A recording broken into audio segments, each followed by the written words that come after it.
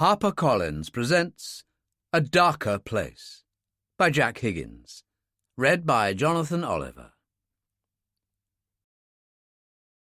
Avoid looking into an open grave. You may see yourselves there. Russian proverb. New York. Chapter 1.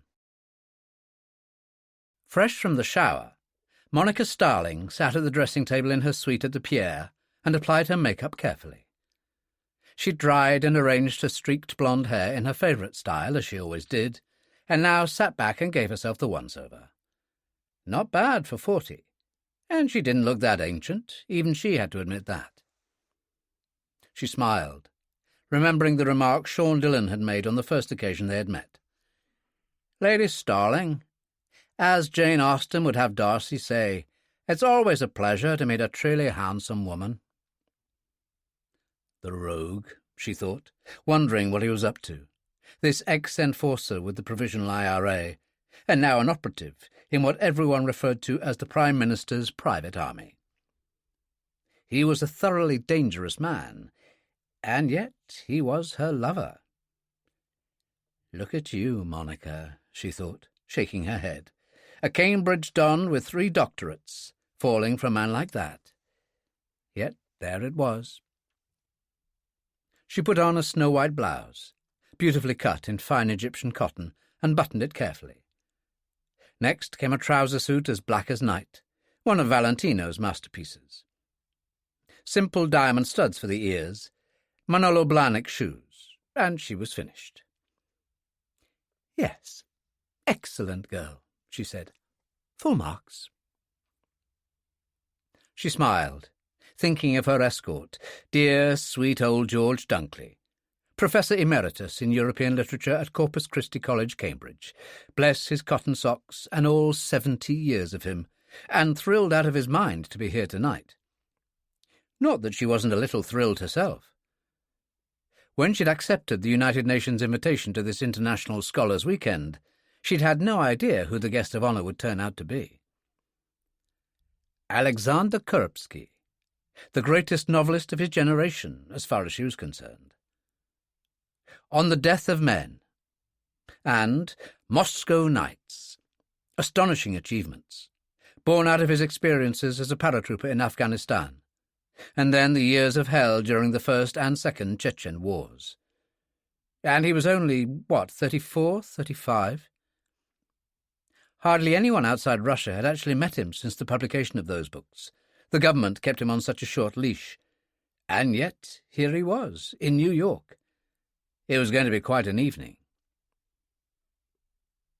She turned from the mirror, and the phone rang. Dillon said, "I thought I'd catch you." "What time is it there?" "Just after midnight." "Looking forward to meeting Kuripsky?" "I must admit I am. I've never seen George so excited." "For good reason. Kuripsky's an interesting guy in lots of ways. His father was KGB, you know. When his mother died, giving birth to a sister, an aunt raised them both for several years. And then one day, Kuripsky just up and ran away to London. The aunt was living there by then, and he stayed with her. Studied at the London School of Economics for 2 years, and then gone again. Went back, joined the paratroops, and the rest is history, or myth. Call it what you like." "I know all that, Sean. It's in his publisher's handout. Still, it should be quite an evening." "I imagine so." "How'd you look?" "Bloody marvellous." "That's my girl. Slay the people." "I'll go now." "Love you," she said. But he was gone. Men, she thought wryly. They're from a different planet. And she got her purse and went to do battle. In a room on the floor below, Alexander Kuripsky examined himself in the mirror and ran a comb through his shoulder-length dark hair. The tangled beard suggested a medieval bravo, a roisterer promising a kiss for a woman and a blow for a man. It was his personal statement, a turning against any kind of control after his years in the army.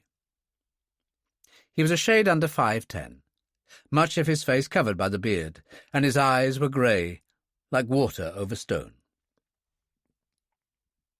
He was dressed totally in black, a kind of jersey with a collar fastened by a single button at the neck. Black jacket and trousers, obviously Brioni. Even his pocket handkerchief was black. His mobile phone, encrypted, buzzed. Boonin said, "Turn left out of the entrance, 50 meters, and I'm waiting. Black Volvo." Kuripsky didn't reply, simply switched off, went out, found the nearest lift, and descended. He went out of the entrance of the hotel, ignoring the staff on duty, walked his 50 meters, found the Volvo, and got in. "How far?" he asked. Boonin glanced briefly at him and smiled through gold-rimmed glasses. He had thinning hair and the look of somebody's favourite uncle about him, except that he was GRU. 15 minutes. I've checked it." "Let's get on with it, then." Kuripsky leaned back and closed his eyes. Igor Vronsky was 35 and looked 10 years older, but that was his drug habit. His hair was black and a little too long, verging on the unkempt. The skin was stretched too tightly across a narrow face with pointed chin. A paisley neckerchief at his throat and a midnight blue velvet jacket combined, by intention, to give him a theatrical look. His notoriety in Moscow these days didn't worry him. The government loathed him for his book on Putin's time in the KGB, but this was America. He had a new job writing for the New York Times, and they couldn't touch him. The book had brought him fame, money, women. To hell with Moscow. He smiled at himself in the bathroom mirror, then leaned down to inhale the first of 2 lines of cocaine that waited. It was good stuff, absolutely spot on, and he followed it with the second line. He was dizzy for a moment, then slightly chilled in the brain, and suddenly very sharp, and ready for the great Alexander Kuripsky. There was an old Russian saying, "There was room for only one cock on any dunghill." He had no illusions that Kuripsky would be the star attraction at this soirée, but it might be amusing to knock him off his pedestal. He moved into the untidy living room of the small 5th-floor apartment, found a raincoat, and let himself out. "He never books a cab," Boonin had said. "It's only a step into Columbus Avenue, where he can have them by the dozen." So Kuripsky waited in the shadows for Vronsky to emerge, stand for a moment under the light of the doorway to his apartment building, then advance to the left, pulling up his collar against the rain. As he passed, Kuripsky reached out and pulled him close with considerable strength, his left arm sliding round the neck in a chokehold, the blade of his bone-handled gutting knife springing into action at the touch of the button. Vronsky was aware of the needlepoint nudging in through his clothing, the hand now clamped over his mouth, the blade seeming to know exactly what it was doing as it probed for the heart. He slid down in a corner of the doorway and died very quickly on his knees. Kuripsky took out a fresh handkerchief, wiped the knife clean and closed it. Then he leaned over the body, found a wallet and mobile phone, turned and walked to where Boonin waited. He got into the Volvo, and they drove away. "It's done," Boonin said. Kuripsky opened the glove compartment and put the wallet inside, plus the mobile phone. "You'll get rid of those." "Just another street mugging." "He was on coke." "Are you sure?" "I'm sure." He took out a pack of Marlboros. Boonin said, "Does it bother you?" Kuripsky said calmly, "Did Chechnya bother you?" He lit a cigarette. "Anyway, I'm not in the mood for discussion. I've got a performance to give. Let's get the great Alexander Kuripsky on stage." As they moved along Columbus Avenue, Bonin said, "Is that all it is to you, Alex?" "Yuri, old friend, I'm not into Freud at the start of a dark winter's evening in good old New York. Just get me to the pier, where my fans are waiting." He leaned back, staring out at the sleet, and smoked his cigarette. When Monica Starling and Professor Dunkley went into the reception at the pier, it was awash with people. The surroundings magnificent, the great and the good well in evidence. The U.S. ambassador to the United Nations was there, and his Russian counterpart. The champagne flowed. Monica and Dunkley took a glass each, moved to one side, and simply observed the scene. "There seem to be a few film stars," Dunkley said. "Well, there would be, George. They like to be seen. There seems to be a pop star or two as well. I suppose they feel an affair like this touches them with a certain gravitas." "He's there," Dunkley said, "talking to the French ambassador, Henri Guillon, and the Russian, what's his name again?" "Ivan Makeyev," Monica told him. "They seem very enthusiastic about something, their heads together, except for Kuripsky." "He looks bored, if anything," Monica said. "We'll be lucky to get anywhere near him," Dunkley told her mournfully. "Look at all those people hovering like vultures, waiting for the ambassadors to finish with him so they can move in. We've had it." "Oh, I don't know." She stood there, her left hand on her hip, her black suede purse dangling from it, and as he turned, she caught his eye and toasted him, glass raised, and emptied it. He knew her, of course, but she didn't know that, and he gave her a lazy and insolent smile as he walked over. "Lady Starling, a pleasure long overdue."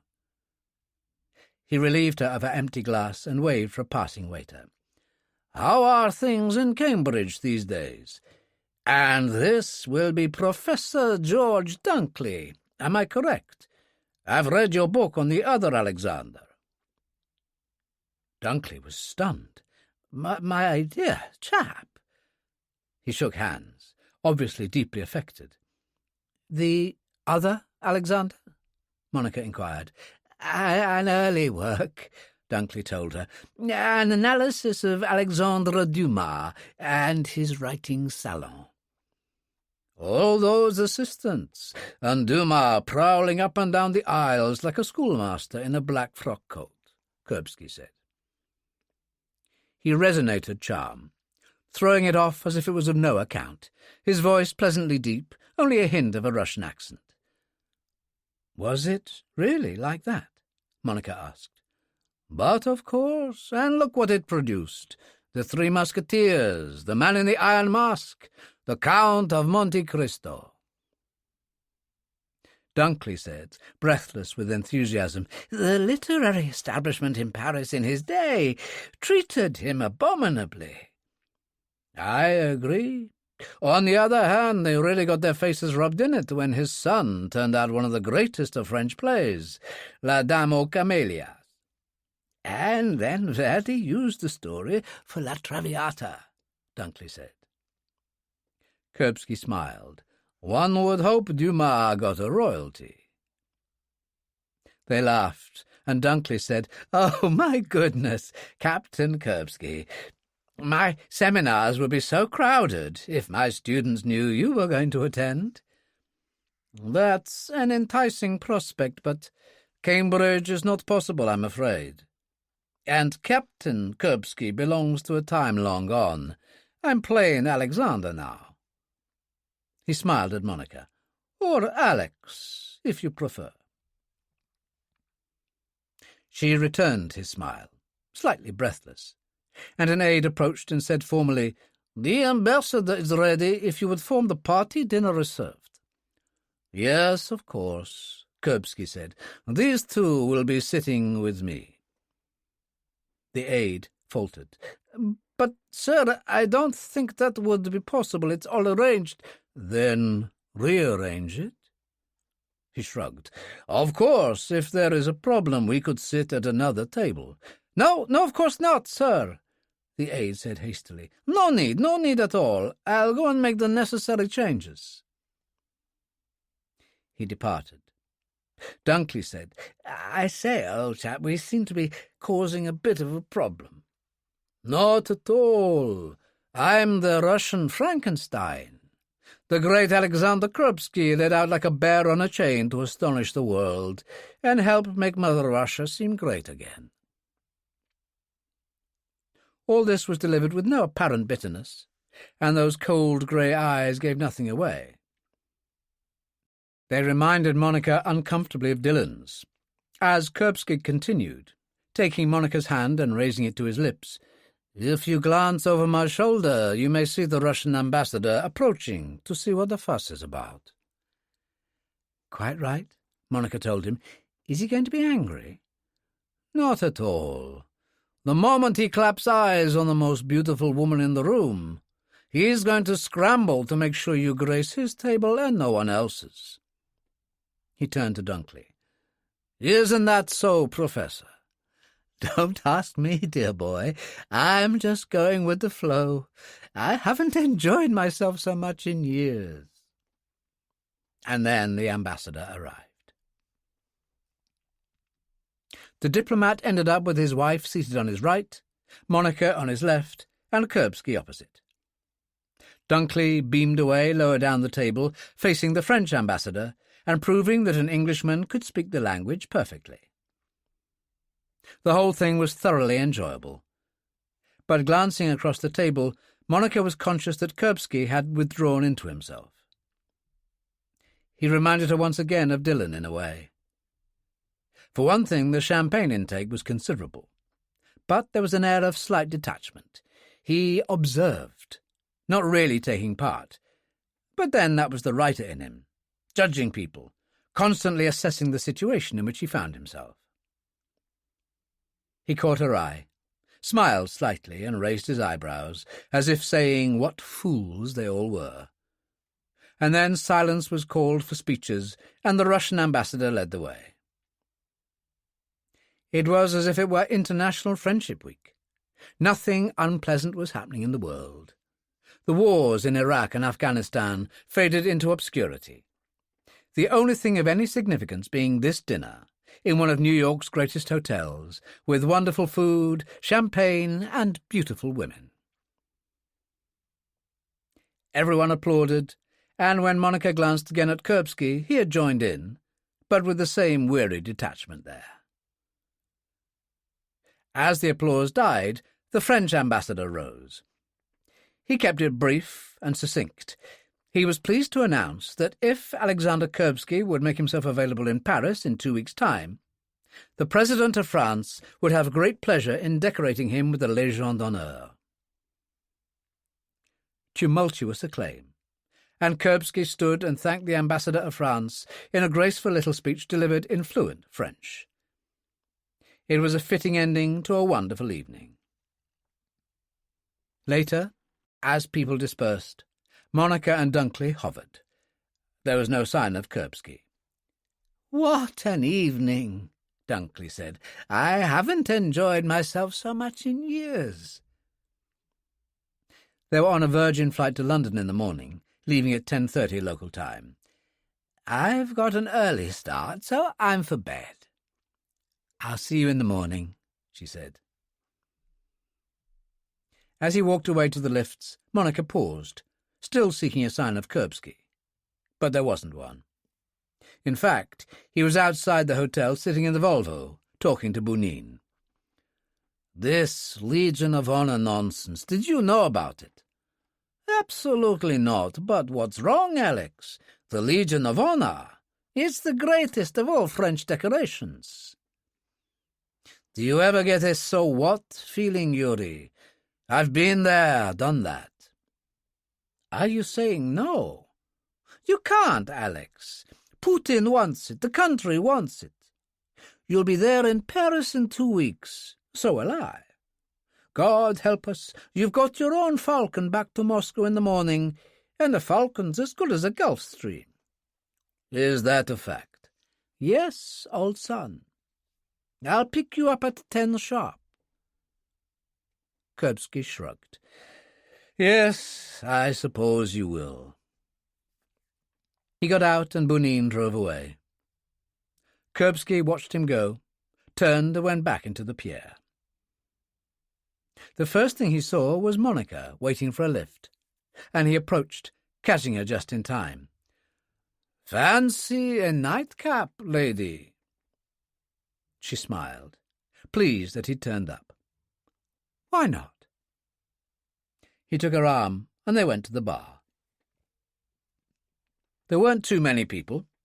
They sat in the corner, and he had Russian vodka, ice cold, and she contented herself with green tea. "Very healthy of you," he told her. "I wish I could say the same to you, but I'm not sure about that stuff." "You have to be born to it." "Doesn't it rot the brain?" "Not really. Drunk this way from a glass taken from crushed ice, it freezes the brain, clears it when problems loom." "If you believe that, you'll believe anything." "No, it's true. Now tell me. I know about your academic accomplishments. The Ministry of Arts in Moscow is very thorough when one is attending affairs like this. But nothing about you. I'm puzzled that such a woman would not be married." "I'm a widow, Alex. Have been for some years. My husband was a professor at Cambridge, rather older than me, and a knight of the realm." "So, no children?" "No. A brother, if that helps." Her smile faltered for a moment as she remembered her brother, Harry, recuperating from the terrible knife wounds he had so recently suffered, and even more, the terrible psychological wounds. To see his wife assassinated in mistake for him, the healing process would take a long time. She brought the smile back. "He's a member of Parliament," she said, making no mention of what he really did for the Prime Minister. Of course, Kuripsky actually knew all that, but he kept up the subterfuge. "But there must be a man in your life, a woman like you." She wasn't offended in the slightest. "Yes, there is such a man." "Then he must count himself lucky." He poured another vodka, and she said, "What about you?" "Good heavens, no. The occasional relationship, but it never lasts. I'm a very difficult man. But then I've had a difficult life. You know about me." "A bit. Your aunt raised you, right?" "Svet Lana was everything. I loved her dearly, but life in Moscow under communism was difficult. When I was 17, she got the chance to travel with a theatre group to London. She was an actress, and she met a professor named Patrick Kelly, a good man. For once she had found something for herself, so she refused to return to Moscow, stayed in London and married him." "How was it you managed to join her?" "That was my father. As a KGB colonel, he had influence. He arranged for me to visit Svet Lana, hoping she'd change her mind." "And your sister?" "Tanya was at high school and only 15. She'd never been close to Svet Lana, and so she stayed with my father. There were servants, a couple living in my father's house to care for her." "And where did the London School of Economics come in?" He grinned, looking different, like a boy. "I always had a love of books and literature, so I didn't need to study it. I found a new world at the LSE. Svet Lana and Kelly had a wonderful Victorian house in Belfast Park, and they felt I should fill my time for a few months, so I took courses: sociology, psychology, philosophy. The months stretched out. 2 years. What made you return to Moscow?" "News from home. Bad news. Over 55,000 dead in Afghanistan. Too many body bags. Broken-hearted mothers protesting in the streets. Student groups fighting with the police. Tanya was only 17, but up to her neck in it. Pitched battles. Riot police, many casualties. He paused, his face bleak. And Tanya among them. Her response was so instinctive as to be almost banal. She put a hand on his. "I'm so sorry." I returned at once. A waste of time, of course. It was all over. Just a headstone in Minsky Park Military Cemetery. My father used his influence to make things look respectable.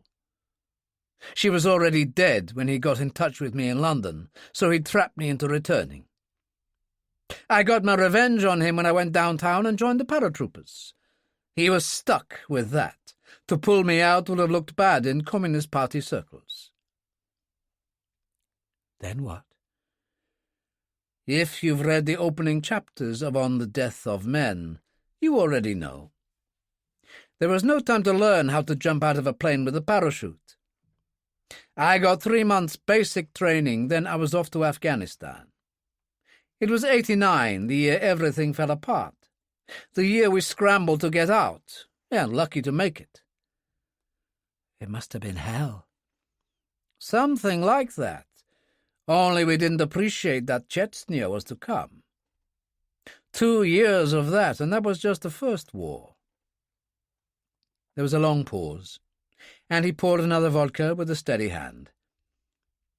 She said, "What now? What next?" "I'm not sure. Only a handful of writers can achieve great success, and any writer lucky enough to write the special book will tell you the most urgent question is whether you can do it again, or it was just some gigantic fluke." "But you answered that question for yourself with Moscow Nights."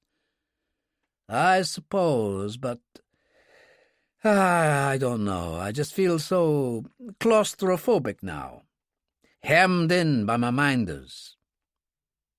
She laughed. "You mean the bear-on-the-chain thing? Well, surely that's up to you. When Svet Lana cast off her chains and refused to return to Moscow, she had to defect, but things are different now. The Russian Federation is not dominated by communism any longer." "No, but it is dominated by Vladimir Putin. I am just as controlled as I would have been in the old days. I travel in a jet provided by the Ministry of Arts. I'm in the hands of GRU minders wherever I go. I don't even handle my own passport. They would never let me go willingly."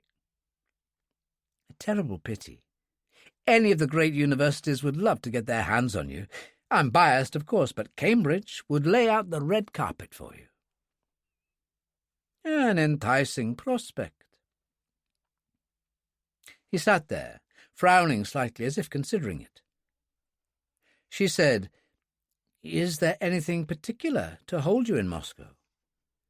"Not a thing. Cancer took my father some years ago. There are cousins here and there. Svet Lana is my closest relative. No woman in my life." He smiled and shrugged. "Not at the moment, anyway." "So," she said, "they watch me closely. If they knew I was even talking this way to you, they'd lock me up." He nodded. "Anyway, we'll see. Paris in a fortnight." "Something to look forward to. You should be proud." She opened her purse and produced a card. "Take this. My mobile phone number is on it. It's a codex, encrypted and classified. You can call me on it whenever you like." "Encrypted? I'm impressed. You must be well connected." "You could say that." She stood up and said, "I mean it. Call me. Paris isn't too far from Cambridge when you think of it." He smiled. "If it ever happened, I wouldn't want an academic career. I'd prefer to leave the stage for a while, escape my present masters perhaps, but vanish. I'd like to think that my escape would be total, so Moscow had no clue as to where I had gone. I wouldn't appreciate the British press knocking on my door wherever I was. I see what you mean, but that could be difficult. Not if I were able to leave quietly, no fuss at all. Moscow would know I'd gone, but the last thing they'd want would be for it to be public knowledge, which would create a scandal. They'd keep quiet, say I was working in the country or something on a new book, and try to hunt me down. I take the point, and will pass it on to my friends. Take care. He caught her arm. These friends of yours, they would have to be very special people who knew how to handle this kind of thing. She smiled. Oh, they are. Call me, Alex, when you've had time to think.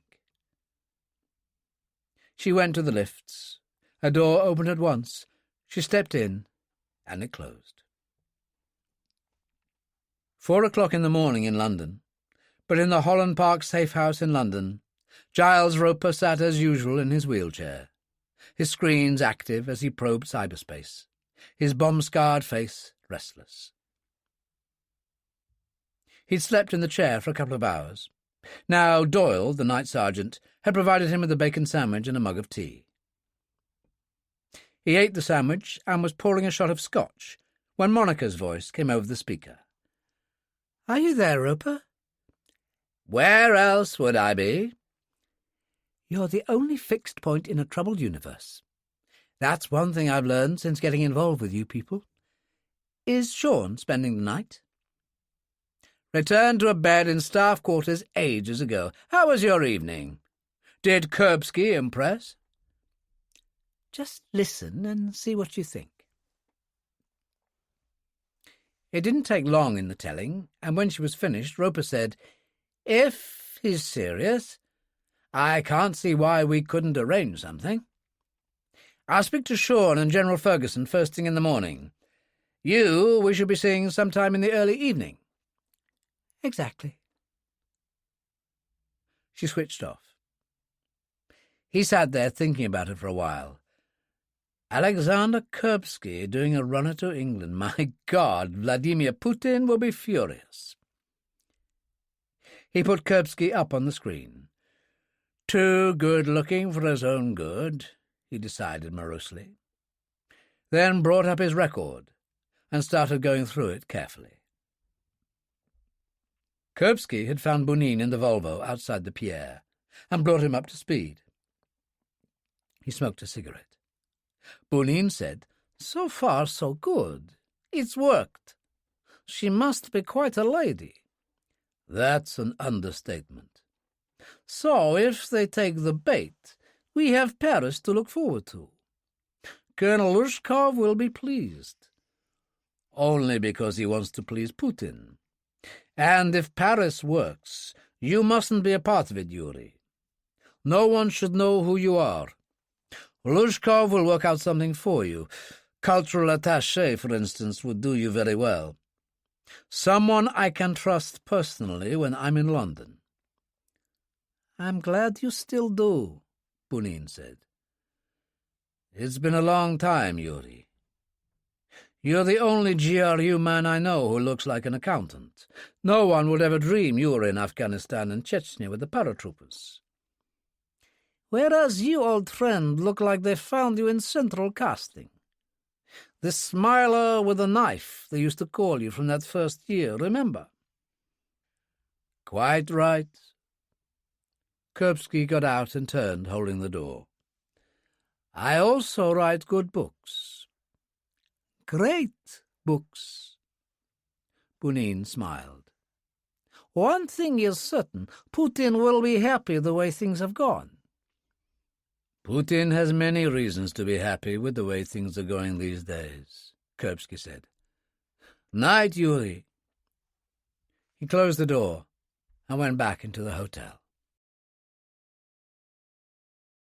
Moscow, London. Chapter 2.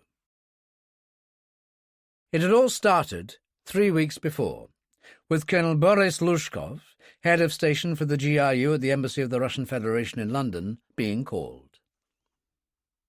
The summons to Moscow had come from Putin himself and could not be denied, although it had surprised Lushkov that it had come from him and not from General Ivan Volkov of the GRU, Putin's security advisor. The reason became clear when he was driven to Berkeley Down outside London and found a Falcon jet waiting to fly into Moscow, a luxury which should have warned him to expect the worst. 2 pilots were on board, the aircraft ready to go, and a steward, who introduced himself as Sikov, was waiting as he boarded. Lushkov seated himself and belted in. Sikov said, "A great pleasure, Colonel. The flight time is approximately 7 hours. I was instructed to give you this from Prime Minister Putin's office as soon as you arrived.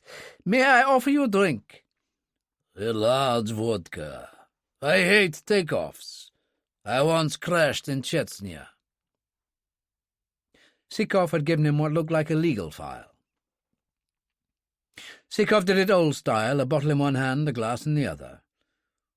Lushkov tossed it back and coughed, holding out his glass. Sikov poured another, then moved up to the small galley. Lushkov swallowed the vodka, and as the plane started to roll, examined the file. Several typed sheets stapled together, and an envelope addressed to him, which he opened. The letter was headed, "From the Office of the Prime Minister of the Russian Federation." It carried on. "Attention of Colonel Boris Lushkov. You will familiarize yourself with the material contained in the enclosed report and be prepared to discuss it with the Prime Minister on your arrival." Lushkov sat there, staring down at the report, a bad feeling in the pit of his stomach.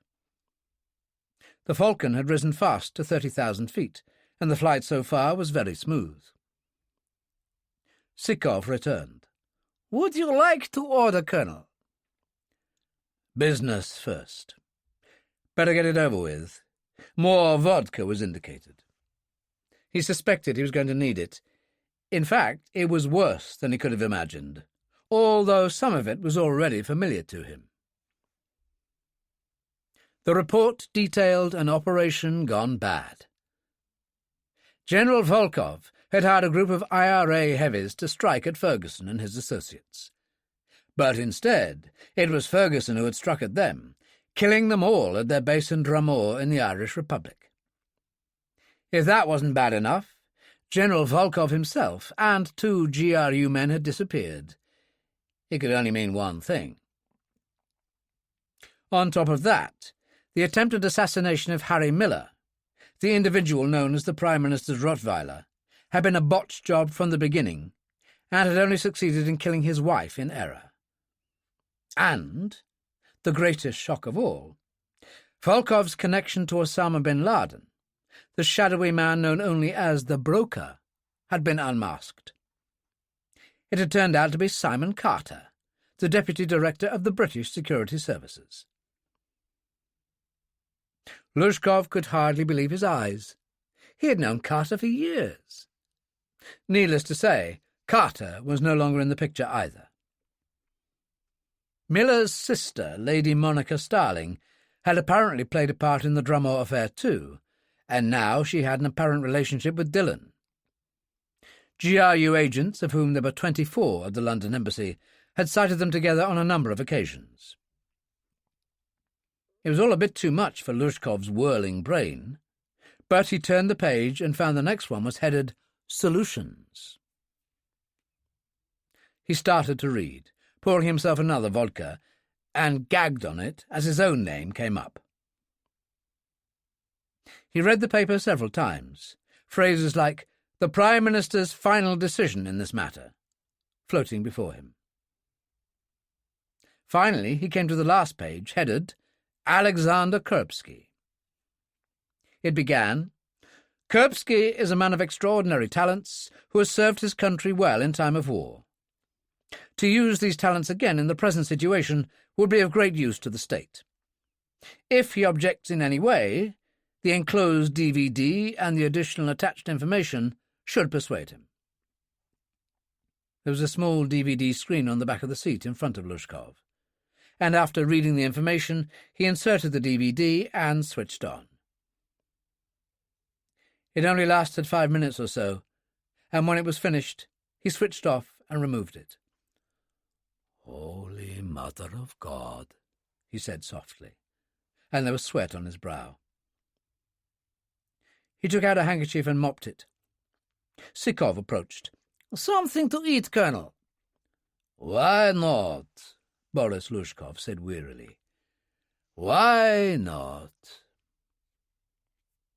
They landed on time, and a limousine with a uniformed GRU driver at the wheel was waiting. The streets were dark, frost-bound, a city of ghosts, snow drifting down, angels' wings, his mother used to call them when he was little. And he sat there, thinking of what awaited him as they passed the great entrance of the Kremlin and moved through narrow streets to the rear, coming to a halt in a paved yard. Steps up to an entrance, a blue light over it. The door swung open, and a young lieutenant in GRU uniform admitted him. "Please to follow me, Colonel."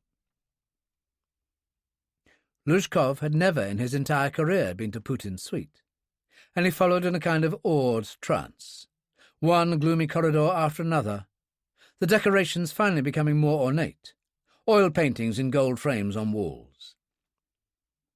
Everything was subdued, no sign of people, not even an echoing voice. And then they turned left and discovered 2 individuals in good suits, seated in high chairs, one on either side of a large gilded door. Each of them had a machine pistol by their right hand on a small table. They showed not the slightest emotion as the lieutenant opened the door and ushered Lushkov through. The room was a delight. Panelled walls painted in 17th century style, heavily gilded furniture of the correct period, portraits of what were probably obscure Tsars confronting each other across the room, a large ornate desk in the centre. "It's very beautiful," Lushkov said. "Astonishing." "This was General Volkov's private office," the lieutenant informed him. The use of the past tense confirmed Lushkov's misgivings. "The Prime Minister will be with you directly. Help yourself to a drink." He withdrew, and Lushkov, in a slight daze, moved to the sideboard bearing a collection of bottles and vodka in an ice bucket. He opened the bottle, filled a glass, and drank it. "It's going to be all right," he murmured. "Just hang on to that thought." He turned, glass in hand, as a secret door in the wall behind the desk opened, and Vladimir Putin entered. "Comrade Prime Minister," Lushkov stammered. "Very old-fashioned of you, Colonel. Sit down. My time is limited." He sat himself, and Lushkov faced him. "You've read my report?" "Every word." "A great tragedy, the loss of General Volkov, my most valued security advisor." "Can he be replaced, Comrade Prime Minister?" "I shall handle as much as I can myself, but on the ground I need a safe pair of hands, particularly in London. You will now be reporting directly to me. You agree?" It's an honor," Lushkov stammered. "More and more London is our greatest stumbling block in intelligence matters. We must do something about it.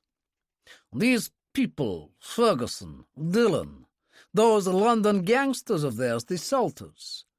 What is your opinion of them?"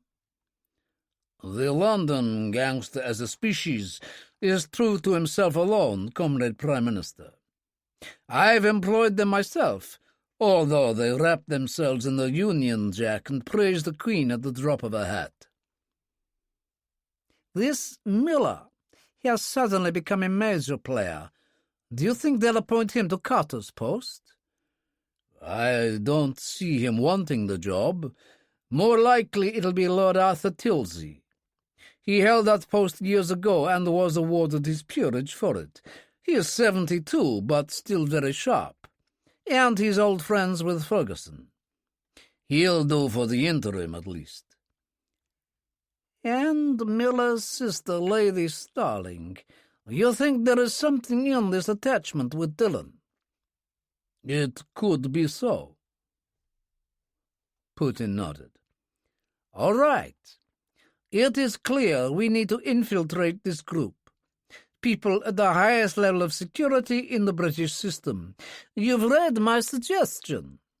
What do you think? Alexander Kuripsky. An astonishing idea, Comrade Prime Minister. He is so infamous. Exactly. Just like in the Cold War days, he defects. Who on earth would doubt him? It fits like a glove. The UN wants him for some gathering in New York. Lady Starling will also be there. All Kuripsky has to do is approach her and turn on the charm. A colossal talent, a much-decorated war hero, and handsome to boot. He can't go wrong. She's the key. Her links to her brother and Ferguson, and now Dillon, they make everything possible. If she passes the information to her friends, they'll think of Paris, and the right arrangements will be put in hand. I'm certain of it. But, Lushkov, make sure you don't tell his GRU minders in Paris what's going on. His escape must at all times appear genuine to the British. If the minders fall by the wayside, so be it. Of course, Lushkov said hastily. Finally, Kuripsky makes it a clear condition that his defection attracts no publicity. He will demand a guarantee of that, otherwise he won't do it. And you think Ferguson and company will accept that? Absolutely, because he knows what jackals the British press are. We stay quiet about the whole matter, but all our security systems go through the motions of trying to recover him. As far as the general public knows, he's working away somewhere, faded from view. Any questions? I was just wondering. This suggestion regarding the journalist Igor Vronsky in New York, that Kuripsky eliminate him? Is there a problem? No, Lushkov said hastily. I was just wondering, would this set a precedent? I mean, would that kind of thing be part of his remit? If you mean would I expect him to assassinate the Queen of England, I doubt it. On the other hand, should a more tempting target present itself, who knows? I doubt it would bother him too much. He was in the death business for long enough, and in my experience, few people really change in this life. Was there anything else? Only that everything hinges on him actually agreeing to this plan, Comrade Prime Minister. Putin smiled. Oh, I don't think that will be a problem, Lushkov. In fact, I expect him any minute now. I'll leave him to you. And he disappeared back behind the secret door. Moments later, the door behind Lushkov opened, and Alexander Kuripsky entered, the GRU lieutenant hard on his heels. An hour earlier, Kuripsky had been delivered to the same door at the rear of the Kremlin by military police. Although he had been drinking when they picked him up at his hotel, he'd been enough in control to realize that when the Kremlin was mentioned, it meant serious business. He'd been led into a small anteroom next to the main office, with chairs and a TV in the corner. He said, "All right, I bore easily, so what is this about?" The lieutenant gave him the DVD. "Watch this. I'll be back." He opened the door and paused. "I'm a great fan." The door closed behind him. Kuripsky frowned, examining the DVD. Then he went and inserted it, produced a pack of cigarettes, lit one and sat down. The screen flickered. A voice quoted a lengthy number and then said, "Subject Tanya Kuripsky, age 17, born Moscow." He straightened, stunned, as he saw Tanya, his beloved sister, but not as he remembered her. She was gaunt, hair close-cropped with sunken cheeks. The voice droned on about a court case, 5 dead policemen in a riot, 7 students charged and shot. Then came the bombshell. Tanya Kuripsky had been given a special dispensation obtained by her father, Colonel Ivan Kuripsky of the KGB. Instead of execution, she'd been sentenced to life, irrevocable, to be served at Station Gorky in Siberia, about as far from civilization as it was possible to get. She was still living, aged 36. There followed a picture that barely resembled her, a gaunt, careworn woman old before her time. The screen went dark. Kuripsky got up slowly, ejected the DVD, and stood looking at it. Then he turned, went to the door, and kicked it. After a while it was unlocked, and the lieutenant appeared. One of the guards stood there, machine pistol ready. Kuripsky said, "Where do I go?" "Follow me," which Kuripsky did. In the next room, he looked Lushkov over. "And who would you be?" Behind him the lieutenant smiled. "Colonel Boris Lushkov, GRU. Am acting under Prime Minister Putin's orders. You've just missed him. How are you?" "For a man who's just discovered that the dead can walk, I'm doing all right. I'll be better if I have a drink." He went to the cabinet and had 2 large vodka shots. Then he cursed. "So, get on with it. I presume there's a purpose to all this. Sit down and read this." Lushkov pushed the file across the desk, and Kuripsky started. 15 minutes later he sat back. "I don't write thrillers." "It certainly reads like one." "And this is from the Prime Minister?" "Yes." "And what's the payoff?" "Your sister's release. She will be restored to life." "That's one way of putting it. How do I know it will be honored?" "The Prime Minister's word." "Don't make me laugh. He's a politician. Since when did those guys keep their word?" And Lushkov said exactly the right thing. "She's your sister. If that means anything, this is all you can do. It's as simple as that. Better than nothing. You have to travel, hopefully." "Fuck you," Kuripsky said. "And fuck him." But there was the hint of despair of a man who knew he had little choice. "Anything else?" "Yes. Igor Vronsky. Does the name mean anything to you?" "Absolutely. The stinking bastard was in Chechnya and ran a story about my outfit. The 5th Paratroop Company, the Black Tigers. We were pathfinders and special forces. He did radio from the front line, blew the whistle on a special op we were on, and the Chechens ambushed us. 15 good men dead. It's in my book."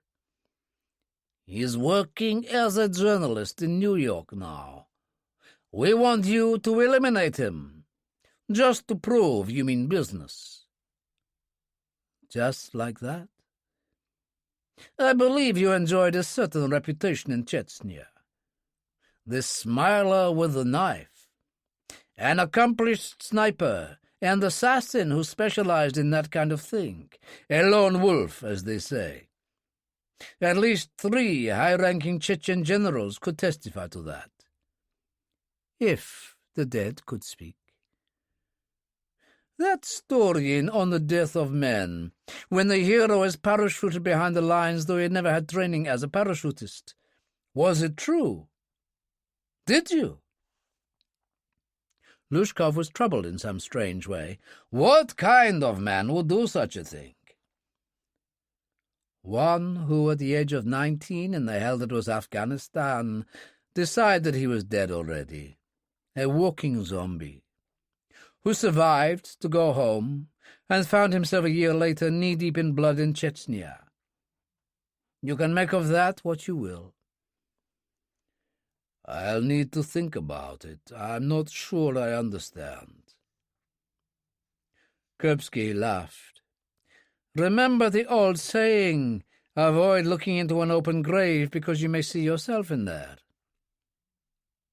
In those old Cold War spy books, you always had to have a controller. Would that be you? Yes, I'm head of station for GRU at the London Embassy. Well, that's good. I like that. I had an old comrade in Chechnya who transferred to the GRU when I was coming to the end of my army time, Yuri Bunin. Could you find him and bring him in on this? I am sure that will be possible. Excellent.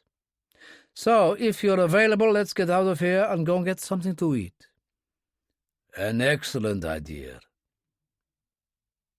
Lushkov led the way and said to the lieutenant, The limousine is waiting, I presume. We'll go back to my hotel. Of course, Colonel. He led them along the interminable corridors. They seem to go on forever, Lushkov observed. A fascinating place, the Kremlin. A rabbit warren, Kuripsky said. A man could lose himself here. A smiler with a knife could do well here. He turned as they reached the door. Perhaps the Prime Minister should consider that. He followed the lieutenant down the steps to the limousine, and Lushkov, troubled, went after them. But over the 3 weeks that followed, things flowed with surprising ease. They moved him into a GRU safe house with training facilities outside Moscow. On the firing range, Kuripsky proved his skill and proficiency with every kind of weapon the sergeant major in charge could throw at him. Kuripsky had forgotten none of his old skills. Yuri Bunin, by now a GRU captain, was plucked from the monotony of posing as a commercial attaché at the Russian embassy in Dublin, and returned to Moscow, where he was promoted to major and assigned to London, delighted to be reunited with his old friend. Kuripsky embraced him warmly when he arrived. "You've put on weight, you bastard." He turned to Lushkov. "Look at him. Gold spectacles, always smiling, the look of an aging cherub. Yet we survived Afghanistan and Chechnya together. He's got medals." Again he hugged Bunin, who said, "And you got famous. I read On the Death of Men 5 times and tried to work out who was me." In a way, they all were Yuri. Bunin flushed, suddenly awkward. "So, what's going on?" "That's for Colonel Lushkov to tell you." Which Lushkov did in a private interview. Later that day, Bunin found Kuripsky in a corner booth in the officers' bar and joined him. A bottle of vodka was on the table and several glasses and crushed ice. He helped himself. "Lushkov has filled me in." "So, what do you think?" Kuripsky asked. "Who am I to argue with the Prime Minister of the Russian Federation?" "You know everything." "About my sister." Bunin nodded. "May I say one thing on Putin's behalf? He wasn't responsible for what happened to your sister. It was before his time. He sees an advantage in it, that's all. A point of view? And Vronsky? A pig. I'd cut his throat myself if I had the chance. And you look such a kind man. I am a kind man. So tell me, Yuri, how's your wife? Ah. Bunin hesitated. She died, Alex. Leukemia. I'm so sorry to hear that. She was a good woman. Yes, she was. But it's been a while now, Alex. And my sister has produced 2 lovely girls, so I'm an uncle. Excellent. Let's drink to them, and to New York. They clinked glasses. And to the Black Tigers, may they rest in peace, Kuripsky said. We're probably the only 2 left. New York came, and New York went. The death of Igor Vronsky received prominent notice in the New York Times and other papers. But in spite of his books and his vigorous anti-Kremlin stance, there was no suspicion that this was a dissident's death. It seemed the normal kind of mugging. A knife to the chest, the body stripped of everything worth having. On the day following Vronsky's death, Monica Starling and George Dunkley flew back to Heathrow, where Dunkley had a limousine waiting to take them back to Cambridge. She hadn't breathed a word about what had happened between her and Kuripsky, but Dunkley hadn't stopped talking about him during the flight. It had obviously affected him deeply. She kissed him on the cheek. "Off you go, George. Try and make it for high table. They'll all be full of envy when they hear of your exploits."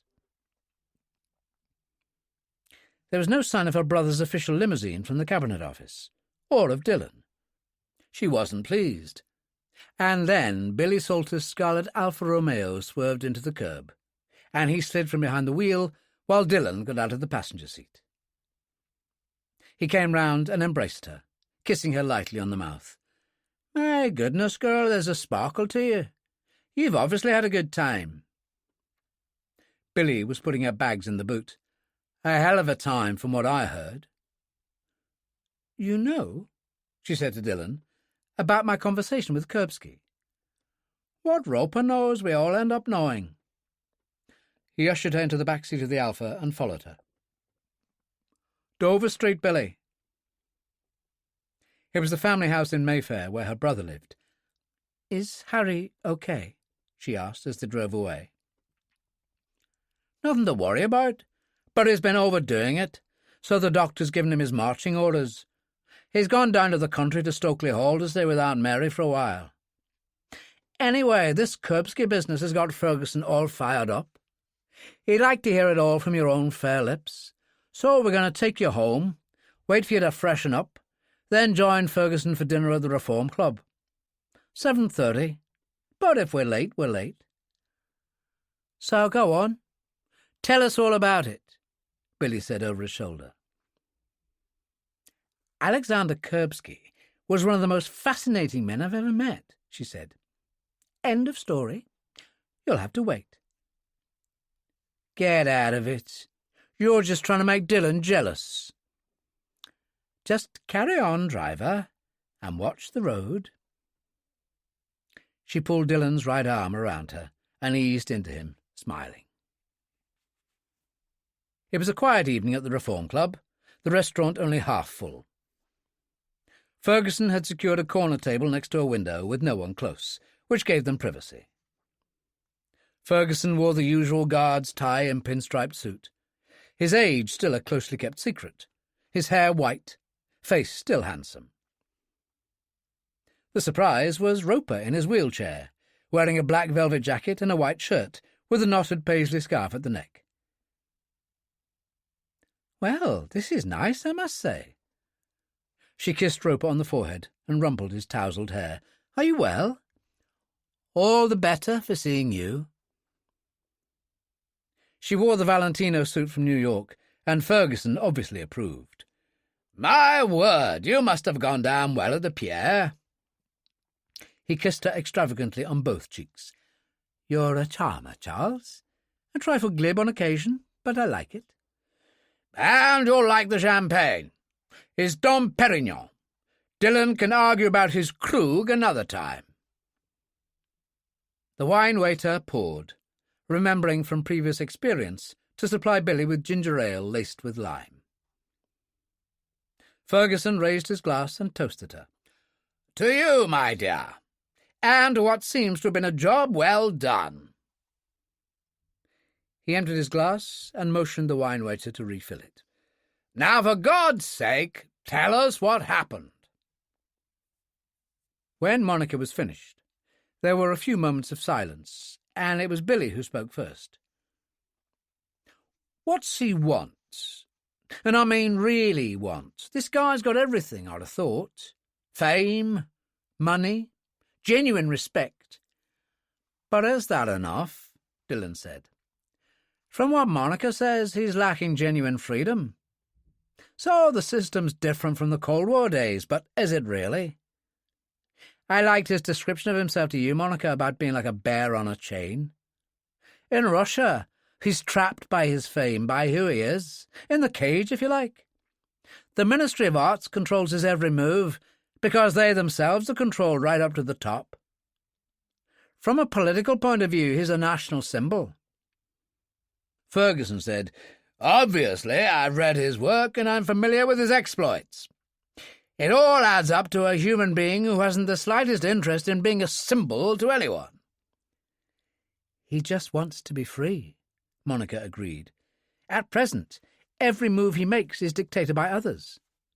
He's flown privately when visiting abroad. He's carefully watched by GRU minders. His every move is monitored. So let him claim asylum here, Billy said. Will he be denied? Of course not, Ferguson said. But he's got to get here first. This Paris affair, the Legion of Honour presentation, presents an interesting possibility. They'd be watching him like a hawk, Dillon said. And there's another problem. You know what the French are like? Very fussy about foreigners causing a problem on their patch. And that applies big time to bred intelligence. Still, it looks to me like a straightforward kidnap job with a willing victim, Billy said. It's once he's here that he'd need looking after. They'd do something even if they couldn't get him back. How many Russian dissidents have come to a bad end in London? Litvinenko poisoned, and 2 cases of guys falling from the terraces of apartment blocks, and that was in the same year. Roper beckoned the wine waiter. A very large single malt. I leave the choice to your own good judgment. He smiled at the others. Sorry, but the joys of champagne soon pall for me. Feel free, Major, Ferguson said. I notice that you haven't made a contribution in this matter. Concerning Kuripsky? Roper held out his hand and accepted the waiter's gift of the single malt. He savoured it for a moment, then swallowed it down. Excellent. I'll have another. Don't you have any comment? Monica asked. Oh, I do. I'd like to meet his aunt, this Svet Lana Kelly. Yes, that's what I'd like to do. Chamber Court, a late Victorian house in Belfast Park. I looked it up. Any particular reason? Ferguson said. To find out what he's like. Don't you mean was like? Monica asked. As I understand it, she last saw him in 1989. When you think of what he's gone through since then, I'd suppose him to be completely different. On the contrary, I've always been of the opinion that people don't really change, not in any fundamental way. Anyway, I'll go to see her tomorrow, if you approve, General. Whatever you say.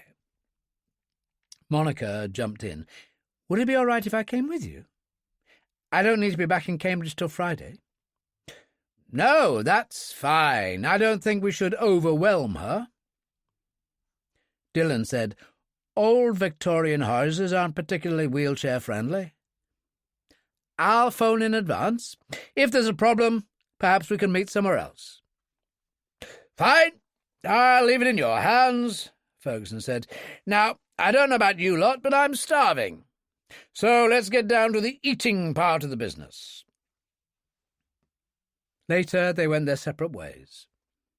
Sergeant Doyle had waited for Roper in the van that had the rear lift for the wheelchair.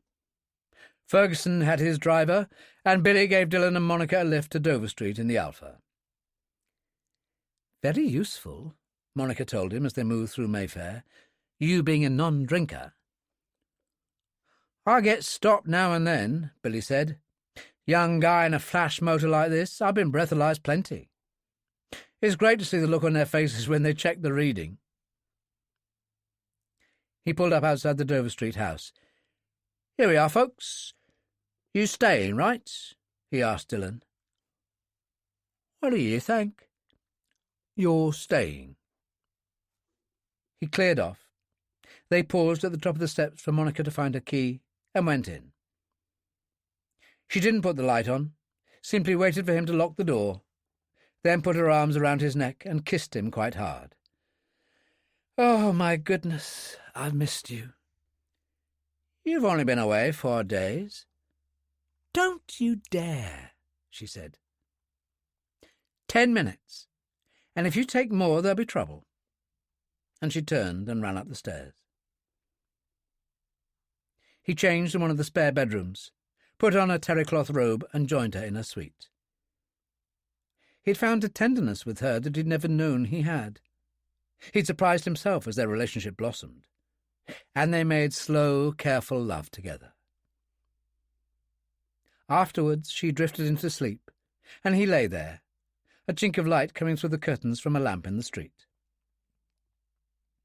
On impulse, he slipped out of the bed, put on the robe, padded downstairs to the drawing-room, took a cigarette from a box on the table, lit it, then sat by the bow window looking out and thinking about Kuripsky.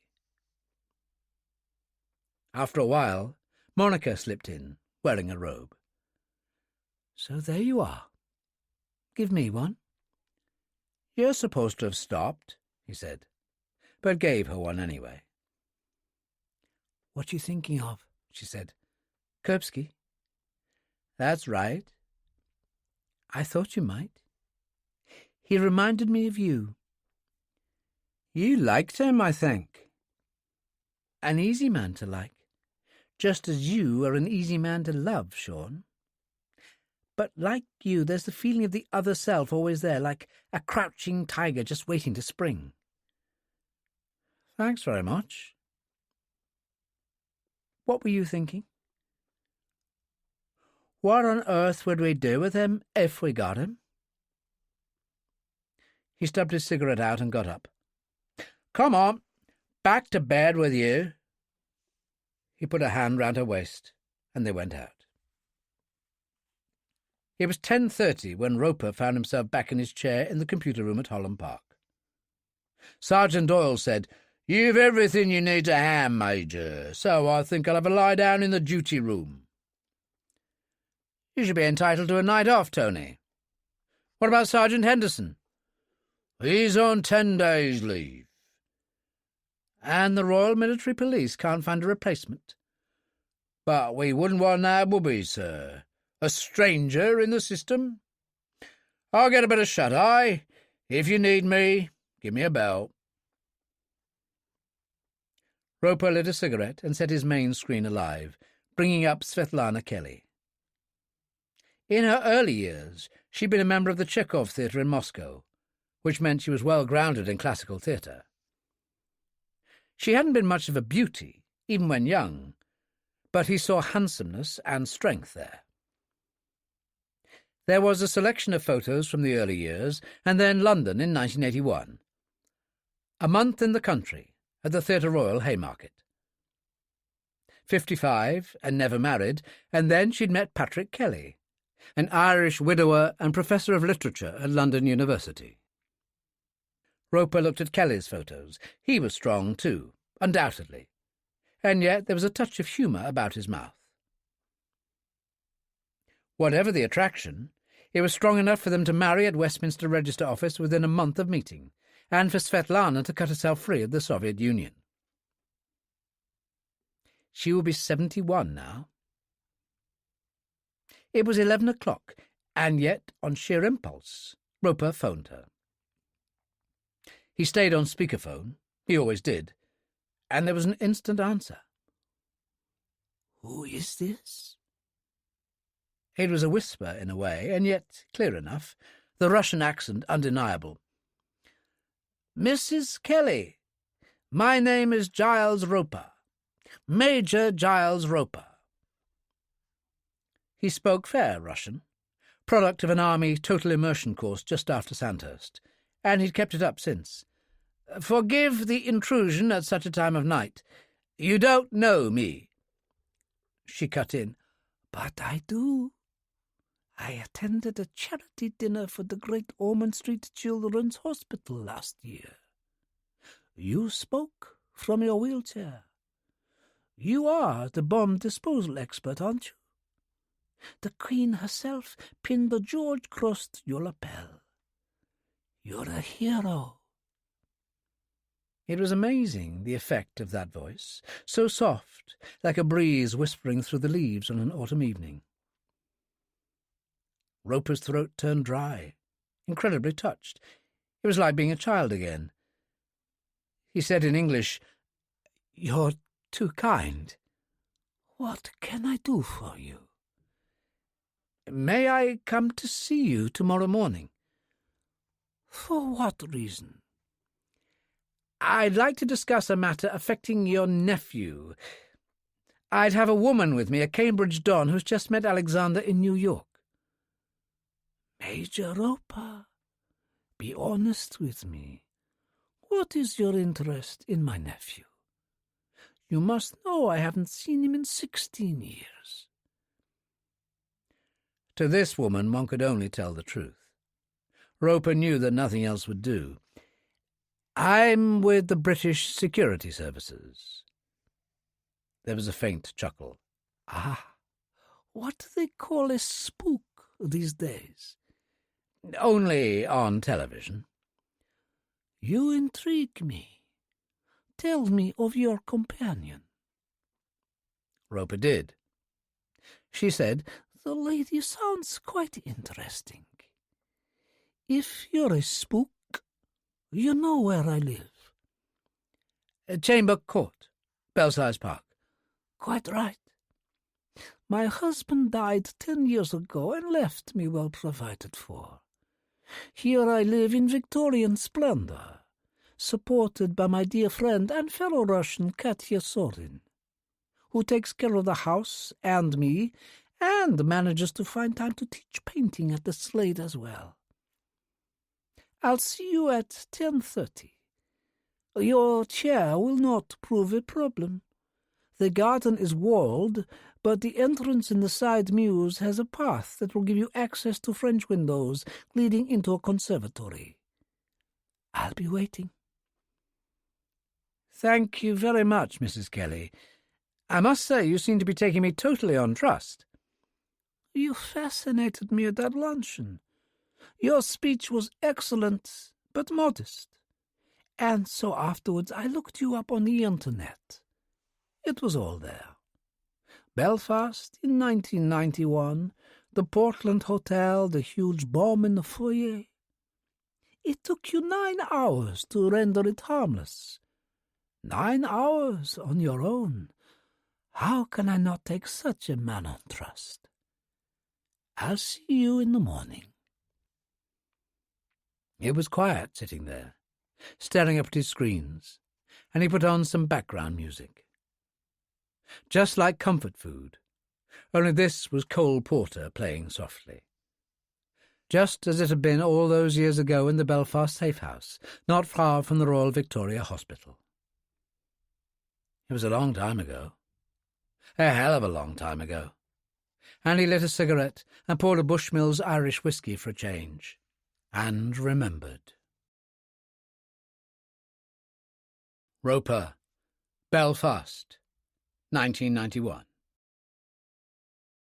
Chapter 3 Roper remembered that year well, and not just because of his 9 hours dismantling the Portland Hotel bomb. There had also been the mortar attack on No. 10 Downing Street. The Gulf War had been at its height, and the target had been the War Cabinet meeting at 10 a.m. on February the 7th. An audacious attack, and the missiles had landed in the garden, just narrowly missing the house. It bore all the hallmarks of a classic IRA operation, although nobody ever claimed responsibility for the attack. In Belfast, meanwhile, the war of the bomb continued remorselessly, and in spite of all the politicians could do, sectarian violence ploughed on. People butchering each other in the name of religion. The British Army inured by 22 years to the Irish Troubles as a way of life. For Giles Roper, scientific interest in the field of weaponry and explosives had drawn him in even during his training days as an officer cadet at Sandhurst, and on graduation it had led to an immediate posting to the Ordnance Corps. In 91, he was entering his 3rd year as a disposal officer, a captain in rank, and several hundred explosive devices of one kind or another behind him. Most people didn't realise that he was married. A summer affair with his second cousin, a schoolteacher named Elizabeth Howard, during his first year out of Sandhurst, had turned into a total disaster. It was a prime example of going to bed on your wedding night with someone you thought you knew and waking up with a stranger. A Catholic, she didn't believe in divorce, and indeed visited his mother on a regular basis. He hadn't seen her in years. The ever-present risk of death and the casualty rate amongst his fellows in the bomb disposal business precluded any kind of relationship elsewhere. He smoked heavily, like most of his kind, and drank heavily at the appropriate time, like most of his kind. It was a strange, bizarre existence which produced obsessive patterns of behaviour. On many occasions, he'd found himself dealing with a bomb and indulging in conversation, obviously one-sided, demanding answers which weren't there. It was an extreme example of talking to yourself. A bomb, after all, couldn't talk back, except when it exploded, and that would probably be the last thing you heard. However, he still talked to them. There seemed some sort of comfort in that. His father had died when he was 16. It was his uncle who had arranged for his schooling in Sandhurst and maintained his mother at the extended family home in Shropshire. She was basically there as unpaid help as far as Roper could see, but on army pay there wasn't much he could do about it, until the unexpected happened. His mother's brother, Uncle Arthur, a homosexual by nature and a broker in the city with a fortune to prove it, had died of AIDS, and, lacking any faith in his sister's ability to handle money, left a considerable fortune to Roper. He could have left the army, but found that he didn't want to. And when he tried to get his mother her own place, it turned out she was perfectly happy where she was. It had also become apparent that the perils of bomb disposal were beyond her understanding. So he settled £100,000 on her, and the same on his wife, and left them to the joys of the countryside. Before the Portland Hotel, he had been decorated with the Military Cross for gallantry, although the events surrounding it had only a tenuous link with his ordinary duties. On standby, he had been based in a small market town in County Down, where there had been a spate of bomb alerts, mostly false, though 1 in 4 was the real thing. The unit had 5 jeeps, a driver and guard, and a disposal expert. On that particular day, a call came in over the radio, and the jeeps disappeared, leaving only Roper and his driver, the unit being a man short. The first call was false, also the second. There was another, this time for Roper by name. There was something about it. The speaker had a Cockney accent that sounded wrong. Terry, his driver, started up, and Roper said, "No, just hang on, I'm not happy. Something smells." He had a Browning high-power pistol stuffed in his camouflage blouse. He was also wearing, courtesy of his newfound wealth, a nylon and titanium vest, capable of stopping a .44 Magnum at point-blank range. Terry eased up an Uzi machine pistol on his knees. There was a nurse's hostel to the side of the old folks' home across the street, and as the voice sounded over the radio again, still calling for Roper, a milk wagon came round the corner. It braked to a halt outside the hostel. 2 men were in the cab, in dairy company uniform. The one on the passenger side dropped out, turning suddenly as Roper started forward, pulled out a pistol and fired. He was good, the bullet striking Roper in the chest and knocking him back against the jeep. The man fired again, catching Terry in the shoulder as he scrambled out with the Uzi, then fired again at Roper as he tried to get up, catching him in the left arm before turning and starting to run. Roper shot him twice in the back, shattering his spine. The vest had performed perfectly. He picked up the Uzi Terry had dropped, got to his feet and walked towards the milk truck. The driver had slipped from behind the wheel and was firing through the cab where the passenger door was partially open. A bullet plucked Roper's shoulder. He dropped down on his face and could see directly under the truck, where the driver's legs were exposed from the knees down. He held the Uzi out in front of him and fired 2 sustained bursts, the man screaming in agony and falling back against the hostel wall. Roper found him there, sobbing. He tapped the muzzle of the Uzi against the man's face. "Where is it? In the cab?" "Yes," the man groaned. "What kind? Pencil timer? Detonators or what?" "Go fuck yourself." "Have it your own way. We'll go to hell together."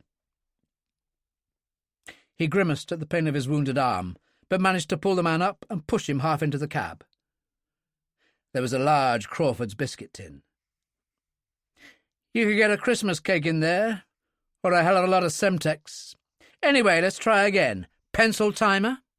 Detonator?" He turned the man's face and pushed the muzzle of the Uzi between his lips. The man wriggled and jerked away. "Pencils!" "Let's hope you're right, for both our sakes." He pulled off the lid and exposed the contents. 3 pencils. The extras, just to make sure. "Oh, dear," he said. 15 minutes. I'd better move sharpish." He pulled them out and tossed them away, and eased the man down as he fainted. People were emerging from the houses and the local bar. Now a couple of dogs barked, and then there was a sudden roaring of engines as 2 jeeps appeared, moving fast. "Here we go. The bloody cavalry arriving late as usual." He slid down on the pavement, his back to the hostel wall, scrabbled a pack of cigarettes from his pocket, fumbled to get one out, and failed. It didn't make him notable in any way beyond military circles. The national newspapers didn't make a fuss, simply because death and destruction were so much a part of everyday life in Northern Ireland that, as the old army saying went, it was old news before it was news. But the Portland Hotel a year later, the lone man face-to-face with a terrible death for 9 hours, really was news, even before the decision had been taken to reward him with the George Cross. He'd continued to meet the daily demands of his calling, working out of an old state school in Byron Road, which the army had taken over on the safe-house principle, fortifying it against any kind of attack, the many rooms providing accommodation for officers and men, with a bar and catering facilities. There were places like it all over Belfast, safe but bleak. Local women fought for the privilege of working there in the canteen, the laundry, or as cleaners. That many would be Republican sympathisers was clear, and a rough and ready way of sorting the problem was to try to employ only Protestant women. On the other hand, it was obviously a temptation for Catholics who needed work to pretend to be other than they were. Such women lived locally and came and went through the heavily fortified gates with identity cards, often so false they could be bought for a couple of pounds in any local bar. Roper had been posted to Byron Street for 9 months, and in that time had caused something of a stir with his military cross and good looks.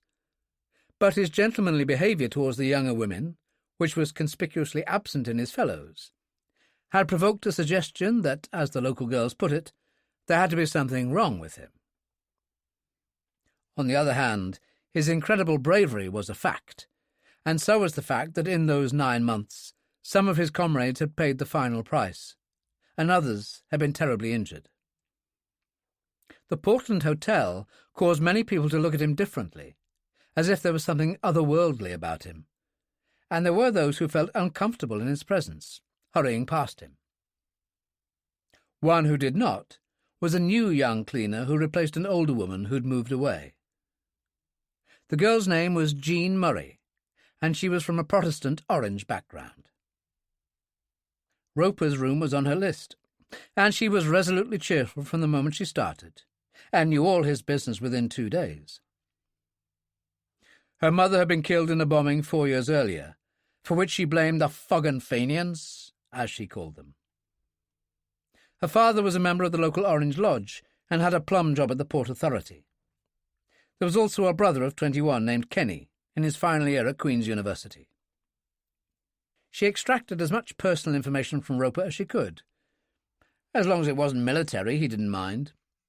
The truth was that to a certain extent he rather fancied her, which gave him pause for thought, because it meant the defensive wall he'd built around himself was weakening. "What's it get you, Captain, the hero bit? You're a lonely man, that's the truth of it, and you've stared death in the face for so long it's dried up any juice that's in you." "Well, thank you, Dr. Freud," he said. "I mean, you would know." "Why'd you do it? It's an old fact in this dump that you're well fixed financially." "OK, look at it this way. When the Troubles started in 69, the bomb thing was in its infancy.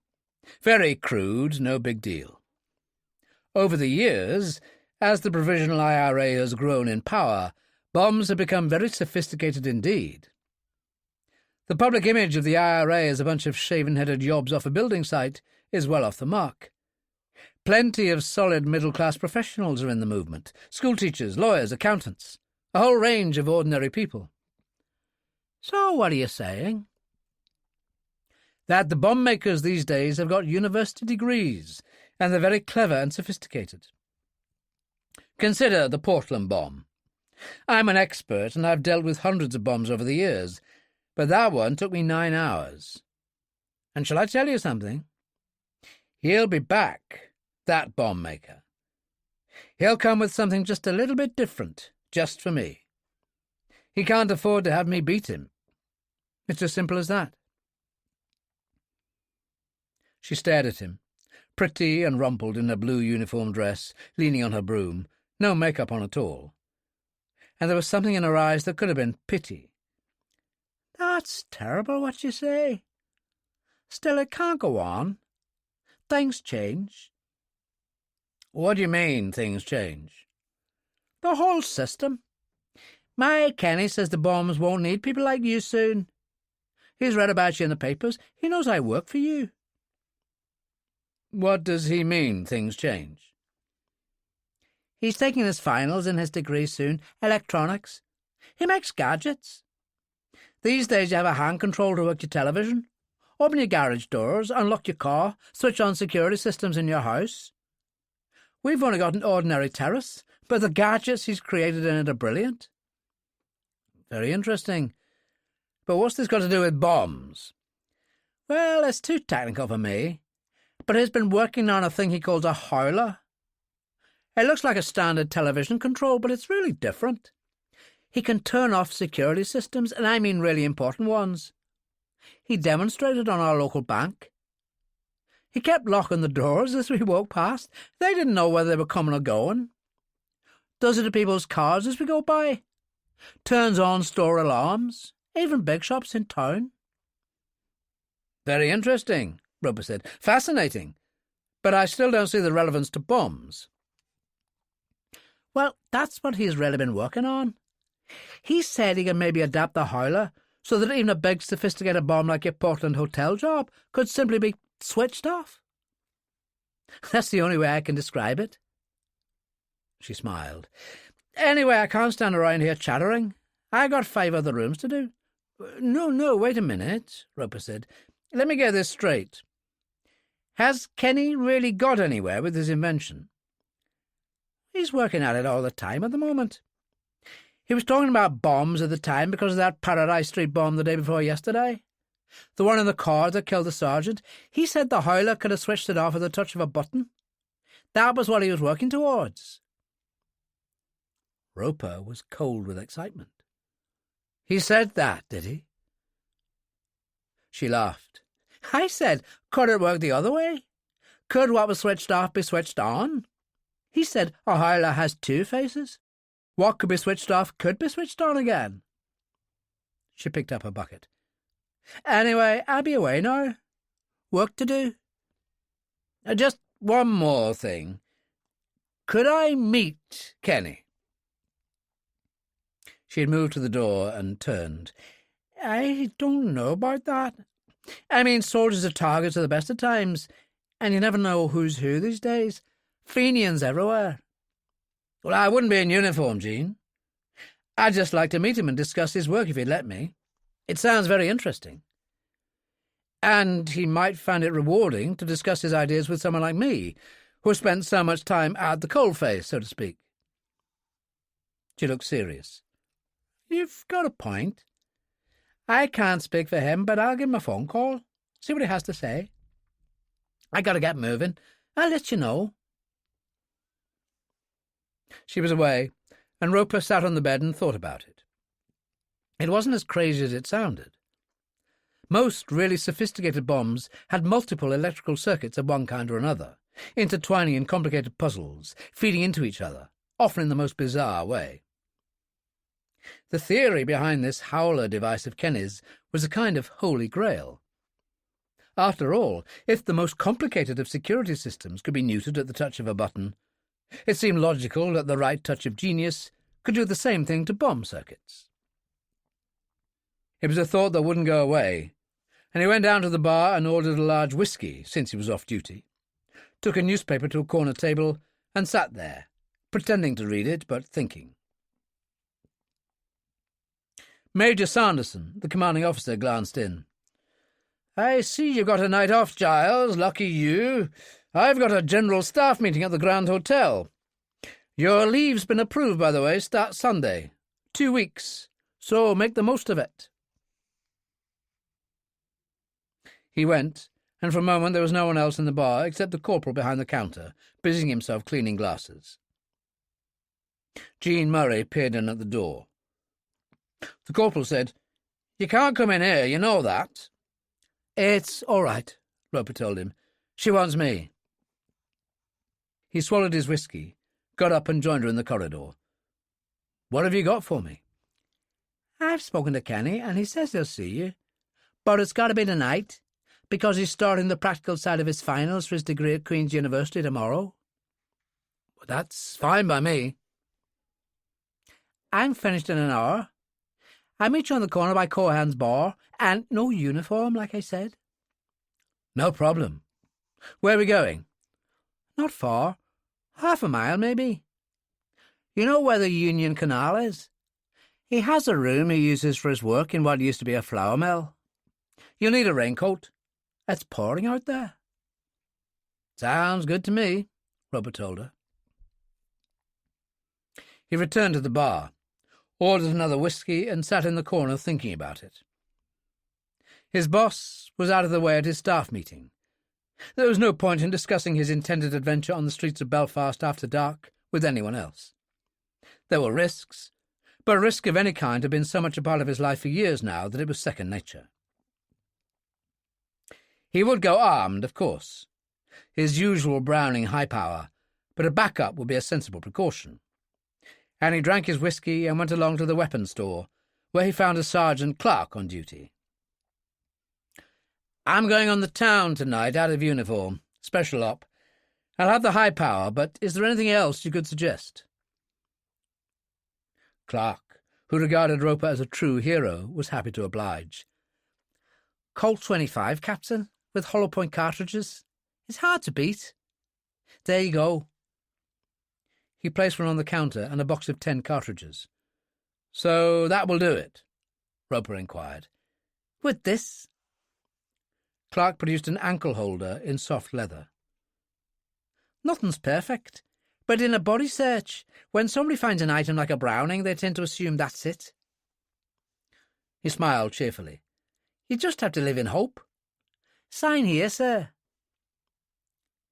He pushed a ledger across and offered a pen. Roper said, "I knew I could rely on you, Sergeant." "Take care, sir." In his room, Roper changed into a pair of old, comfortable trousers, not jeans, because it made the ankle holder more accessible. He carefully loaded the Colt with 6 of the hollow points and checked that he could reach it easily. He wore the bulletproof vest, a dark polo-neck sweater, and a navy blue slip-on raincoat he'd had for years. He didn't wear a shoulder holster and simply put the Browning in his right-hand pocket. He peered out of the windows, old-fashioned streetlights aglow now in the early evening darkness, rain hammering down, although when didn't it in Belfast? He went through his narrow wardrobe, found an old tweed cap, pulled it on, and went downstairs. The guards on either side of the gate stayed in their sentry boxes. They knew him well. After all, everyone did. "A hell of a night for it, sir," one of them called cheerfully as he raised the bar. "Whatever it is." Roper smiled back just as cheerfully, pausing for a moment, looking out into that Belfast street that, as far as he was concerned, was like no other street in any city in the world. "All right," he murmured to himself. "Let's get moving." He slipped out and turned towards Cohan's. Jean Murray stood in the entrance of the bar, sheltering from the rain. She had a large, old-fashioned umbrella ready and seemed impatient. "So there you are. I was beginning to think you weren't coming." "Will I do?" Roper asked. She looked him over. "I suppose so. But keep that gob of yours shut. You sound as if you'd been to Eton or somewhere like that." She opened the umbrella. "Let's get moving." He fell into step beside her as she walked rapidly. "A rotten night for it." "Don't rub it in. I've only had a sandwich all day and I'm starving." He kept up with her obediently, passing through one mean street after another, the river not far away. "A hard life, living in a place like this." "Well, the British government in London never gave a damn about Belfast, that's for sure. The forgotten city. Did you know the Luftwaffe blitzed it worse than Liverpool during the war?" "I suppose they're after Holland and Wolfe and the shipyards. They built the Titanic here, didn't they?" "Jesus and Mary, that's history, mister," she said. "It's what happens now that's real and the future of this country." Jesus and Mary. Strange on the lips of a young Protestant girl. And he slipped a hand in his pocket and found the butt of the Browning. And then she laughed harshly. "What the hell's getting into me talking like a fucking Fenian? Must be the weather." They had moved into an area of decaying warehouses and a place where the Union Canal emptied into the river. There are narrow, decaying Victorian buildings, like something out of Dickens, an old iron footbridge, and a sign saying Conroy's Flour Mill. An old-fashioned lamp was bracketed above the door, illuminating the area, and there was a light at the window above it. "Here we are," she said, and led the way up a narrow wooden stairway. The door at the top stood open, light shining down. "Kenny, we're here," she called. Paused for a moment, so that Roper could see the table in the centre of a sizable room, littered with a variety of technical equipment, tools and vices. She stepped forward, Roper following, his hand in his pocket on the butt of the Browning. The door slammed behind him. The muzzle of a pistol was rammed against the side of Roper's skull, and a hard Ulster voice said, "Easy now, I'll blow your brains out. Hands high." Roper did exactly as he was told. He was patted. The Browning soon found. "A high power. You've got taste." He was pushed towards the table. "Over there and turn." Roper did, and found himself facing a small, wiry young man, hair almost shoulder-length, a Beretta automatic in his left hand. He wore an old reefer jacket, dropped the Browning into his right pocket and grinned, making himself look quite amicable. "The great man himself." "And you'll be Kenny Murray?" "As ever was." "And there's no Howler?" Murray laughed. "Not here, bomb man, not here. It exists, though. I'm working to perfect it all the time." "I'm impressed you'd bother," Roper said. "After all, your purpose is to make bombs explode." "It is indeed, but the scientist in me can't resist a challenge." Roper turned to Jean, who had taken a pack of cigarettes out of her pocket and was lighting one. "Oh, Jean, you disappoint me. Turning out to be a decent Catholic girl after all." "And you thinking I was some prod bitch? All the worse for you." There was anger there, but perhaps at herself. "So, what's the reason for all this? If you'd wanted to shoot me, you would have," he said to Kenny. "You're absolutely right. I'd love to have taken care of that, but I'm under orders. There are those who would like to have words with you. Information's the name of the game. Our bomb makers would appreciate the chance to squeeze you dry. So let's get going. You first." "If you say so." Roper opened the door and stood for a moment at the top of those dark stairs. He found the rail with his left hand and started down. There was only one thing to do, and he'd only get one chance. So, halfway down, he slipped deliberately in the shadows, cursing and gripping the rail, reaching for the Colt in the ankle-holder. In the ensuing scramble, he dropped it in his raincoat pocket. "Watch it, for Christ's sake," Kenny ordered. "It's not my fault. The place is a death trap." Roper hauled himself up and continued. Kenny laughed. "Did you hear that, Jean?" he said to his sister behind him. "The man's a bloody comic." Roper went out, his right hand in his pocket, and started over the bridge. Halfway across he paused and turned. "There's just one thing you should know, you Fenian bastard." Kenny stood facing him, holding the Beretta against his right thigh. "And what would that be, bomb man?" he asked amicably. "You made a mistake. You should have killed me when you had the chance." His hand swung up. He shot Kenny between the eyes twice, the hollow-point cartridges fragmenting the back of his skull. Kenny spun round and half fell across the iron rail of the bridge. Jean screamed. Roper leaned down, caught the body by one ankle, and heaved it over into the fast-moving canal. "There you go," Roper said. "Are you satisfied now, Jean?" She started to back away. "Oh, sweet Jesus and Mother Mary, what have I done?" "You'll be asking yourself that till your dying day," Roper told her. She seemed to suddenly pull herself together. "You're not going to kill me?" she whispered. He didn't say a word, turned and walked away across the bridge. And behind him, she started to sob bitterly, the sound echoing across the waters of the canal that had swept her brother into the River Lagan and out to sea. He walked all the way back through mean, rain-washed streets, the sound of shooting in the distance, walking carefully on pavements scattered with broken glass, passing bombed-out buildings boarded up. All of a sudden, it had all caught up with him. Too many long and weary years, too much killing, too much death. He made it to Byron Street without getting stopped once, which was something of a surprise, and ended up back in the bar. It was empty, the corporal behind the counter fussing around, stacking bottles. "Just in time, sir. I'm closing in 15 minutes. What can I get you?" "A large Scotch. That'll do it."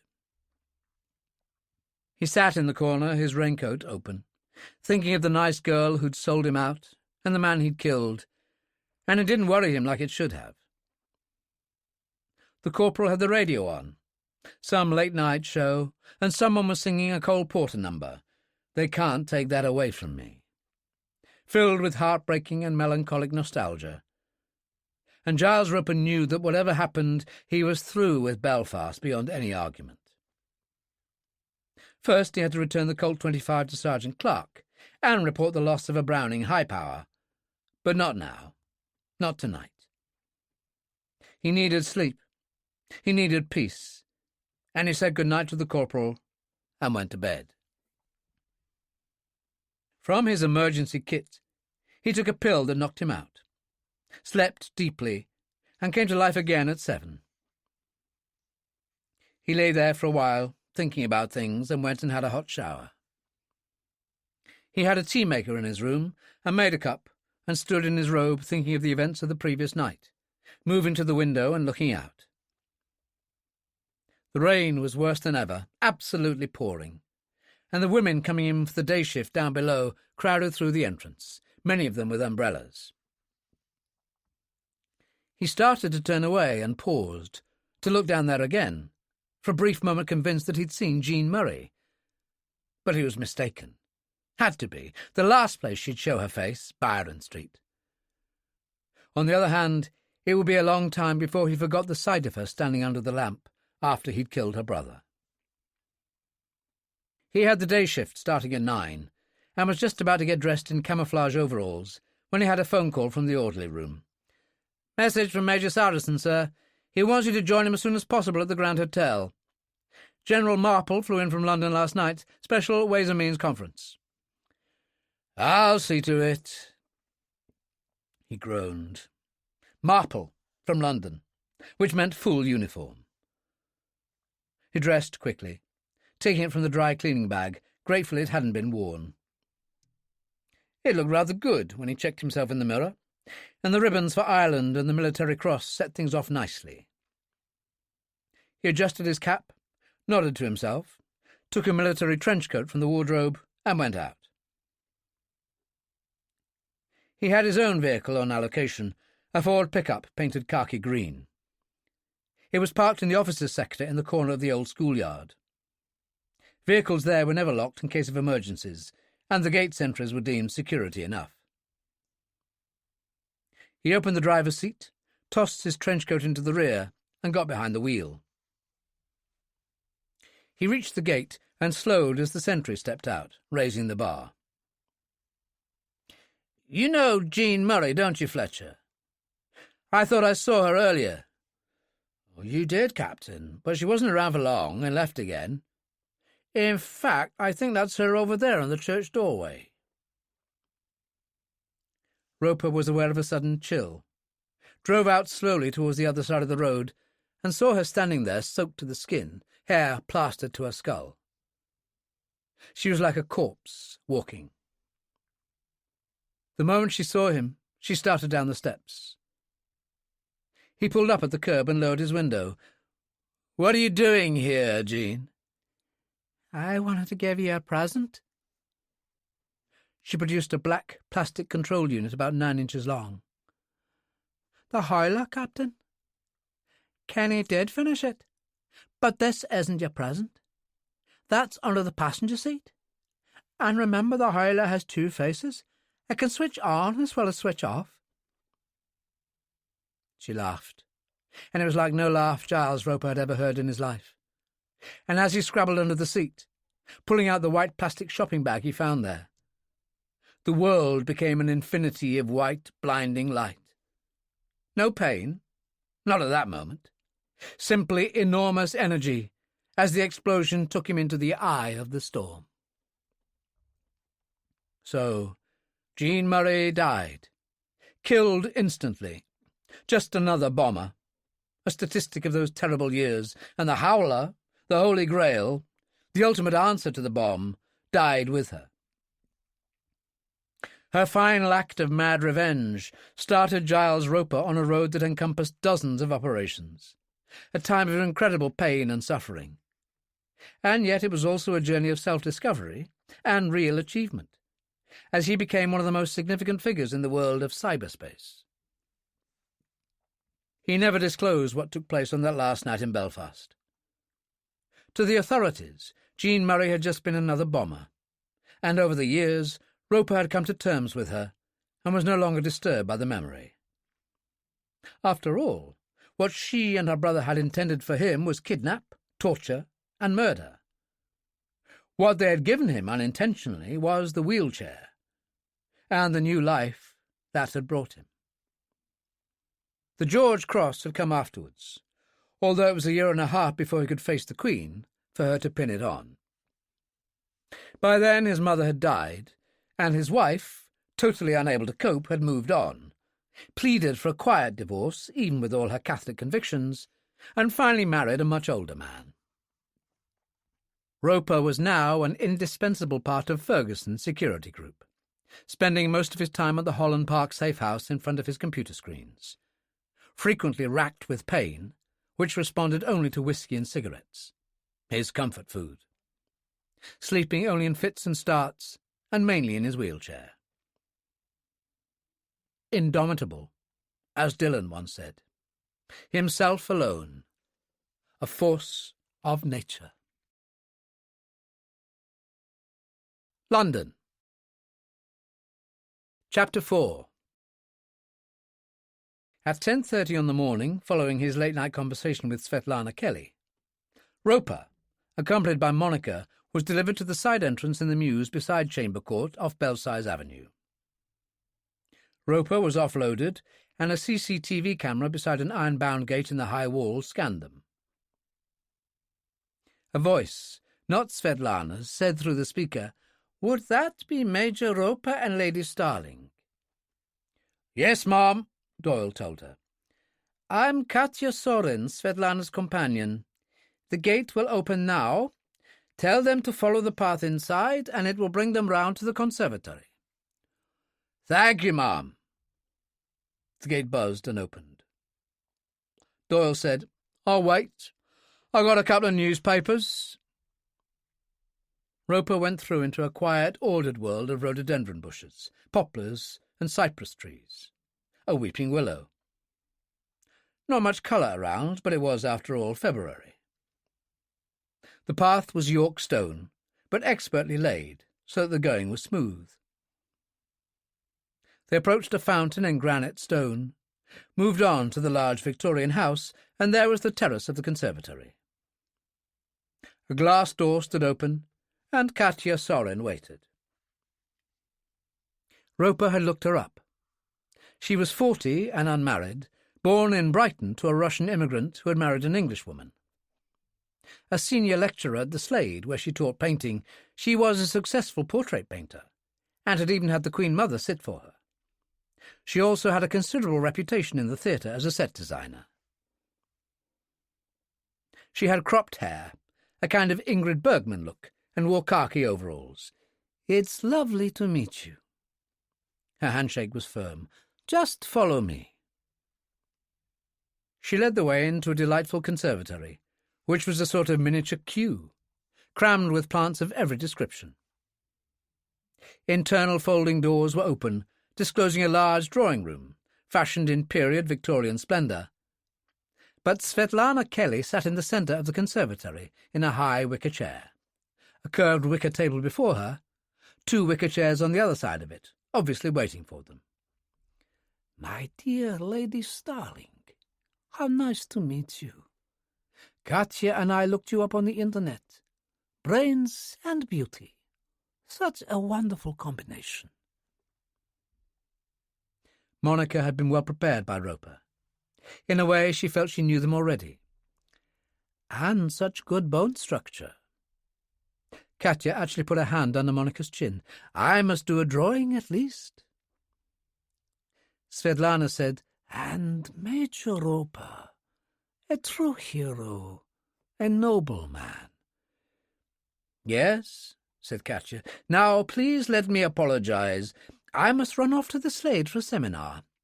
So, if you would accompany me, Lady Starling, I will show you the kitchen, and if there's anything you'd like, Coffee, tea, something stronger. I'm sure you won't be shy about helping yourselves. We don't keep a maid." "Of course." Monica wasn't in the least put out. "Anything I can do." Katya kissed Svet Lana on the forehead. "Later you may tell me all about whatever it is. Now I must go." She and Monica went out. There was a sideboard loaded with drinks and glasses. "Have a drink, my dear. What is your pleasure?" asked Svet Lana.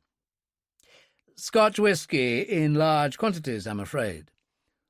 "Oh, it helps with the pain. You have had so many years of it that many drugs have lost their ability to cope, I imagine."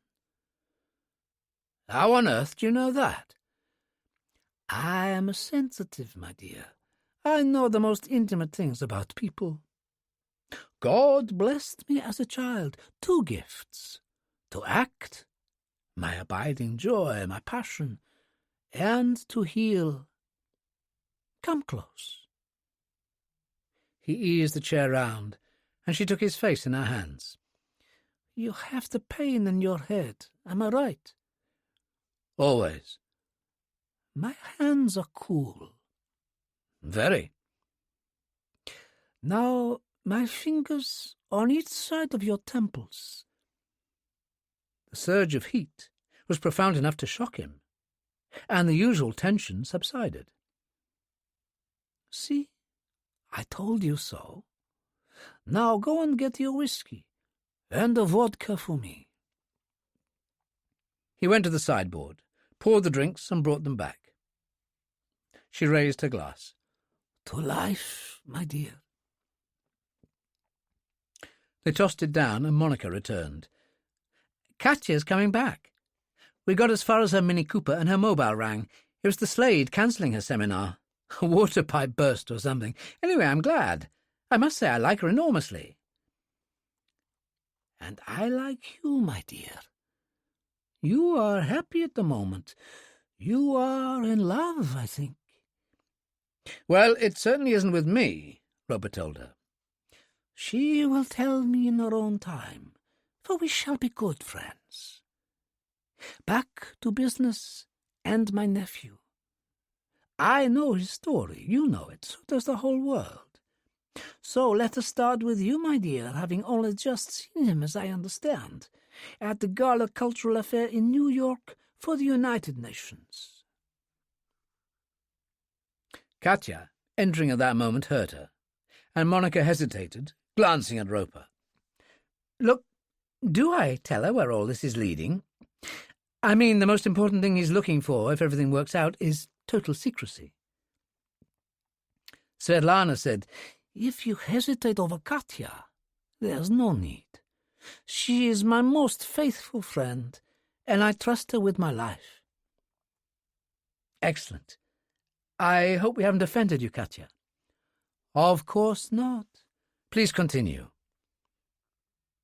She went to an easel by a window, removed a cloth, revealing a painting she was obviously working on, picked up a palette and brush, and started to work. Roper leaned over and took Svet Lana's hand. "When Kuripsky was 17, you came to London to do some Chekhov, met Patrick Kelly, and decided to defect, which was a hell of a decision in communist days. Did you ever regret it?" "Never. I fell in love with a good man. I fell in love with London. Life blossomed incredibly. But I see the direction you're taking here. Alexander wishes to leap over the wall too." Monica said, "They control his every move. He told me he feels like a bear on a chain." "I see," Svet Lana said calmly. "Then I suggest you tell me everything, my dear. Exactly what he said and what happened." When she was finished, Svet Lana smiled. "You perform well, my dear. But then you are an academic, an actor in a way. I feel I know all the people you have mentioned. This General Ferguson and his people. You and your brother, the Member of Parliament. Such a tragic figure. And my nephew. How he feels. What he wants. It's been 16 years since he last sat with me, here where you are sitting now. For years, nothing. And then later on the books, a photo on a cover, appearances on television, the falsity of the internet. To watch him was like watching someone playing him in a movie. In fact, that's what he looked like to me, with that absurdly long hair and that tangled beard. Tell me about him, please. You raised him, after all. My brother was KGB all his life. So for his family, things were okay in the Soviet Union. His wife was not a healthy woman. I came to Moscow hoping to act, but he agreed to let me come only if I lived with them and supported her. She shouldn't have had another child after Alexander, but my brother insisted. 2 years later, Tanya was born, and her mother died. We were all trapped. I was allowed to act with Moscow companies. He used his influence, but always I had to be a mother to the children. Not that I objected. I loved Alex dearly. Monica said, and Tanya?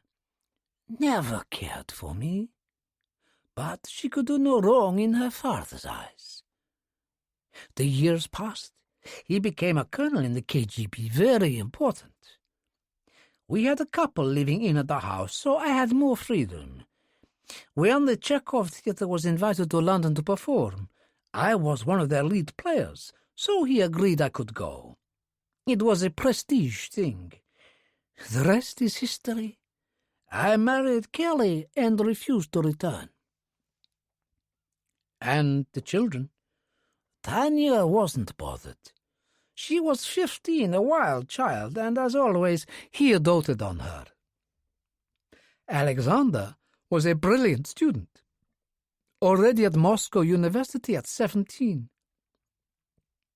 I took a chance and wrote asking that he be permitted to visit.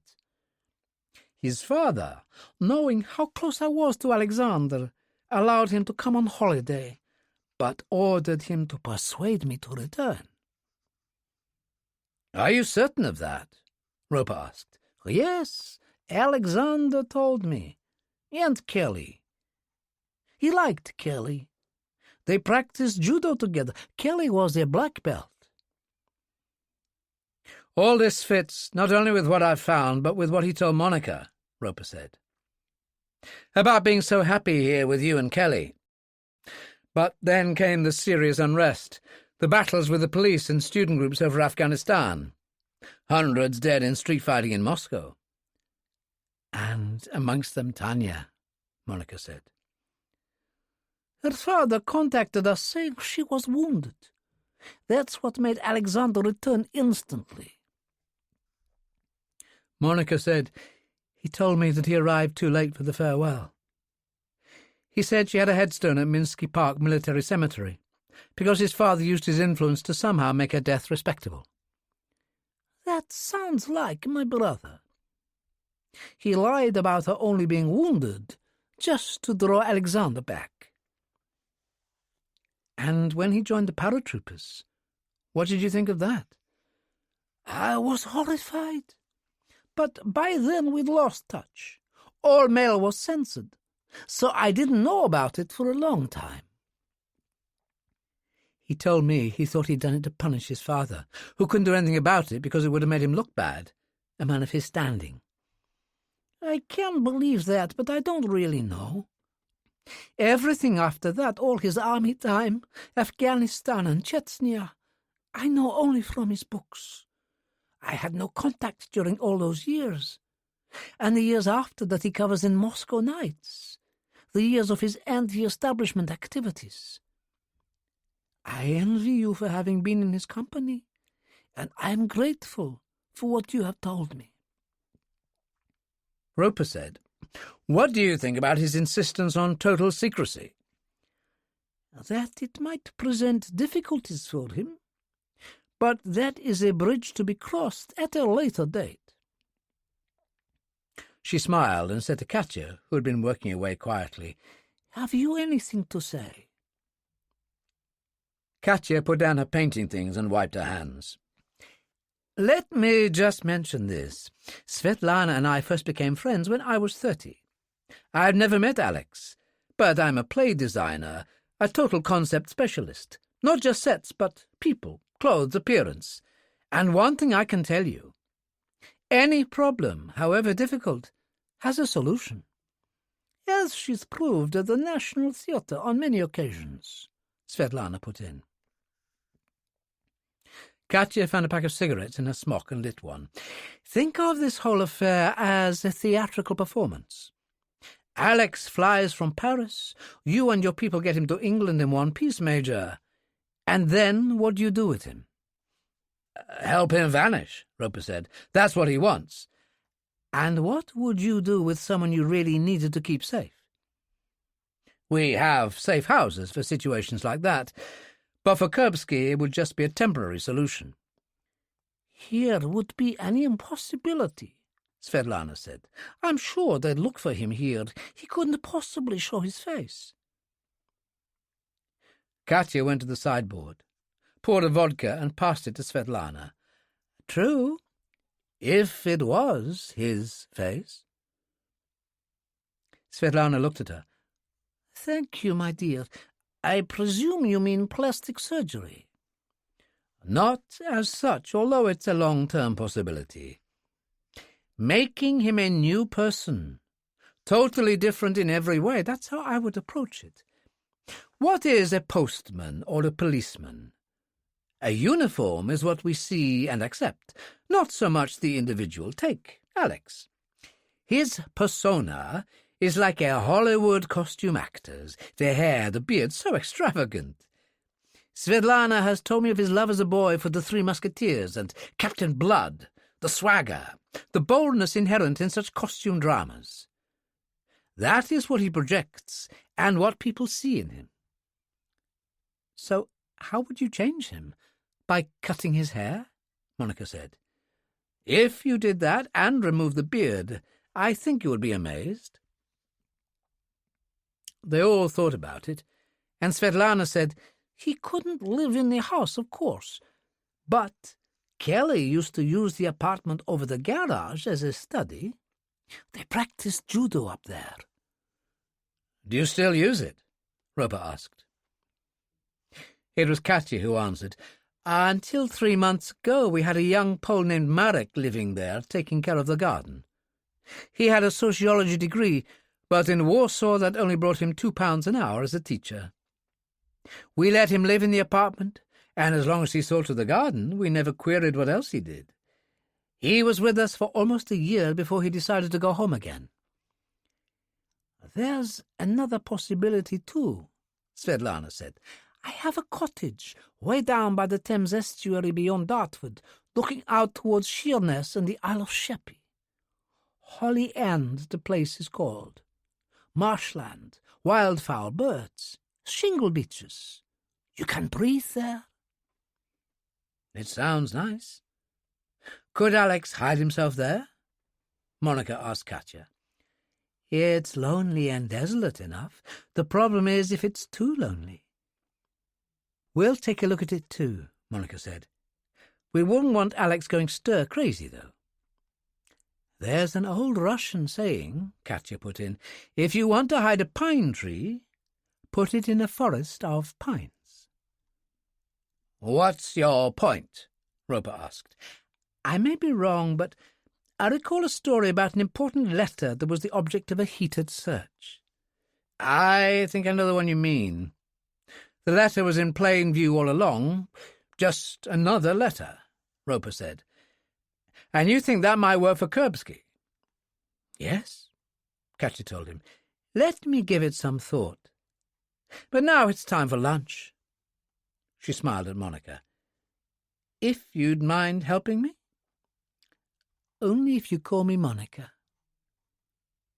They went out together, and Svet Lana reached and put a hand on Roper's knee.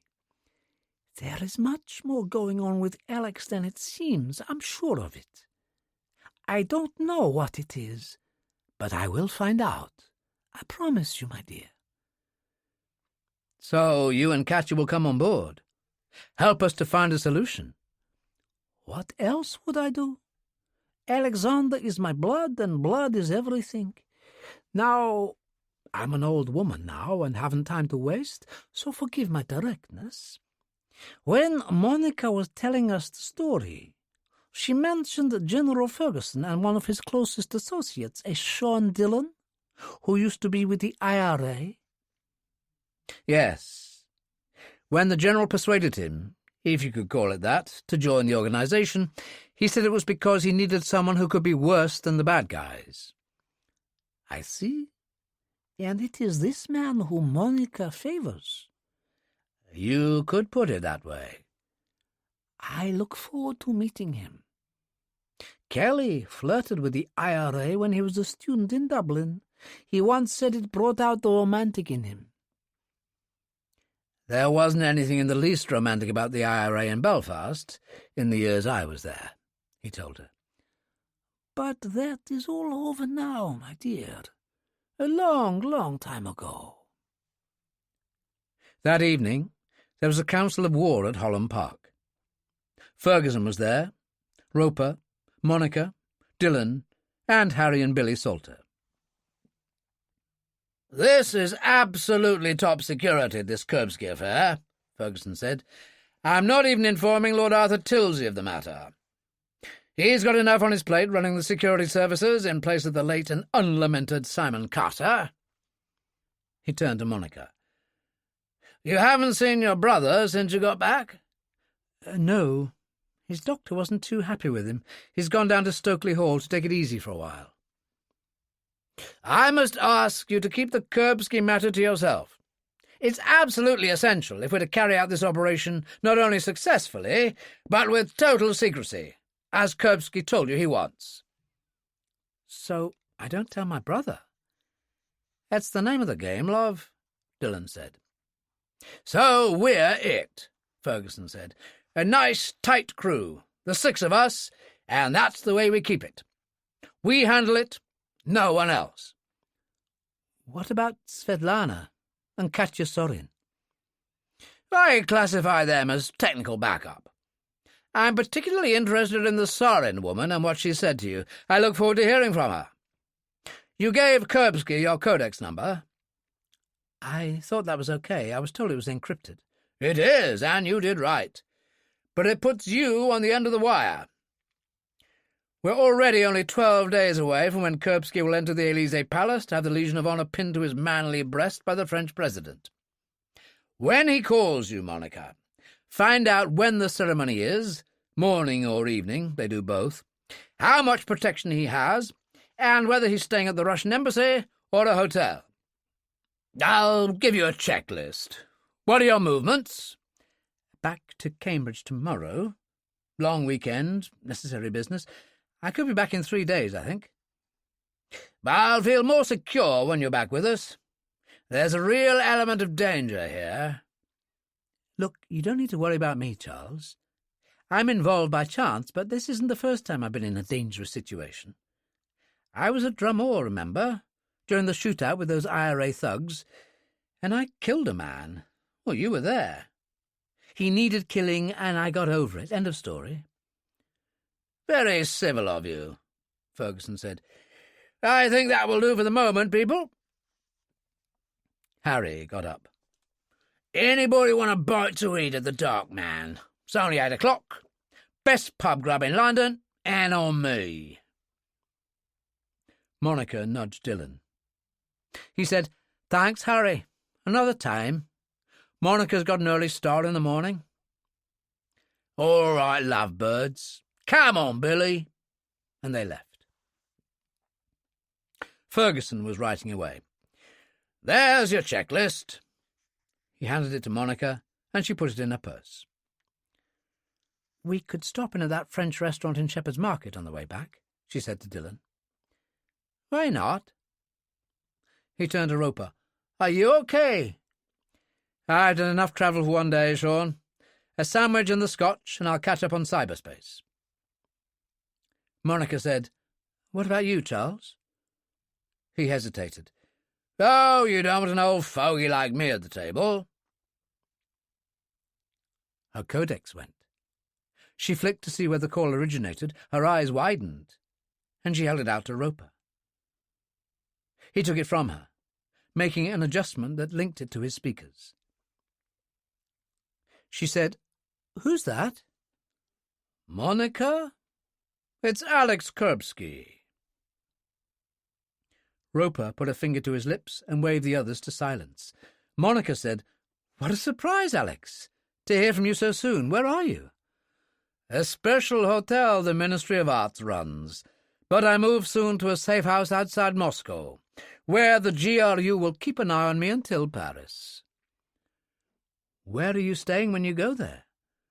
"They haven't decided yet. But I've been thinking about what we discussed. I'd like to proceed." "That's wonderful." "But on the terms I discussed with you, total secrecy. You said you knew people in the British Secret Service at the highest level." "I do. And I've spoken to them." She took a chance now. "You can speak to my controller right now. I happen to be visiting the London safe house, Major Giles Roper." "Put him on." Roper said, "Mr. Kuripsky, it's a great honour, one soldier to another. Monica said her phone was encrypted. Is that so?" "A work of technical genius. What can I do for you?" "As Monica knows, I wish to fly my cage, but my terms are strict. I prefer total anonymity, certainly for a while." Roper glanced at Ferguson, who nodded. "That's a given. Totally guaranteed." He also took a chance now. "I spoke with Svet Lana today. Monica and I visited her. She was thrilled to hear about New York, and now Paris." "God in heaven," Kuripsky said. "Is she well?" "She lives with a woman friend, Katya Sorin, in Chamber Court. Kelly died years ago, but I suppose you knew that." "Not until afterwards." "So, if you talked to my aunt, I presume the question of my desire to flee was raised." "She made an assumption it was impossible to deny." "So, she and her friend are aware of what's intended, but obviously they're trustworthy." "I accept that. I would trust Svet Lana with my life, but I don't want her involved in this business in any way. She's an old woman. I would not wish to bring any kind of threat to her." "So, you think you can snatch me in Paris?" "I fly in privately with 3 GRU minders, and they'll dog my every step." "We'll think of something." "Is your boss there?" "Yes, General Charles Ferguson." "I sensed there might be somebody. Put him on." Ferguson said, "Kuripsky, what a pleasure." "I must go, but tidbits for you. I spoke to Putin personally. He made it clear how important I am to dear old Mother Russia. I used to be handled by General Volkov, who was in charge of security. Does that mean anything to you?" "It does indeed." "It seems Volkov is no more, and Putin intends to handle the security side himself. Does that interest you?" "Very much." "And does the name Lushkov strike a chord?" "Certainly. Station head of GRU at the London Embassy." "Putin spoke to him in my presence, told him that London was the top hot spot, and he was promoting him to full colonel and sending him back there." "That is interesting. I must go. I've been hiding in the toilet too long. I'll be in touch. I won't give you my number this time. I don't want you calling me at an inconvenient moment." He was gone, and Roper was smiling all over his ravaged face. "Well, how about that, then? How about that, indeed?" Ferguson turned to Dillon and Monica. "Thank you, and I'd love to join you for dinner in Shepherd Market." It was 11 o'clock at the Minsky Hotel in Moscow, and Kuripsky was sitting with Bunin and Lushkov in a corner by the bar. "Wonderful things, mobile phones." "Well, if they're not encrypted, they can be a stone in the shoe," Lushkov said. "But ours are good.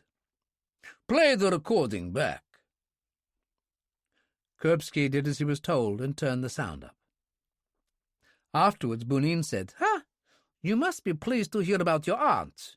Christ, you used to talk about her in Afghanistan." "She was the only mother I knew. A wonderful person." "Was I okay?" he asked Lushkov. "Amazing to hear Roper and Ferguson. I know them so well. And the information you gave them was harmless. They'd find out anyway, and every little bit helps to establish your credentials. The magic name of Putin will certainly excite them." He turned to Bunin. "I go back to London on Thursday night. You come with me. If Ferguson's people are keeping an eye on Alexander in Paris, we can't have you anywhere near him." "Who have you selected for the Minders team?" "Ivanov, Kokonin, and Burlaka." "I'm surprised. I'd say they've got a lot to learn," Bunin commented.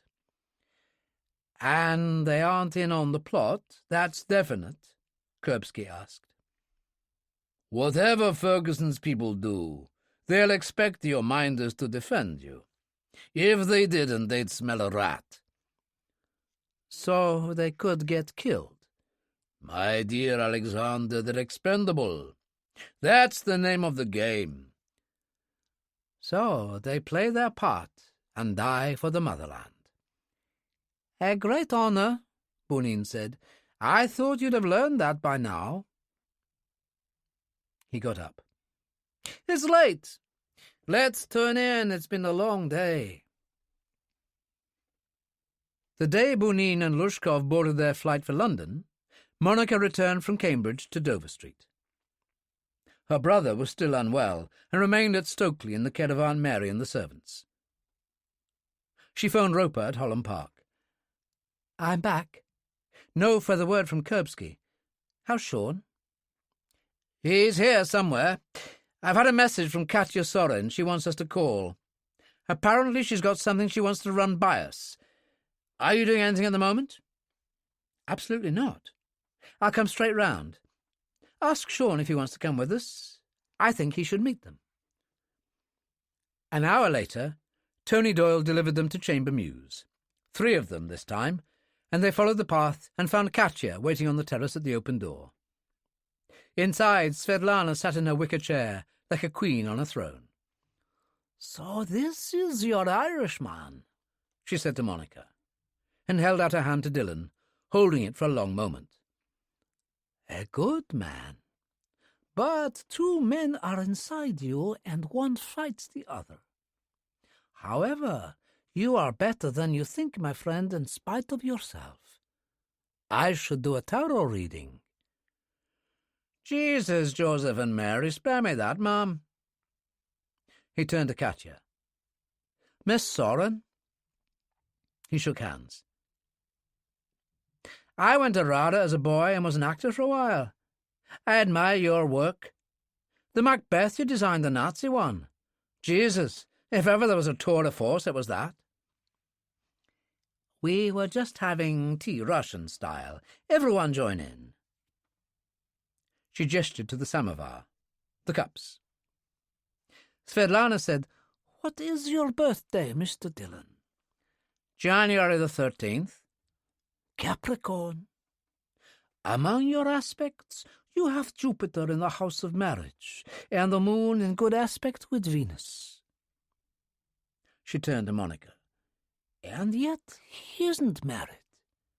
This is most unusual.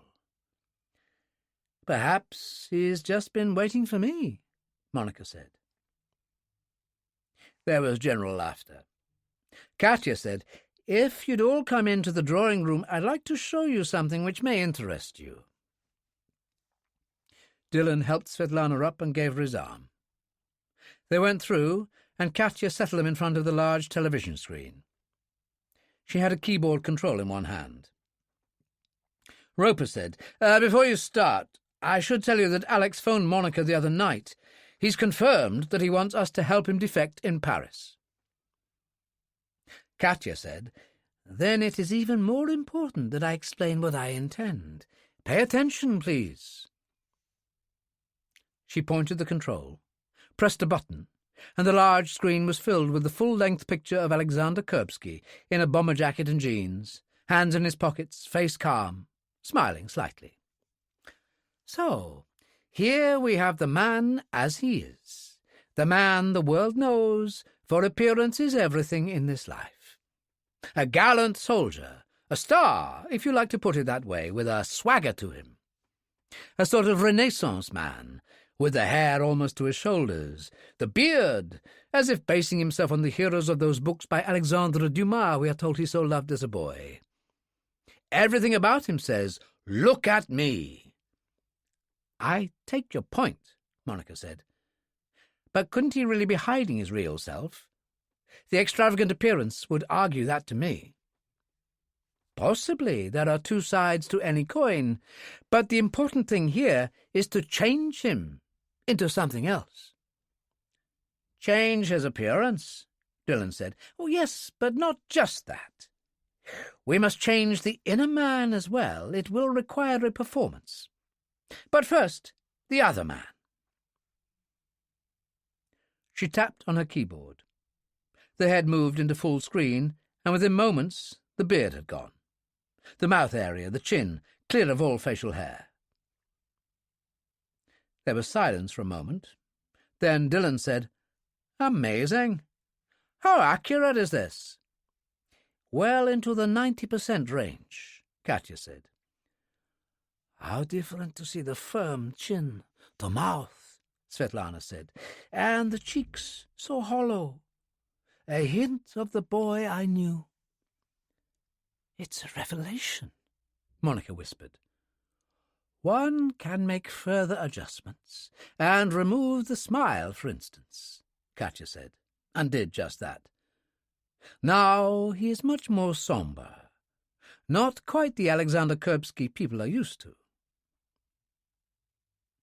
Roper said, "I'd say a great many people looking at him like that wouldn't recognize him at all." "Certainly not the general public," Dillon said. "And let's take it further. The extravagant hair." Katya had the head image turning, the hair shortening to a neat conservative style, and stabilized it. "Now we'll change clothes from the bomber jacket and jeans." She punched away at the keys until the figure on the screen wore a dark single-breasted suit, white shirt, and striped tie. "My God! He could be something in the city, a banker or accountant," Monica said. "He certainly isn't Alexander Kuripsky," Dillon said. "I think you've demonstrated that." He looked at Roper. "What about you?" "Katya said 90%, and I'll accept that. Even a little more. But we're up against professionals here. I never underestimate Russian intelligence. The GRU is as good as it gets. That's something we have to accept." "So you want more?" Katya asked. "I thought you might.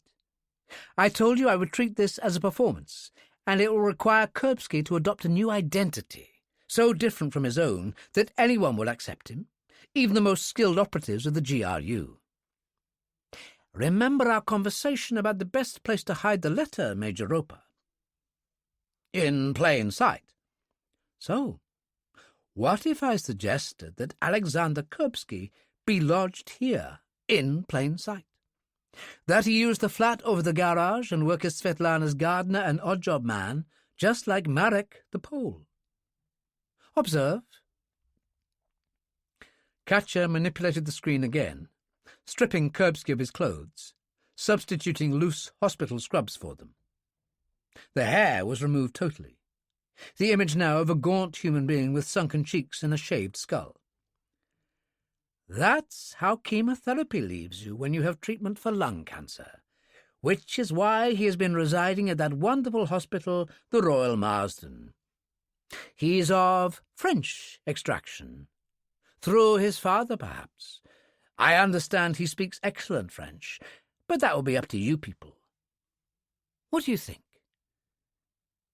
You're a genius, Roper said. I defy anyone to look at that man on the screen and identify it in any way with Kuripsky. I agree, Monica said. What about you, Sean? Remarkable. I wouldn't have believed it if I hadn't seen it myself. He turned to Svet Lana. And you? I want him safe. I want him close to me again, and if this is the only way, so be it. That's it, then, Roper said. We'll report back. Is there anything else? Now we wait, Svet Lana said. The rest, I suppose, is up to you. I've got time off from the university. Monica gave her a kiss. I'll stay in close touch. Katya came all the way down to the gate with them. Now comes the hard part, I think. Paris. They'll be guarding him closely. The Russians can be very difficult. Oh, don't worry. We can be difficult, too. Dillon smiled, and he and Monica followed Roper out. Moscow, London. Chapter 5.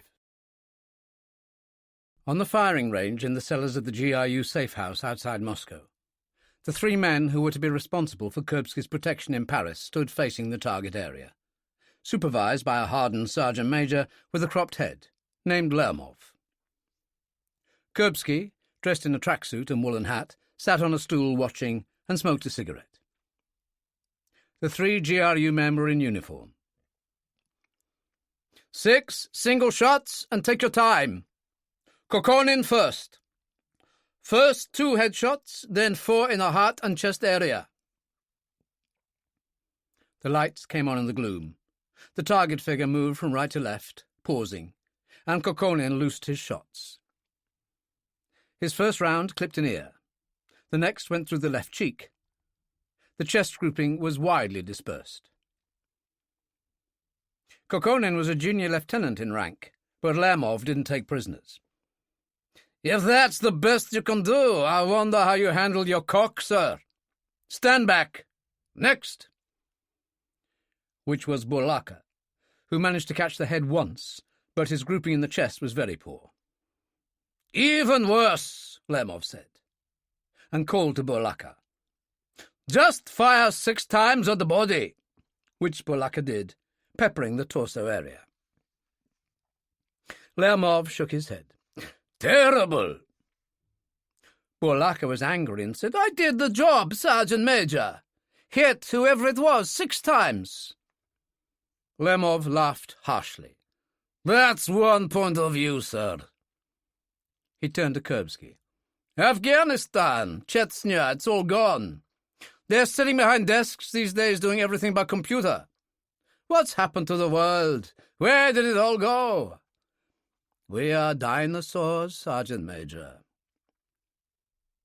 The 3 young GRU officers were angry. Ivanov put his pistol on the table after removing the clip. If you can do any better, show us. I'm tired of being put down like this. If you're so much better, let's see it. And what about you, comrade? He said to Kuripsky. You make a lot of claims in your books. Kokonin said, Maybe that's all they ever were. There was a moment's silence. Kuripsky dropped his cigarette on the floor and stood. Lermov picked up a Stitchkin. I've got a certain affection for this. I've had it since Afghanistan. It should take you back, comrade. It certainly should, Kuripsky said. He held it against his right thigh. 2 targets swung up. He double-tapped, shooting the left target twice in the heart, then twice in the forehead. He swung right, double-tapping the heart, then a single shot through each eye. There was silence. Kuripsky handed the Stechkin back to Lemov, who was thoroughly enjoying himself. "I must say you keep it in perfect working order, Sergeant Major. My compliments.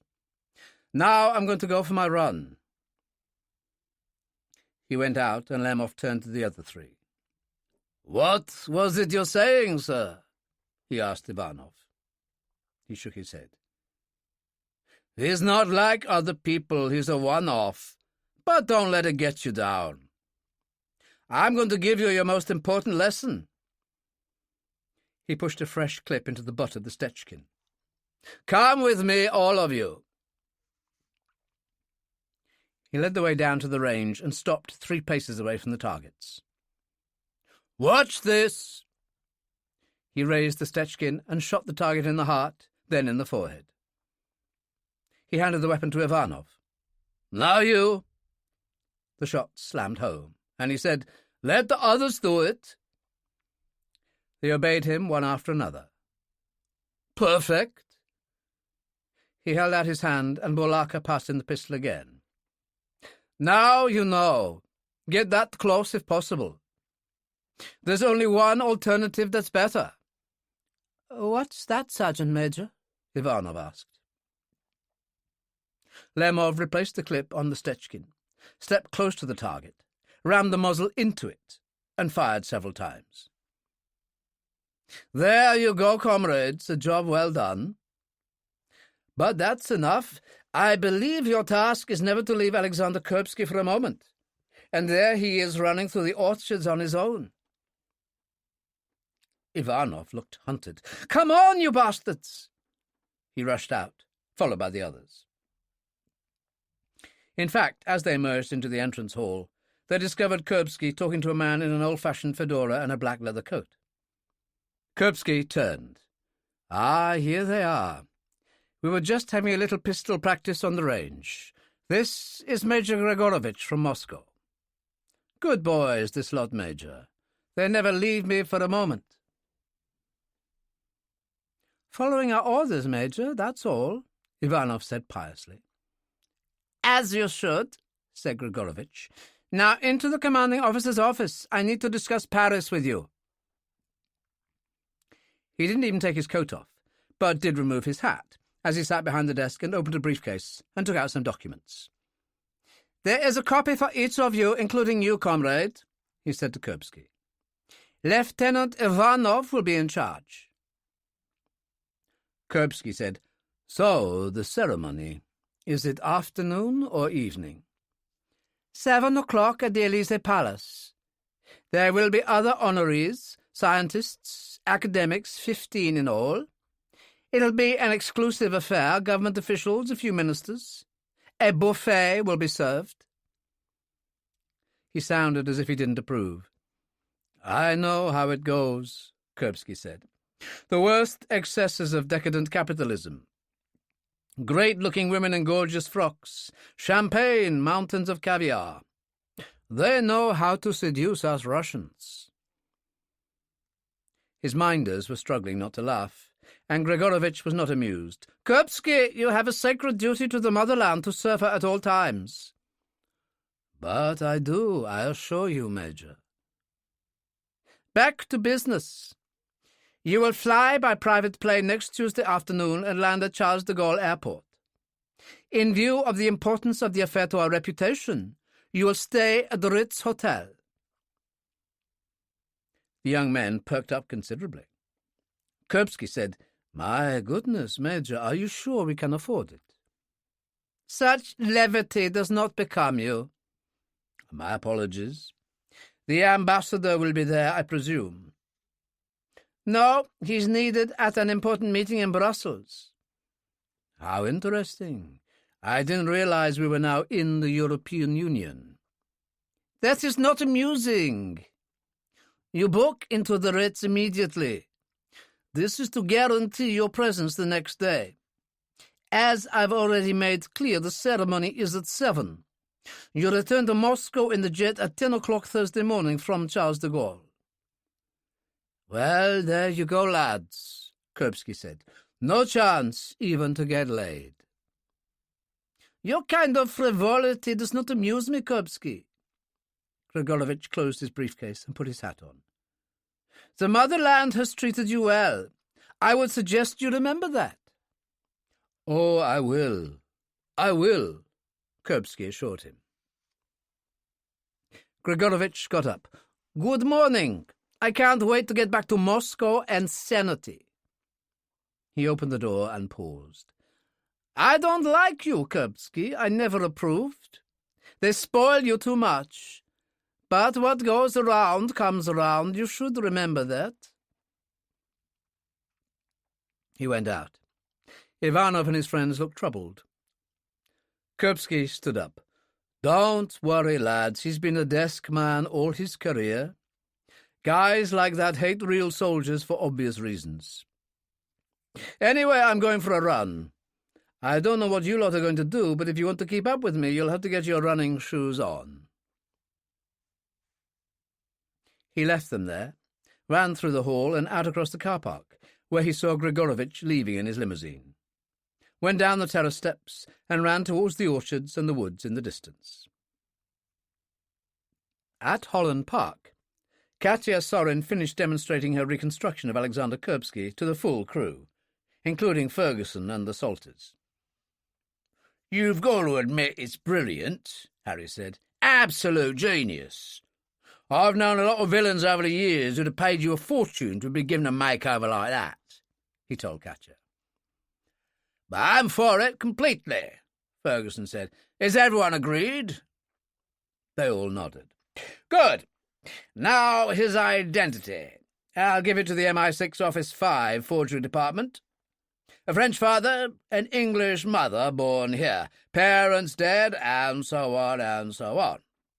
He'll need documentation from the Royal Marsden and insertion into their system. London University, English degree. Journalist. Maybe a war correspondent in the Balkans, something like that.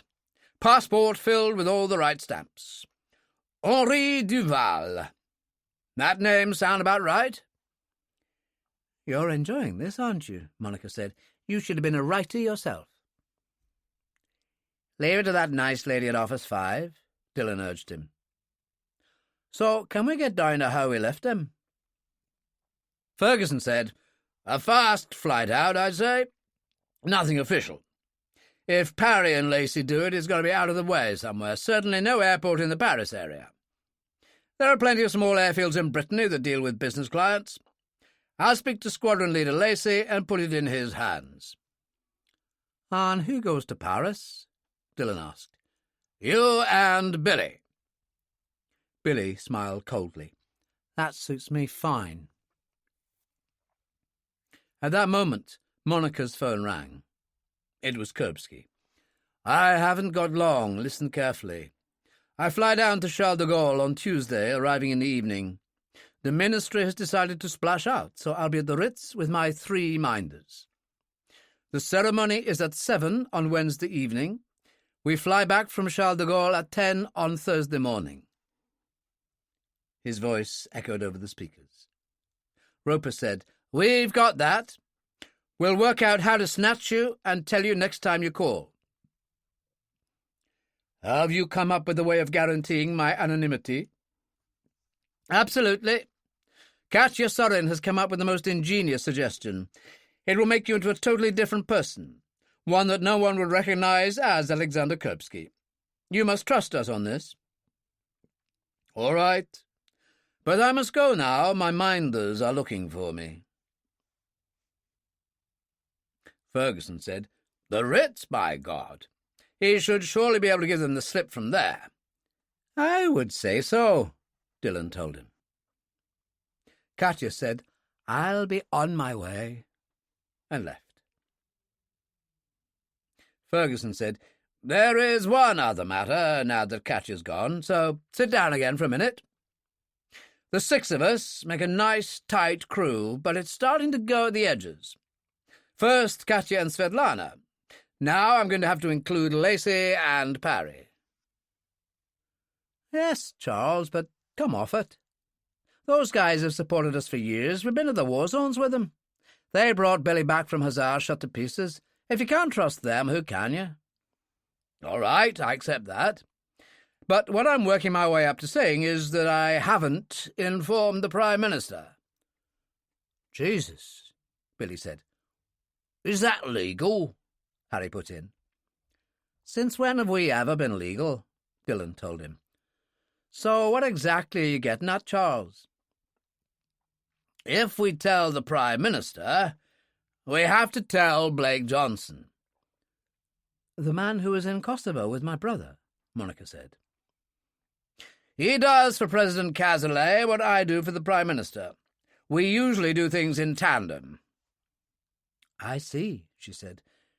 Does that give you a problem? I don't know. That's why I mention it. I'd appreciate your opinions, so just think about it. We'll leave it at that for the moment. Kuripsky had made his call from an old ruined chapel in the wood beyond the orchard. It had a distant view of the house to one side of the track, and he'd been able to keep an eye out for the three young men as they approached, searching for him. "Where is the bastard?" Kokonin was saying. "He's playing with us, I'm sure of it," Ivanov told him. Kuripsky led them past and vanished into the wood, and lit a cigarette. So the enterprise was afoot.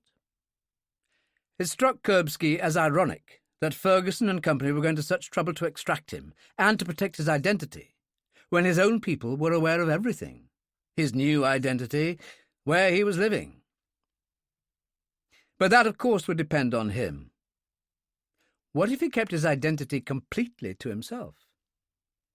Thanks to the mobile phone, the greatest invention of all time in some ways, he could receive encrypted calls from people who did not know where he was. He could also make calls which could not be traced. So he, who had been a prisoner of his own people, was now, in a strange way, free to do what his people wanted, or to refuse. It was absolutely beautiful. And then he remembered Tanya at Station Gorky, and realized that his thoughts of freedom had only been an illusion. There were voices down below on the track, and he emerged from the ruins and ran down the hill and confronted them. "Were you looking for someone?" They seemed put out. Then Ivanov laughed. "Damn you! You've been playing with us again." "Well, there isn't much else to do round here, but there's Paris to look forward to. Great chambermaids at the Ritz. You never know, you could get lucky." They smiled at that, but Ivanov said, "Chance would be a fine thing. One of us has always got to be on guard in your suite." Kuripsky, who had expected such a thing, said amiably, "And how are you going to manage that?" "I have to work out a rota," Ivanov said. "Well, that's okay.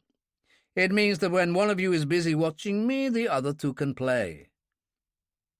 He grinned. "I'm starving. Lunchtime, lads. So race me back." He ran away from them very fast. The one time he was assured of total privacy was when he stayed in the house, using the bar facilities or the gymnasium and swimming pool, or the extensive library, which included computers. Luzhkov had provided him with codes offering access to classified GRU information, and after lunch he sat down, brought up a screen and accessed the British security services. There was plenty of history there. The traitors who had worked for the KGB, for instance, Philby, Burgess, MacLean, and many, many more than the general public in Britain had ever known about. One thing wasn't there, though. Nowhere in the files was there any mention of General Charles Ferguson and his organisation. The security force known in the trade as the Prime Minister's private army simply did not exist. He tried another approach, accessing individuals, and struck it lucky. The George Cross database came up with Major Giles Roper. It was all there, the George Cross and Military Cross, his service in Ireland, the Portland Hotel bomb, then the final explosion which had left him in a wheelchair. Apparently, he now worked in the computer industry. "Computer industry, my arse," Kuripsky said softly. But what a man. But that was all he could find on Ferguson and his crew. For want of something better to do, he tapped in Monica and reviewed her life. Her photo was excellent, and he smiled. A remarkable lady, and he liked her. Finally he typed in Svet Lana, something he had never done, and was amazed at the wealth of information. There was an early photo from the Moscow days of her and Kuripsky and Tanya, his father in KGB uniform. A few lines on these early days, and much more about her defection and London marriage. A list of her London stage appearances. A photo of Kelly, a mention that her companion was now the artist Katya Sorin, and then a whole page on her famous nephew. Kuripsky clicked into Katya Sorin and discovered her life in theatre and art. There was a photo of her and Svet Lana, obviously taken recently.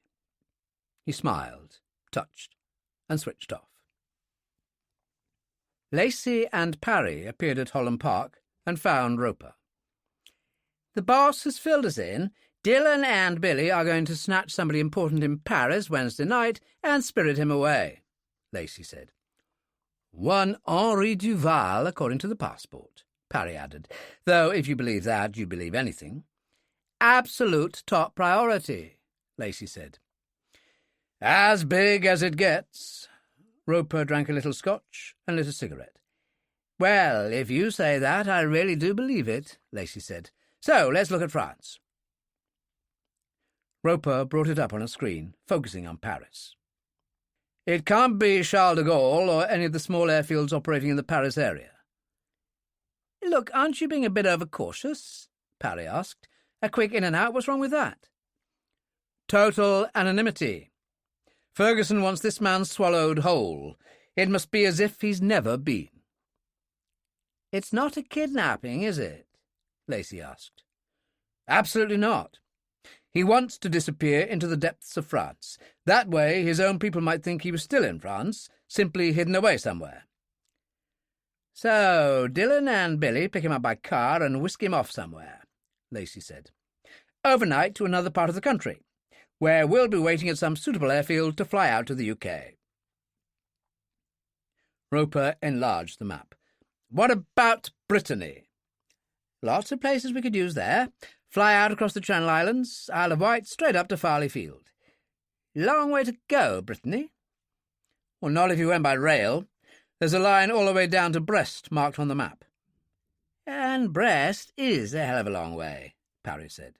"I'm not suggesting you go all the way. The line goes through Rennes, for example. That's not far from St. Malo, the Channel Islands, Jersey. I'll bring up flying facilities for that area." There were several. Lacey and Parry murmured together and finally made a choice. "Saint-Denis. There's an excellent flying club there. They have a tarmac runway to attract business travel, so jets can get in." Lacey nodded. "We could do that. We could drop Dillon and Billy at Charles de Gaulle Wednesday morning, then fly down to Saint-Denis and overnight." "Now for the train." Roper tapped his requirements in and sat back. "There you are. Overnight for Brest, departing midnight, compartments available, first class, can seat 4. "Well, there you are," Lacey told him. "What plane will you use?" Roper asked. Lacey looked at Parry. "What do you think?" "Well, Gulfstream's too flashy. Let's go for the sober look. The old Chieftain turboprop. Plenty of legroom, great seats." "I agree." Lacey turned to Roper. "A done deal. You take care of your end, we'll fix up Charles de Gaulle and Saint-Denis, and we're in business." Parry added, "Could it get rough in Paris for Shaw and Billy?" "Let's put it this way. They're up against people who will do everything in their power to stop them." "Duval must be very important." "When you recognize him, remember to forget you've seen him." The following day, Dillon and Monica accompanied Svet Lana on a day out by invitation.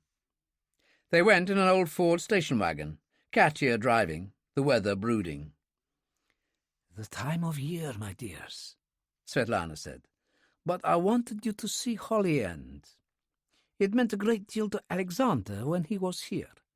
He used to go down for the weekends with Kelly all the time. Katya loves to paint there. When the weather is right, Katya told them. They went through the city to Greenwich, following the river. Monica said, "London seems never-ending." "It all changes quite soon now," Katya said. And she was right, for beyond Gravesend, with the rain which had threatened starting to pour, they moved into a bleak landscape of fields and marshland, edged by mud flats, swallowed up by the waters of the Thames estuary. Way beyond, half glimpsed through the mist and rain, ships moved out to sea. Katya said, "Look, way over there on the horizon is something you seldom see these days. A lightship, permanently moored on chains." "So strange, this place, and so close to the city," Dillon said. There were reeds now higher than a man, the road a raised causeway, and they came to a village of a dozen old-fashioned seaside wood bungalows, mostly painted green, with corrugated iron roofs. It looked totally desolate, not a soul in sight. "Who on earth lives here?" Monica asked. "No one, my dear," Svet Lana told her. "They are holiday homes for rent. People get their supplies from Gravesend or perhaps Rochester." "And you must remember to fill up with petrol there too," Katya said. "But who on earth would want a holiday here?" Monica laughed. "Oh, I don't know," Dillon said. "It takes all sorts. Thickens wrote about Gravesend and Rochester, as I recall." "Bird-watchers come here all the time," Katya said. "For people who like that sort of thing, it's a paradise. In the old days, very ancient times, there were Saxons here. Then outlaws of one kind and another hiding in the marshes. Closer to our own time, certainly in the time Dickens knew it, there were smugglers." They came to a track on the right, turned along it, and arrived at a 5-barred gate bearing a painted sign, Holy End. They entered a large farmyard, surfaced with shingle, fronting a barn and a 2-story farmhouse that was surprisingly large. It had a slate roof and shuttered windows.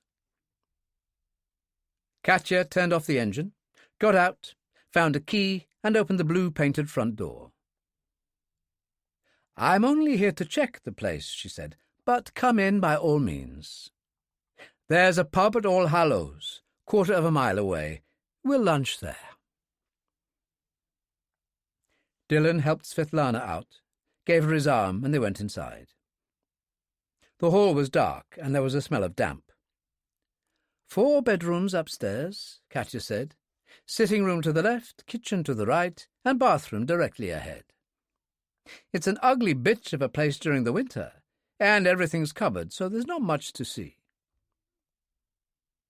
She went upstairs, and Dillon and Svet Lana went into the sitting room. The furniture had all been covered by old-fashioned grey drapes. "Like shrouds, aren't they? One could imagine a corpse on each chair," Svet Lana said. Dillon laughed. "It's being so cheerful keeps you going, I can see that." He helped her across to the kitchen, which was normal enough, though old-fashioned, and she sat on one of 4 chairs which stood at a large wooden table. "And Kuripsky loved this place?" "Always, even in weather like this. It was the marsh he liked, ploughing through the reeds, he and Kelly with shotguns looking for wildfowl." They could hear Katya's steps upstairs through the ceiling. Monica said, "A dead world. It makes me uneasy.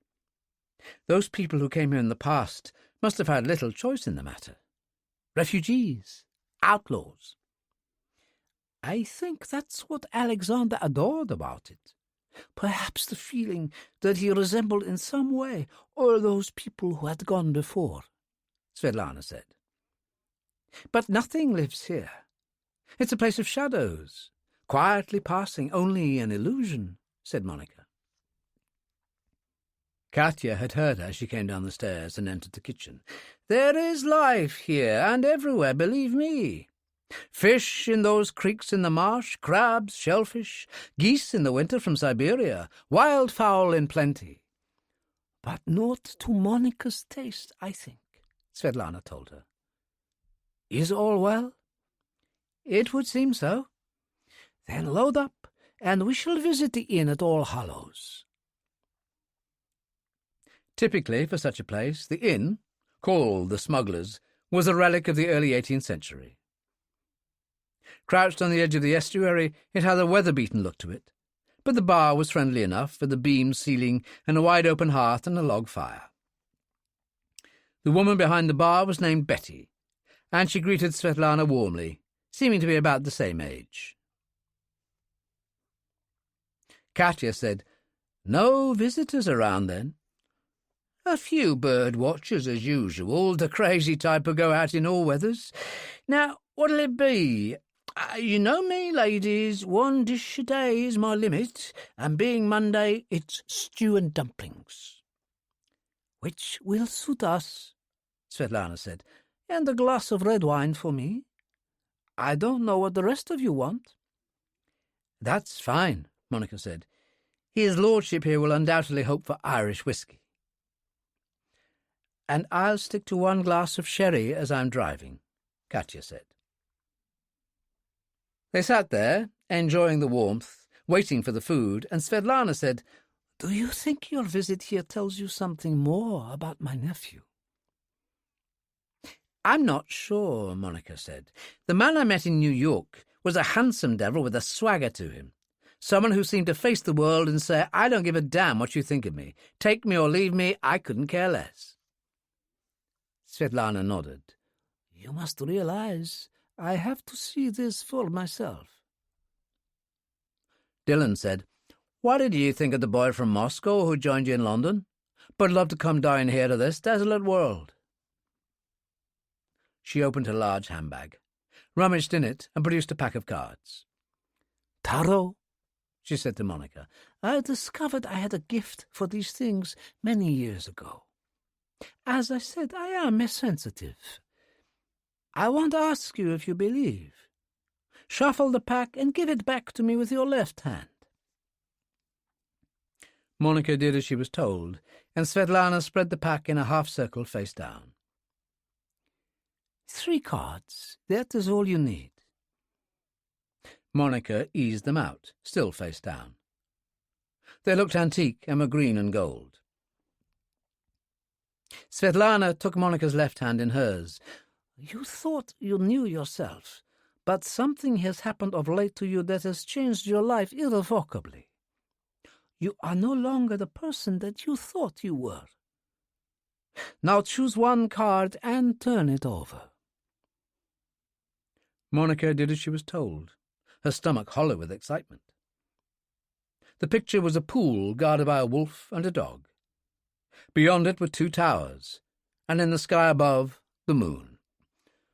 "This is good, my dear, for it is upright. It indicates a crisis in your life. All is changed utterly. Reason and intellect have no part in resolving your new situation. Only your own instincts will bring you through. You must at all times flow with the feeling. Your own feeling. This alone will present you with the true solution." Monica felt drained and weak. "Good God," she said faintly, and reaching found Dillon's left hand and held it tight. "You wouldn't be giving me any answers, would you?" he asked, as Svet Lana picked up the cards and dropped them back in her handbag. "1 at a time is all I am capable of, my dear. It is so draining. But I can't speak of the past. 16 years ago I sat here with Kelly and my nephew, and Alexander asked me, and not for the first time, to do the cards. I had always refused. I always had a bad feeling." "But this time you agreed?" Monica asked. "Yes. But he asked for the double, 1 card on another. He insisted." There was a long pause. Dillon said gently, What was the result? The first card was a knight on horseback, a baton in his hand, a sign of someone who chooses the path of conflict for its own sake. And the second card? Monica felt a strange chill. Death. A skeleton with a scythe, mowing not corn but corpses. But that's terrible. Horrible. Monica was truly upset. Katya said, even worse. When they returned to Chamber Court that evening, it was to receive the news from Moscow about Tanya. You mean the false report that she was only wounded? Dillon asked. Katya nodded, and Svet Lana sighed. Such is life, my dears. Betty chose that exact moment to come in from the kitchen, a plate in each hand, and put them on the bar. Get it while it's hot, she said, and returned to the kitchen. Katya got them and handed them down. Betty came back with 2 more. The outside door opened, and 3 men with hooded anoraks entered, binoculars around their necks. They moved down to the other end of the bar by the fireplace and ordered beer. Eat up, my dears, Svet Lana said, and don't be depressed, for all will be resolved in the end. On the way back to London, Monica received another call from Kuripsky, who was in the bathroom in his apartment at the safe house. "Can you talk?" Just a moment." Monica asked Katya to pull in at the side of the road and got out of the station wagon. You can speak now. "I've enjoyed looking at you on the internet. I found your Major Roper, too. Tell him I'll call at midnight my time tonight, 9 yours. This isn't a request. I need answers." The line went dead, and Monica got back in the station wagon and told Dillon. He said, "Well, it'll be difficult to say no. Call in now and tell Roper. We'll go back to Chamber Court with the ladies and then check in at Holland Park." "You'll keep us posted?" Katya said. "Absolutely. There are 2 important moves in this game. 1, to get Kuripsky out of Paris. The second, to get him safe in your hands at Holland Park so you can work your magic." He smiled at Svet Lana. "Don't worry, my love. It's going to be just fine. Trust me." As it drew closer to 9 o'clock at Holland Park, they all sat waiting, for Ferguson had called in the Salters too, and at 9 precisely, Kuripsky came through. Roper adjusted Monica's mobile, and Kuripsky spoke. "Have you got the plan for me? We're only 3 days away." Roper said, "We will have 2 operatives arriving in Paris by private plane on Wednesday. Their names are Sean Dillon and Billy Salter. We've checked the order of events at the Élysée Palace. 7 o'clock, a glass of champagne as a welcome. Things get serious from 8, then comes the buffet meal. We figure you return to the Ritz for 11, but it could be earlier." "So what happens then?" "I'm handing you over to Dillon." "How do your minders say to you?" Dillon asked. "They have a rota, 1 on guard at all times in my sitting room in the suite." "You go to bed as soon as you get back, whatever time it is. I would imagine a man of your experience would have no difficulty handling the guard in your room." "Then what?" "Straight downstairs, minutes only. There are always taxis at the rank outside. Tell the driver to take you to the Gare du Nord railway station. There's a train leaving for Brest at midnight. We'll be waiting at the gate. We'll even have a passport for you. You know Henri Duval." "And where does this train take me?" "Overnight to Brittany, where a private plane waits to bring you to London." "It's so simple it could work." "It will work," Roper cut in. "There is only 1 floor. I am egotistical enough to assume that Dillon and Salter will recognize me. However, I haven't the slightest idea what they look like." Ferguson, exasperated, said, "Well, of course they'll recognize you. Damn it, man, they'll approach you at the gate." "And whisper in my ear." Monica said, "Oh, shut up, the lot of you. It's perfectly simple. I'll go with them." "Will that serve, Alex?" "Good heavens, yes." "Well, that's settled then." Ferguson said rather lamely, "Well, I suppose it is." "Excellent. I am very grateful, Monica," Kuripsky said. "I'm sure your two friends will look after you well." "Nothing to look after. It'll be a breeze." She felt hugely elated and glanced at Dillon, who was smiling wryly. "One more thing, Major Roper. My future, my anonymity is assured. Believe me, old man, by the time we've finished with you, even you won't recognize who you are." Monica said, "Alex, can I have your mobile number?" "No. But I would like yours, Major Roper. At this stage in the game, it's essential." "Absolutely." Roper gave it to him. "Take care."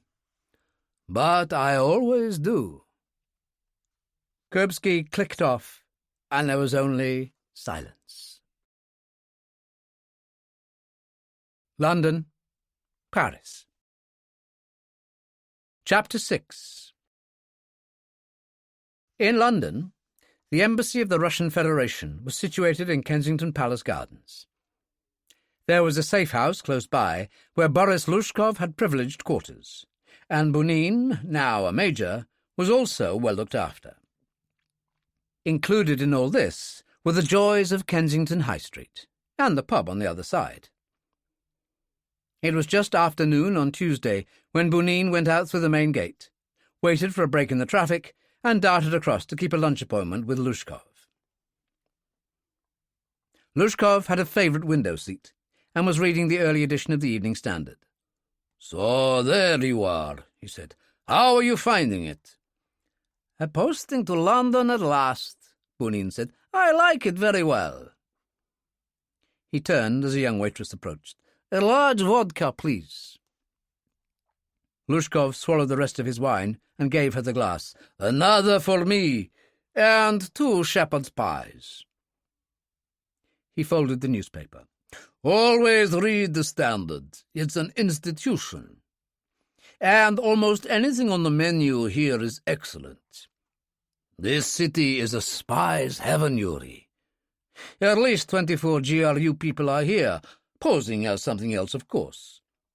To be frank, nobody wants to go home from a London posting." "What was Dublin like?" "Great city, and great people.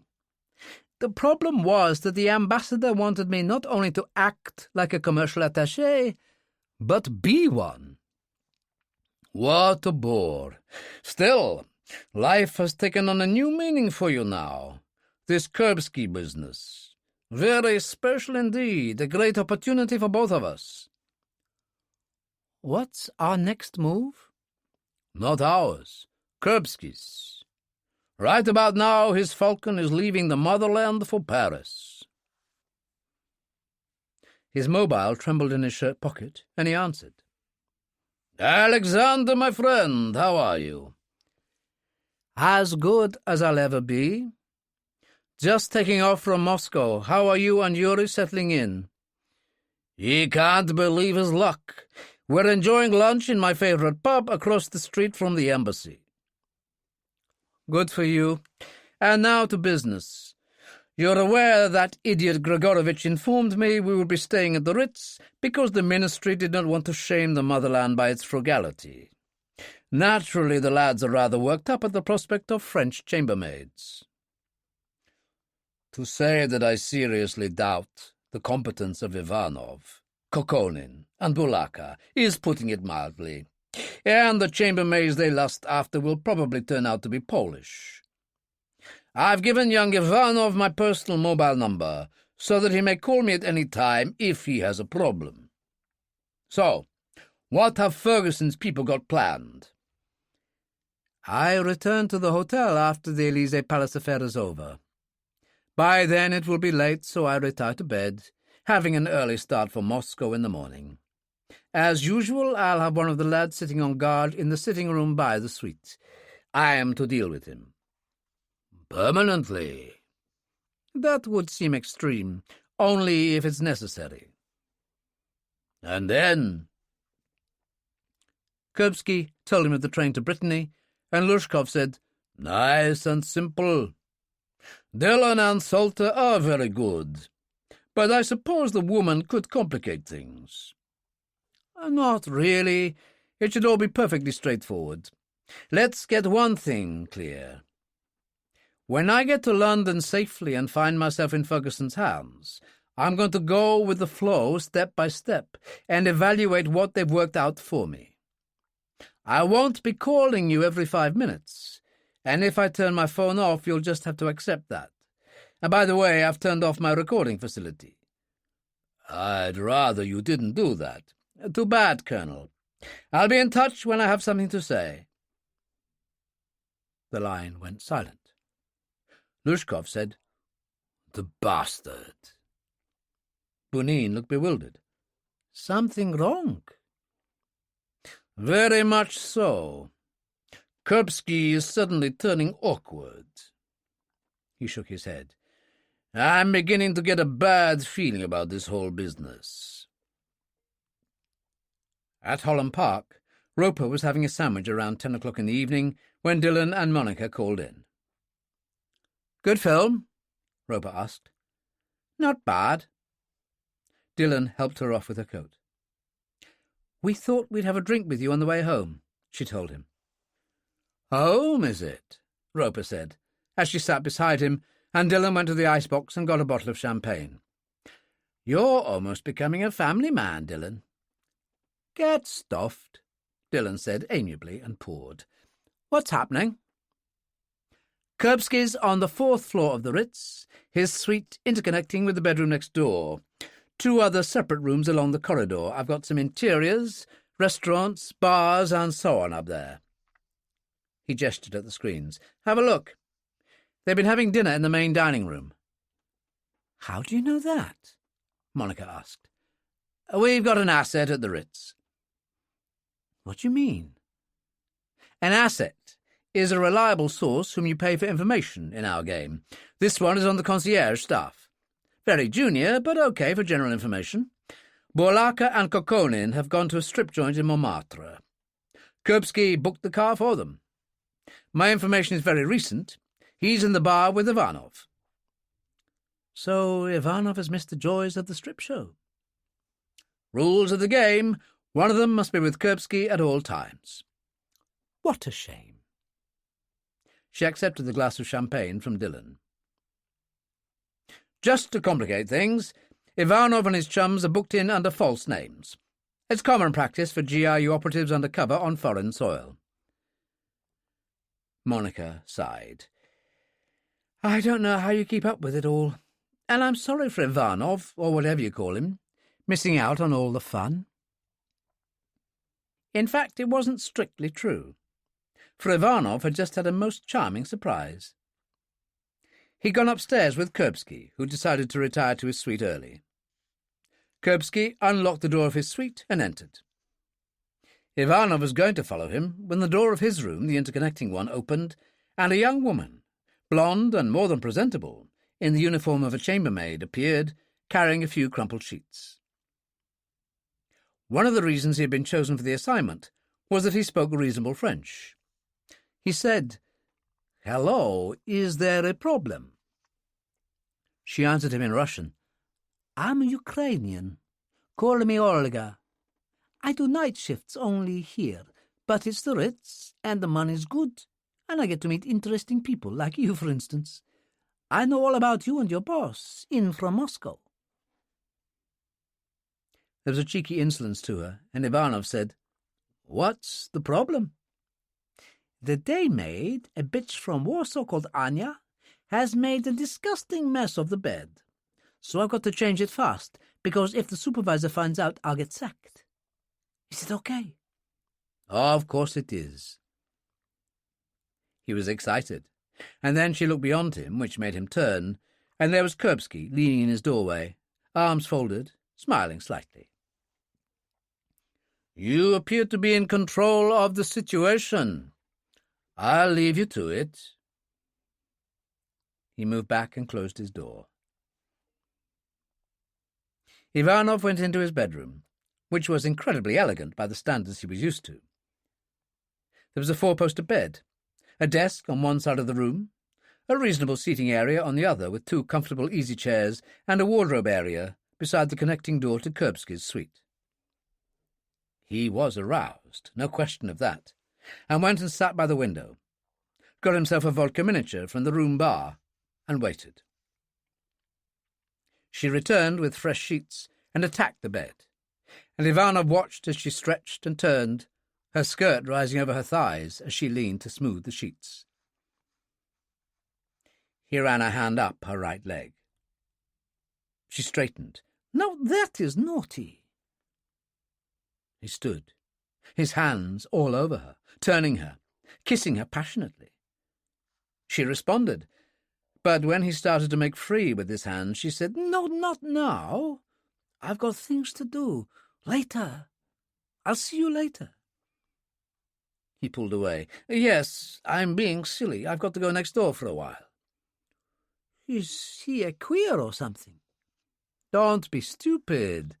I'm supposed to guard him from a chair in the sitting room. It's orders. He's a very important man." "So you sit here all night?" "Well, no, it's a shift system with the other two, but they've gone out on the town at the moment." "Well, you'd better hope they get back in good condition so they can do their shift. I'm on till 8 in the morning. Who knows?" She plumped the pillows, turned down a corner of the duvet, patted his face, and walked out. Ivanov took a deep breath, got up, knocked on the connecting door, opened it, and walked into Kuripsky's sitting room.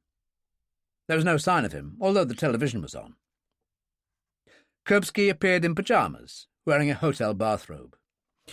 "I said the chambermaids at the Ritz would excite you." "She's a Ukrainian called Olga." Kuripsky was amused. "For some reason, I find that very funny. You poor bastard. Duty before a good shag. I admire you. Go get a drink from my bar and watch television. I'm for bed." Ivanov did as he was told. Had another vodka, and then another, caught by an old movie about French paratroopers in the Algerian War. Finally, he fell asleep in the armchair, and came awake to find it was 2:30. He went into the bathroom and splashed his face, then went and listened at the bedroom door. Everything was still, so he let himself out into the quiet corridor and tapped on Kokonin's door. There was no response, and neither was there from Bolaka. He was bitterly angry, and then a staff door marked service opened, and Olga appeared. "Looking for your friends. They arrived back an hour ago, drunken pigs, both of them. They had to have a couple of porters bring them up and help them into their rooms. One was sick in his bathroom. The porters had to do a cleaning-up job. I've got a pass key if you want to take a look." "Yes, I would if you don't mind."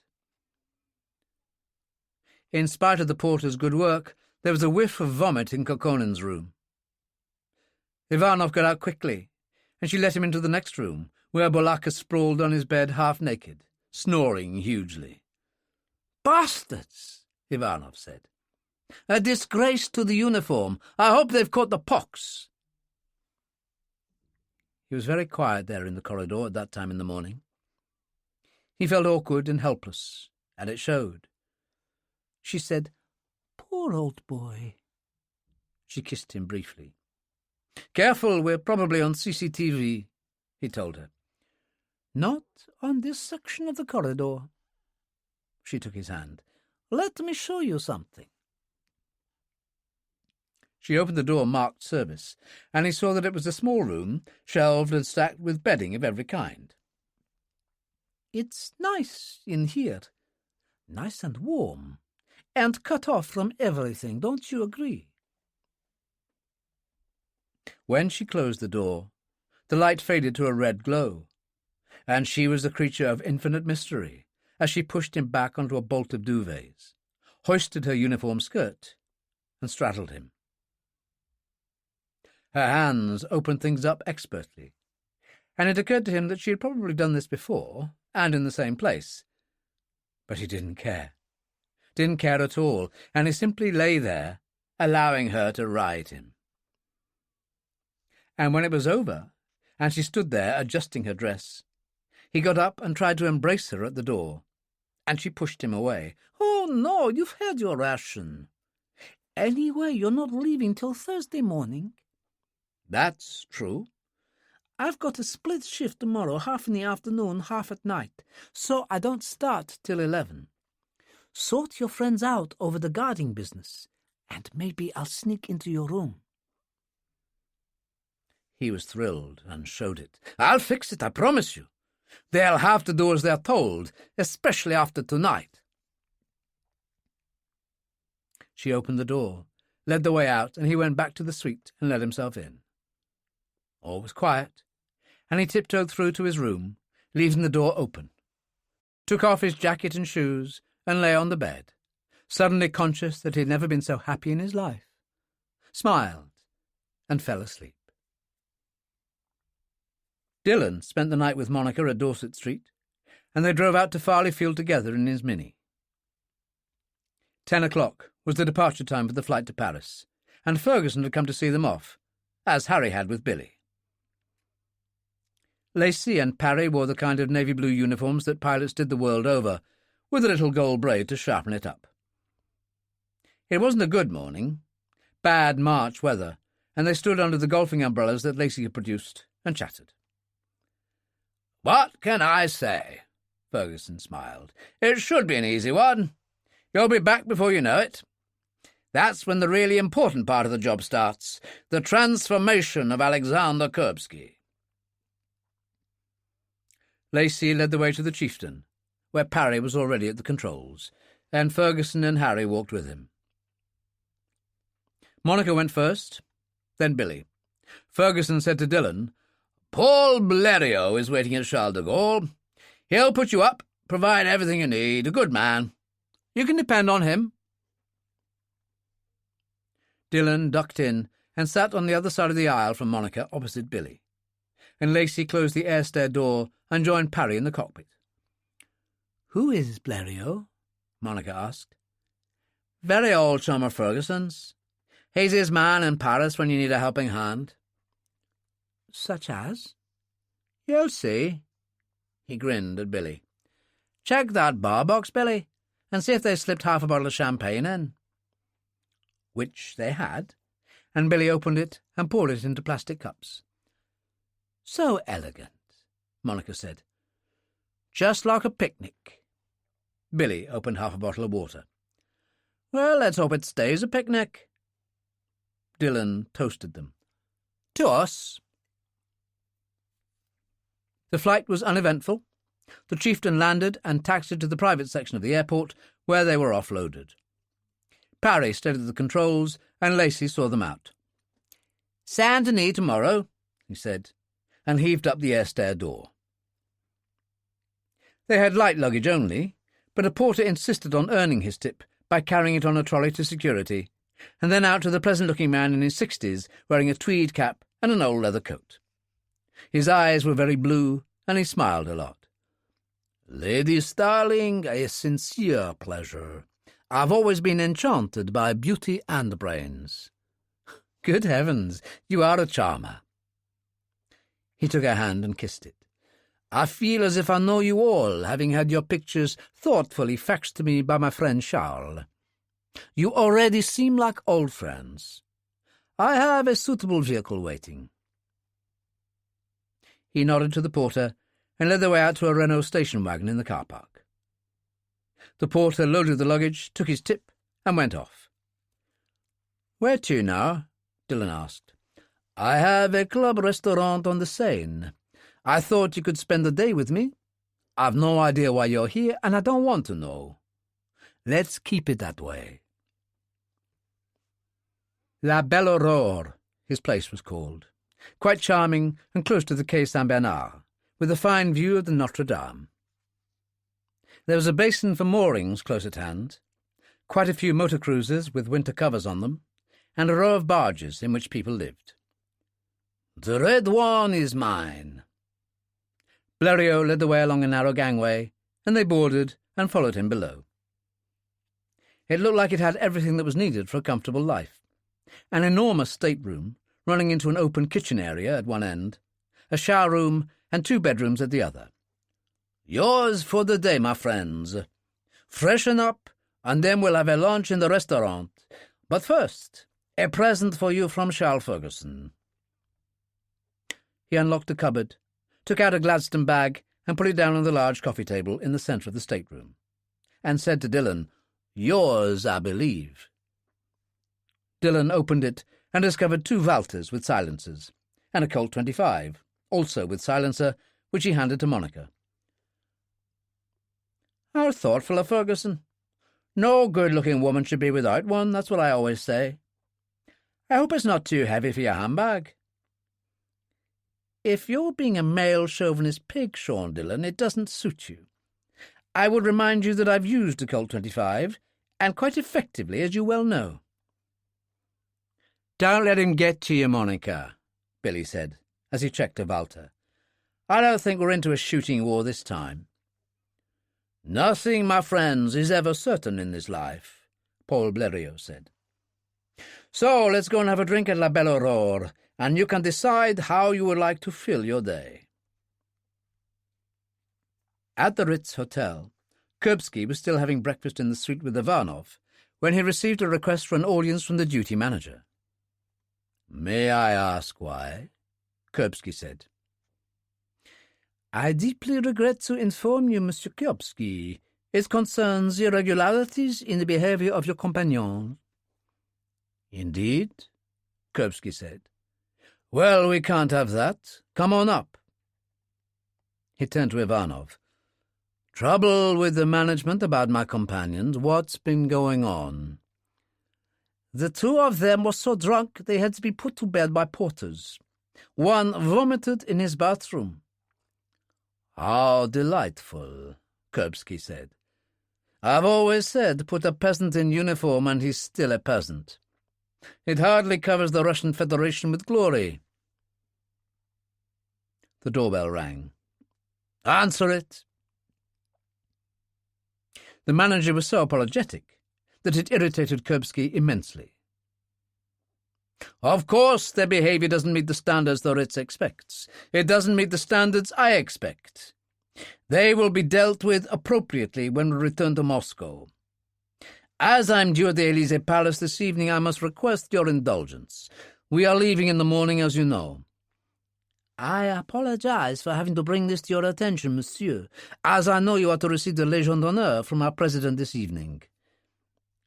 Kuripsky felt like saying, "So what?" but contented himself with, "Your consideration has been all that I would have expected from the Ritz." The manager bowed himself out, and Kuripsky said to Ivanov, "In here now, both of them. And don't bother to dress. Bathrobes will do." Walking dead men was an apt description. They both looked dreadful, and were experiencing the most appalling hangovers. They stood there in their robes, obviously very ill indeed. Kuripsky said, "You are officers in the GRU, on assignment abroad, in one of the world's greatest cities. You are representing your country. You are supposed to be showing some pride in the motherland, and what do? Disgrace yourselves. Disgrace Russia. You might as well have stood there and urinated against the wall in the Champs-Élysées, and frankly, you are not fit to accompany me to the palace this evening." "Please, I don't know what happened," Bolaka croaked. "I think There was something in my drink." "The oldest excuse in the world. Get out of my sight. Get yourselves downstairs to the sports club. See what the sauna and steam room can achieve." They backed out. Ivanov said, "What happens for the rest of the day?" "Well, I've no intention of sitting here on my backside, and according to the rules you've got to accompany me, which will probably bore you to death. I like art. Great art, so the Louvre is a must. I might just allow you a cruise on the Seine or a trip up the Eiffel Tower, but that's it." 4 first-class tickets on the midnight train for Brest from the Gare du Nord. They are private compartments linked by a door. Each compartment takes 2 in the sense that you can pull 2 bunk beds down. But with the connecting door, it will suffice for a party of 4. Here are the tickets." Blériot put them on the table, and Monica examined them. "Excellent. We'll travel in style. There is a restaurant car, I presume?" "Yes, I know the train well. It has a kind of faded splendour, and the rolling stock is charming, but old. For example, there is a toilet at each end of the corridor. Nothing private." "Hardly the end of the world," Monica said. She turned to Dillon. "So, what do we do now?" "Go for a walk. See the sights. Does that suit you, Billy?" "Absolutely." "Remember, you may use my barge as much as you want. There's a lot of time to fill before your train leaves. And you'll need a couple of the restaurant umbrellas. It's not exactly the best time of the year to go walking by the Seine. I've things to do. I'll see you later." Blériot got up and went. "There's always the Louvre, the Eiffel Tower, Notre Dame." "Been there, done that," Monica said. "What about you, Sean?" "My dear girl, I used to live in this great city years ago, in the days of my wicked past.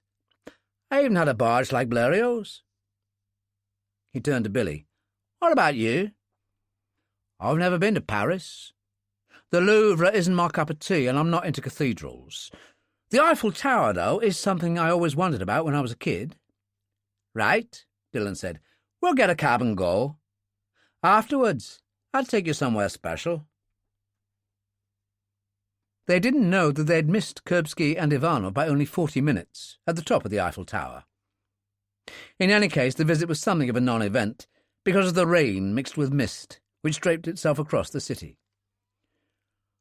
"I enjoyed Blackpool Tower more," Billy said, as they descended in the lift.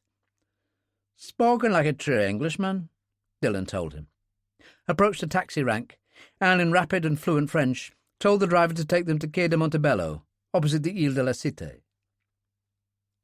"Now what?" Billy demanded. "Wait and see." A short while later, they parked at the side of a cobbled quay. "What's all this?" Monica asked, getting out and putting up an umbrella. "Bateau mouche," Dillon told her. "Floating restaurants. Sail up the river and have a meal and a bottle of wine, see the sights. It's a regular thing. They follow a timetable." "In this bloody weather," Billy said.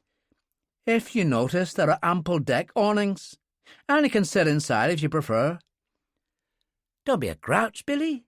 It looks like fun," Monica told him. 2 deckhands were about to pull up the gangway, but paused to let them on board. A waiter approached, smiling. "Will you be dining?" "If it's not too late for lunch," Dillon answered in French. "Of course, monsieur, we never close. Not too many customers today. It's the time of the year and the weather. Choose where you would like to sit, and I will start with a drink for you." They went up to the upper deck, but the sides were open and the rain was blowing in, so they went back down and found a nice table by the stern window, so they could see all the sights as they passed. Dillon and Monica had champagne, grilled Dover sole and Lyonnaise potatoes. Billy, a large bowl of bouillabaisse. "I've got to give it to you, Dillon," Billy said. "This stew is the business. I'm really enjoying the whole thing. Notre Dame looks great up there. The barges, It's nearly as good as the Thames. Monica patted his hand. There's no answer to that. My fish was marvellous. All I'd like now would be coffee. The waiter, hovering, started to clear the plates. At once, madame. Dillon lit a cigarette, passed it to her, and lit another. They're French, he said. Nobody's going to throw us off the boat. How do you think things are going, Billy said, with Kuripsky? Kuripsky seemed confident in his ability to handle the gardener's room tonight, said Dillon. Considering his military experience, he should be. I suppose I'm just nervous because we've got nothing to do except wait for him at the gate for that midnight train at the Gare du Nord, Billy said. The waiter brought coffee. Billy asked for English breakfast tea, and Dillon a Bushmills whisky. Monica said, I'm still fascinated by the whole venture. The future. I can't get my head round what's supposed to happen to Kuripsky. Maybe he can't either, Billy said. We'll just have to wait and see. Kuripsky had been slightly surprised to discover that the dress for the ceremony was not black tie. The new president had decided to open things up, and business suits were the order of the day. It was 5:30 when Kuripsky finished dressing and examined himself in the mirror in the bedroom wardrobe. Very much as he had done in New York, he wore black, and had to confess it looked good. He went and kicked on the door of the connecting room, then went and found his jacket. Ivanov came in. You wanted me? How are they?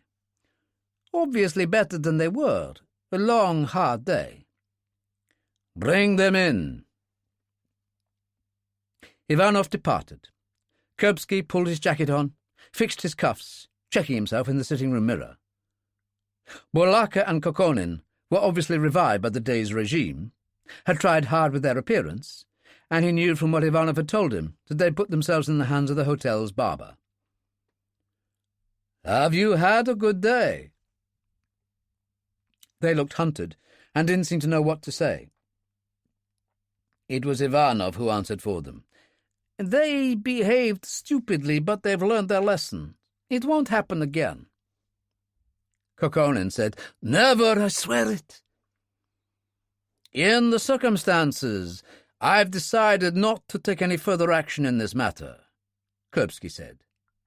Then, to Ivanov, you will make no report of the affair when we return to Moscow. Their relief was immediate. Thank you, comrade, they chorused. Kuripsky wondered how they'd feel when they discovered he'd done a runner. It'd be a blot on their records, sufficient to ruin any prospects of advancement in their chosen careers. What would they think of Alexander Kuripsky then? He said, Come down to the bar, I'll buy you a drink. They were astonished. Come on, we haven't got time to waste. He opened the door and went out. They stood at the magnificent bar, and he ordered 4 vodkas and said, You can't all come with me to the ceremony. Only one aide is allowed to accompany me inside, so 2 of you will have to wait in the limousines. In the circumstances, you will understand that I'm choosing Ivanov. Of course, comrade, Borlaka said gamely, and glanced at Kokonin. And the fact that Ivanov spent the whole night obeying my orders and guarding me was, I believe, detrimental to his love life. It won't be the same tonight. You 2 must sort it out when we get back. They nodded almost eagerly. The 4 vodkas appeared before them. Kuripsky raised his in a toast and surprised them by not mentioning himself. To the motherland which bred me, and to Vladimir Putin, Prime Minister of the Russian Federation. He emptied his glass and turned it upside down on the bar, and said to Ivanov, We'll go now. There is a Mercedes due from the embassy. Speak to the concierge. He led the way out. At the Élysée Palace, they were checked to the main gate and passed through to the courtyard and parking area. Kuripsky and Ivanov left the others and joined a sizable crowd of people pushing towards the main doors of the palace. All life was there, a mixture of uniforms and civilian attire, and the palace guards in their gorgeous outfits. There was a great hubbub as they went in, chandeliers sparkling over the incredible opulence of it all. A colonel in the dress uniform of the Foreign Legion, standing at the entrance to a cordoned-off section of the crowd, saw Kuripsky and beckoned. When Kuripsky approached, he said in English, "Mr. Kuripsky, this is an honor. We have been worried. Your embassy was supposed to be in touch an hour ago to confirm you're on the way. It's a good thing I saw you. Is this your aide?" "Yes, Lieutenant Ivanov." "Right. He'll be seated in one of the 3 back rows. You'll be in the front row, of course." He offered Kuripsky an embossed card. "Give this to the usher up there." Ivanov said, "Good luck, comrade." Kuripsky went along the aisle and offered the card to some sort of majordomo, who examined it and led him to his seat, which was at the very end of the front row on the right. It meant that Kuripsky only had the person on his left to make small talk with. The man was very old and wrinkled, with a shock of white hair. He smiled when the man looked sideways at him and spoke in German, which unfortunately was not one of Kuripsky's languages. He said something unintelligible, so Kuripsky said, "Hello, how are you?" in Russian. He seemed alarmed, and Kuripsky tried English. The old man immediately looked wise and said, "Who are you?" very slowly, as if taking his time over each word. "Alexander Kuripsky." "Why are you here?"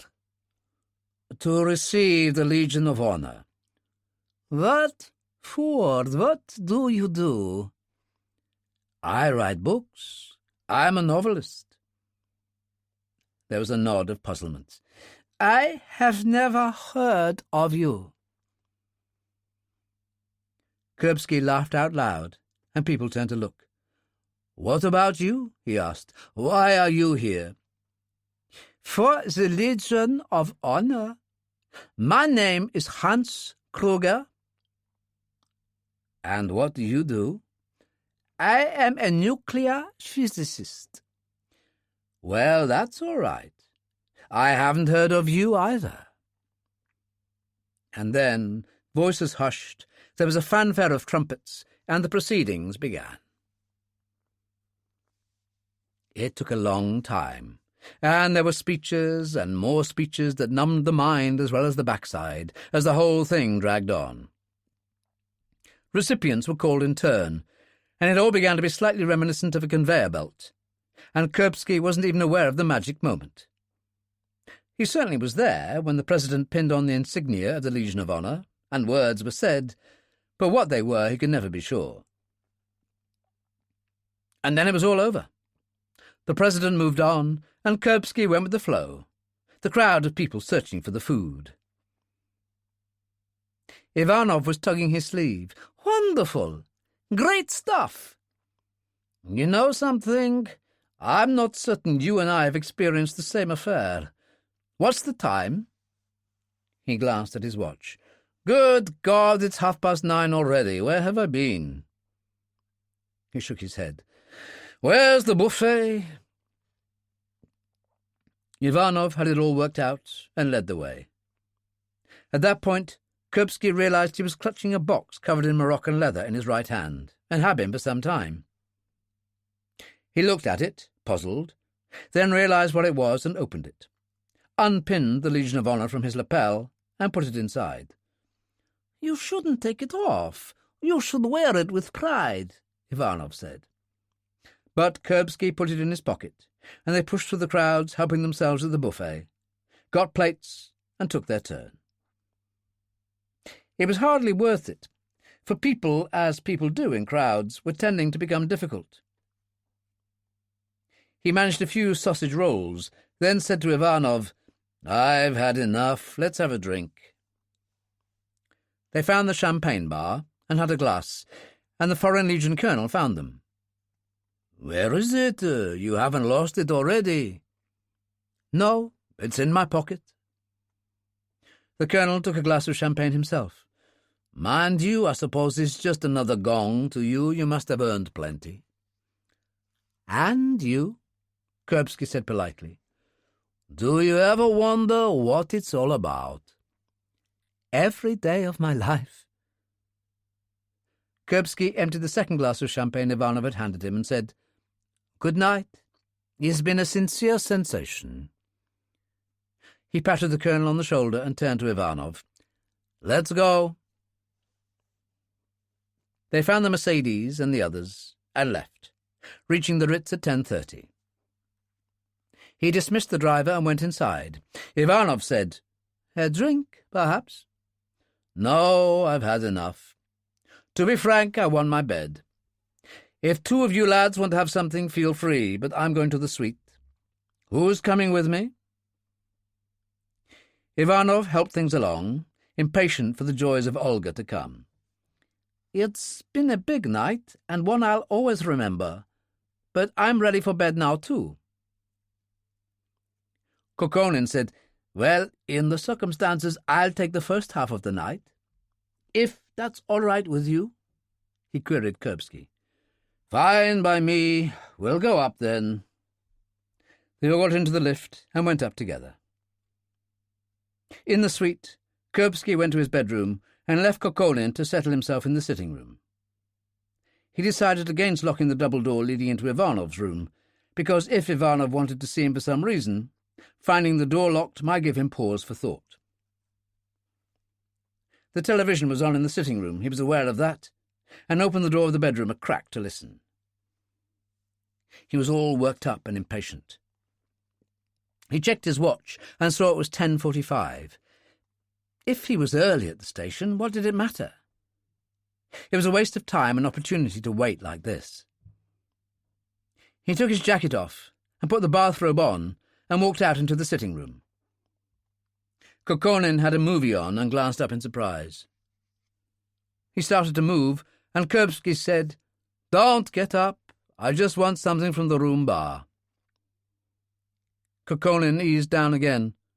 Kuripsky passed behind him, turned, and delivered a rabbit punch to the neck with extended knuckles. Then, as Kokonin moaned, held him with one hand and squeezed his thumb into the carotid artery, until Kokonin slouched over the arm of the big easy-chair. Kuripsky darted into the bedroom, tearing off the bathrobe, revealing a silenced Walter in a belt clip at the small of his back.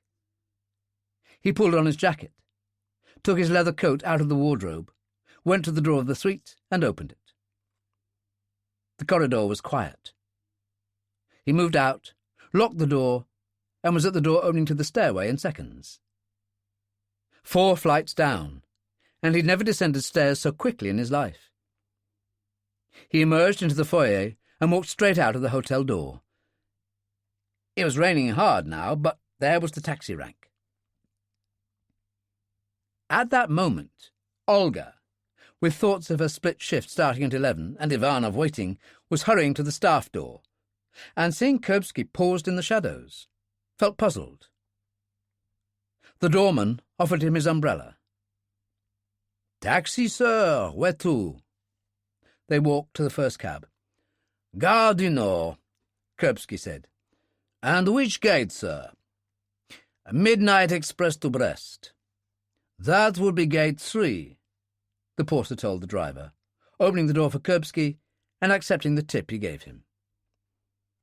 The taxi drove away, and Olga, still puzzled, went in through the staff entrance and clocked in for her shift. In the taxi, Kuripsky took out his mobile and called Monica. She was already on the train, sitting in one of the private compartments with Dillon and Billy. "Alex, where are you? Are you okay?" "I'm on my way in a taxi. Everything's worked like a charm. I know I'm early, but I couldn't wait." "I don't think that matters. We'll see you soon." She clicked off, smiling hugely at Dillon and Billy. "He's on his way." "Well, that's great," Dillon said. "We'll go and meet him together. Let's get moving." The Midnight Express. Chapter 7. At the Ritz, Olga clocked in, then went to the women's staff room, opened her locker, undressed, and changed into staff uniform. She reported to the supervisor, and then went up to her station on the 4th floor. It was just after 11 when she went into the linen room, still puzzled about Kuripsky. Then she wondered about Ivanov. Was he even there? There was one way to find out. She went and knocked on his door lightly, then used her passkey. He was lying on the bed, jacket off, propped up against pillows, watching television, and sat up with a smile, swinging his feet to the floor. "I've been waiting for you." He took a quick step, enfolded her in his arms, and kissed her passionately. She pulled away. "When I saw your boss leave the hotel, I wondered what was going on. I wasn't even sure you'd be here." "What are you talking about?" "Kuripsky. I saw him getting a taxi downstairs on my way in." He shook his head. "But that's impossible." "It was him, all right. Ask the doorman. He got him the taxi. It was to the Gare du Nord. I heard him quite clearly. The porter asked which gate, and your boss said he wanted the midnight express to Brest, and the porter said gate 3. Ivanov turned, ran to the interconnecting door to the suite, opened it, and rushed in. Kokonin was leaning over in the chair, holding his head in his hands and groaning. Ivanov pulled his hands away and shook him. "What happened?" "I was watching television. He came in, said he wanted a drink from the room bar, and passed behind me. He must have punched me or something. I just blacked out. I only opened my eyes a minute or so ago. Where is he?" "Gone. Cleared off. Olga here saw him leaving the hotel and getting a taxi." He turned to Olga, who stood in the doorway. "Get my friend from his room. If he's undressed, tell him to get his clothes on again and come and join us." "What is it?" she demanded. "What in the hell has happened?" "My boss has decided to defect, that's what's happened. And if he gets away with it, me and my friends might as well defect too, because if we go back to Moscow without him, we'll end up in some gulag in Siberia. Go and get the other guy." She went, and Ivanov pushed Kokonin into the bathroom. "Take your shirt off quickly. Come on, I'll give you one of my shirts. You haven't got time for a full shower, but a few minutes with your head under the cold spray will help." He opened the shower door and turned it on ice cold. Kokonin did as he was told, leaning in and then withdrawing and toweling himself dry. Ivanov went and got a fresh shirt for him, and as he was pulling it on, Olga came back.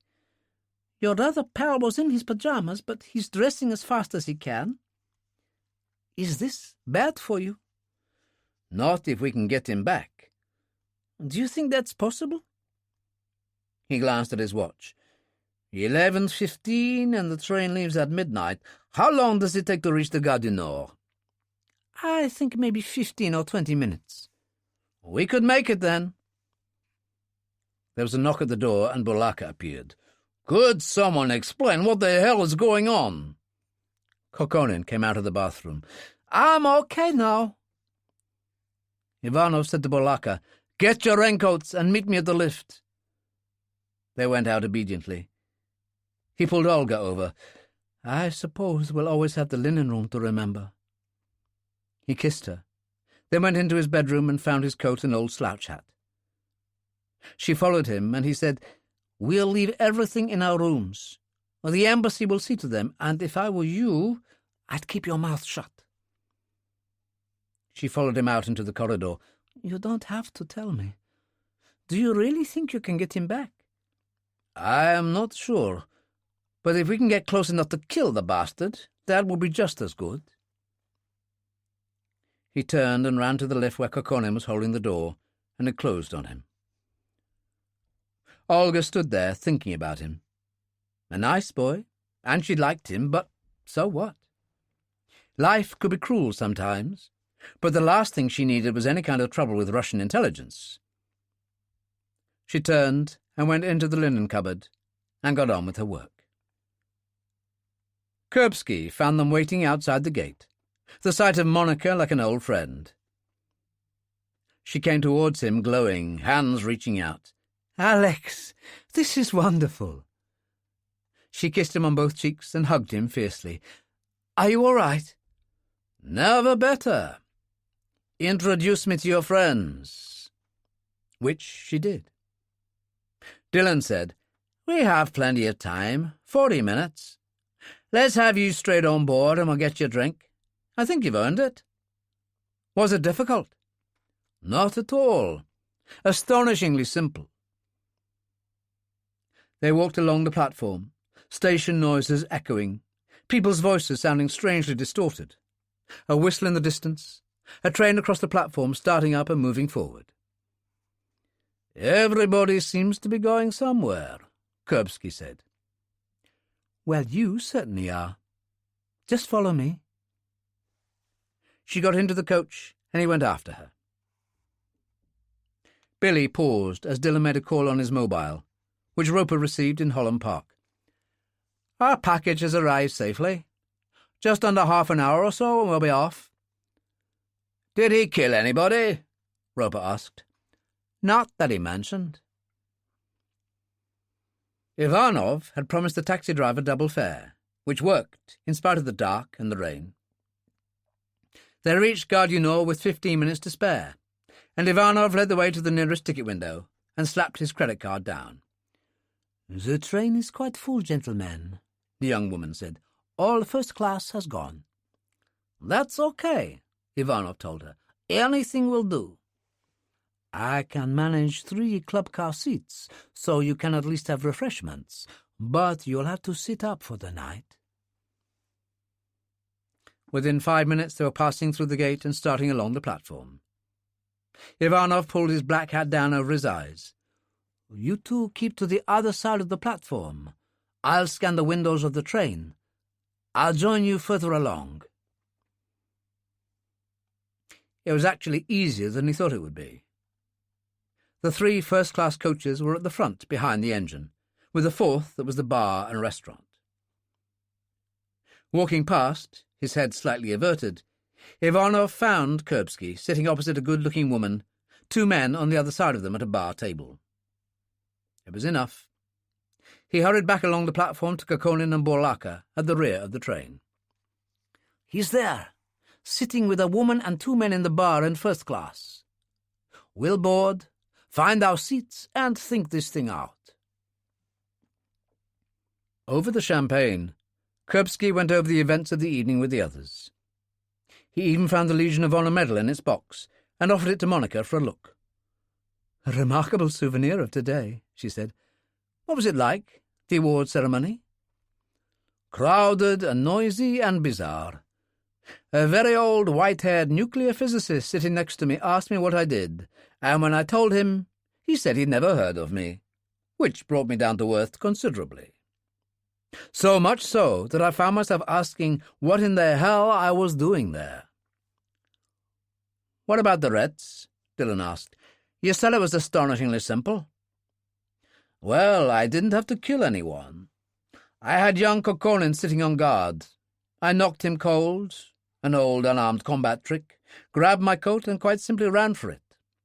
I was being handed into a taxi by the doorman about 4 minutes later." He smiled. "The rest, you know." The train was moving, gliding along, picking up a little speed as it left the station, a melancholy whistle echoing into the gloom. "I love trains, especially at night," Kuripsky said. "I once did the Trans-Siberian all the way to Vladivostok. An amazing experience. I got some interesting poetry out of it." "I didn't know you wrote poetry," Monica said. "Bad poetry, I think, so I don't advertise it." As if to prevent any further discussion on the matter, he said, "I'd like to freshen up. Can we return to the compartment?" "Of course," Monica said. "It has a pull-down basin to wash your face or shave, but no toilet. Those are at each end of the corridor." "I am sure we'll get by." Dillon and Billy went first, Monica next, and Kuripsky followed. and Ivanov and his friends watched through the glass door at the other end. "Back to our seats now," Ivanov said, and led the way to the club car at the rear of the train. They had the end table, 4 chairs grouped around it, but the 4th was vacant. When the steward came with the drinks cart, they ordered half a bottle of vodka and ice. Ivanov heavily overtipped the man. "We prefer privacy, my friends and I." "I take your point, monsieur." The steward produced a reserve notice, smiled, and moved on with his cart. "What are we going to do?" Kokkonen demanded. "Let's assess the situation. We've no idea who these 3 people with Kuripsky are," Ivanov said. "But they don't know who we are, only Kuripsky does." Kokkonen said, "I don't see how we could do anything much on the train anyway. As long as Kuripsky stays up there in first class and we stay down here, we'll get by. We're armed, all 3 of us, that's in our favor.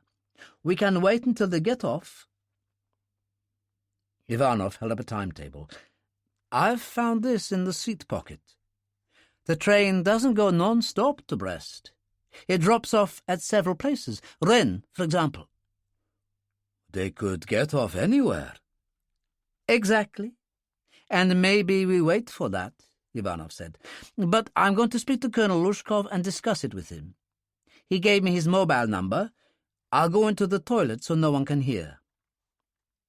Which he did, going to the one at the end of the coach and locking himself in. In London, Lushkov was in his quarters in Kensington Palace Gardens, preparing for bed, when he received the call. He listened intently as Ivanov explained the situation. "It pains me to say this," Ivanov said, "but Kuripsky seems to have defected. He knocked Kokkonen unconscious and fled the hotel. It was only by chance that the chambermaid servicing our room saw him getting into a taxi as she came on shift and heard his destination. That led us to the midnight express to Brest. We are on the train now, and Kuripsky's in first class drinking with a woman and 2 men. He doesn't look like a prisoner." Which Lushkov could have confirmed, since he knew who the woman and the 2 men were. There was no way he could pull Ivanov's coals out of the fire. He and his friend should have been left high and dry at the Ritz while Kuripsky disappeared into the night. The British, of course, would expect Russian security to try to recover him, and they would take appropriate action. Knowing Dillon and Billy Salter as he did, Lushkov knew the reckoning would be harsh. He remembered Putin's words in Moscow. His defection must appear genuine at all times. His GRU minders in Paris should not be informed of the real facts. If they fall by the wayside, so be it. He took a deep breath and said to Ivanov, "When they get off, follow them. That is all I can suggest. See where it leads you. Then contact Major Grigorovich at the GRU safe house outside Moscow. Take care." He sat there thinking about it. Starling, Salter, and Dillon did not know Ivanov and the boys by sight, only Kuripsky did, so only he could alert the others to their presence on the train. But if Ivanov and the other 2 sat at the other end of the train for the entire journey, keeping out of the way, they'd be able to follow Kuripsky at leisure when their quarry left the train. He had to alert Kuripsky. Had no choice. Kuripsky had his phone in his right trouser pocket on vibrate. Monica was reading a book. Dillon was reading Paris Soir at the other side of the table, and Billy was dozing, his head back against a pillow by the open door to the connecting apartment. Kuripsky smiled at Monica, excused himself, got up and went to the lavatory at the end of the corridor, entered, and locked the door. He answered the phone, and Lushkov said, "Thank God you answered." "What is this? I told you I didn't want to speak to you every 5 minutes." "Shut up and listen." Lushkov explained quickly what had happened. "So, you see, my friend, Ivanov and his 2 chums are on the train with you, and they now think you a defector and a traitor to the motherland. "Holy Mother of God," Kuripsky said. "What are you going to do?" "I don't know. If I tell the others, they need an explanation as to how I knew." "You could say you'd taken a walk along the train and seen them." "And they hadn't seen me. Come on, get real, Boris." "Well, you'd better think of something, because if this screws up the whole operation, you'll not only be in deep shit, but your sister will be condemned to live out the rest of her days in the far north of Siberia." Kuripsky fought hard to control himself and kept his voice low. "Damn you, don't threaten me." "Alex, I'm not. He's got me by the balls too, our glorious Prime Minister. There's no either-or here. The great man hates being disappointed. He always gets his way. So, what's it to be?" "I don't seem to have much choice," Kuripsky said. "I'll speak to you again. Don't call me, I'll call you." He left the lavatory, moved along the corridor through the dining room and the coaches behind where most passengers were curled up in sleep. He was careful, paused at each connecting door and scanned the passengers inside, looking for his quarry, and finally reached the club car, and there they were at the far end. He withdrew and was approached by the head waiter as he went back to the restaurant car.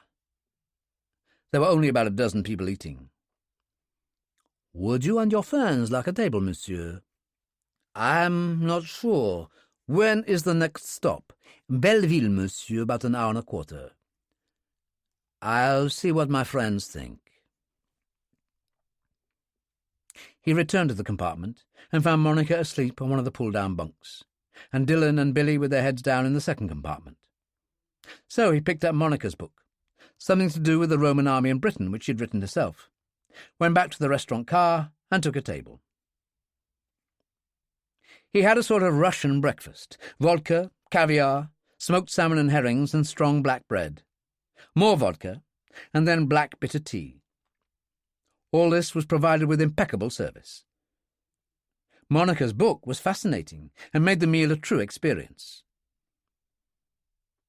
The time had passed so quickly that when they started to slow, he was quite caught out. And then they were gradually stopping, and the head waiter said, "Belleville, monsieur."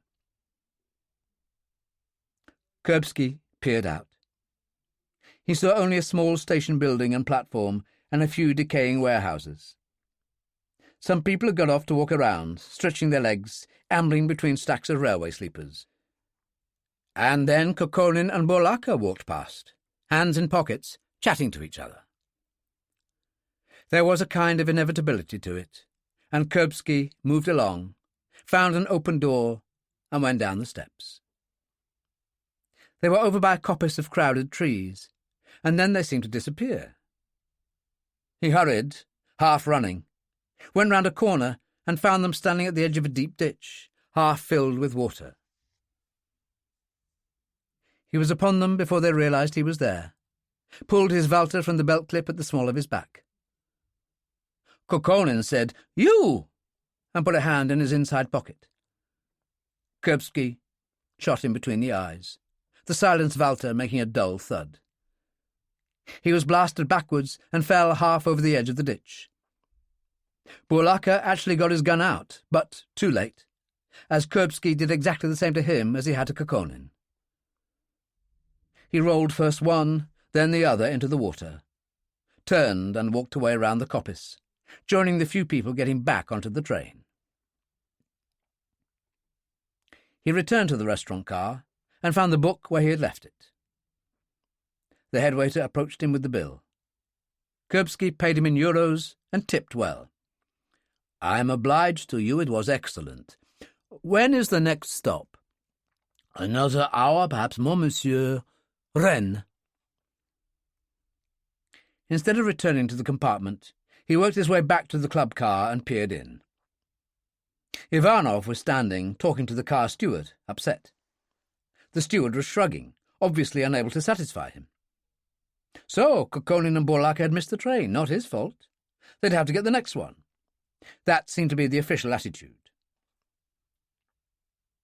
Kuripsky turned and went back. From the first day you put on a uniform, you had to accept you could die wearing it. He was fighting in a war of sorts. He seemed to have done so all his life. He should have had a little pity for the 2 dead men, perhaps, but he'd used that all up in Afghanistan and Chechnya. He didn't go in when he got back to the compartment, simply checked to see that his 3 companions were still resting, turned and started to make his way towards the rear of the train. It was time to finish the thing, whatever it took. The entire train seemed to be asleep, but for a passenger here or there with a magazine or a book. After midnight, when anything is possible and death is in the air. It wasn't Shakespeare, he knew that, some minor writer from times past. Not that it mattered. He had reached the club car.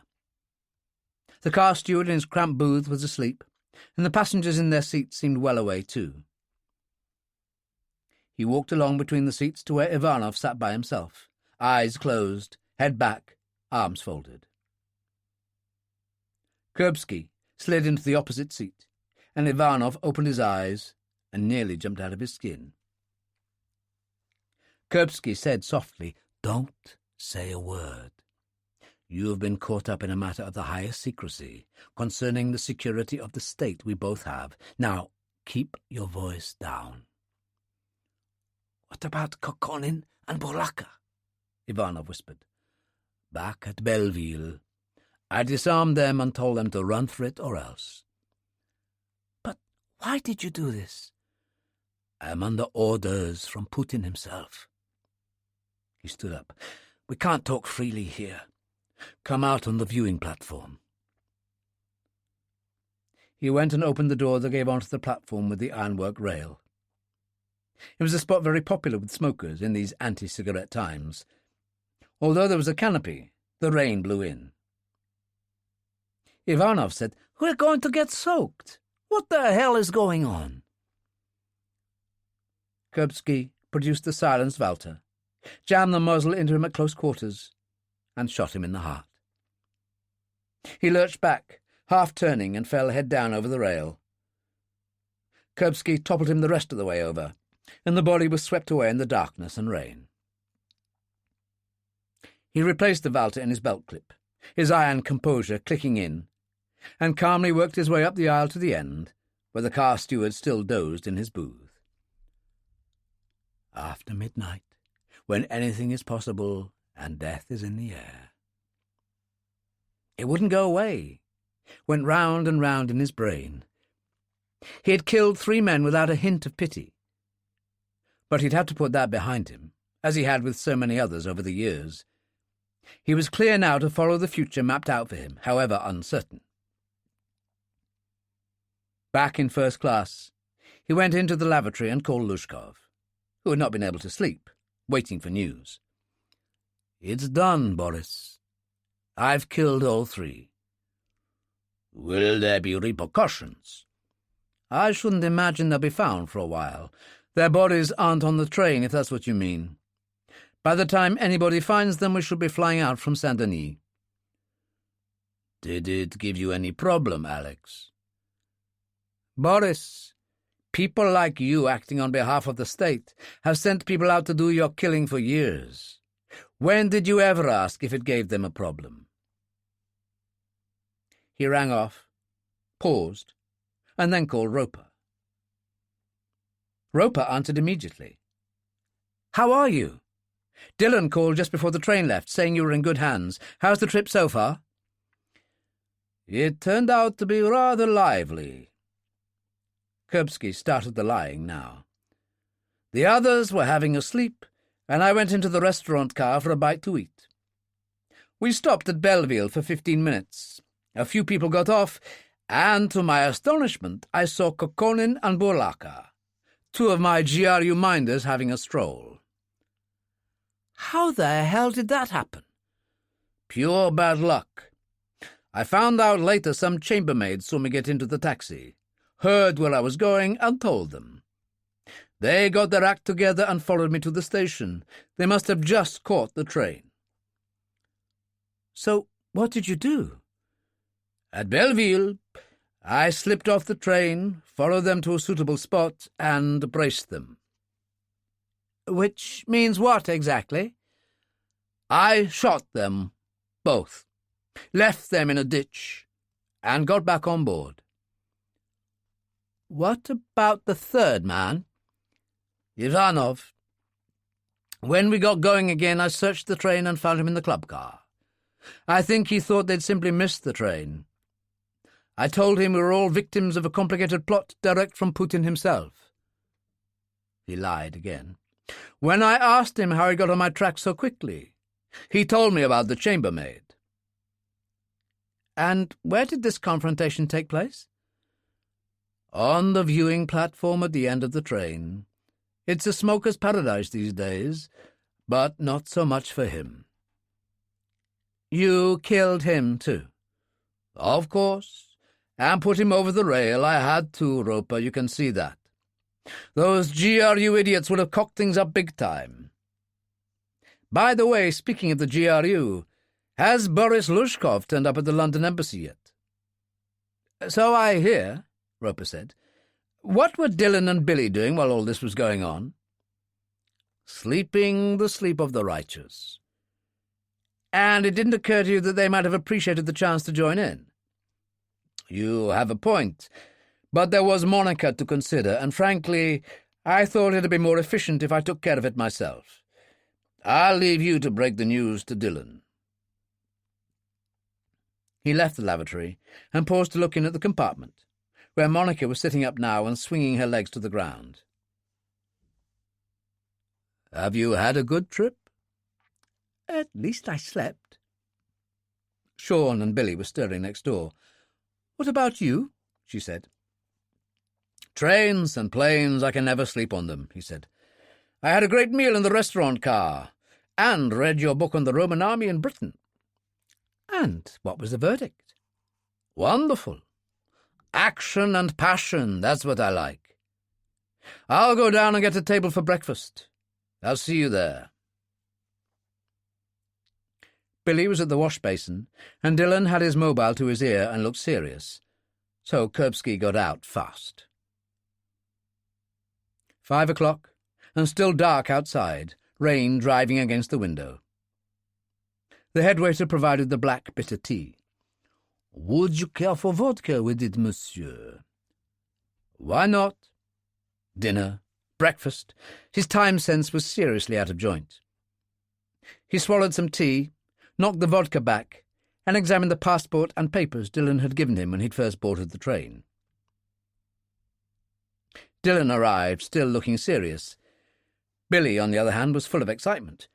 3 at one blow, Kuripsky. I always thought that was for flies on a slice of bread and jam. Dillon said, Damn it, Billy, this is serious. He turned to Kuripsky. I understand discovering Kokorin and Bolaka was a shock, but you should have called us in. That's what we're here for. Well, I didn't, Kuripsky told him. I needed to act fast. And Ivanov? Look, I knew him, so I knew how to handle him. It's done now. How's Monica? Upset, Dillon said. She'll get over it, Billy put in. She shot an IRA bastard dead in the Drumore affair, and she didn't have any trouble getting over that. Let's order breakfast. I'll go and get her, said Kuripsky. Would that be all right with you? I don't own the lady, Dillon told him. Tell the head waiter I'll have the same as I did before. She was standing at the wash basin in the compartment, looking in the mirror and applying her lipstick. Well, here I am, he said. Are you angry with me? Not any more. Let me just ask you, was it necessary? They'd have tried to take me back by force, and it could have been very messy. She nodded. That makes sense. This venture you've embarked on, that we're all involved in, it was bound to bring demands and consequences we didn't perhaps anticipate. You're right. I know I am, Alex, and this may not be the last of them. But that's in the future. Right now, let's join the others for breakfast. She brushed past him and led the way down the corridor. They passed through Rennes, and 20 miles later pulled up at Saint-Denis, a small station in the pleasant market town. It was 6:30, still that bad March weather. Daylight now, a slate-grey sky and the eternal rain. There was quite a press of people waiting to board, obviously going to Brest, the nearest big city. Parry was waiting with an umbrella and approached them at once. "I've got a car waiting with a driver. The airfield's 8 miles from here, and we've had an order from General Ferguson only an hour ago to bring our departure forward. I don't know what's up, but he wants you out of here as soon as possible." They piled into the car, and Billy said as they drove away, "You think Roper's had words with Ferguson?" "Of course he has," Dillon said, "and wants us clear of French soil."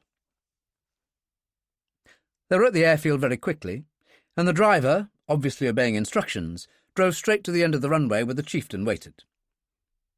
Parry said, "Straight on board. We have friends here. It's taken care of."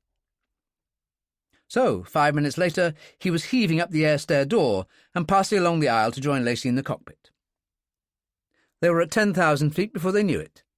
Still bad weather, the chieftain rocking in the turbulence, but making steady progress out over the Channel Islands and pushing on towards the Isle of Wight and England.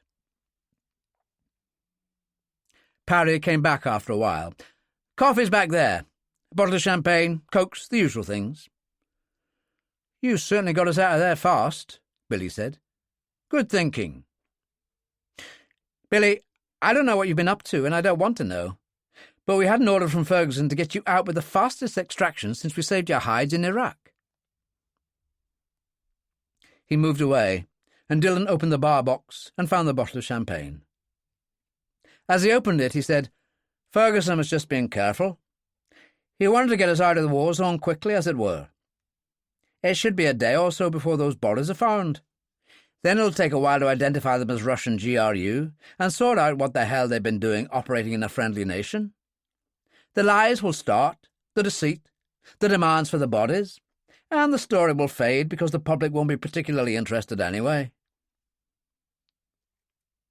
He poured and passed the first plastic glass to Monica. And Billy said to Kuripsky, "There's a lesson for all of us. We said it would be as smooth as silk, dead simple. And it would have been if that bird, the chambermaid, hadn't happened to be clocking on shift by the taxi rank and seen you. Saw me and heard me, because the doorman asked for my destination to tell the taxi driver.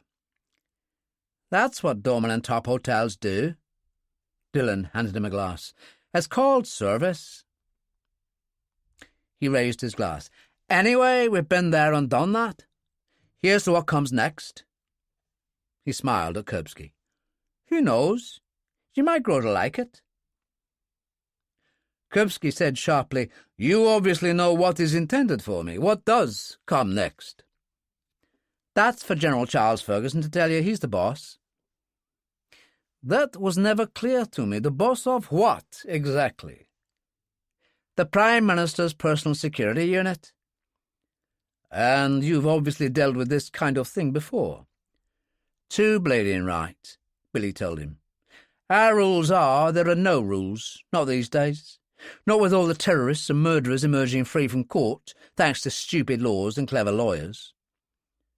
"And how did you get involved with him?" Kuripsky asked. "I used to be a gangster, but it got boring. So did my Uncle Harry. Dillon here was a top enforcer with the Provisional IRA. The two guys flying this plane are decorated RAF officers. The point is, we can be worse than the bad guys." Kuripsky turned to Monica. "And you? Are you worse than the bad guys?" She hesitated. "Now and then I can be useful." Dillon topped his glass up. "Who knows what you could end up doing?" At Farley, Ferguson's Daimler drove straight up to the chieftain when it rolled to a halt. Parry dropped the air stair door, and Kuripsky went down and got in the rear seat beside Ferguson. It sped away at once, and the general said, "Charles Ferguson," and shook hands. "Heard about the spot of bother on the train?" "Yes, rather unfortunate." Kuripsky said. "You're here now, and that's the main thing. We're going to the Holland Park safe house. Most of my work emanates from there, and Major Roper is based there.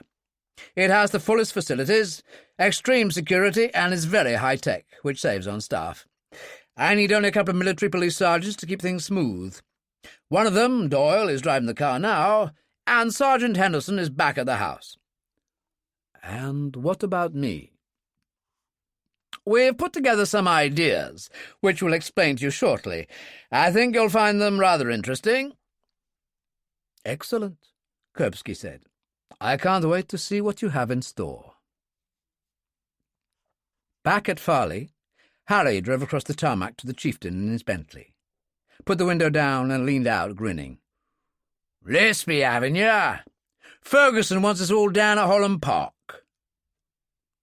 They climbed in and he drove away. "So it worked okay, he's here. Bleeding marvellous. He must be a right villain, knocking off 3 like that." "Ferguson told you?" Billy demanded. "He certainly did.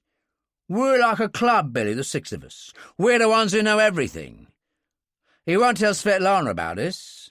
Kuripsky being her nephew and everything, she mightn't like to think of him running around and knocking off people. Let's face it, though, he's obviously got a talent for it.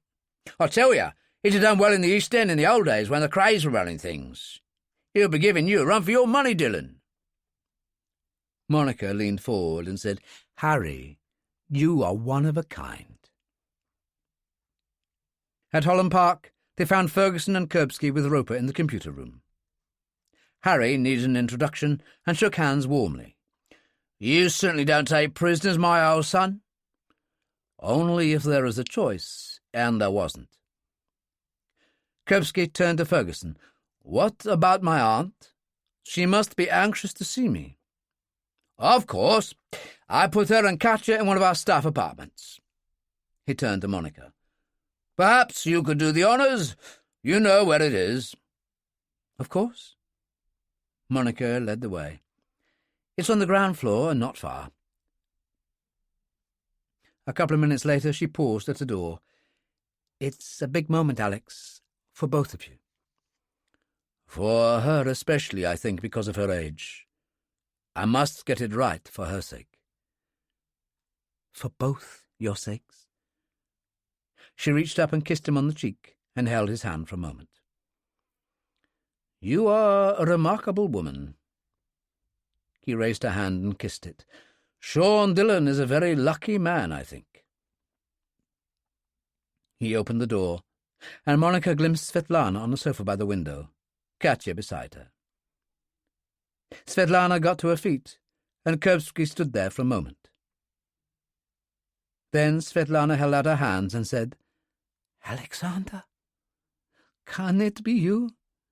I can't believe it after all these years." "Like the bad penny, I've turned up again, babushka." There was a flood of tears. He closed the door. A short while only, and it opened again, and Katya emerged and closed it. "He introduced me, but it's very emotional for Svet Lana in there." "Let's leave them to it, and go and join the others," Monica said. Ferguson was in the corner of the bar area talking to Dillon and Harry. Billy was sitting with Roper, and the 2 women joined them. "How did it go?" Roper asked. Floods of tears from Svet Lana. Her precious boy back after all these years. He even called her babushka. "I thought that meant grandmother in Russian," Roper said. "It seems it was his pet name for her when he was very little. She is so relieved to see him. Just can't believe he's got here safely." Monica glanced at Roper, who nodded. "Tell her what happened. After all, you were there." When she was finished listening, Katya looked grave, but not particularly shocked. "It's a bloody nose for the GRU, but Alex is what he is."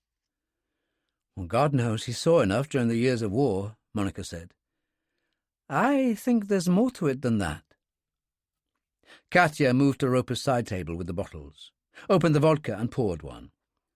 Something else, something deep in his soul, perhaps, blossomed during the wars and won't go away again. Perhaps. Monica was uncertain. Roper reached for his whiskey, the pain in his left shoulder and back suddenly intense. "She's got a point, Monica.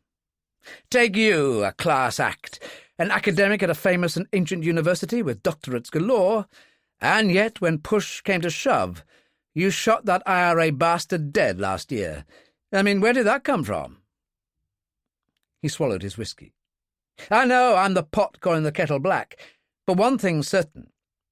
It will be difficult for Svet Lana to take on board the fact that her beloved nephew has just stiffed 3 people. "I think we're all agreed on that," Katya said. "I'll go and see how they're getting on." She went out, and Billy said, "One smart lady, Katya." "Well, I wouldn't disagree with you." Roper pushed his glass over, and Monica poured another scotch. "Is it a bad day?" Monica asked him. "Monica, it's always a bad day. But I'm alive, if not exactly kicking, when I should have been in bits and pieces, like a lot of the poor sods coming back from Afghanistan and Iraq these days. It occurs to me that in the great scheme of things, there might have been a meaning to my survival." "I didn't know you were religious," Billy told him. "I'm not, Billy, but I believe in reason and purpose." The conversation was cut off by the appearance of Katya with Kuripsky and Svet Lana on his arm. Katya said, "Svet Lana wants Alex to watch my show now, so that he knows what we have in mind. I've spoken to Ferguson, and he and Dillon and Harry have gone ahead to the viewing theatre." "I wouldn't miss it for the world," Roper said. Katya had tweaked the film a certain amount, but it was pretty much the same as when she'd first shown it to Svet Lana, Dillon and Monica at Chamber Court. She talked it through, and when she was finished said, "Let's show it once more, I think, so that Alex really gets the idea." There was silence when she finally froze on the final image of what he had become, standing there in hospital scrubs. "Very impressive," Kuripsky said. "An audacious plan." He turned to Svet Lana. "What do you think?" "It would be wonderful if it gave you the chance to stay at the house, at least for a while, so that I could get close again, get to know you." "Let's analyze the situation. If the GRU thinks I'm in London, they'll try and seek me out. On the other hand, the last thing they'd want to do is advertise the fact of my presence here. They'd prefer to kidnap me or kill me in some unobtrusive way." "All that makes sense," Ferguson said. "So I don't think they'll bring in the heavy artillery. They'll wait and watch. If I become wretched Henri Duval, the walking ghoul, dying of lung cancer, racked by the effects of chemotherapy, the odd-job man living over the garage of the house, it'll be so different from what they expected to find that eventually they'll just move on. Of course, if it doesn't work and they sniff me out, I can always do a runner." "So you're up for it," Dillon said. "The sooner the better. To make such a fundamental change in me so quickly will vastly increase our chances of success." Ferguson was excited. "That's it then, people." He turned to Katya. "When do you want to start?" "As soon as possible. I brought my makeup box in the car, my hairdressing essentials, certain drugs I want him to take. I understand you keep a wardrobe of assorted clothing and footwear here as a backup for your operations." "We certainly do. And anything extra that you need, we can get." "Excellent." She kissed Svet Lana on the cheeks. "Go now, love, back to the apartment. Billy will take you. He'll make sure you get anything you need." "Gold room service," Billy said. Gave her his arm and took her to the door. She stopped him and turned, looking at Kuripsky. "I'm afraid Alexander, that in finding you again I will lose you. He blew her a kiss. You will never lose me again, babushka. I swear it. They left. Katya said, Right, the stuff from my car. And you, Monica? She nodded. Yes, you can assist me. It will be good to have you there. She turned to Ferguson. But no one else. This must be understood. She turned and walked out, with Kuripsky and Monica following. London. Chapter 8. The wardrobe area at Holland Park was rather theatrical when you considered it. Walk-in wardrobes filled with a wide selection of clothes, even uniforms. There was a screen high up in the corner, and when Katya switched it on, it showed the final image she had frozen on the viewing theatre set. The lost-looking, hopeless creature in hospital scrubs. She made Kuripsky undress and put on cotton pyjama trousers, and he sat facing the mirrors, the hair wild, the beard tangled. You look like Sir Francis Drake getting ready to sail against the Spanish Armada, doesn't he, Monica? Is that so? Kuripsky said. Romantic tosh. Shut up and take these. She opened a box and shook out 2 large pills. He examined them. What are they? You don't need to know. She poured a glass of tap water. You will take 2 each day. You will notice a darkening under the eyes, which will look like bruising. This will help in the illusion that you are on chemotherapy. They work very quickly. How do you know this? I'm in theatre. It's my business to know. He shrugged and washed the pills down. Now what? A sheet about his shoulders, Monica. She turned to a selection of scissors. So, now I shall be Delilah, and you Samson, I think. The beard first. She was very expert, and quickly reduced the beard to the point where she was able to go to work with an electric razor. The clear chin and mouth really made a difference to the appearance. Then she started hacking the long hair off in handfuls. He made no complaint, even when she obviously hurt him, and finally it was reduced to a stubble. Now she spread foam over the skull, massaging it into the face also, and went to work with the electric razor again. Finally she produced a cutthroat razor. Oh, good God, not that as well. It's necessary, believe me. And she was right. It had changed his appearance totally. The skull, the cheekbones, well pronounced and hollow. She applied some sort of cream, massaging it under the eyes and into the scalp. It's making things darker already. In a little while it will be even darker.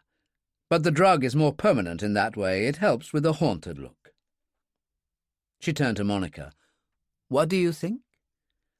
I wouldn't have believed it if I hadn't seen it myself. It's just not the same person.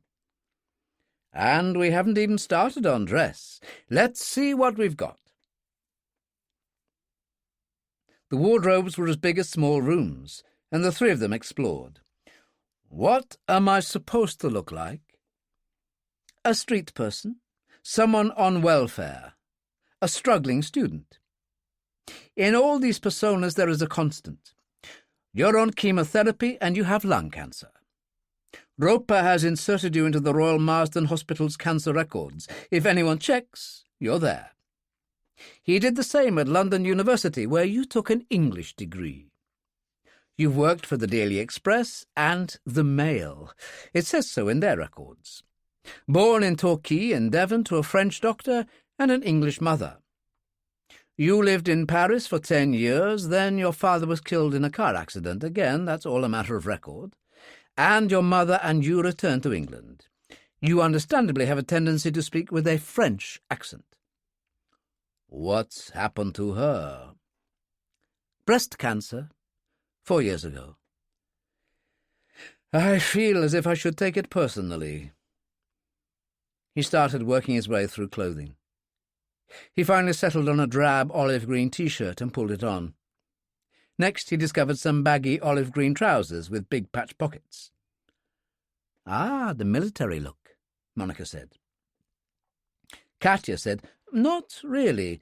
The kind of people I'm talking about wear stuff like this all the time. It's extremely cheap. The sort of thing you can pick up in surplus shops." He found a pair of French paratrooper boots next, which fitted well, and a large three-quarter-length combat jacket of some sort, once again with capacious pockets. "I may not have much, but even on the street I'll need a bag of some sort." Katya, rummaging on a high shelf, had the answer. Again olive green, it was a good size, and had grab handles or a crossbody strap if preferred. She passed it to him, and he examined it. The interior base had an inside zip, providing in effect a secret compartment. "This will do me." "Change of underwear, extra T-shirt, socks," Katya said. "Now you're spoiling me." He slung the bag by the body strap across his chest and worked his way along the shelves. He found a black woolen hat and pulled it over his skull. "Will I do?" he asked Monica. "I suppose so, if you want a job on a building site." He continued to search, found a reasonable pair of leather gloves and put them in the bag. His back was turned, and as he rummaged further, he found a couple of black knitted ski masks staring up at him with empty eyes and wide mouths. He hesitated, then stuffed them in the bag too, along with a couple of British Army Field Service wound packs from a stack he found on the shelf. Katya said, "Is that it?" "I think so." He walked out into the bathroom and looked at the stranger in the mirror, standing there in drab olive green, the bag hanging at his left side. "You were right about the haunted look." He took the woolen hat from the bag and pulled it on. "God in heaven, I look worse." "Walk slowly. Take your time. Speak in a low sort of measured way. You don't smile because you can't smile." "I get the point. I'm permanently weary." "You've got it exactly," Monica said. "I must say you don't look like you at all. You've done a fabulous job, Katya. Let's go and show the others." Katya and Monica found Svet Lana in the safe-house apartment where they had left her. "What's happening, my dear?" Svet Lana asked. "General Ferguson and the others are meeting. He'd like us to join them." "And what about Alexander?" "He'll be there," Katya said. She gave Svet Lana her arm and they went out, Monica following. When they went down the corridor, the doors of the viewing theatre were open, and Kuripsky was standing there in all his glory. He stared at them, then pulled off his woolen hat and scratched his head. Svet Lana barely looked at him and said, "Where are we going? Where is Alexander?" "The computer room," Katya said. They carried on, and Kuripsky called, "No, he isn't. You made your point. I'm here, babushka." They paused and turned. Svet Lana gazed at him, puzzled. "I am here," he said again, and opened his arms. She screamed and cowered against Katya. "What is he saying? Where is Alexander?" She really was terribly upset, and the others came running from the computer room, Ferguson calling, "What the hell is going on?" They stopped dead, all staring, and then Roper arrived in his wheelchair. "My God, I'd never have believed it." "And neither can she." Katya hugged her tight. "It is Alexander, my darling. It's just that I've changed him." "It's me, babushka." He reached to kiss her on the forehead. "It really is me." "Can you change back?" "Not for the moment." She shuddered. "Such a fright. I need a drink. I've never been so shocked in my life." Ferguson gave her his arm. "Coming right up. We'll all go to the bar and celebrate." "Celebrate what?" "Well, if you can't recognize him, it's doubtful anyone else will." Sitting there in the corner all together, Katya said, "I've got another idea. Could be rather clever. Not far from us in Belsize Park is an old-fashioned corner shop. We buy many things there. When Marek worked for us, he often shopped there." "What are you getting at?" Kuripsky asked. "I think you should turn up there in the morning. You're trying to find our house, but you're not sure where it is. You'll have a letter with you, which I'll write before we leave. It will be an offer of employment to you, saying that Marek recommended you to us. It'll also say that we are aware of your medical condition and will allow you to come and go according to the requirements of your treatment." "I get the point," Dillon said. "If anyone makes inquiries at the local shop about Duval, they'll get an acceptable answer. I'll go and type the letter now, if I may use your office, General." Monica said, "So you'll stay here tonight?" "Move into Chamber Court tomorrow. That's the general idea." Dillon said, "Take it easy. Take time to settle in." "I intend to. Look, Sean, I was a paratrooper, then Special Forces, and the final year with GRU." "Military intelligence," Monica said. "A license to murder, and just like you, the rules were no rules." "I read Moscow Nights," Dillon put in, "and it occurred to me it wasn't art imitating life, but probably the other way around." "Very astute of you." Katya returned with an envelope. "Thanks," he said. "I'll see you tomorrow." He gave Svet Lana a hug. "Let Katya take you home, babushka. You'll get too tired." She kissed him and patted his cheek. "Be a good boy." They went, and Dillon said to Monica, "I'll run you home. You haven't had a chance to freshen up. We'll see you again, Alex." Monica kissed him on the cheek. "Stay cool," she said, and went out with Dillon.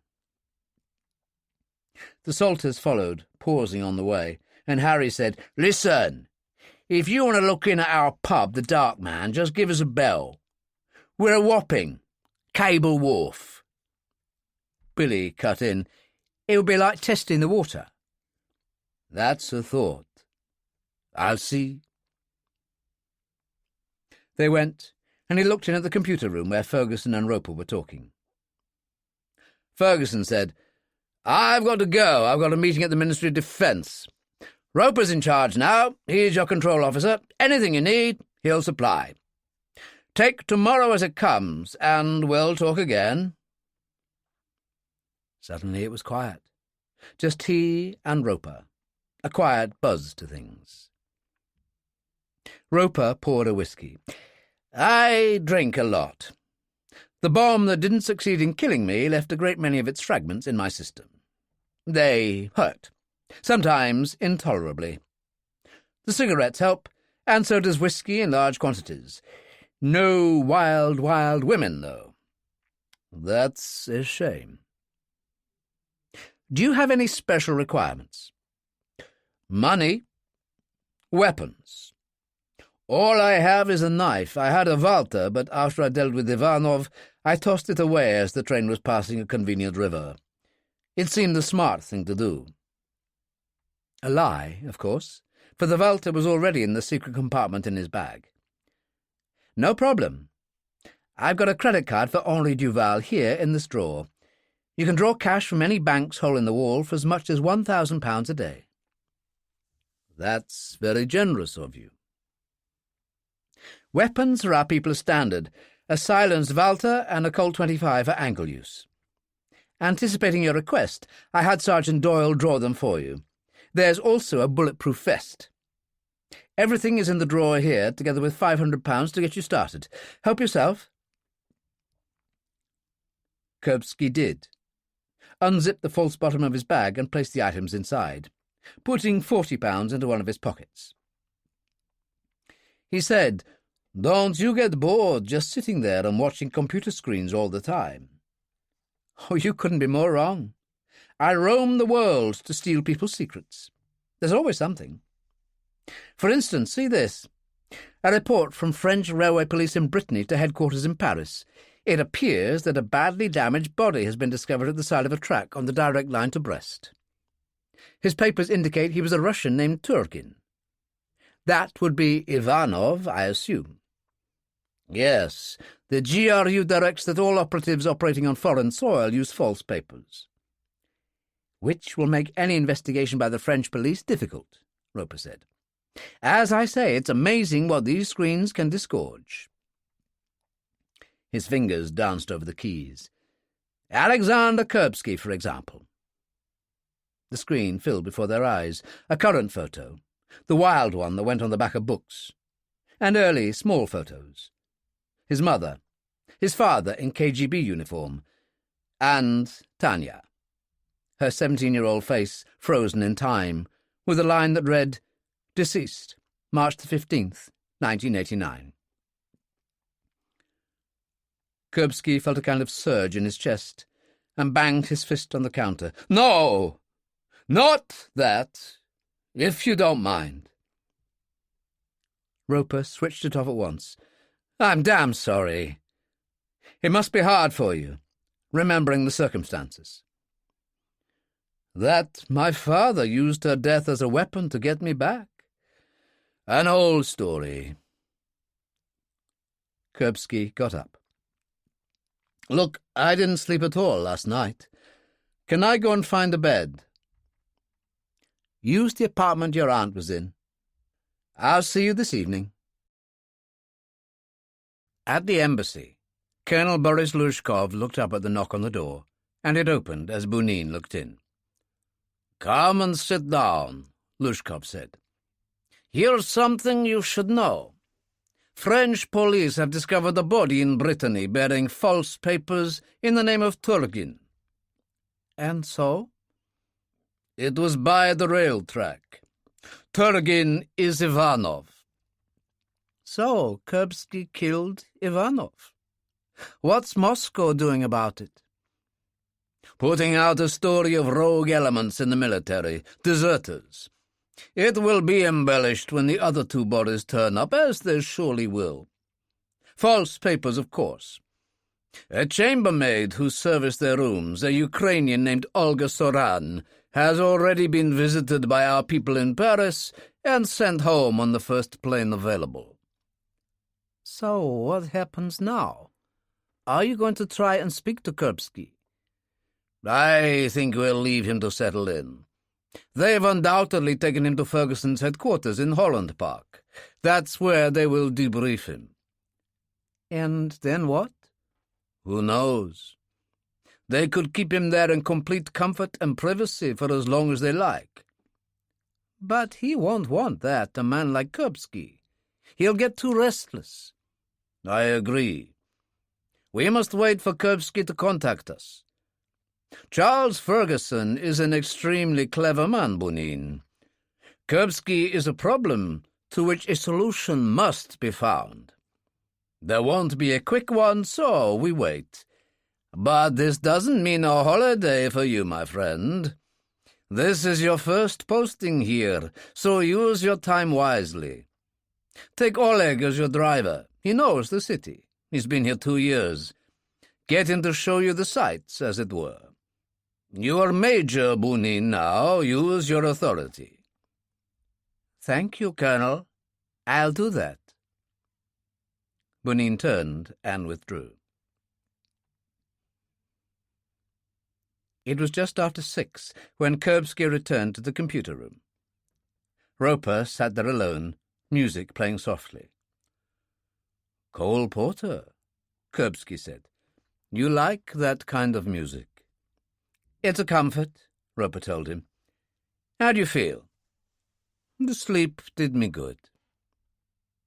Roper reached for the whiskey. "A drink?"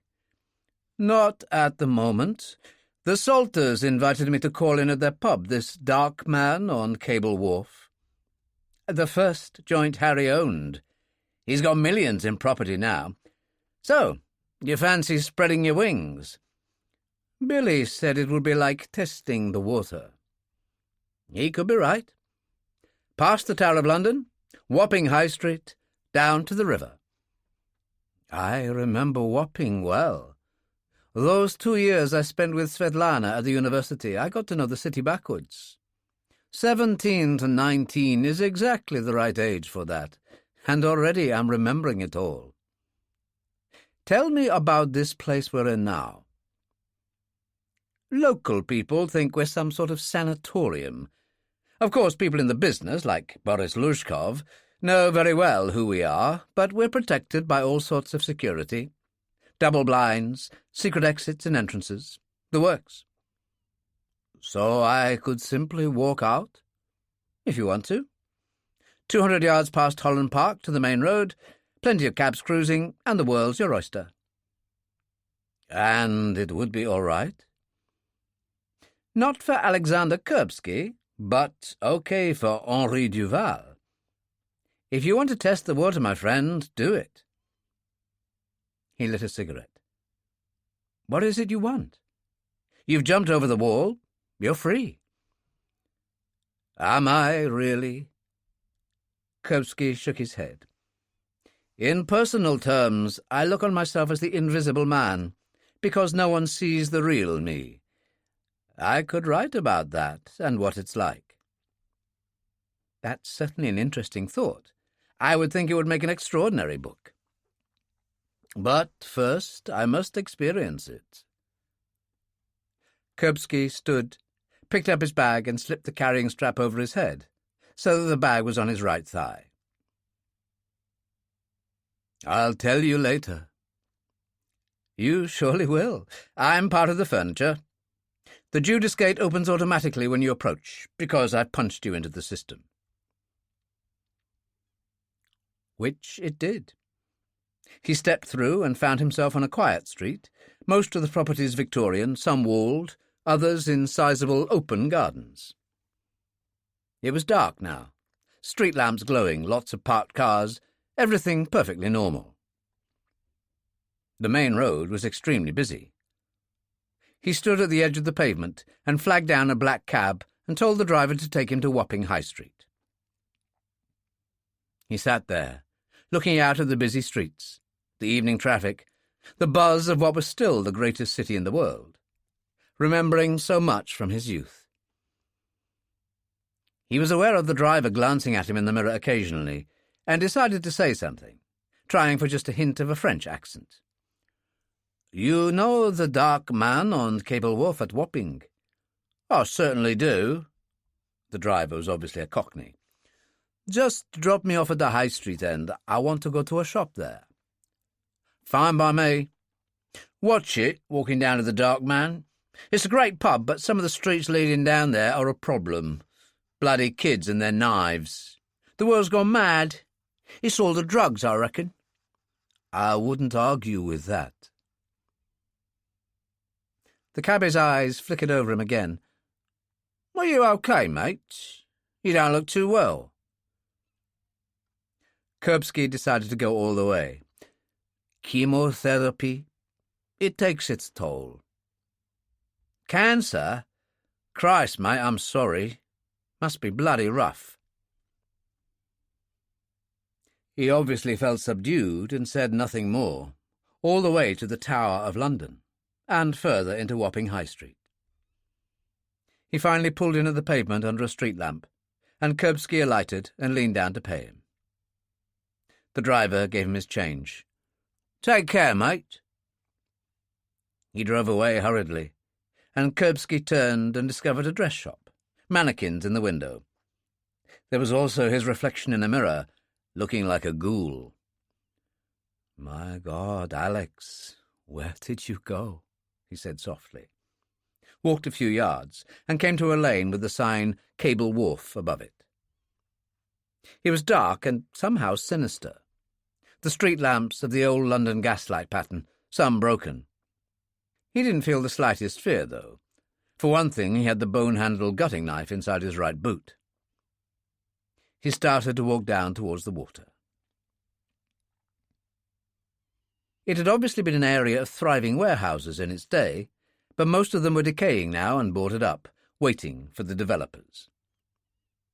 He walked along the centre of the street carefully, aware of voices up ahead and some sort of fire. As he got closer, he saw what it was. An old trash can with rubbish of some kind burning away in a courtyard behind a broken wall. Two youths, drinking from bottles, were standing beside the fire, taking turns to kick an old ragged tramp who lay whimpering on the ground. There was an old woman in a beret, and layers of coats. A bag on the ground, its contents spilled.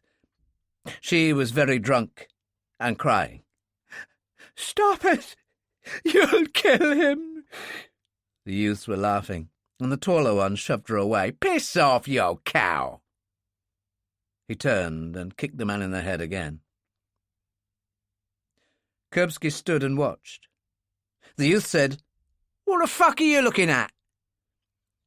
"She's got a point," Kuripsky said, and unzipped the false bottom of his bag. There were 2 Walters in there, and the one which had killed the GRU men on the train had some surgical tape he'd found in the bathroom around the butt.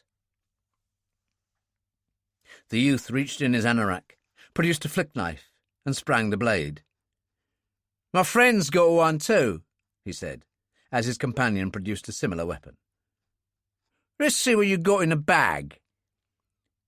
"My pleasure." Kuripsky took out the Walter from the train and hit him across the side of the head.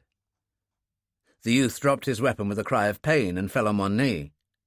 His friend backed away, and Kuripsky picked up the knife, closed the blade, and put it in his pocket. "This is a Walter PPK, the real thing, not an imitation. It has fantastic stopping power." He fired at a tin can amongst the rubbish. There was a dull thud. It jumped in the air. "Imagine what that could do to your knee. Now go away very fast." The undamaged one said, "Come on, for Christ's sake, he means it." He darted away up towards the high street, while the woman was piling her belongings into a bag, and the old man was getting to his feet. The youth Kuripsky had injured had fallen to his knee again, and the old couple moved past him surprisingly fast. He came up slowly, a brick in his hand. "You bastard! I'll smash your skull!" Kuripsky's hand swung up. He fired, and the lower half of the youth's left ear disintegrated. He screamed and plucked at his ear, blood oozing between his fingers. He fell back against the wall. Kuripsky said, "You never learn, people like you. Now clear off and find a hospital." He walked away, swallowed by darkness. The youth cried, "You fucking bastard!" then turned and stumbled away. Kuripsky came out of the darkness and walked along Cable Wharf. On his left was the panorama of London on the other side of the river, lights gleaming everywhere, the sound of distant traffic, a pleasure boat sailing by, all lit up. He came to a multi-storey development of what looked like exclusive apartments. But the dark man standing beside it was a typical river pub that obviously dated from Victorian times. There was a car park, and beyond several boats moored at the jetty. He went to the entrance, paused, then went inside. It wasn't particularly crowded. The bar was very Victorian, mirrors, lots of mahogany and marble. The beer pumps were porcelain. The Salters were sitting in a corner booth, with 2 hard-looking men leaning against the wall behind, listening to the conversation. As he discovered later, they were Joe Baxter and Sam Hall, Harry Salter's minders. Nobody noticed him. He hesitated and turned to the bar, where an attractive blonde was serving. She looked at him curiously, as did 2 or 3 customers standing enjoying a drink together. "What's your pleasure, love?" she asked. "Vodka, if you please, madame," Tonic? No, as it comes. She put the glass before him, and he took off his woolen hat. She winced perceptibly. Are you all right, love? Absolutely. He took the vodka straight down. Billy appeared. Henri, my old friend, we'd just about given you up. You've met our Ruby, Mrs. Moon. She's captain of the ship.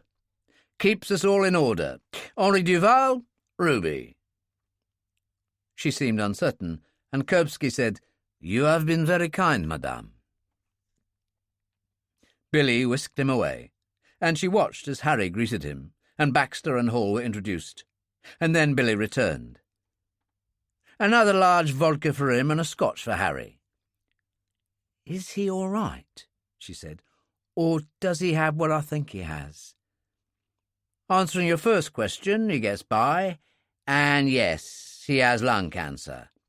He's on chemotherapy at the Marsden. So he's French. Billy proceeded to give her Henri Duval's background, which included his lack of relatives. He normally lives in Torquay, but he needed to be in London for the treatment. His mother was a cousin of Harry's. I see. Oh, I feel so sorry for him. Well, you've got a good heart, Ruby. We all know that. She took the drinks across and said to Kuripsky, I'm so pleased to meet you. Billy's been telling me all about you. When you feel like something to eat, let me know. Steak and ale pie tonight. Sounds marvellous, Kuripsky told her. We'll all have a go at that, Harry said. Ruby nodded and went away, and Baxter and Hall drifted to the other end of the bar and joined two men drinking there. Harry nodded at the vodka. Should you be drinking that in your condition? I've checked it out. It varies with people. He took it down Russian style. I suppose it reminds me that there's still a real me lurking around inside. I'll take your point, Billy said. How's it going? So far, so good. I walked down from the safe house, hailed a cab, dropped off in Wapping High Street. And walked down here? Harry asked. You got to watch that, Harry told him. What with all those streets empty and waiting for the developers, you get some funny people hanging around. Not that I noticed, Kuripsky said. Anyway, it does seem to be working, Billy asked. So it seems. Take Ruby. She was troubled. I had a cab driver who asked me if I was okay. He said I didn't look too well. Yeah, well, he was sorry for you. Kuripsky didn't even smile. I'm not used to that. But Katya Sorin will be pleased. It's all working out exactly as she had hoped. And where's it all going to end? That's what I'd like to know, Billy said. Kuripsky shrugged. Don't ask me, I'm just passing through. Ruby waved from behind the bar, and Harry said, That's enough for now. Let's have you in the back parlour for a big slice of Ruby's steak and ale pie. You'll love it, believe me.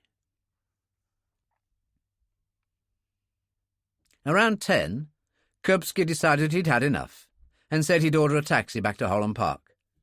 But Billy wouldn't hear of it, and insisted on taking him in his scarlet Alfa Romeo. It's no hardship. I like driving by night, particularly after midnight. I find it calming, locked in tight in your very own world. And rain, Kuripsky said. There's something special about that. The windscreen wipers clicking back and forth, it's hypnotic.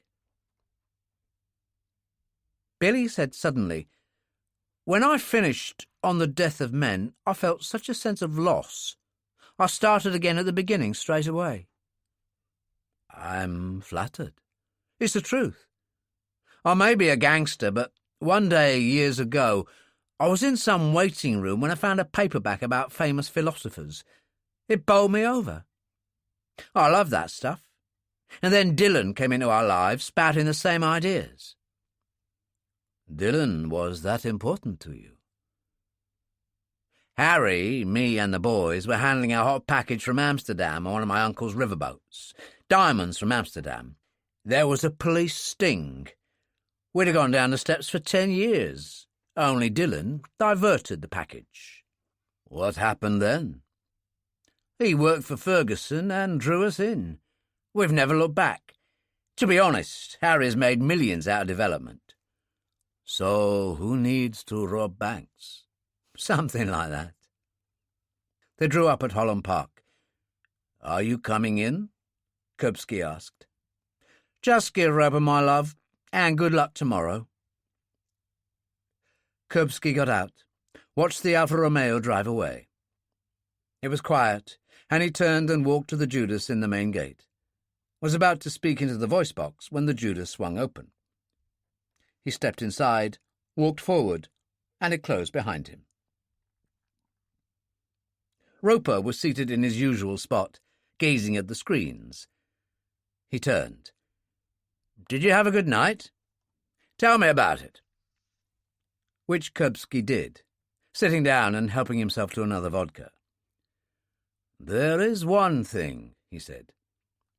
People do look at me, because I'm unusual, or because they recognize you for what you are.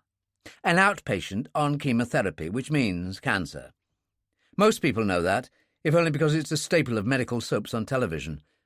They feel sorry for you. Or uncomfortable. There were 50 or 60 customers in the bar just before I left, and I've got the feeling a number of them were happy to see me go. I know what you mean. It's like people not wanting some soldier who's lost a leg in Afghanistan swimming in the local pool. Human nature, Kuripsky said, glancing up. Just a moment, what's that? A late-night news program. It said something about Shadid Basayev. Or maybe I was wrong. Oh, you weren't? General Shadid Basayev, a Chechen general. He's applied for and been granted asylum. It was on about an hour ago. I recorded the program because there was an end piece I needed on Al-Qaeda. Hold on, I'll rewind. Here we go. There was some footage from the First Chechen War. The general in a tank, then inspecting men at some hill station. A burly man with a brutal, hard face and the cheekbones of some Mongol warrior.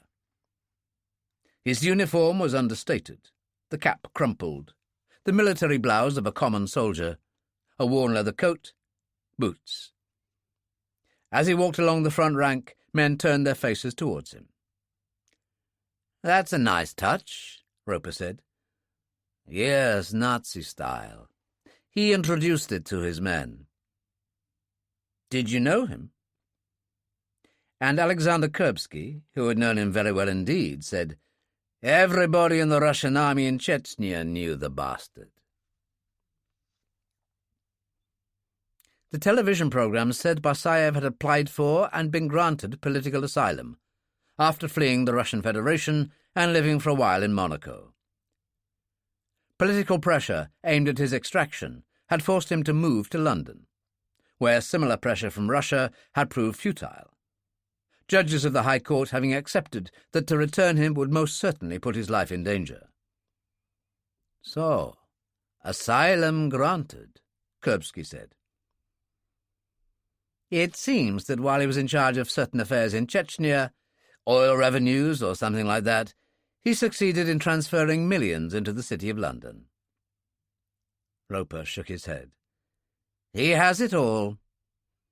It's been crawling through a court for 9 months, but he's finally made it. What happened to the war crimes charges? Kuripsky asked, although he knew very well what had happened. Witnesses disappeared. Intimidation.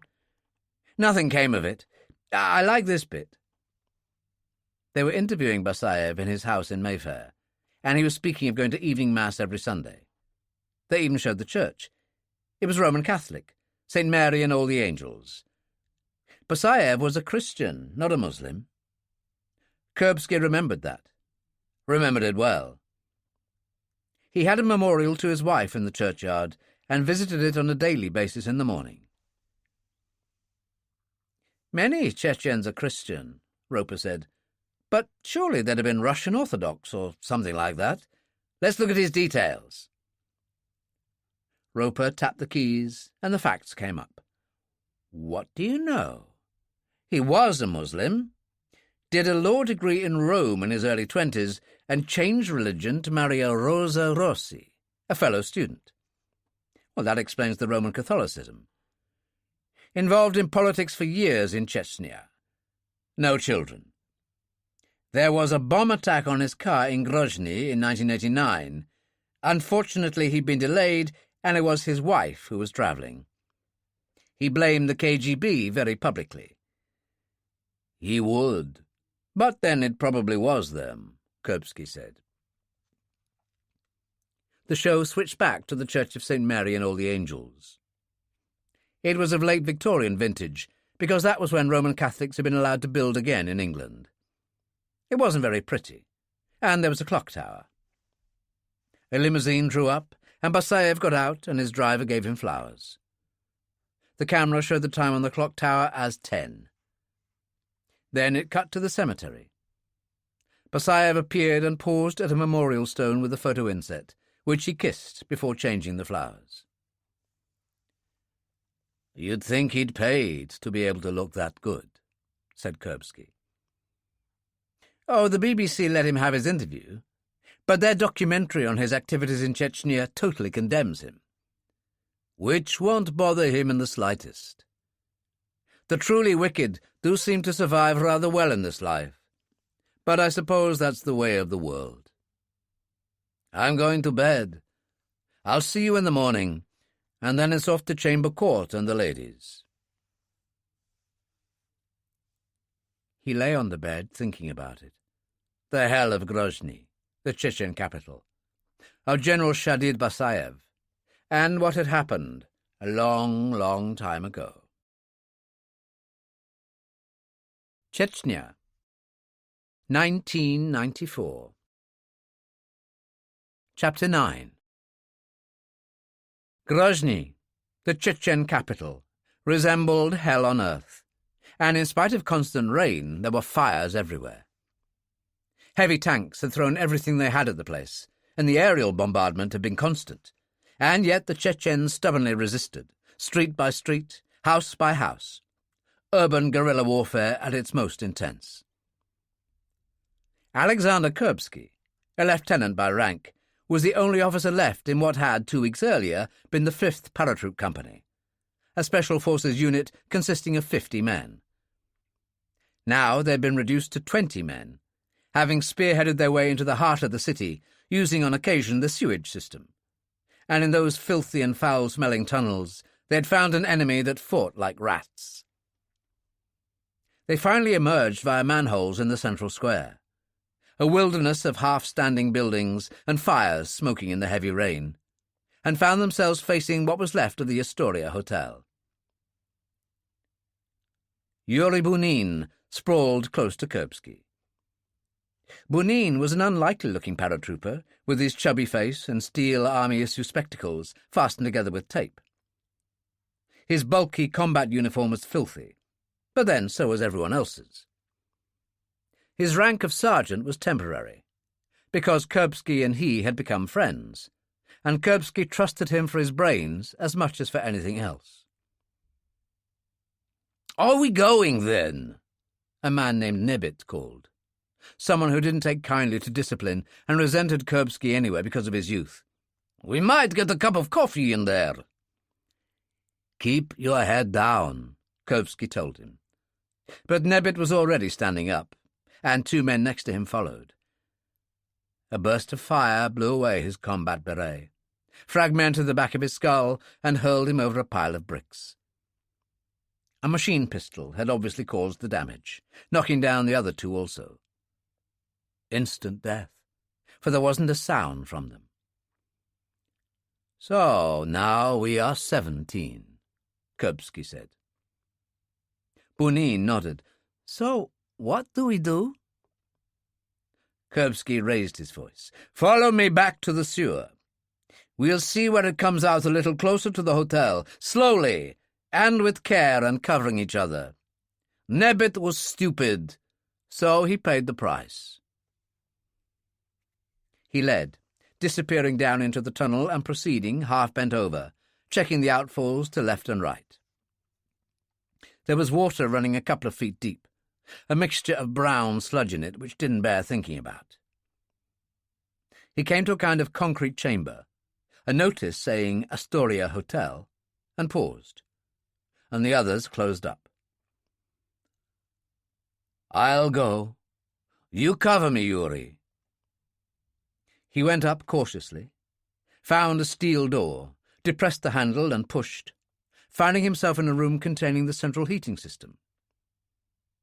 He went to the end door, opened it cautiously, and found what must have been the kitchen staff's changing quarters. White chef's uniforms hanging from pegs, toilets, and a row of open showers. There was a door marked kitchen. The others cried excitedly, "Great, there must be food!" And Kuripsky turned, saying, "No, wait!" He was too late. 4 crowded through, and as he got to the door there was heavy firing. A cry of agony, 2 of the men blown back, shot several times. He scrambled over them to the shelter of a steel food bench, keeping low as sustained firing continued, found a grenade at his belt, pulled the pin, and tossed it over to the other side of the kitchen.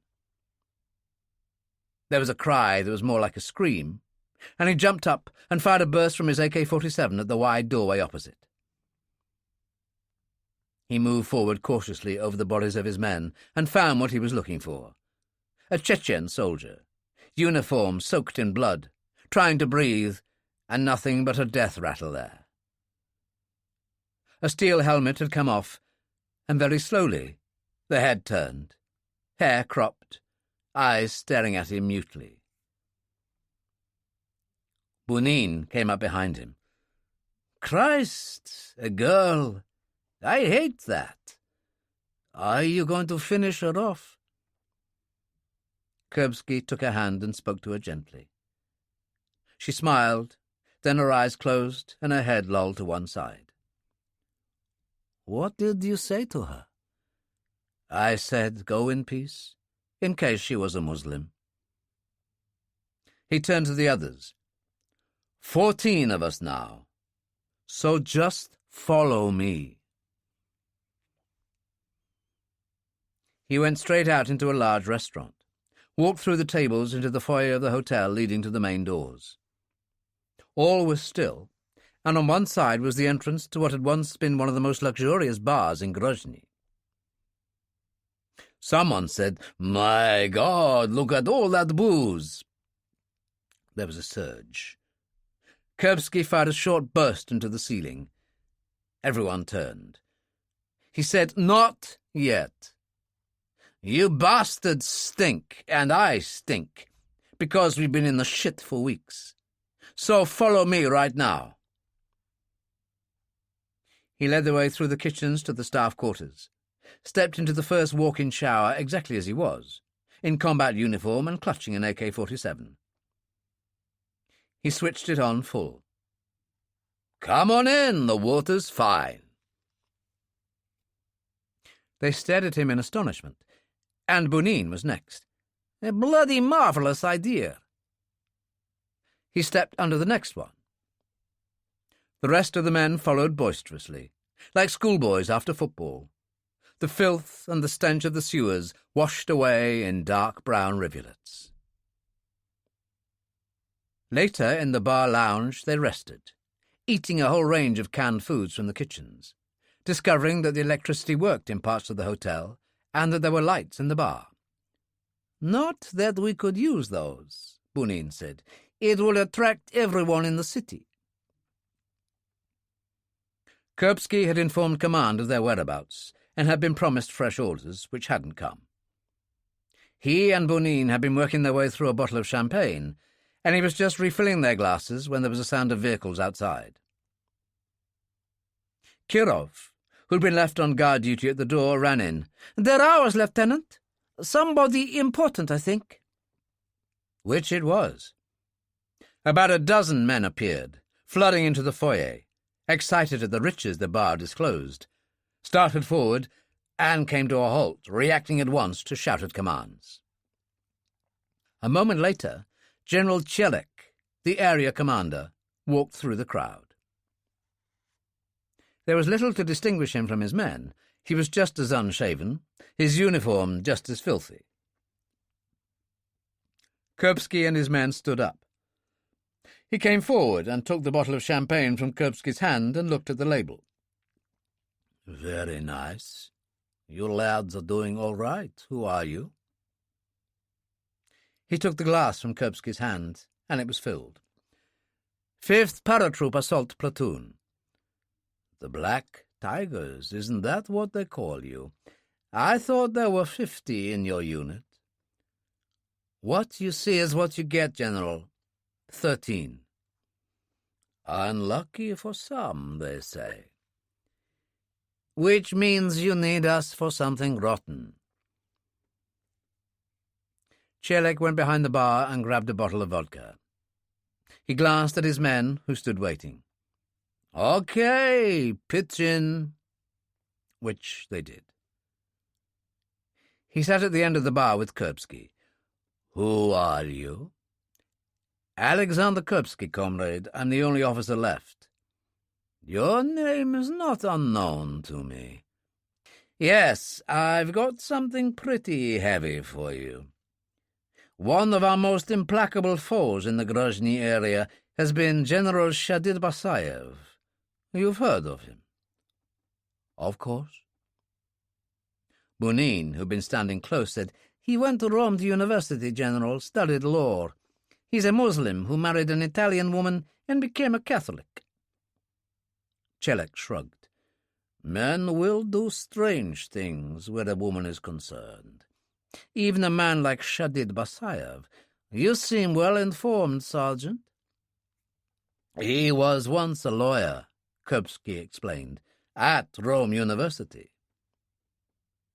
Bunin said, "The KGB put a bomb in Basayev's car before the war here in Grozny. His wife was using the car, not him, and he has never forgiven us. That's why he kills Russians with such venom." "I am aware of that. Basayev has withdrawn into the mountains for a while. My intelligence sources say he is at the monastery of Kuba. That's about 60 miles from here. It's at the head of a valley. There's a plateau perhaps 5 miles away. Our informant is a Father Ramzan, a priest. He contacts us by radio, says Basayev has only 20 men with him." "So what are you suggesting, comrade?" Kuripsky asked. "That we put together a hunting party and go after him? We wouldn't last an hour out there. Every peasant, every shepherd on a crag are his eyes and ears." "You are absolutely right, but I'm not suggesting you go out by road. By chance, at the Grozny military supply airstrip, there is a Dakota transport plane. Very old, but very reliable, or so I'm informed. It could have you over the Kuban plateau in no more than an hour, one way or the other." There was a heavy silence. Bunin said, "You mean the Dakota would land on the plateau?" "Of course not. I mean you would jump, you idiot. You are paratroopers, are you not? You have jumped into action." "Yes, I have, comrade," Bunin told him, "and 5 of my comrades." "But I haven't," Kuripsky said, "and neither have 6 of my men. The demands of the war in the last year in Afghanistan meant that a lot of paratroopers didn't get jump training." "Well, that's just too bad," Chelek said calmly. "My experts on staff say a pass over that plateau at 400 feet will have you on the ground in a matter of seconds. The chutes are available. They rig an anchor line in the plane, you clip your static line on it, and you jump out. It's all automatic. You are the Black Tigers, are you not? And an elite unit." "Of course, comrade," Kuripsky said. "When would we go?" Tomorrow, sometime, I'll arrange for a truck to pick you up from here during the next couple of hours or so. I'll see you at the airfield tomorrow." He called to his men and walked out, and they followed. The tigers were muttering amongst themselves, and young Kirov came forward. "Is it true, this business, comrade? Something about parachuting out of a plane? We couldn't hear it all. I've never had parachute training. Neither have others here." "And neither have I," Kuripsky told him. "But in case you hadn't noticed, this is the Russian army. So if General Chelek tells you to jump out of a plane, you do it, even if you don't have a parachute. Sergeant Bunin's the expert. You take over, Yuri." He sat in the corner, thinking about it, fiddled in his right paratrooper's boot, and found his favourite knife in a secret pocket. It was very old, carved like a Madonna in some kind of bone, and at the press of a button a blade jumped out, razor-sharp. A gutting knife, used by some Caspian fishermen way back in the past. He checked that it was working to perfection, aware of the talk among the men, the anger, then closed the knife and sheathed it again in its secret place. Bunin came, went behind the bar, got a bottle of vodka, and came back with 2 glasses. "You might as well get drunk while we're waiting for the truck," he announced. "It'll help when you have to think that tomorrow at some time or other you're going to be jumping from that Dakota." He gave Kuripsky a glass. "Vodka, Lieutenant?" "What would I do without you?" Kuripsky said. The airstrip was on a section of highway just outside the city. Normal road traffic diverted elsewhere. A tented town had sprung up, mixed in with prefabricated buildings on what had originally been farmland. Planes were coming in and out all the time, mainly transport. Everything was makeshift, even what passed as air traffic control. The pilot was an old hand named Bashir, a contract man brought in for the war. He'd flown in Afghanistan, old Dakotas bought from various Asian sources, workhorses that could fly anywhere. He dropped paratroopers during his time in Afghanistan, before helicopters became such an important part of that ill-fated campaign. However, he knew his stuff, and had an anchor line rigged before Kuripsky and his men arrived. He was squat and aging, and badly in need of a shave. "There's nothing to it. You strap on the parachute, clip your static line to the anchor cable, and jump one after the other. You're on the ground before you know it." "Have you ever jumped?" Kirov demanded. "That isn't the point." Bunin intervened. "This is a waste of time. You wear a helmet and your usual uniform, and help each other to strap on the parachutes.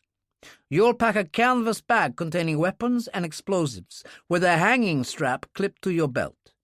It lands below you and thumps the ground, letting you know you're about to land. Very useful in the dark." "Only you won't be going in the dark. There will be some light. Just a little," Bashir said. "And when does this happen?" Kuripsky asked. "Well, according to my orders, about 4:30 in the morning. You'll certainly be there by 5:30. "Tomorrow morning?" Bunin asked. "Those are my orders. Now, I suggest we rig one of the men in all his gear, equipment bag, the lot, and have a demonstration." He turned to Kuripsky. "Is that okay, Lieutenant?" Everybody had heard. Bunin turned to Kuripsky and said, "To those of you who have never jumped before, I would say this. In the last war, all flyers in the Air Force carried a parachute in case their plane was shot down. But they didn't practice beforehand. They were just thankful it was there." "Why doesn't that comfort me in the slightest?" Kuripsky asked. but they went through everything several times to make sure everyone got the idea. Each grab bag contained a Stechkin pistol, an AK-47 with folding stock, fragmentation grenades, plastic explosive and pencil timers, and a field service medical kit, including morphine ampoules. They rested nervously in one of the tents, and it rained and the tent leaked. But outside the war went on, planes of various types landing and taking off, and away in the distance there was the thump of artillery and fires in the city. It's biblical. Bunin had brought a bottle of vodka from the hotel in his knapsack, and sat drinking from the bottle occasionally and gazing out through the darkness to the flames of the city. Death on a pale horse, destruction everywhere. What in the hell are you talking about? Kuripsky demanded. Oh, humankind, Bunin said glumly. Thousands of years of civilization, and we only succeed in butchering each other. Yes, well, that's the way it is. Nothing changes. So I'm going to go and get my orders from Chelek, and you'd better come with me, so put the bottle back in your knapsack. They found him in one of the prefabricated buildings which housed the command post that seemed full of radio equipment and staff. A request to see him produced a suggestion that they take a seat. They were still there an hour later. Kuripsky approached the desk again. The young aide looked up inquiringly, but at that moment General Chelek emerged from his office and dropped a file on the desk. "So there you are," he said to Kuripsky. "I've been waiting. I want to get the show on the road." "I've brought my sergeant, Comrade General." "I've no objection." They went in, and he sat behind his desk. "You've sorted the parachuting out?" "Yes, comrade." "Excellent. This is a very simple operation, and that's the way I like things. The monastery at Kuba has been taken over by Basayev, the monks all kicked out. He's there now with 20 men. I want you to wipe them out." "You are absolutely sure they're there?" Kuripsky asked. "Father Ramsan has always proved reliable in the past. He was allowed to move into a farm about a mile from the monastery when Basayev took over. He tells me of an old tunnel, long disused, which gives access to the monastery. He will act as your guide." He put a knapsack on his desk. "There's a radio in there, and all the instructions you need to contact Ramsan." Kuripsky glanced at Bunin. "Sergeant?"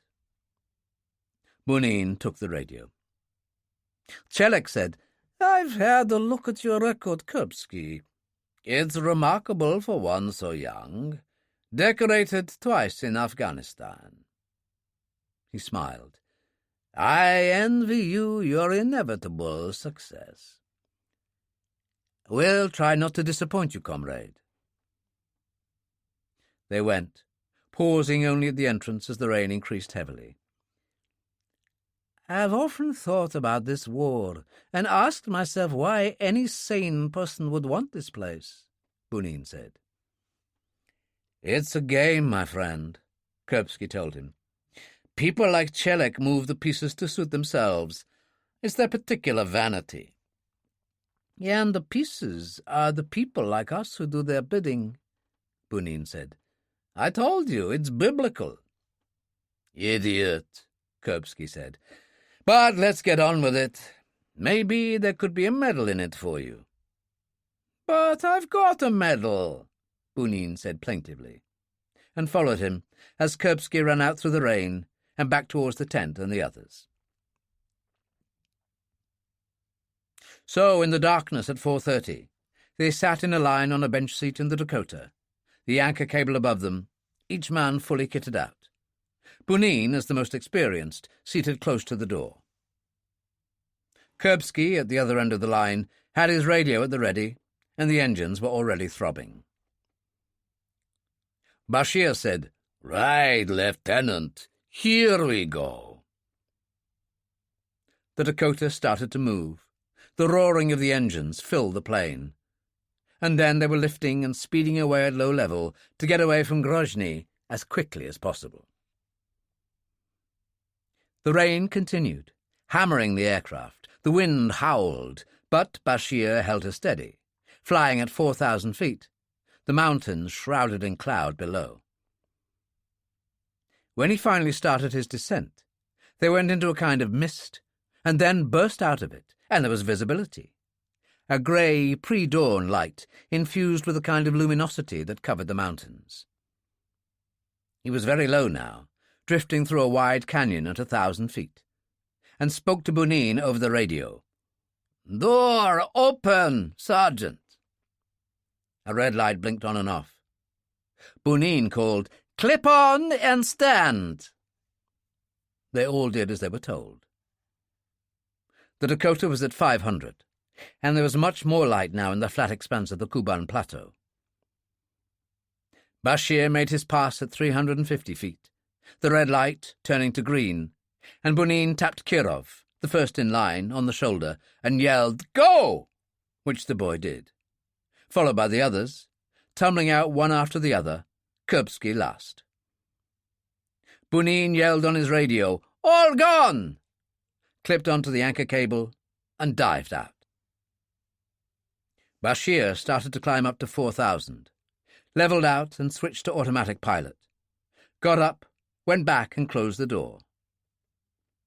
He returned, took control again to 10,000, levelled out, and turned back to Grozny. "Well, I'll never see any of that lot again," he murmured. "Madness. Bloody crazy." Kuripsky, looking down, could see the rough moorland of the plateau below, outcrops of rock here and there, and it was all over in what seemed a flash, his supply bag thumping into the ground, followed by himself. He seemed to bounce and fell sideways, and a stiff wind billowed his canopy. He started to drag, grabbed at his quick-release buckle, and it opened, and the wind in the parachute pulled it off him and blew it across the moor. He unclipped his jump bag, got it open, and armed himself quickly. The Stechkin stuffed in his blouse, the bag slung from his back. With the AK still folded, he started searching for the others, which was easy enough, for he could see them dotted around, struggling with their canopies in the wind. He dumped his helmet and put on his beret. Bunin was free and helping those who were having difficulties, working his way from chute to chute. He reached one on the far left and leaned down. He turned and beckoned. Kuripsky hurried towards him, others following, and found him standing over Petrovsky. "Dead already? Broken neck?" Bunin shook his head. "Ridiculous. He jumped in Afghanistan a number of times with the Storm Guards. Now he has to get it in a shitty place like this."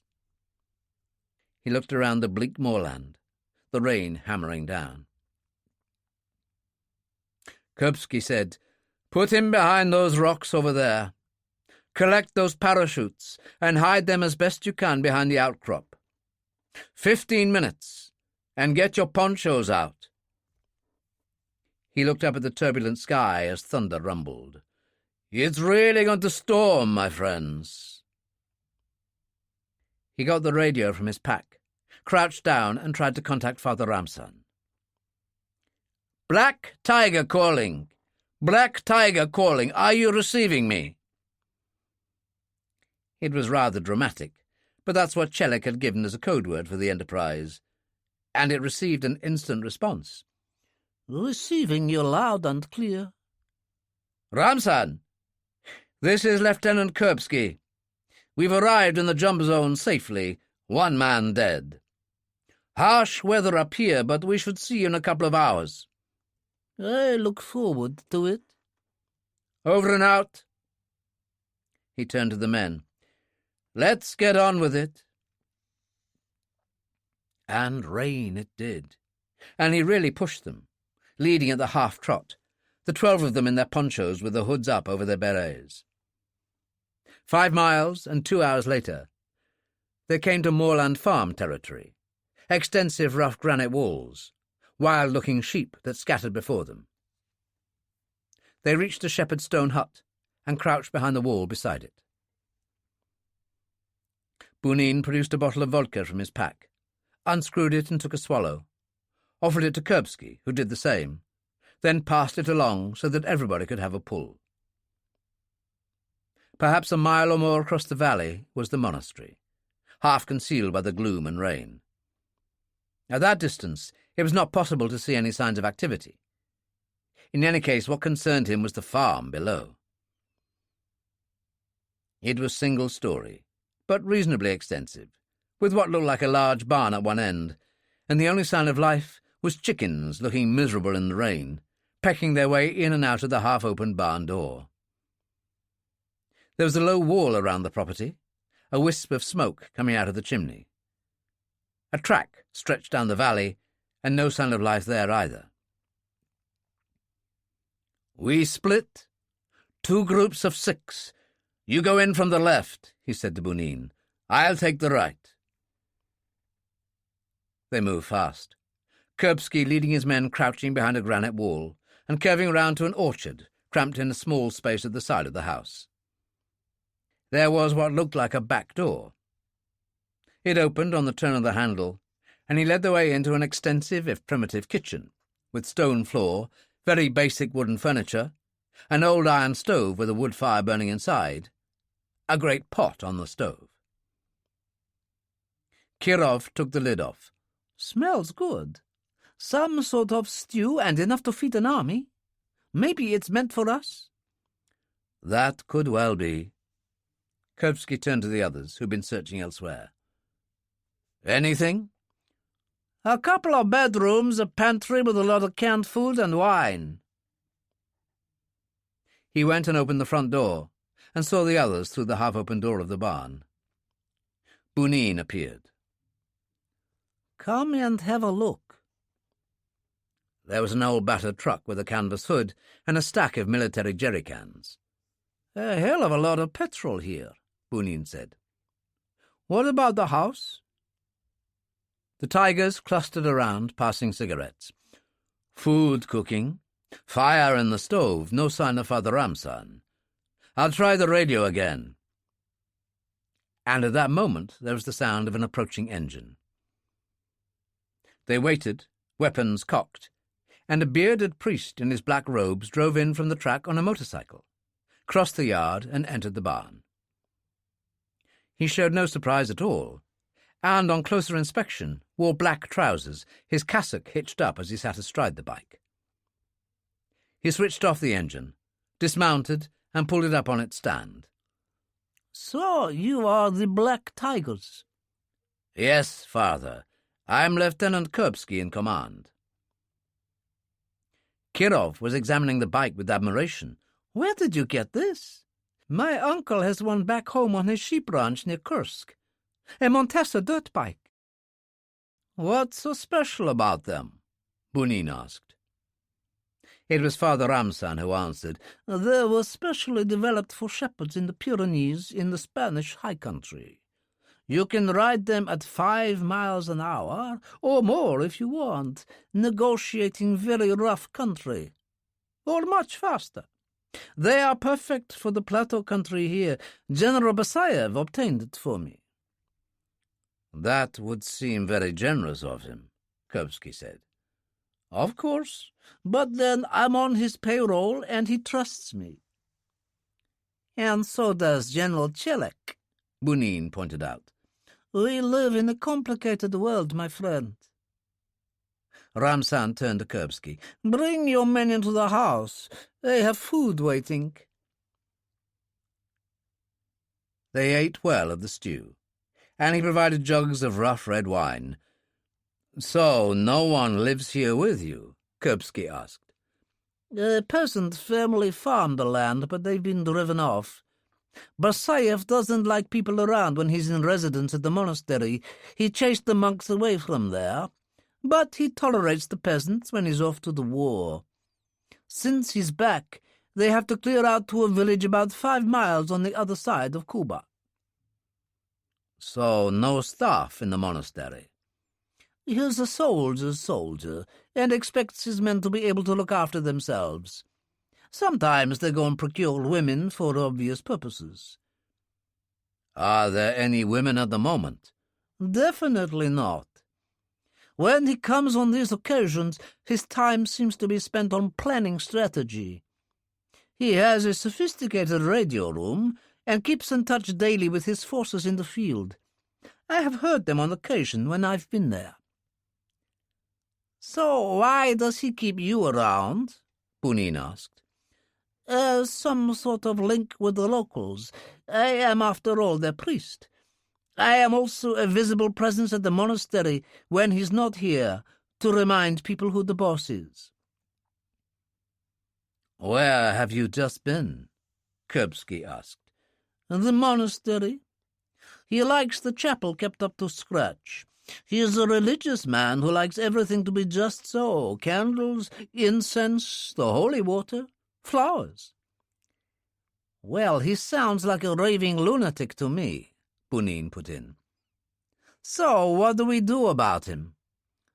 You may be right, Father Ramsan said, but as to a plan of action. He looked at his watch. It's 9:30. They are military. They follow a fixed routine. 2 of the men are appointed cooks. I keep them supplied with plenty of fresh food, driving to the village in the truck every 2 or 3 days. Their midday break is in the old monastery dining room next to the kitchens, starting at noon. They drink quite heavily. The monastery was known for its wine. Basayev joins them only sometimes. I couldn't guarantee he would be in the dining room. Often he prefers to eat in his own quarters. You're sure of all this information? Kuripsky asked. Based on what I have seen when I'm there. And his men, Bunin put in, what do they do all day? What are their duties? To guard the monastery and protect him. It's that simple. So what are you suggesting? To surprise them during their midday meal. As I've said, they drink heavily, and you would have total surprise on your side. Kuripsky nodded. What's this secret way inside that Chelek mentioned? Outside the walls is a decaying vineyard. Decaying because with the monks not there, nobody has the expertise to look after it. It's overgrown badly. And in the thickets, there is the entrance to what was an escape tunnel during the bad times 3 centuries ago. There was a groan from the men, and Bunin said, Not the damn sewers again. We've had enough of those in Grozny. No, there are steps down and headroom to 6 feet. I have been through it many times over the years. You emerge through a false wall on a pivot into a series of cellars leading to an underground hall, used for storage years ago during sieges, but quite empty when I last looked in, and that was a year ago. From there, wide stone steps lead where you want to go.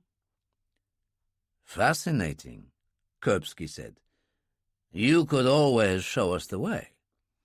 That wasn't in the bargain, I think, Ramsan said calmly. I appreciate your survival instincts, Kuripsky told him. So, what's the plan? Simple enough. I'll drive you down in the supply truck and deliver you to the vineyard. The rest would be up to you. I would suggest leaving here at 11:30. They should be in full swing in the dining room by the time you get there. Kuripsky turned to his men. Go over your weapons, pistol, AK. Check your grenades. Then do it again. After that, rest. It's been quite a day already, and a lot more to it before it's over. It was just afternoon when the truck turned in at the gate of the old vineyard. moved along the track under a spread of tree branches and came to a halt. They all climbed down and followed Ramsan as he led the way through decaying vines, a battery lantern in his left hand, and came to an old stone outhouse. He opened the door and stood on the step. It was very black wood. He leaned down and felt on the inside of the step. "There's an iron ring, and that's it." He pulled and raised a section of the floor, which folded back to disclose stone steps about 6 feet wide, dropping into darkness. He turned and offered the lantern to Kuripsky, who shook his head. "You take it. After all, you know the way. I'd feel safer." "That wasn't the deal." "Well, it is now." Ramsan looked as if he was about to speak. Then he took a deep breath, switched on the lantern, and went down. It was perfectly dry, quite airy, and, as Ramsan had said, a good 6 feet in diameter. He played the light out well in front of them, so they could see the false wall up ahead. He paused on getting to it, reached into a corner and pulled some sort of lever, and the wall pivoted. There was a cellar on the other side with an archway. Ramsan turned and said, "The door can only be locked from the other side. Leave it ajar." He carried on, leading the way through one archway after another, walked through the last one, and suddenly switched off the lantern and ran. Panic ensued. "Where the hell is he?" Kirov cried, just as floodlights were turned on to reveal the underground hall Ramsan had mentioned. On a stone shelf about 4 feet high, 2 light machine guns on tripods were mounted, with 2 men behind each one. Other men were ranged at the sides, AK-47s at the ready. Ramsan, still on the run, was making for the broad steps he had mentioned, soldiers waiting there, and Shadid Basayev walked through. One of the tigers called, "You lying bastard!" raised his AK to fire at Ramsan, and was cut down by a burst from one of the machine guns. "Is this what the rest of you want?" the general asked. "I am Shadid Basayev. If I say slaughter the lot of you now, my men will be happy to oblige. It's all one to me. Who is Kuripsky?" "That would be me." Kuripsky stepped forward. "And these are the Black Tigers?" Basayev nodded. "A sad-looking bunch, if you don't mind me saying so. And only 11. "We used to be 50. "That's good. We must be winning the war."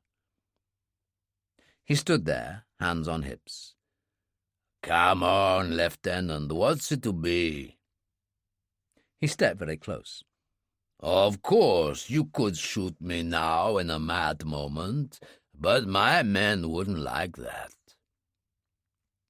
Kuripsky stared into his eyes, trying to work him out, and Basayev smiled. "One soldier to another. Articles of war strictly observed at all times." It wasn't that Kuripsky believed him. It was just that if there was even the smallest of chances that he was telling the truth, it was better than all of them being reduced to bloody pulp on the spot here. "All right, lads, stand down." He started to remove his packs and placed his weapons on the ground, and reluctantly his men followed his example. Chechens moved in and started stripping the tigers of anything worth having. Father Ramsan stood on the steps, watching impassively. "So our man of God is still with us," Kuripsky said. Bunin did a strange thing. "Bastards!" He bit the end of his thumb. "Infamita! May you rot in hell!" What is this? Is your sergeant an Italian or something? Basayev demanded. No, he's Russian, but he studied law at the university in Rome. Basayev was confounded. So did I. I was some years after you, Bunin said. Did they remember me? They spoke of the Italian girl who became your wife as a most wonderful person, and much loved. She was. She was. We must talk. He turned to Kuripsky. Now, what am I to do with you? Like me, I suspect you are a true soldier. I've been reading this German philosopher lately. He says that for authentic living, what is necessary is the resolute confrontation of death. Would you agree? Heidegger, Kuripsky said. His writing was Heinrich Himmler's Bible. You've read Heidegger. We must talk some more. He turned to one of his officers. Take these two to the cell on floor 1. No need to tie them. Lock them up with a bottle of wine. I'll send for them later. Kuripsky said, What about my men? They'll be dealt with. You gave me your word, one soldier to another. So I did. Do you doubt my word? That would make me very angry. Take them away, now. His voice lifted, and the young officer nodded to 4 men who herded Kuripsky and Bunin up the steps into an echoing hall, then up a second flight. There was an iron-banded door at the top with a key in the lock, and they were pushed into a room with 2 narrow beds and a barred window. The officer said, One of my men will be back with the wine, but may I offer some advice? Do not annoy the general in any way. The results could be disastrous. He went out. Kuripsky said, I get the feeling I may have handled this whole affair terribly badly. Don't be stupid, Bunin told him. We were sold out by the men of God before we even got here. So much for General Chelek's reliable source. The door opened, they turned, and a soldier tossed a bottle of wine at them, which Bunin just caught. The door closed. The key turned. Not wine. Some sort of brandy with a screw top. Must be good. Bunin got it off, tried it, and shrugged. Not bad, really. A kind of plum brandy. He handed the bottle to Kuripsky, who tried it, and at that moment, elsewhere in the monastery, someone screamed. Mother of God! Not that! Bunin said in a kind of prayer. He put out his hand for the bottle and held it against him. After a while, the screaming stopped. Thank God! I'm afraid not. Kuripsky stood at the barred window looking down into the courtyard. Bunin joined him. A long pole was stretched between 2 tripods about 7 feet above the ground. 3 men manhandled a body with a noose around its neck and a hook on the end, which they slipped over the pole, and the corpse simply hung there. Could you tell who it was? Bunin asked in a low voice. Too much blood on his face. Kuripsky held out his hand. Give me the bottle. He took a long drink, and someone else screamed. The bastards, Bunin said. They're going to finish all 9. All 11. When he remembers he's got us waiting. Kuripsky handed the bottle over. An hour and a half later, There were 7 out there, hanging shoulder to shoulder. "Like washing on a line to that bastard," Bunin said. There was more thunder, a rumble, and the skies opened in a deluge again. They watched body number 8 hung up. "Not long now." Bunin put the bottle to his lips. "Christ, it's finally empty." He looked as if he was going to toss it away, but Kuripsky took it from him and smashed it against the wall. He handed it back, ignoring new screams, and the broken and splintered end looked incredibly dangerous. "Hold it carefully. It's a hell of a weapon." "What for?" Bunin asked in despair. "To fight with. I've got a weapon, too." His hand went down to his right boot. He found the gutting knife, pulled it out and held it up, springing the blade. "My little secret." He closed the blade. Whoever it was had stopped screaming. He went to the window and watched as they hooked him up. Shadid Basayev and Father Ramzan walked down steps from the main door. Laughter drifted up, and Basayev said something to Ramzan, who turned and went back inside. "What are we going to do?" Bunin asked. "Kill whoever enters this room if possible, and then run like hell back down to the cellars. Remember, Ramzan left the secret door ajar. If we can get out to that truck, we could be driving away before they realize what's happening." "But where to? They'll be after us with every vehicle they've got." "I could have an answer to that back at the farm." There were steps in the corridor, voices. The key turned in the lock. Ramzan himself had come, or more probably had been sent. He entered hesitantly, and a burly Chechen with a Muslim-style beard moved in behind him, holding an Uzi machine pistol at the ready. "The general has sent me to bring you. I'm sorry." The Chechen moved to one side and gestured with the Uzi. Bunin said to Ramzan, "Sorry are you, you bastard." Kuripsky half-turned to the Chechen. He pressed the button of the gutting knife and thrust the razor-sharp blade under the chin, penetrating the roof of the mouth and sticking it into the brain. At the same moment, Bunin's hand swung from behind his back, where he had been concealing the bottle. He stabbed Ramzan in the side of the neck, severing the carotid artery. He pushed his falling body onto the bed.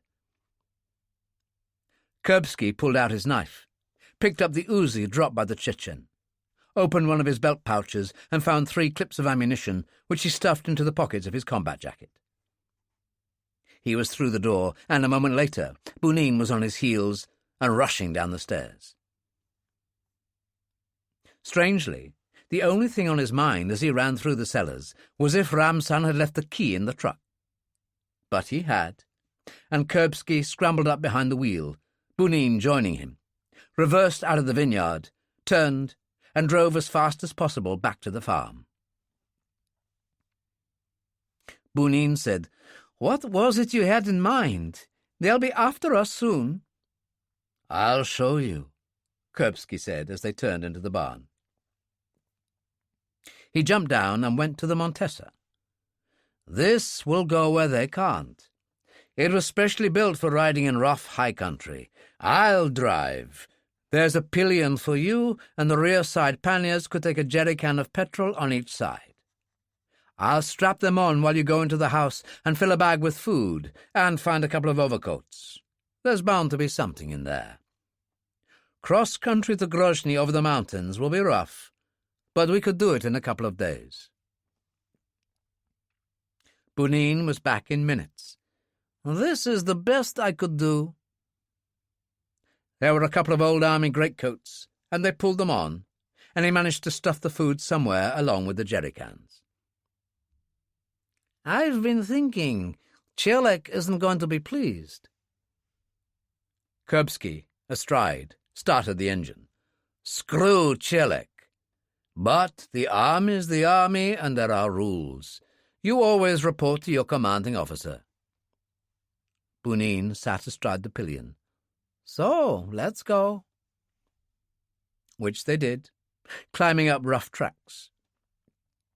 Bunin looked back and saw a couple of trucks in the far distance. But then the rain started again, and they simply vanished.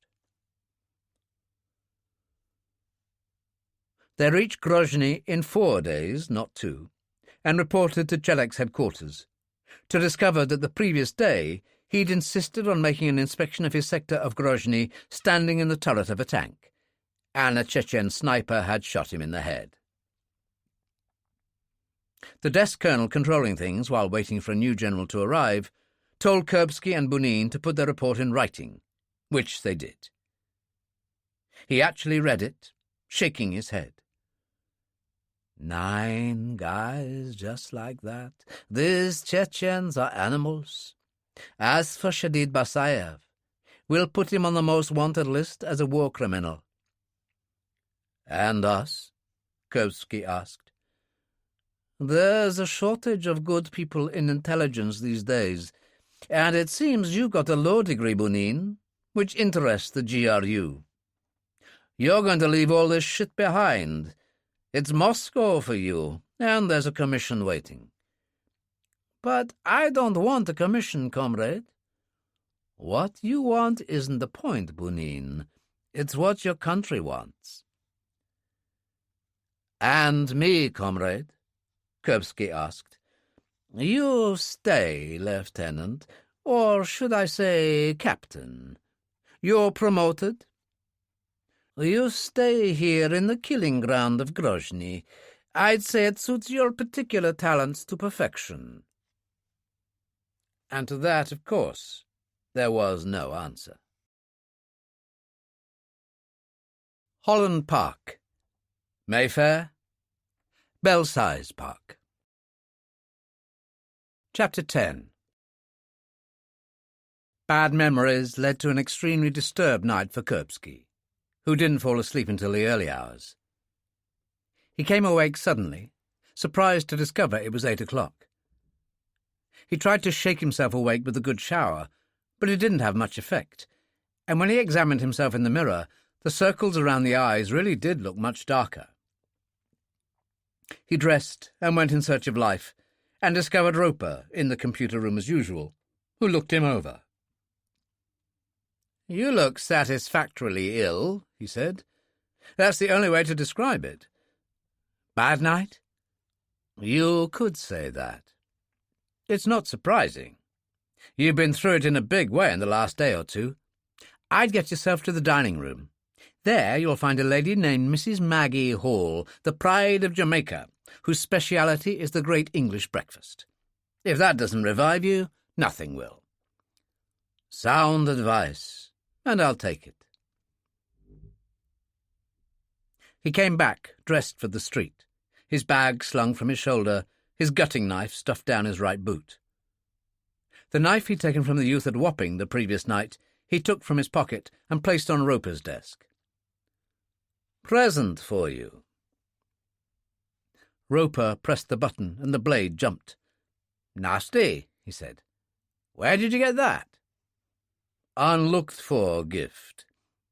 I thought you might find it useful as a letter-opener. I'll be on my way." "Give the ladies my regards, and take your time, Alex. I'm here for you day or night in this damn chair. It's the one constant in an uncertain world." "My anchor," Kuripsky said. "If you like." "I'll try and remember that." He turned and went out. He walked down past Holland Park, thinking about it. Svet Lana and Katya would be expecting him at Chamber Court, and he needed to visit the local shop to establish his credentials. But that could wait. He glanced at his watch. It was just before 9, and he knew where he wanted to be, had to be, if you like. And he emerged onto the main road, flagged a black cab, and told the driver to take him to Marble Arch. He'd already taken the first step on a journey from which there was no going back. In the apartment at Holland Park, he'd found a paperback A to Z of London, with maps, lists, everything he needed to know. He'd already checked on church listings and discovered St. Mary and All the Angels in Hive Street, Mayfair. He'd chosen to alight at Marble Arch so as to be inconspicuous, and a brisk 15-minute walk brought him to St. Mary's. Rain started to fall, and it occurred to him that it might possibly put Basayev off. But if so, there would be other days. He pulled up the hood of his combat jacket. The church looked familiar to him from the television report. He didn't go in by the main doors, which had a pseudo-medieval look about them, oak banded by iron, but followed the side path, which brought him round to the cemetery at the rear. There were cypress trees, rhododendron bushes, pine trees. Not much in the way of flowers, but that was the season of the year. On the other hand, this was Mayfair, and the paths and grass verges were scrupulously kept. Kuripsky had always rather liked cemeteries, and their melancholic atmosphere, and St. Mary's was a superb example. Victorian Gothic tombs, winged angels, poignant effigies of the children of the rich, and symbols of death on every hand. The television footage helped him find Basayev's wife's grave quickly, too. It was neat enough, a curve of speckled marble rising in the centre to a portrait of a handsome, dark-haired woman in a circle of glass. In memoriam, Rosa Rossi Basayev. Never forgotten. That was the inscription in gold lettering, followed by a date. Kuripsky stepped back to the other side of the path, where there was a marble doorway, a bench across it, a standing cross behind. He sat down, opened his bag, and found the silenced Walter. He cocked it and held it by his side, remembering Kuba, the monastery, and what Basayev had done so long ago.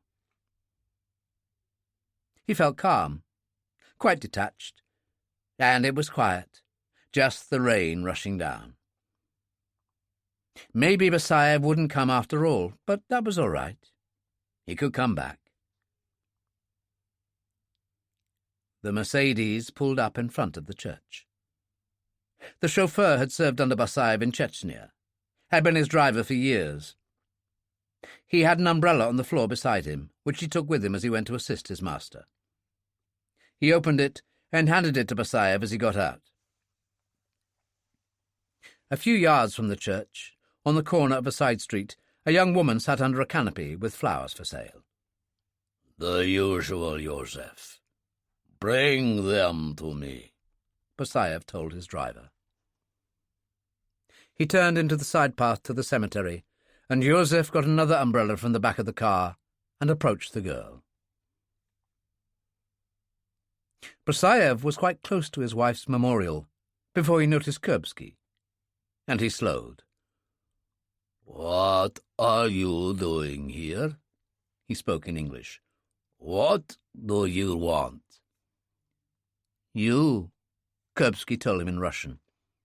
"It's been a long time since Kuba. Remember the monastery, the courtyard, the 9 black tigers who weren't dancing on air because you'd butchered them before you hung them up. It was raining then, too." "What in the hell are you talking about? Who are you?" "Alexander Kuripsky. And don't tell me that name hasn't meant something to you over the years. Remember the cellar in the monastery where you persuaded me to surrender?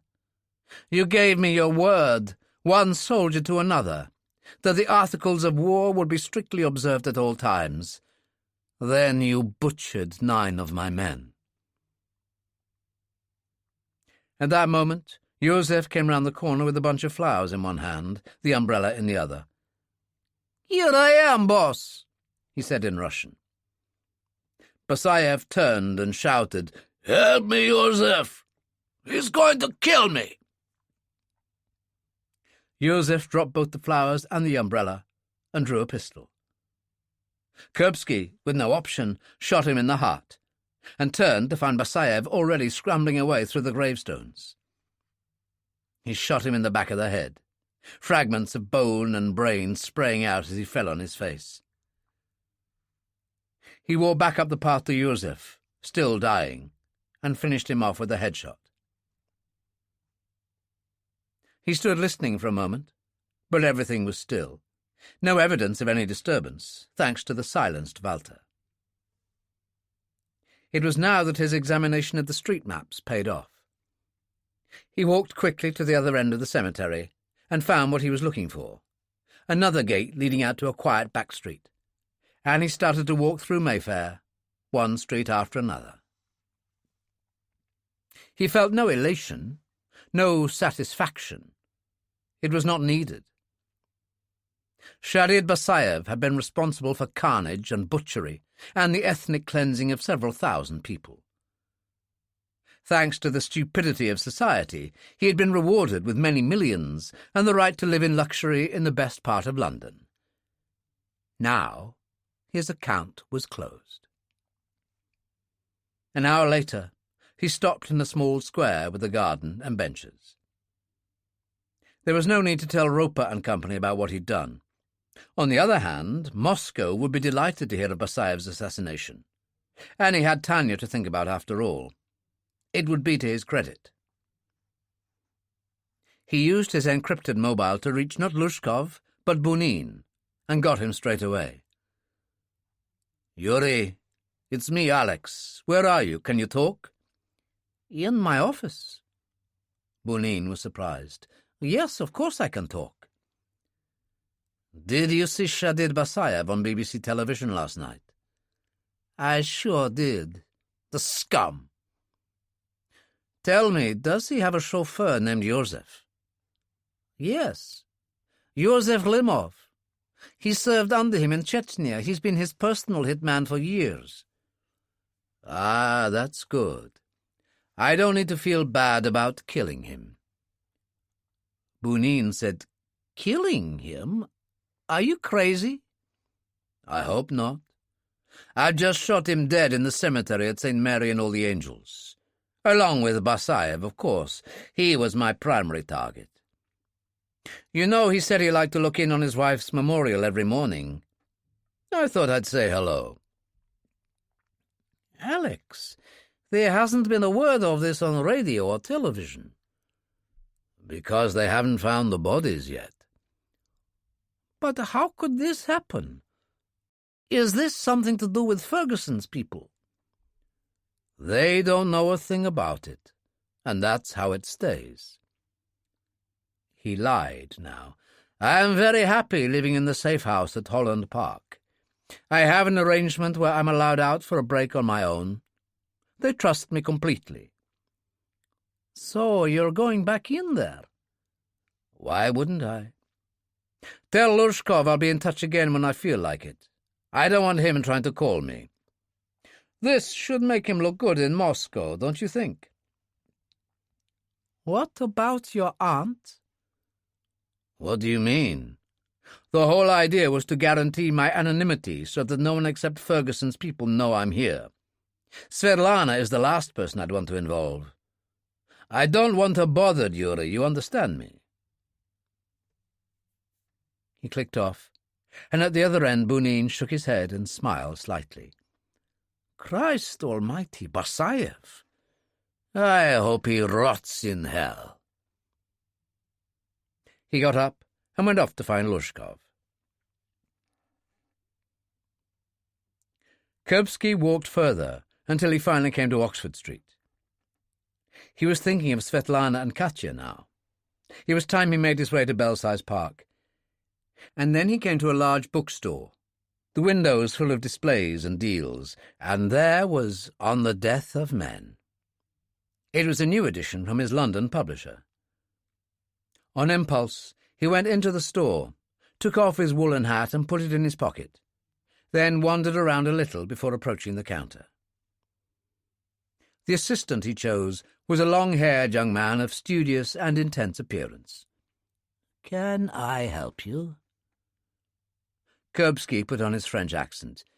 There is this novel on the death of men by Alexander Kuripsky.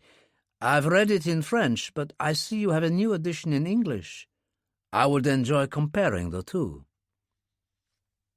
The young man turned away and was back in a moment with a copy. "An excellent idea. I suppose it could be argued that to really get the essence of it, one should read it in Russian." "I see your point," Kuripsky said. "Have you read it?" "Oh, good heavens, yes. Who hasn't? A remarkable man." He had the book in his hand, and Kuripsky said, "The French edition I read had no photo." "Oh, this one has. A most excellent one." He showed it to him. Kuripsky nodded. "He looks like quite a character." The young man smiled with real enthusiasm. "I only wish we could get him in here for a book signing. They'd be queuing round the block. Will you take it, sir?" "Certainly." Kuripsky paid cash and, playing his role to the hilt, said, "I'm going in for more therapy. Reading it will help pass the time." The young man's face clouded. "I hope things go well for you." "So do I." He went out, dropped the book in his bag, and pulled his woolen hat back on. It was the ultimate test, and he had passed it. Time to report in at Chamber Court. He decided to go on the Underground and made for the nearest station. It was around that time that Father Patrick Meehan, after an hour of hearing confession in St. Mary's, went into the vestry, found an umbrella, and went out through the side door to have a smoke. He had managed to get his consumption down to 5 a day. A desperate struggle, but he was trying hard. He lit up, turned into the cemetery, and almost fell over Joseph. As someone who had served as a parish priest in Belfast during the Troubles, death was something he was extremely familiar with. Joseph, with blood all over his face, was clearly gone. So he rushed to Basayev and saw immediately he was a lost cause too. He took out his mobile and called for an ambulance, and then informed the police. He returned to Joseph and felt for a pulse just to be sure.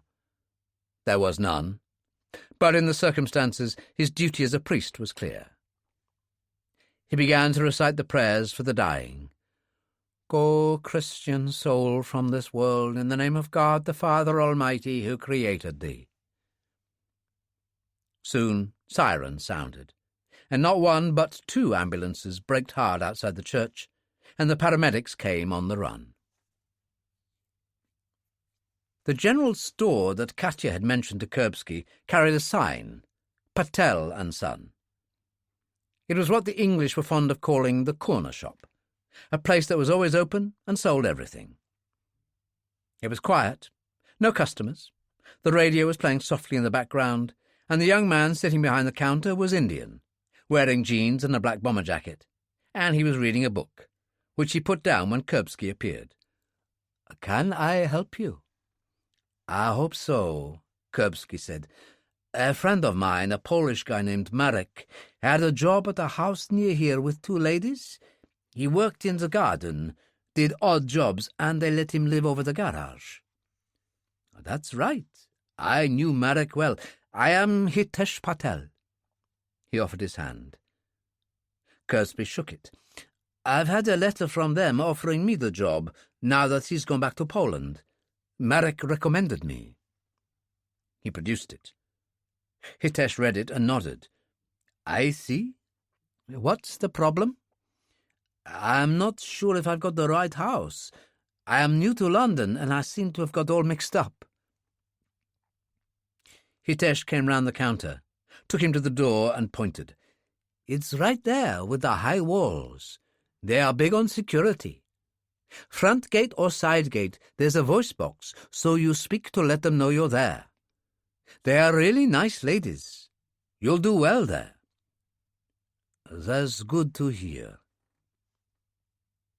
Hitesh was concerned. "So you need regular chemotherapy?" "That's right. Lung cancer." "I'm sorry. You've really got to take it easy. Can I offer you a cup of coffee? We've got a machine there. I'd rather have tea. I'll join you.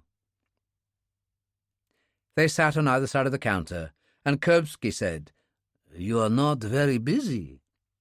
Not during the lunch hour. It's all local trade. There's just you, then. Hitesh laughed. My father and mother have gone home to Bombay for 3 months, and I'm sitting in for them. A couple of local ladies come in part-time. What do you usually do? I am a medical student, just starting my 4th year. Where did you go to university? Here in London. He laughed. A great disappointment to my father, because I'm not a businessman. I am too English for them. I was born here. I know the feeling. I have a French father, and I was born in Devon. I read English at London University, and then I worked as a journalist before... He gave an excellent performance. Well, you know what I mean. Look, thanks a lot.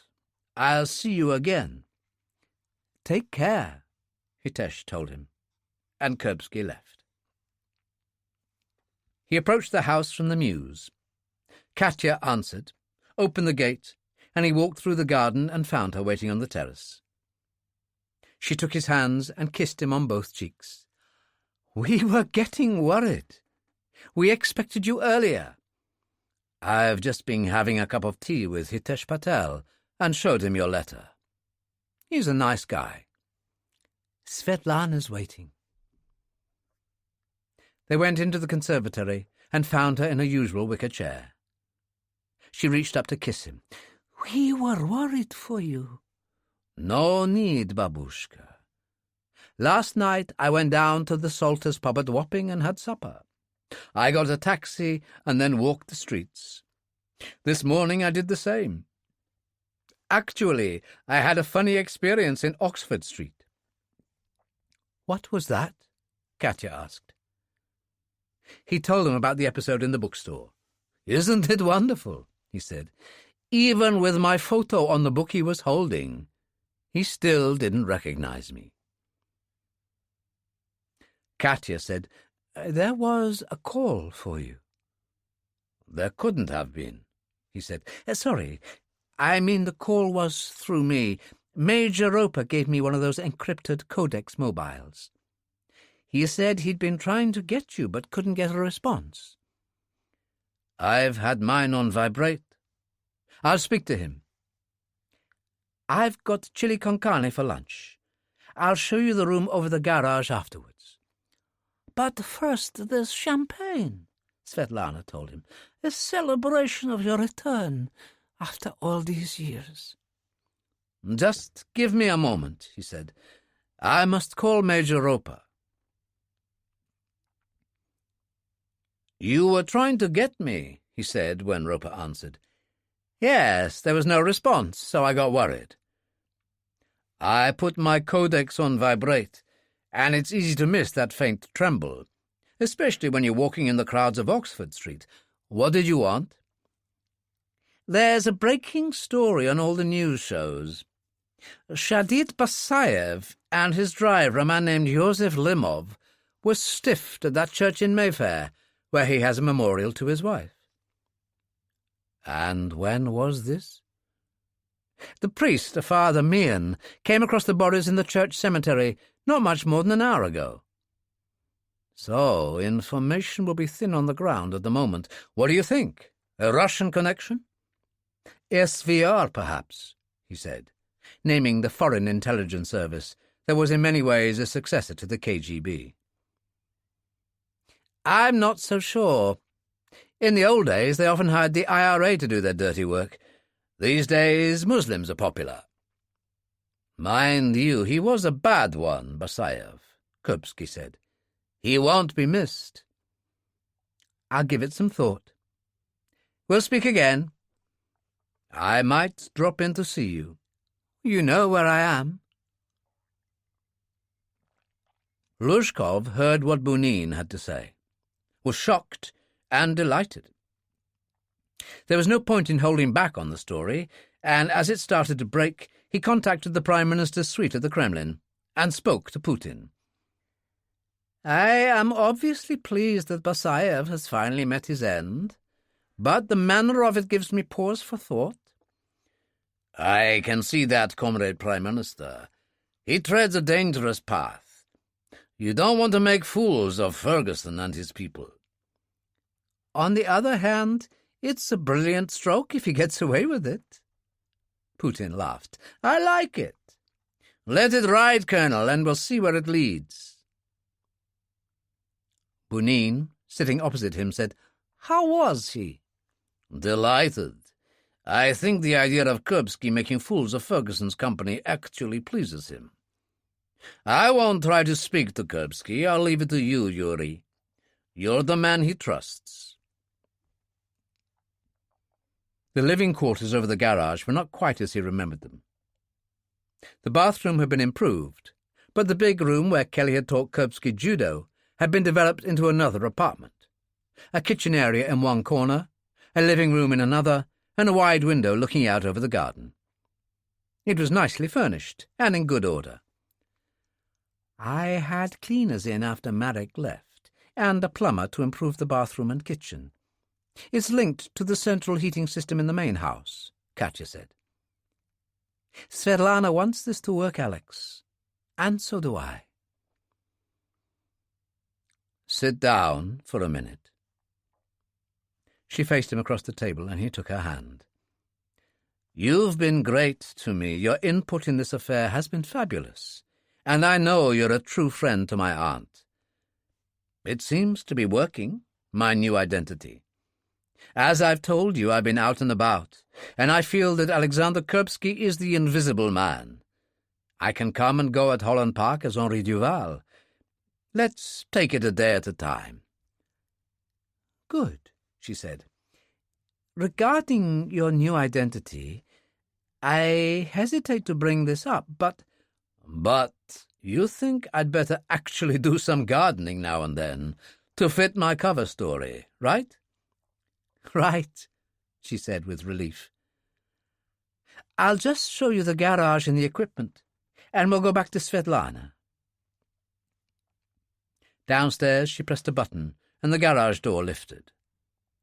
There was a riding mower, garden tools of every description, and a small Ford van in dark green. It doesn't look much, but I use it as a general runaround. It's been in here for years. Just use it as you see fit. The right documents are in the glove compartment, and they include Henri Duval's name. The key's in there also, and a hand control to let you in or out of the front gate. Excellent. He smiled. Let's go back to the conservatory and help Svet Lana finish that bottle of champagne. Shortly after the news came out of the bloodbath at St. Mary and All the Angels, Ferguson had spoken to Roper. It's like Belfast on a bad Saturday night in the old days. The Prime Minister and the Cabinet Office are not pleased. People like Basayev shouldn't be allowed in our country, just because they got a few 100 million or a billion or so, and it suits the City of London and the Treasury. That's as may be, but it doesn't look good in the papers. Oh, dear, I'm heartbroken, I really am. So, who's responsible? Have you spoken to Lord Arthur Tilsey? As a matter of fact, I have, and the security services are just as mystified as the rest of us. Well, it's the Russians. There's got to be. They tried to collar Basayev in Moscow. That's why he fled here in the first place. Have you had words with Special Branch at Scotland Yard? Yes. And the word under the counter is the killings are definitely the work of a professional hitman who knew what he was doing. Basayev really asked for it, advertising to the world that he liked to visit his wife's memorial at that church every morning. It's got to be the Russians. Putin will be over the moon. That's what Kuripsky said. What's he got to do with it? We watched Basayev in that television appearance last night. After all, Kuripsky was on the other side in Chechnya. When I spoke to him today at Belsize, he suggested the SVR as a possibility. Do you think that? Ferguson asked. Too direct. As we know better than anyone, they used to give their dirty work on contract to the IRA, or some Muslim faction or other like Al-Qaeda. They like to be able to blame someone else. True enough. And due to Britain's kindness in operating an open-door policy these days, there are an awful lot of real asylum seekers here. Real victims, any one of whom might have relished the thought of shooting that animal. And perhaps did, Roper said. Well, to other matters. It won't have escaped your attention that the American Vice President, Grant Hardy, is in Paris at the NATO meeting. Yes, I've seen it on the news, and seen Blake Johnson with him. He said in an interview that Blake would be coming to London to discuss NATO matters with the Ministry of Defence. Does that involve you, Charles? Amongst others. But it raises the question again of when we can tell Blake and President Cazalet about Kuripsky. You gave your word, Charles, to preserve his anonymity. Therefore the choice is his, not yours. Is he coming in? I wouldn't be surprised. Do me a favour and raise the matter with him. That's all I ask. Consider it done. Where's Dillon? He's gone to stay with Monica for a few days in Cambridge. How the mighty are fallen. Roper poured a scotch and tapped into the news of the Basayev investigation. The fact that he and his chauffeur had both been armed had leaked, and was being made much of. The Russian ambassador had denied any involvement in the matter, and so had Moscow. So, with no more story, television had to fall back on fill-in stuff. Clips from the war coverage in Chechnya, Basayev in the thick of it, dirty and unkempt and thoroughly ruthless. What was bad wasn't just the carnage of war, but the bodies tumbling into open graves, filmed for real as machine guns did their deadly work. Actual footage of Basayev standing there gloating like some Nazi. It was to be expected that he was a hate figure to the Russian army. And yet Kuripsky had seemed curiously indifferent.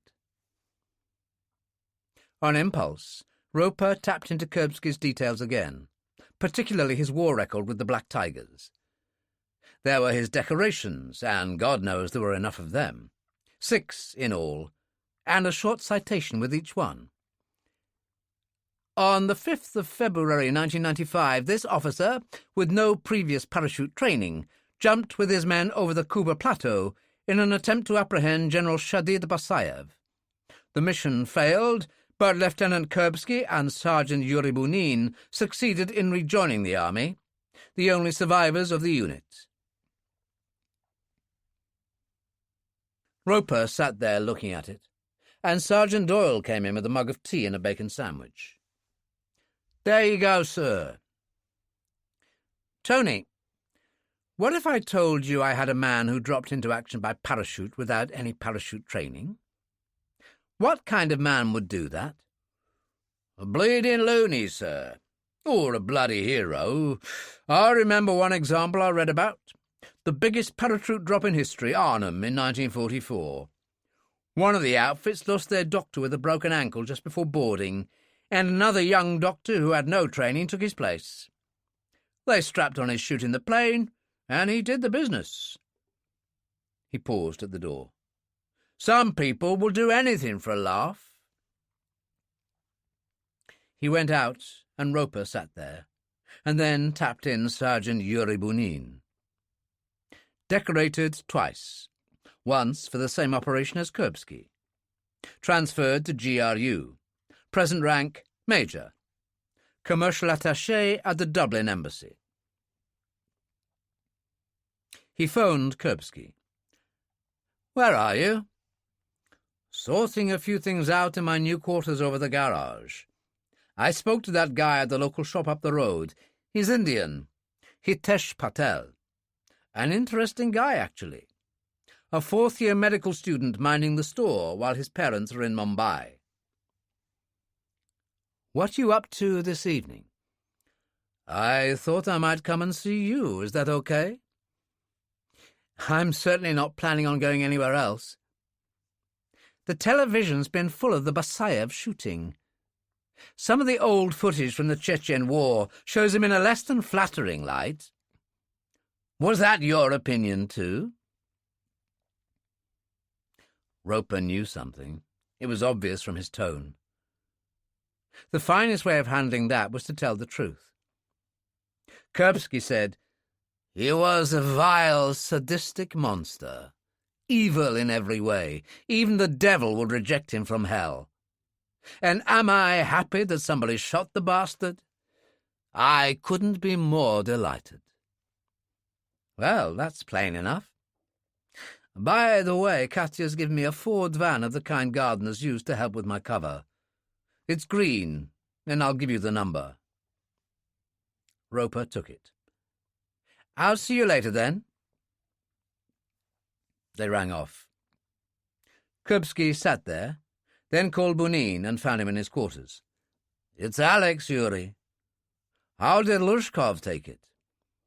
"He was terribly put out at first, but phoned Putin on his special number. The Prime Minister was delighted, and apparently approves of you making fools of Ferguson's people. Lushkov says he's going to leave contact with you to me, because I'm the only person you trust." "That's good. But I have Roper to contend with. A difficult man to fool. Tell me, Yuri, if you bring up your career details on computer, does it show the London posting?" "No, that's classified information because of the peculiarities of the job. It's word of mouth only. As far as my records are concerned, I'm still commercial attaché at Dublin." "Excellent. I'll speak to you whenever." Just a minute. Something's come up, and it affects someone who's a friend of Ferguson and his people." "Go on." "His name is Blake Johnson, and he's head of personal security for President Cazalet, so he's big stuff, and according to Lushkov, very close to Ferguson's group. When he was in London the other year, Lushkov hired somebody to assassinate him, but it was foiled by this man Dillon and somebody else. Lushkov's still got a bee in his bonnet about him, don't know why. Anyway, Johnson is apparently coming to London tomorrow on NATO business, and Lushkov's thinking of kidnapping him." "Are you sure about this?" "I'm not involved, but I sat in. He's using Petrovich and Oleg to do it. You remember them from the safe house outside Moscow?" "I do indeed. They'd shoot a dog, those two. But anything that touches on Ferguson and his friends touches me too, so I'm concerned about this. This seems like madness, Yuri." "I agree, but Lushkov's intent on it. You should have seen his face. Must be some old bad blood." "Well, keep me informed. Don't let Lushkov know I know. Keep this to yourself." "Of course, Alex. You come first." He went through the garden to the house and entered the conservatory, where Svet Lana sat playing Patience with the background of Rachmaninoff's Fourth Piano Concerto. Katya stood at her easel, doing a pastel drawing of Monica. "That's excellent," he said. "Not at all. I've got the face. But where's the soul?" "I've no answer to that. I'm going out for a while down to Holland Park. I was going to drive, but I've been drinking, so I'll find a cab." "Are you sure?" "No problem." He gave Svetlana a kiss on the forehead and smiled at Katya. "Don't wait up for me." "I've no intention." She went to the sideboard, opened a drawer, and returned with the control device for the gate. "Now you can come and go as you please." "What a woman." He kissed her lightly on the mouth and went out. It was pleasant walking down through Belsize Park, along Abbey Road, which made him think of the Beatles, and then he came to Swiss Cottage, where there were dozens of cabs swirling by. He hailed one and sat in the back, thinking about what Bunin had just said. Lushkov was feeling the sap rising because Putin had approved of what Kuripsky had done. So Lushkov had failed in some previous attempt to deal with Johnson, and now the idea of kidnapping him appealed to him, which seemed utterly ludicrous to Kuripsky. If Lushkov succeeded, what on earth was he going to do with Johnson? He shook his head. He told the driver to stop at the end of the street, paid him off, and walked to the entrance of the safe house. He announced his arrival, the Judas gate opened, he stepped through, and it closed behind him. Chapter 11. Doyle nodded to him at the door as he went through to the computer room, where he found Roper watching the news from Moscow. He turned and smiled. "There you are, old stick. I must say that cream she's used under your eyes is really doing the trick. You're beginning to look like someone out of an old Hammer horror movie. You didn't drive down then?" "Svet Lana got the champagne out. A kind of celebration that I'm back in the house." "It must be strange for you after 16 years. And amazing to be with her again. So much of that time has already returned to me with extraordinary clarity. London when I was a teenager, sharp and fresh and full of zip. The age when anything's possible. Or you believe it is." Kuripsky nodded to the news program from Moscow, showing old war footage of Basayev. "See, they've even got him for home consumption. Black and white and grainy, just like the bastard was in real life." The Kremlin is rejecting the scurrilous charges that they had anything to do with it, while making it clear that the large numbers of people who suffered at the hands of this brutal war criminal, as they describe him, no doubt feel that they have finally seen justice done. I'll drink to that. Kuripsky went to the sideboard and poured a large vodka. "Here's to 9 good friends of mine who suffered appallingly at his hands. I wasn't quite honest with you when you asked me if I'd known him, and I said everyone in the Russian army did. The truth is, I was involved with a unit in Chechnya called the Black Tigers, a special ops paratroop outfit. A reliable source discovered Basayev was at a monastery in the mountains. We were dropped in to try to assassinate him, only the reliable source turned out to be not so reliable." "Oh dear, it was ever thus," Roper said. "There were only 11 of us left. He had 9 tortured and strung up, and my sergeant and I managed to escape and got back to Grozny." "Pass me the whiskey." Kuripsky did, and Roper said, "The sergeant would be Bunin? He must have been a useful chap." "Good God, you know all this?" Kuripsky managed to look amazed. "But how?" "Your army career on the internet. There's a brief citation next to each decoration explaining the reason for the award. In this case, it also said you jumped without training." "Several of us did." He became very open now. "Bunin had jumped a time or two in Afghanistan. The most unlikely-looking paratrooper you ever saw. He had a law degree he kept secret from the army, too." "What happened to him?" "Somebody found out about the law degree, and he was transferred to the GRU. There was some talk of a commission, but I was promoted to captain and back in deep shit. I never heard from him again." He looked at Roper. "But something tells me you know more than I do." Roper grinned. "Well, cyberspace can reveal all. He's done well for himself. A major, and still in the GRU, posing as a senior commercial attaché at the Dublin embassy. He always had a brain. That was the lawyer in him. That would make him stand out in any crowd." He sat back. "So tell me, what's not being reported?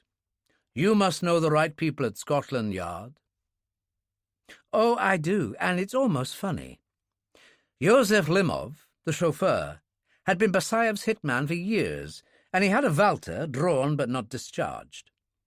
Basayev also had a Walter, only his was still in his pocket. The post-mortems have not been completed, but rounds already recovered from the bodies indicate the weapon used to kill them was also a Walter. It isn't almost funny. It is funny.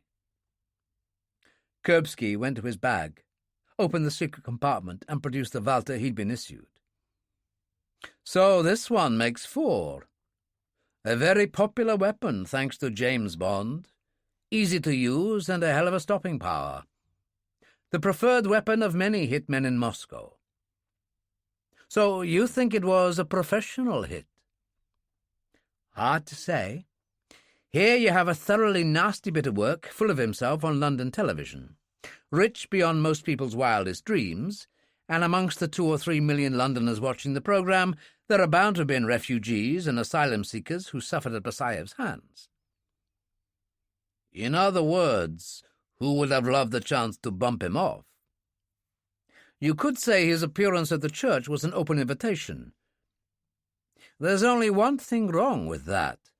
From what you say, both men were armed, and Joseph got as far as drawing his weapon. And yet the killer got both of them. That's the mark of a professional. So that means the Kremlin, either directly or through a contract killer. Since the fall of communism and the advent of capitalism, the battle for money has led to an incredible rise in contract killings in Moscow. Journalists, politicians, businessmen. In this case, I'd say the only questions are who paid and whether the killer was imported or local. Roper poured another scotch. And if it's local, there are plenty of possibilities. The criminal scene has changed a lot since the old days of the East End gangsters. The Moscow Mafia has made its mark, and powerful Albanian and Romanian groups have moved into London. Not to mention the Irish troubles, said Kuripsky. Wars in Bosnia, Serbia and Kosovo, the First Gulf War, Iraq and Afghanistan. That adds up to thousands of men not only trained but used to war. I'm sure many of them would be perfectly capable of doing something like the Basayev killing, especially for money. There used to be a man in Moscow known as Super Killer, who charged $50,000 for a hit, and was seldom unemployed. Roper nodded. What you're really saying here is that we might never get anyone for these killings because there are just too many possible suspects. The general public sees a perfectly vile man sitting on his money and laughing at the world, and when he unexpectedly gets what's coming to him, the truth is they're rather pleased. I guess that's why I can't get particularly worked up about the bastard myself. Anyway, there's something else I want to discuss. Ferguson asked me to raise it with you. And what's that? We've always had a close working relationship with President Cazalet, who has an outfit very similar to ours operating in Washington. It's called The Basement, and it's run by a very good friend of ours named Blake Johnson. He's coming to London tomorrow for a NATO conference with the Ministry of Defence. And? Kuripsky asked. And we do a great many things in tandem with them. Ferguson wonders if you'd agree to him passing on your story to Blake, and through him to the President. It'll be under the strictest secrecy. No way.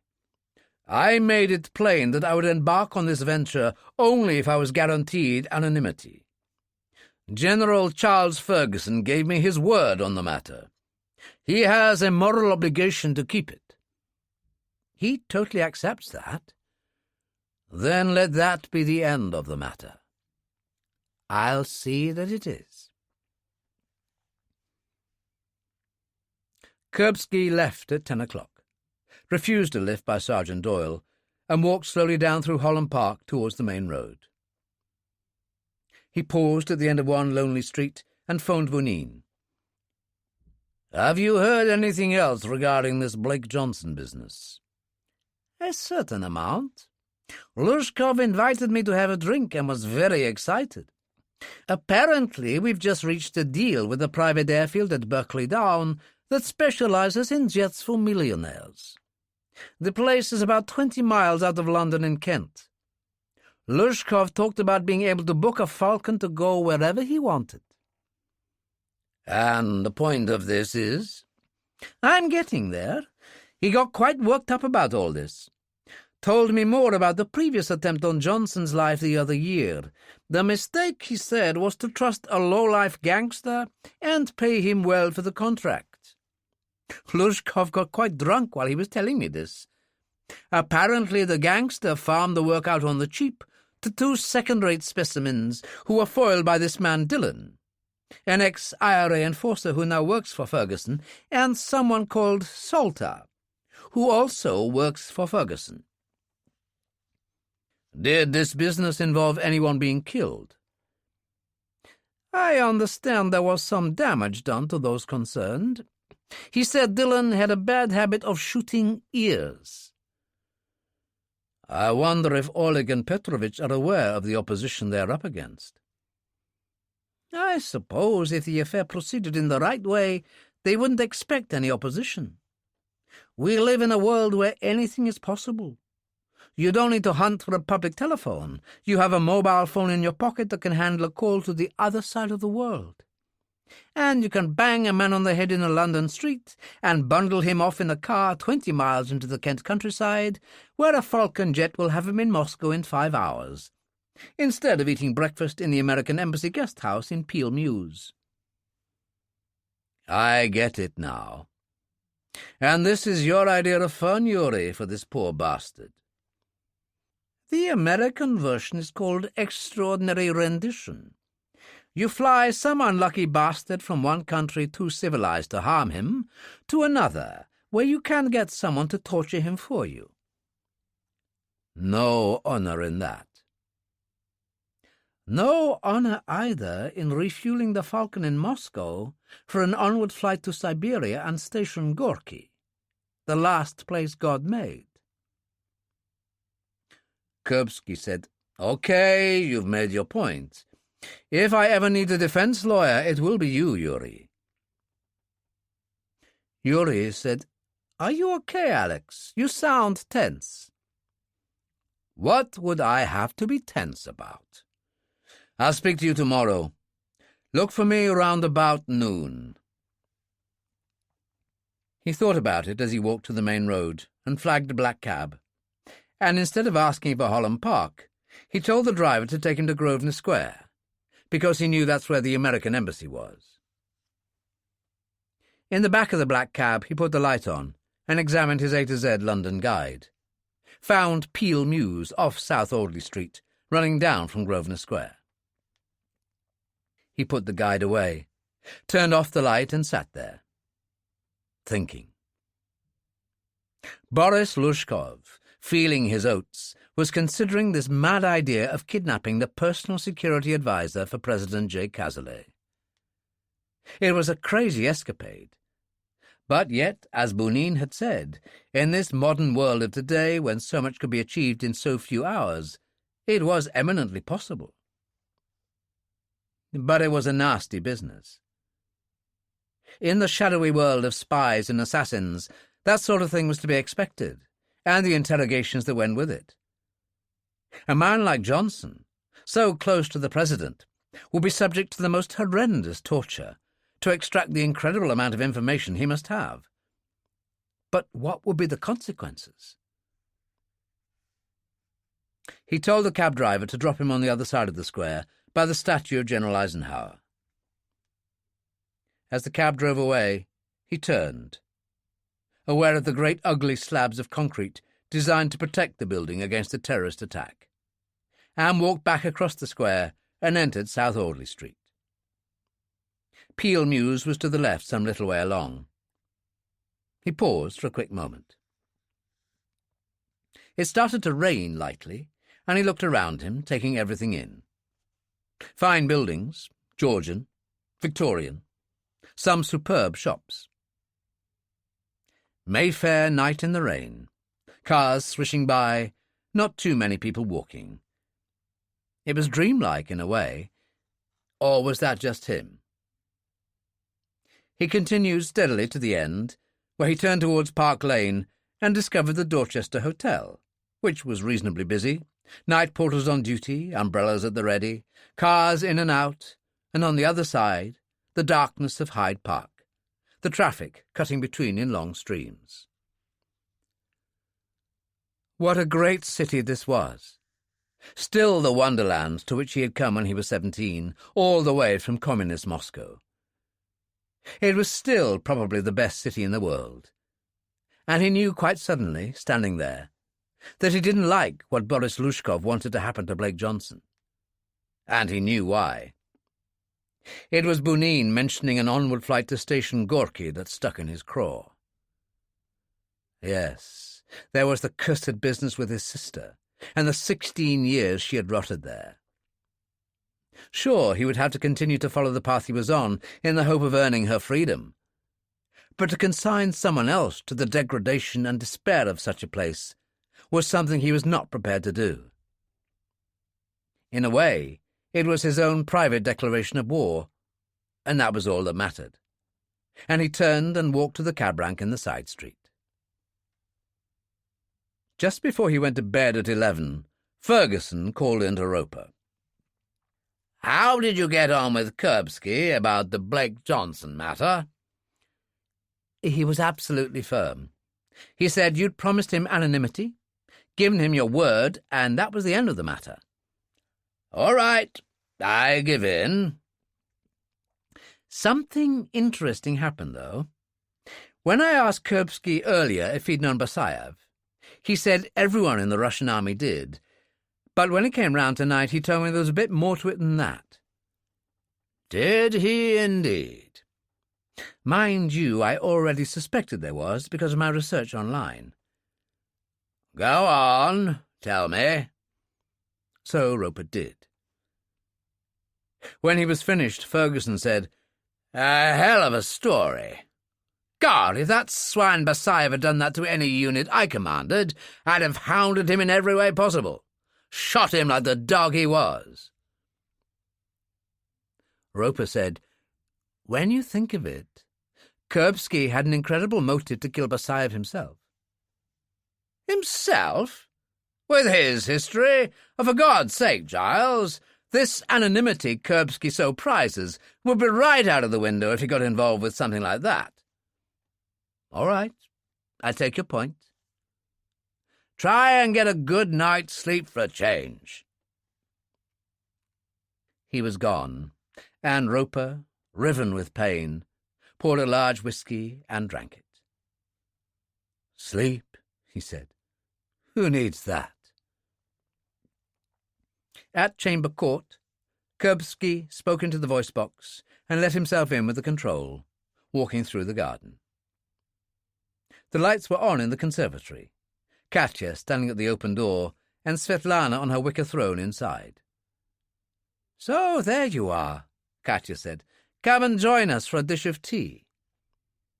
Which he did, taking off his coat and shaking rain from it. He kissed Svetlana's forehead and took Katya's hand for a moment. "How are you, my dear?" Svetlana asked. "You look so ill." He laughed and said to Katya, "Can't you persuade her that I'm supposed to look ill?" He was handed a glass of tea, and Katya said, "What have you been up to, then? Did you visit the safe house? How was Roper?" "Oh, the world of spooks is very worked up about the shooting of the Chechen general, Sergei Basayev, and his driver." "It's been a staple diet on all the news programs today."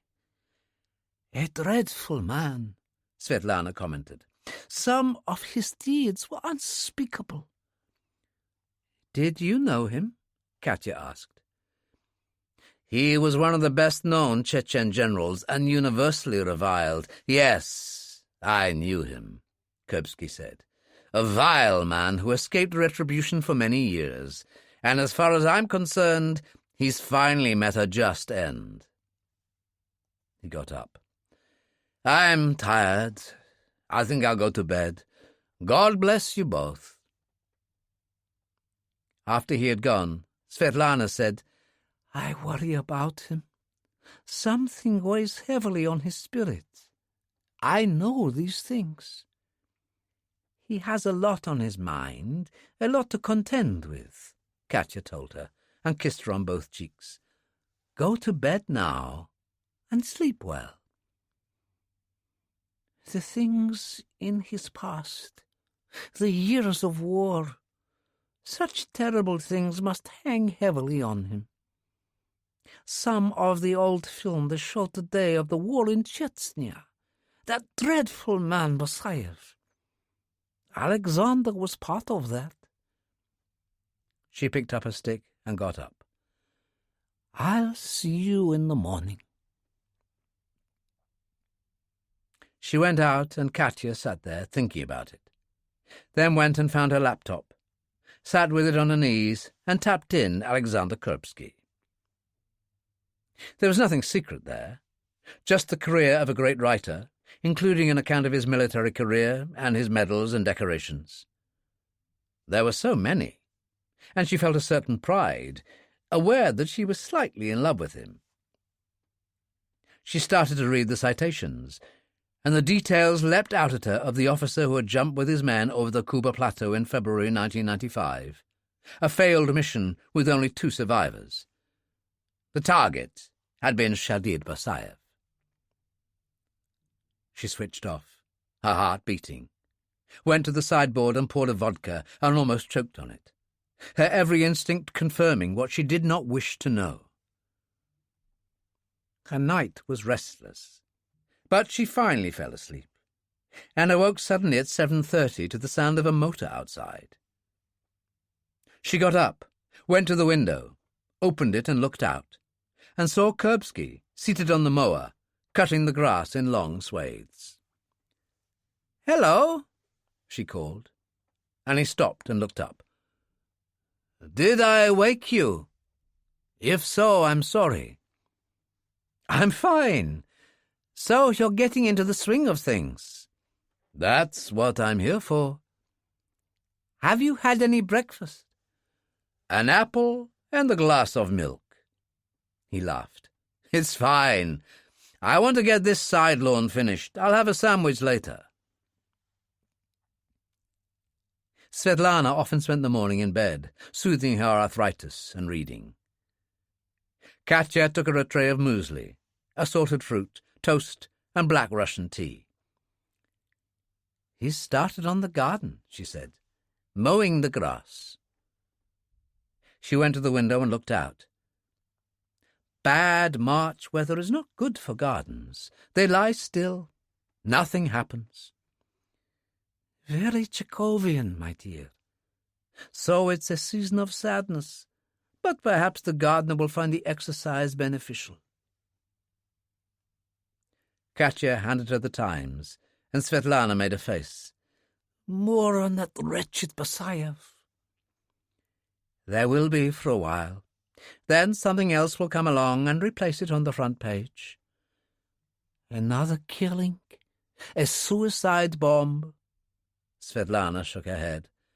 "What a terrible world." "I suspect it always was," said Katya, and went downstairs. At Holland Park, Roper sat at his desk, varying his screen images, turning from the autopsy report on Basayev to the one on Joseph, to the Scotland Yard forensic reports, taking it all in, tapping his desk with the flick knife Kuripsky had given him.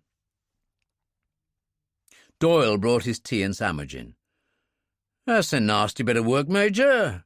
Where'd you get that, then?" "Just a present to open my mail." "It'll open a bloody sight more than that, if you ask me." He left, and Kuripsky came in.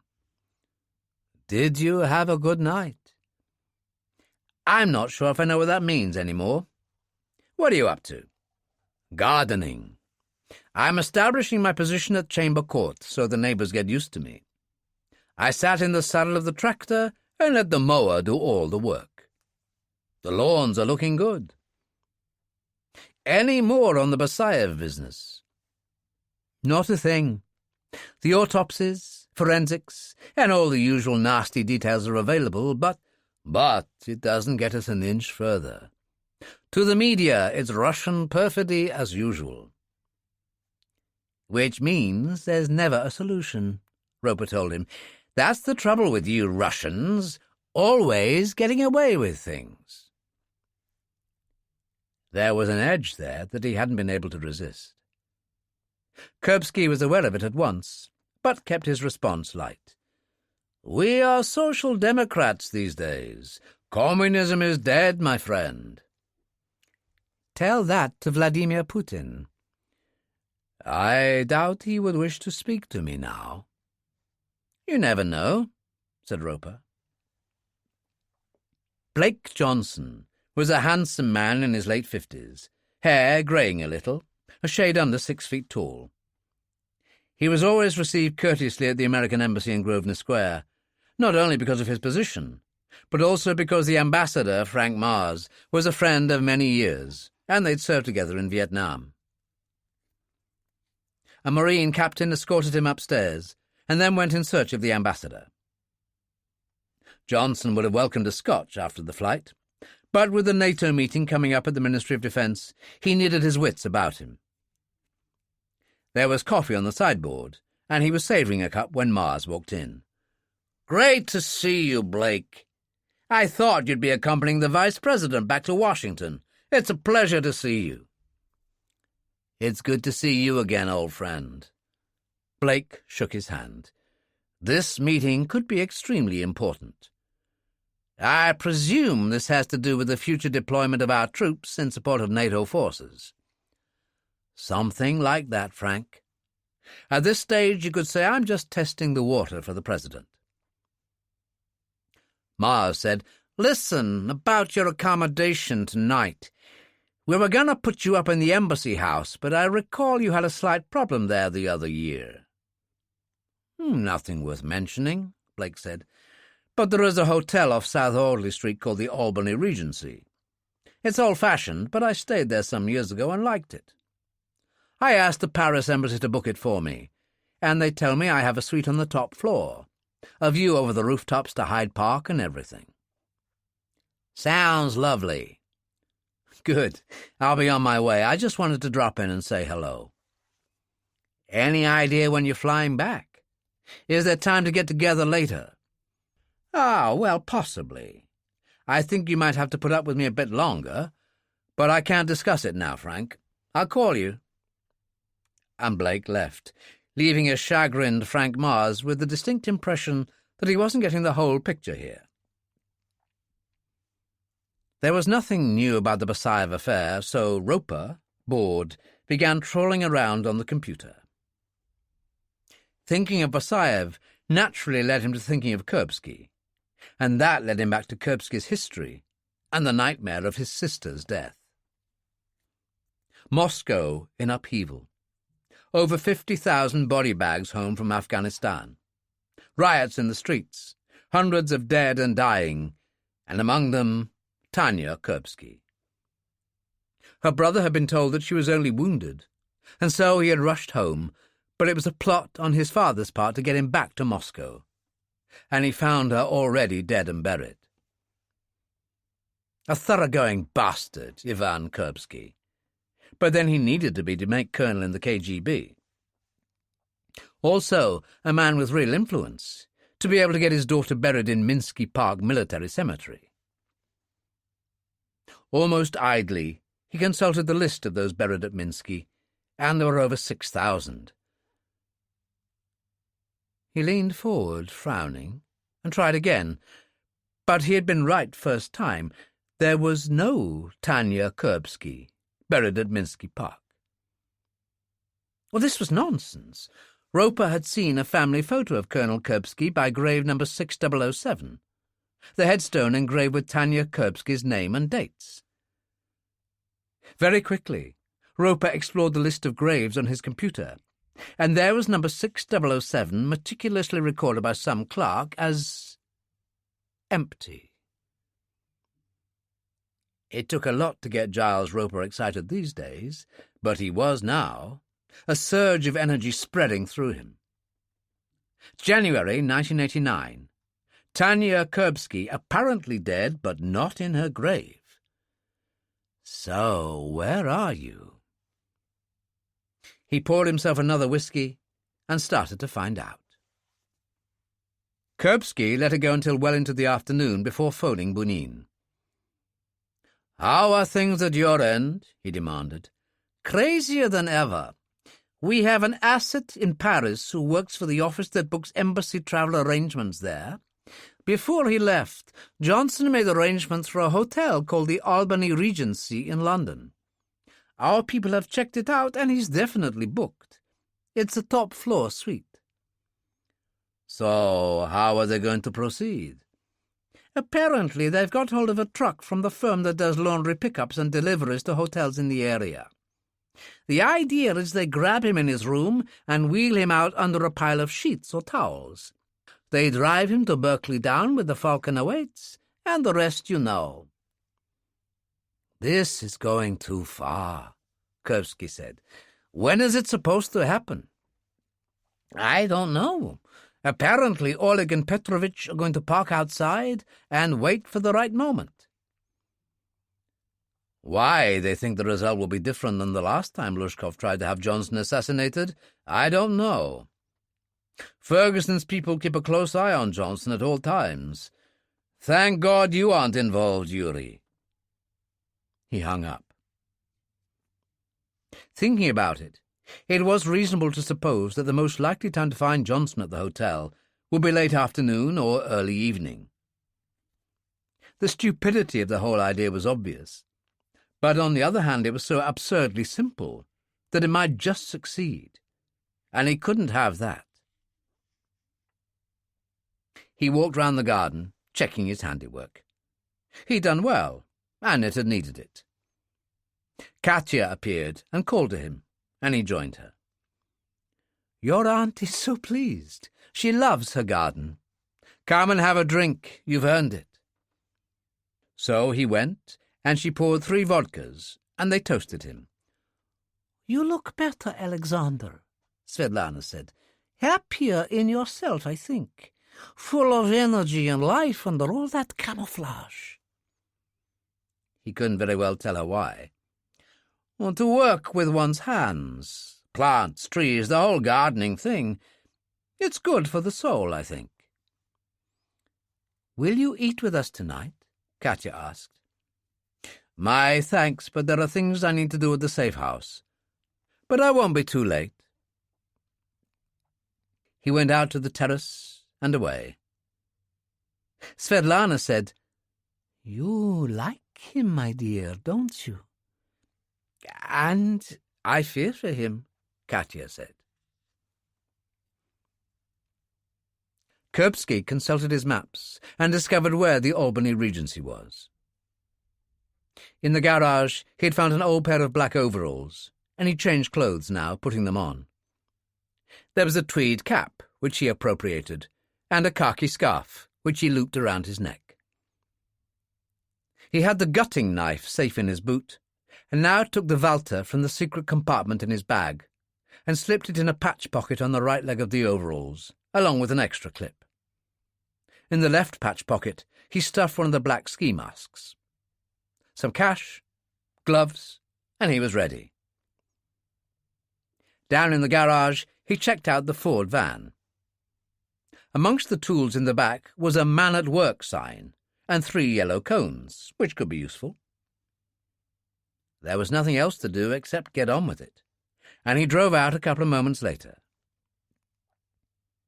Katya, who'd been watching from the trees, went back into the conservatory. "He's gone," she said. "But to where?" "All will be well," Svet Lana said. "If necessary, he will be good in spite of himself.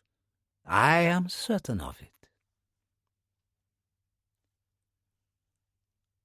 Roper got his first breakthrough in his search for Tanya by trawling the hospitals in central Moscow during the period covering the worst violence. There she was, a bullet in the left lung, another in the side, narrowly missing a kidney. It was surprising they'd bothered to treat her, considering the attitude of the authorities in those troubled times. But somewhere there had been doctors and nurses who took their work seriously in spite of party officials. And Tanya Kuripsky had lived. The next mention of her name was on a warrant for crimes against the state. Roper got the feeling that it was then that things had changed. He suspected that her father hadn't at first been aware of what had happened to her. She had probably appeared to have disappeared in all the turmoil. But then she'd been arraigned for treason against the state, the penalty for which was death. Yet Tanya Kuripsky was not executed. More work produced a special court hearing, the testimony of Colonel Ivan Kuripsky, and a new sentence: exile in perpetuity to Station Gorky. The numbered grave at Minsky Park was left in place, in consideration for Colonel Kuripsky's services to the state. Roper switched the computer off, feeling so desperately sorry at what he had found. This was not what Alexander Kuripsky believed to be true for so many years. How could he possibly be told? And even more, told that his sister might still be a prisoner in one of the worst places in the world. He switched back on and tapped in Station Gorky. Chapter 12. It was one of the most unpleasant things Roper had ever done. There was something reminiscent of the Nazis about the details of those incarcerated at Station Gorky, of Heinrich Himmler's insistence on records of deaths, executions, gassing, so meticulously kept that eventually those who had committed the deeds were condemned in open court by their own records. It was the same now with Station Gorky. The archives, long buried, were available on the computer, lists written by hand or on cranky old-fashioned typewriters, thousands of names. For a long time he seemed to be getting nowhere, and it was hard going. But in the end, sitting back, easing his pain with more whiskey, the breakthrough came from a single phrase entered in the court documents referring to her sentence: in perpetuity. It was so simple in the end, like a code word. And when he tapped in Station Gorky and followed it with the dread phrase, one list after another was revealed. There were hundreds of them, with dates of incarceration and, in most cases, dates of death over the years. He tapped in one or two as a start and found sparse entries, usually no more than 2 or 3 lines, and a photo of the convict, shaven-headed for both men and women, eyes lifeless, all hope gone. And Tanya Kuripsky, admitted the 25th of January 1989, looked exactly the same. Just like all the others, a creature beyond despair. To die of typhoid on the 7th of March 2000 must have been a blessing. Roper sat back, totally depressed. For 16 years, Alexander Kuripsky had accepted that his sister was dead, buried in Minsky Park Military Cemetery. To be told now that she had lived for 8 appalling years in the worst gulag in Siberia would be a terrible thing to have to come to terms with. But then, did Kuripsky need to know? What purpose could there be in telling him? None that he could see. But that would mean keeping the whole rotten business from everyone, and that included Ferguson. He buried his face in his hands, and Doyle came in. "You all right, Major?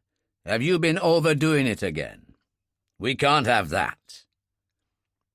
Roper smiled. "Here we go again, the old Jamaican charm offensive. The old Jamaican Cockney charm offensive. How about I take you to the wet room and you have a bloody good shower?" Roper poured a whiskey and tossed it back. "You know what, Tony? That's a good idea." Kuripsky reached the Albany Regency Hotel and discovered that the normal parking area had been temporarily extended. A substantial building had been demolished next door, and there was room for more cars until construction began. Many vehicles had taken advantage of the situation. Kuripsky took a spot in a corner and noticed a manhole. He backed up against it, opened the rear door, found a crowbar among the tools, and levered up the manhole cover, then positioned the yellow cones around it and propped the man-at-work sign against the Ford's windshield. Now he was set for a while. There was no sign of a laundry van. It was just after 5, a certain gloom in the air as evening approached. He continued to search among the parked cars, and then he saw a notice on the wall, "Trade vehicles at rear entrance." An arrow pointed to a narrow footway through an archway, and he hurried along. Back from his meeting, Blake Johnson had been dropped at the front entrance of the hotel only 15 minutes before Kuripsky arrived, and Igor Oleg saw it. He was wearing a green uniform, the name of a laundry company printed on the back. His companion, Petrovich, was waiting in the stolen truck in the courtyard at the rear of the building. Oleg had gone round to the back using the very footway that Kuripsky was on now, and hurried down the steps to his companion, who already had a large 4-wheeled cloth container waiting filled with towels. "He's here," Oleg told him. "Let's get it done, then." They went in through the basement door, entered the service lift, and went up to the top floor. Blake had taken off his jacket, loosened his tie, and poured himself a whisky, and a large one. Not because of his exertions at the NATO meeting. The highly classified 20 minutes he had spent with his good friend Charles Ferguson afterwards had been much more demanding. The interesting thing about politics was that sometimes, though not often, you could help to make history, just a little bit. The door buzzed. He walked towards the door, drink in hand, opened it, and Oleg punched him very hard just under the breastbone. As Blake's legs buckled, Oleg caught him and dragged him backwards so that Petrovich could wheel in the laundry cart. His wrists were handcuffed together with plastic ties. His mouth was taped. A large plastic tie bound his ankles. Towels were removed. They hoisted him between them and dropped him in the cart, then covered him with the towels again. Oleg opened the door, checked that the corridor was clear, and they walked to the end and discovered the service lift was on its way. Oleg glanced nervously at Petrovich as they waited for the lift door to open. A Filipino cleaning woman in hotel uniform and carrying a mop and pail emerged, nodded without a word, and walked off down the corridor. They got into the lift and descended, smiling at each other, emerging on the ground floor and pushing the cart out into the courtyard towards the truck. Kuripsky, emerging from the walkway, saw everything. He remembered Oleg and Petrovich from the GRU safe house outside Moscow, and the fact that they were pushing the cart said it all. The top half of the back of the truck was stretched canvas, the bottom half metal. Opened, it provided a ramp to facilitate loading. They shoved the cart inside, closed the ramp, and walked round to board. Kuripsky was already rushing down the steps as the engine roared, and the truck started to move. The bottom of the ramp protruded slightly, and he got a foot on it and hung on by his left hand, clutching the twine that held the canvas tight. He reached in his boot, found the gutting knife, stabbed into the canvas and cut it from top to bottom. Then he sliced to one side, raised the flap he had created, and pulled himself through. Once inside, he replaced the knife in his boot, found the ski mask in his left leg pocket and pulled it on, stuffing his tweed cap into the pocket in its place. It was gloomy outside now, and even gloomier in the truck. There was no sound from the cart, and there were several more, all full of laundry, and he had to force his way through and listen from the back of the cab. He could hear voices, but not what they were saying. He took out the gutting knife and sliced a hole in the canvas on the left side so that a flap hung down and he could see out to where they were going. Traffic, houses, but a busy road, obviously pushing out of the city. He turned to the cart and pulled out the towels, revealing Blake Johnson. He had obviously recovered his senses, and his eyes were wide open and staring.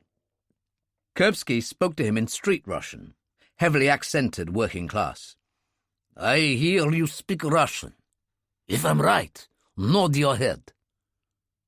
Blake did so, and Kuripsky carried on. "You've been kidnapped by some pretty bad people. They are taking you to an airfield called Berkeley down in Kent, where there's a falcon waiting to take you to Moscow or Siberia. I'll take the tape off now so you can talk, but keep your voice low." He yanked the tape off in one quick pull, and Blake winced.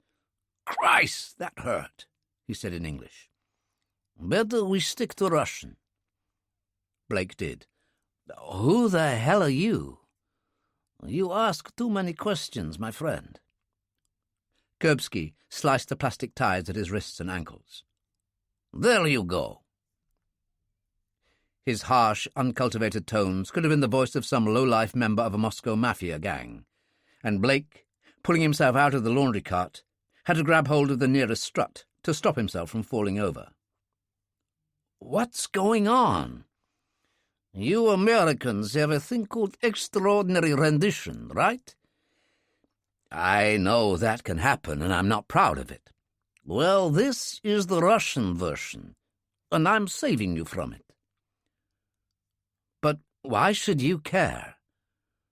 "Now you disappoint me, Mr. Johnson." Kuripsky pushed Blake so he fell on a pile of towels. "Sit down and shut up." He peered out through the hole he had made in the left side of the canopy. They were moving out into country now. Fields, woods, only the occasional house. He turned, went to the tailgate, and sliced the canvas till it was open from top to bottom, then undid the clamps on each side that held the ramp in place, and nicked it open so that it trailed down, scraping on the road. The truck swerved, and he grabbed a stanchion and took out the Walter. Blake, rolling amongst the towels as the truck swerved again, cried, "What the hell are you doing?" "Making them stop," Kuripsky said.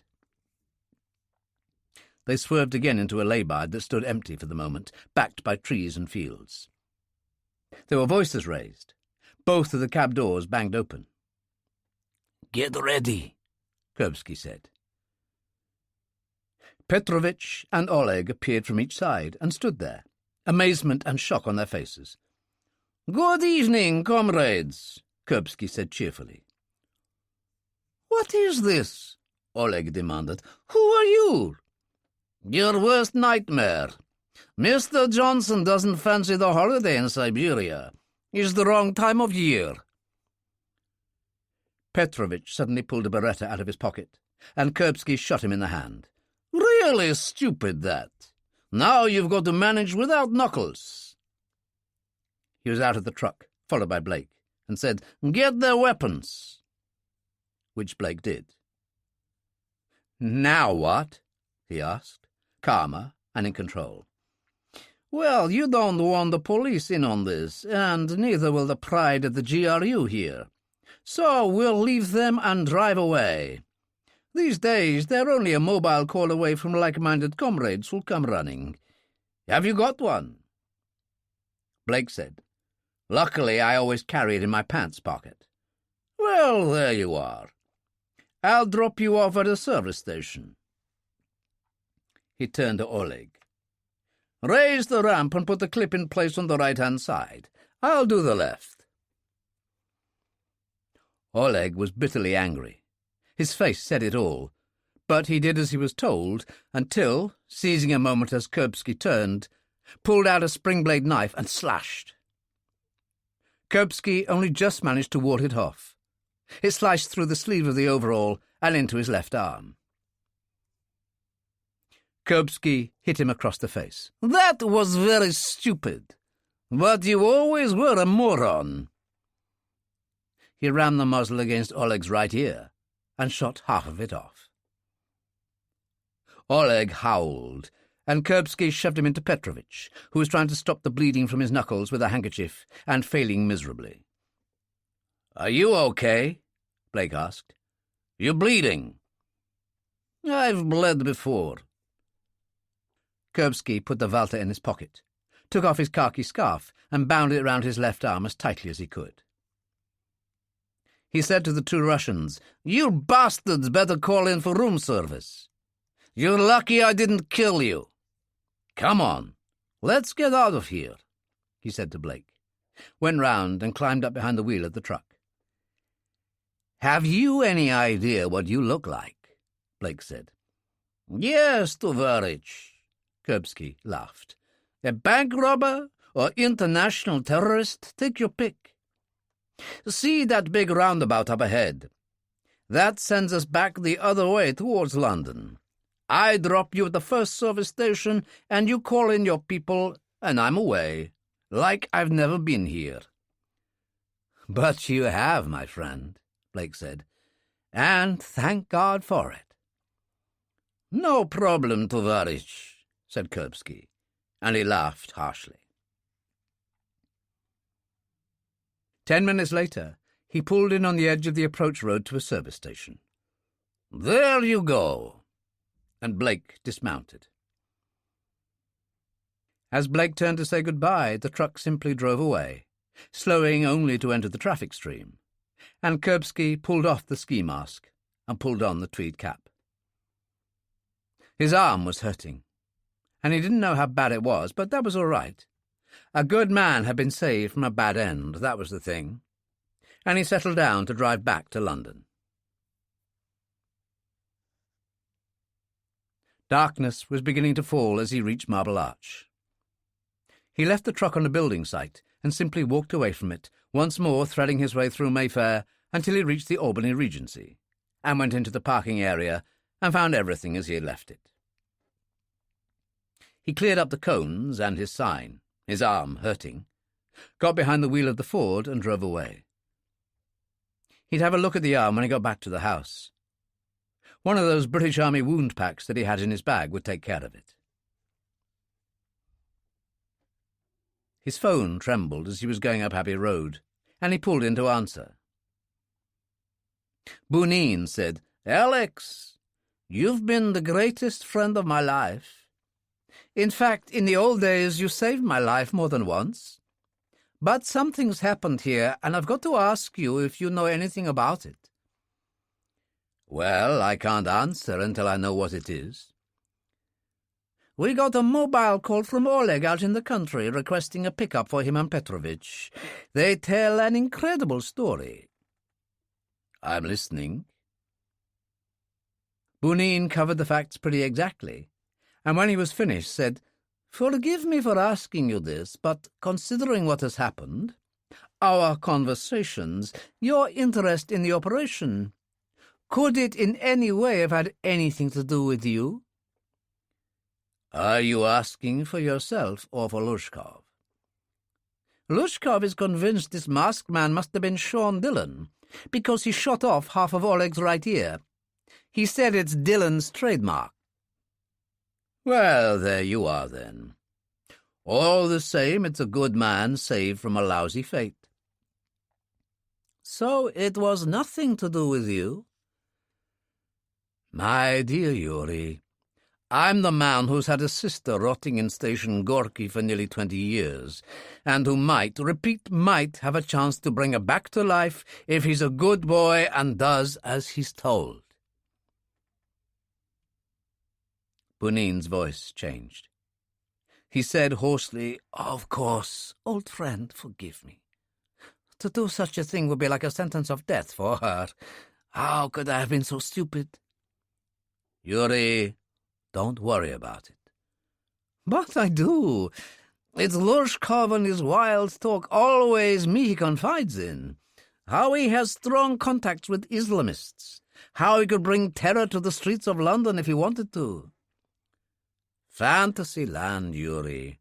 Dreams of power. Has gone through his head since he found himself face to face with Putin."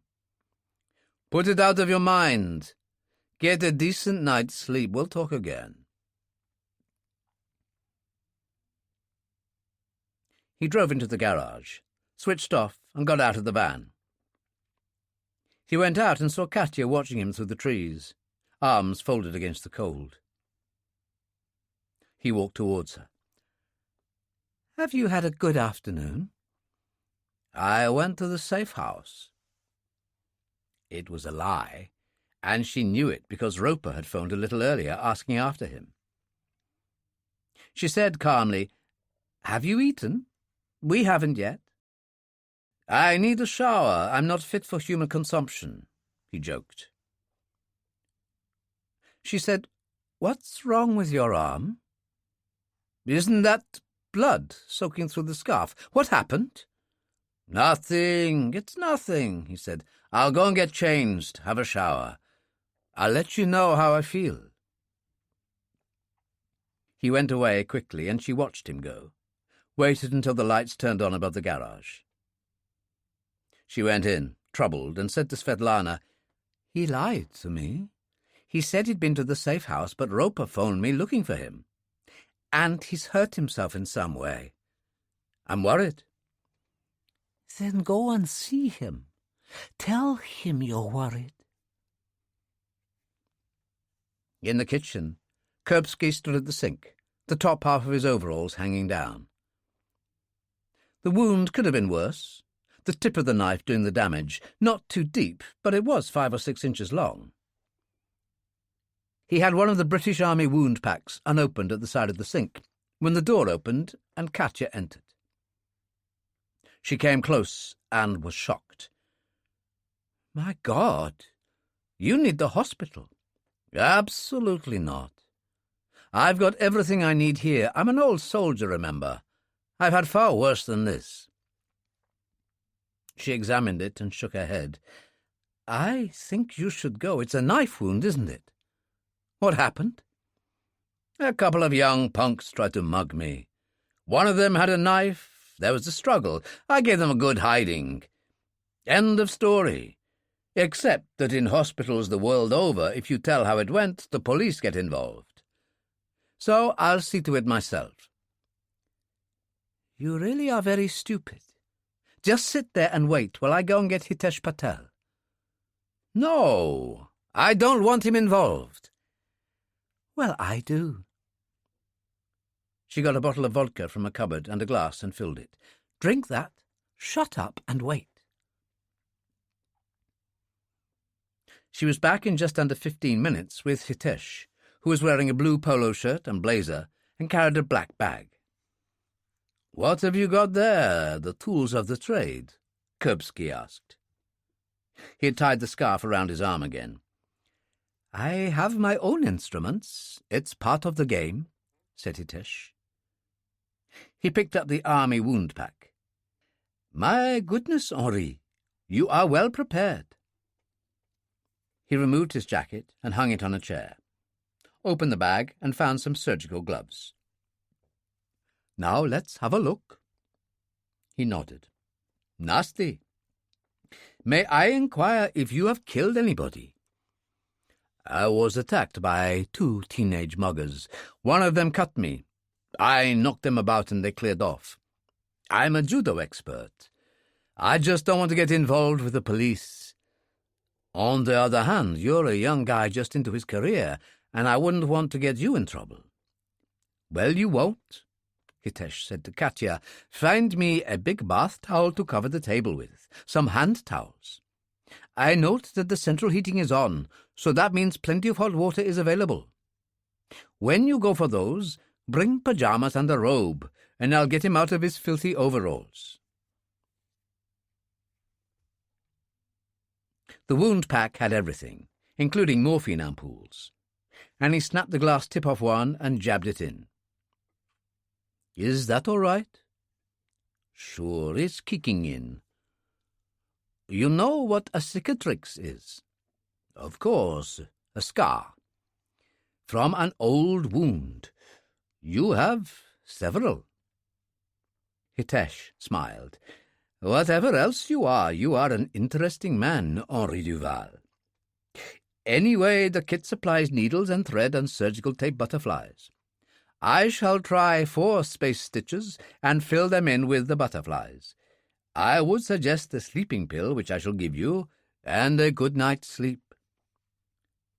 "Then do it." Kuripsky turned to Katya, who had been listening without a word. "I think another large vodka is definitely indicated here." She gave it to him, and he tossed it down. "Okay, let's get on with it." Not much more than half an hour later, Hitesh finished his careful and neat bandaging, tightly held together with surgical tape. Katya had left them to go and speak to Svet Lana, and she now returned. "She is quite concerned. Would you care to eat something with us?" she asked. "If you don't mind, I think I'll take the advice of my excellent doctor and go to bed." "I think you're wise," Hitesh said. "Here's your sleeping pill. Swallow it now. I'll also leave you some pills, strong painkillers that will help you for the next 3 or 4 days. Just read the instructions. I'll leave you to it." "You're a star, Hitesh." Katya kissed him. He walked to the door, opened it, and smiled. "Of course, I haven't been here. No one saw me, right? But I'll check on him tomorrow," he said, and left. "He's a lovely young man," Katya said. "I'm indebted to him." Kuripsky put his hands on her shoulders. "And you." He kissed her gently on the mouth. "I am a great worry to you, I know this, and I'm sorry it has to be this way. However, I'm going to bed, and to hell with everything for a while." She waited for him to climb the stairs safely and called, "Night bless, Alex." But he was already gone, the only sound his bedroom door closing softly. So she was not aware of him going to his bathroom and spitting out the sleeping pill. She went across to the conservatory and joined Svet Lana. "He's gone to bed. Hitesh gave him something to make him sleep." She handed Svet Lana a vodka and joined her. "You're still worried about him." "He lied to me about having been at the safe house. I'm sure he's not telling the truth about how he came to be cut with a knife." "Then do as I say. Go and see Roper and tell him you're worried." "You know, I think I will." "Only send for a cab.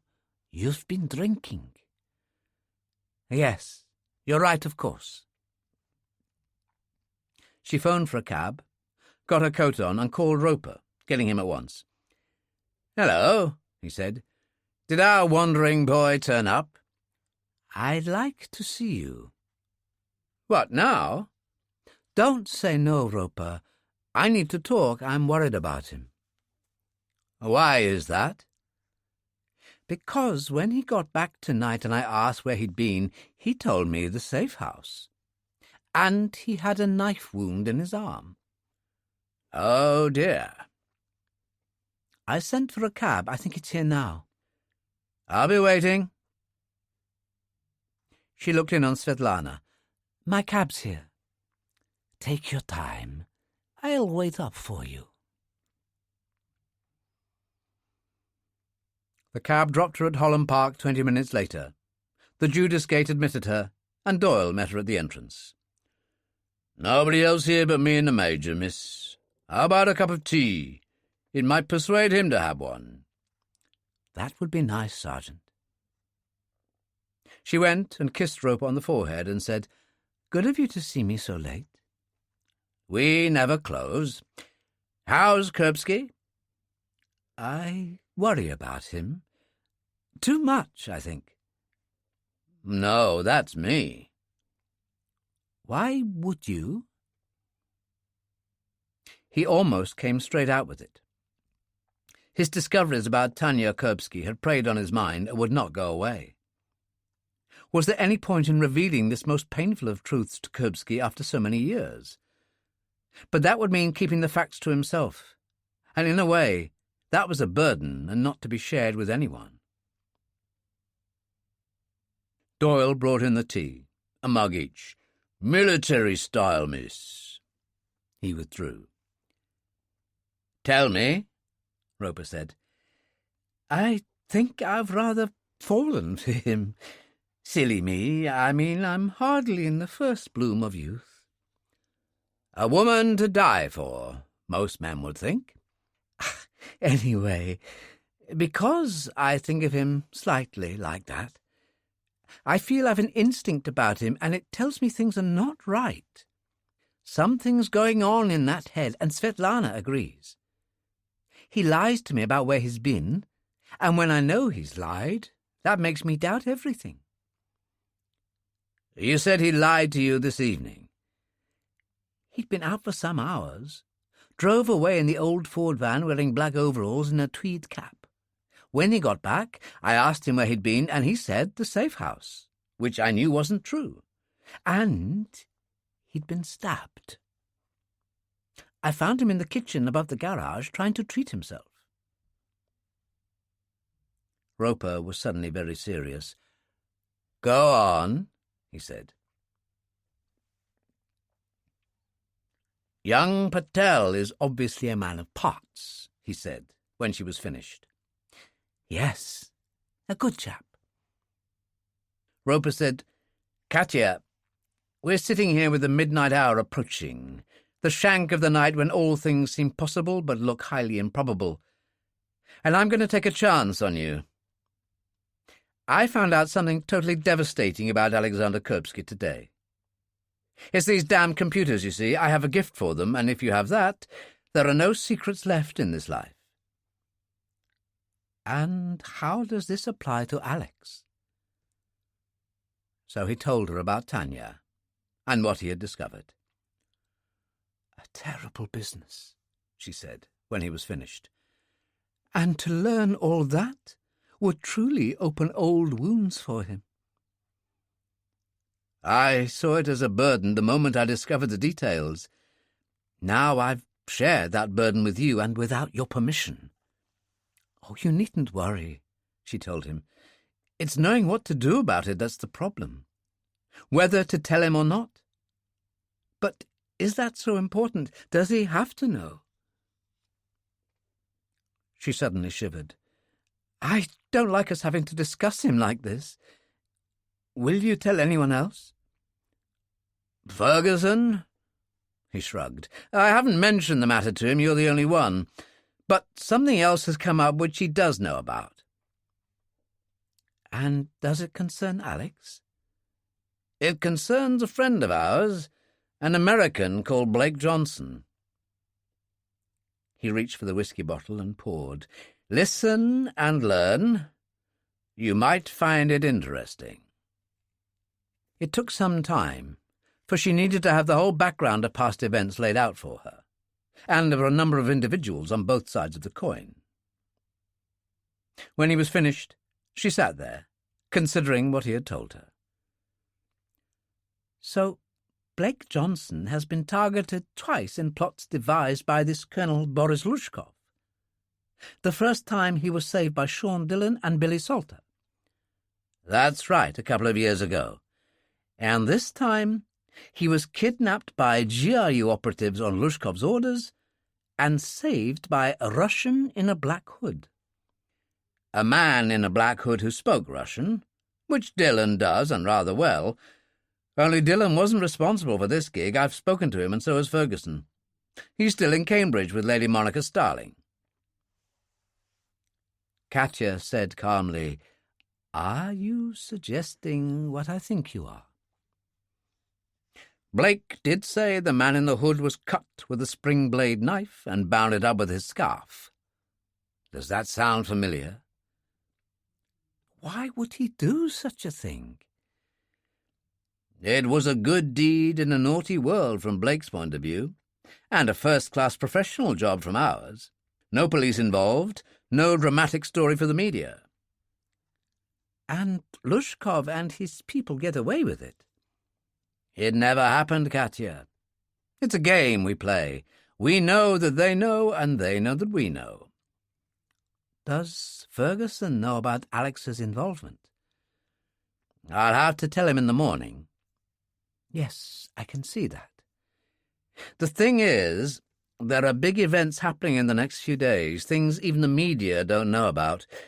I was only told a bit about it early by Ferguson. Blake's involved, but I can't tell you how. I see.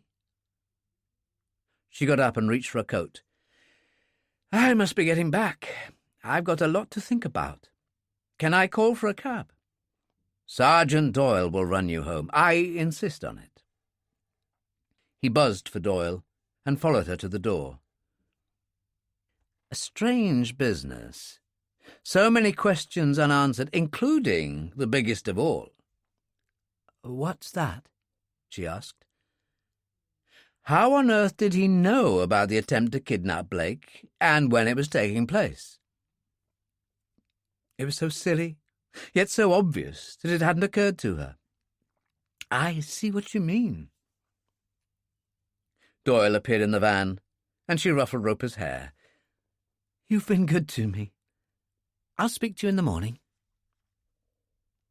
At that moment, Boris Luzhkov sat in the living room of his quarters at the embassy, with much vodka taken and angrier than he had ever been.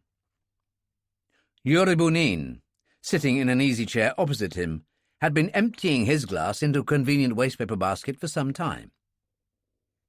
You know, Yuri, thank God I kept the whole damned affair from the Prime Minister. I meant it to be a surprise, my gift to him. Those idiots, Oleg and Petrovich. I'll have them transferred to a penal battalion, I swear it. He poured another vodka and slopped it down. Ferguson and his damned Prime Minister's private army, and that bastard Dillon. They've done it again.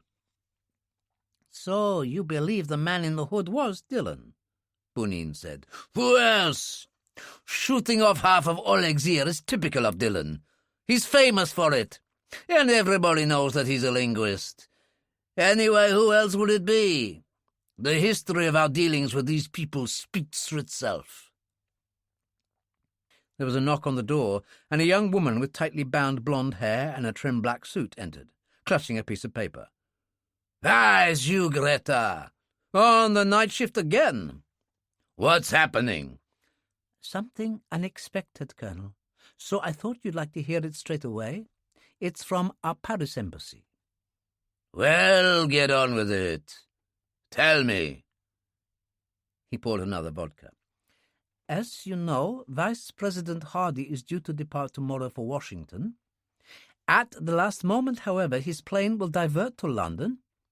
He and the British Prime Minister are meeting with the Israeli Prime Minister and the President of Palestine to broker a deal over Gaza.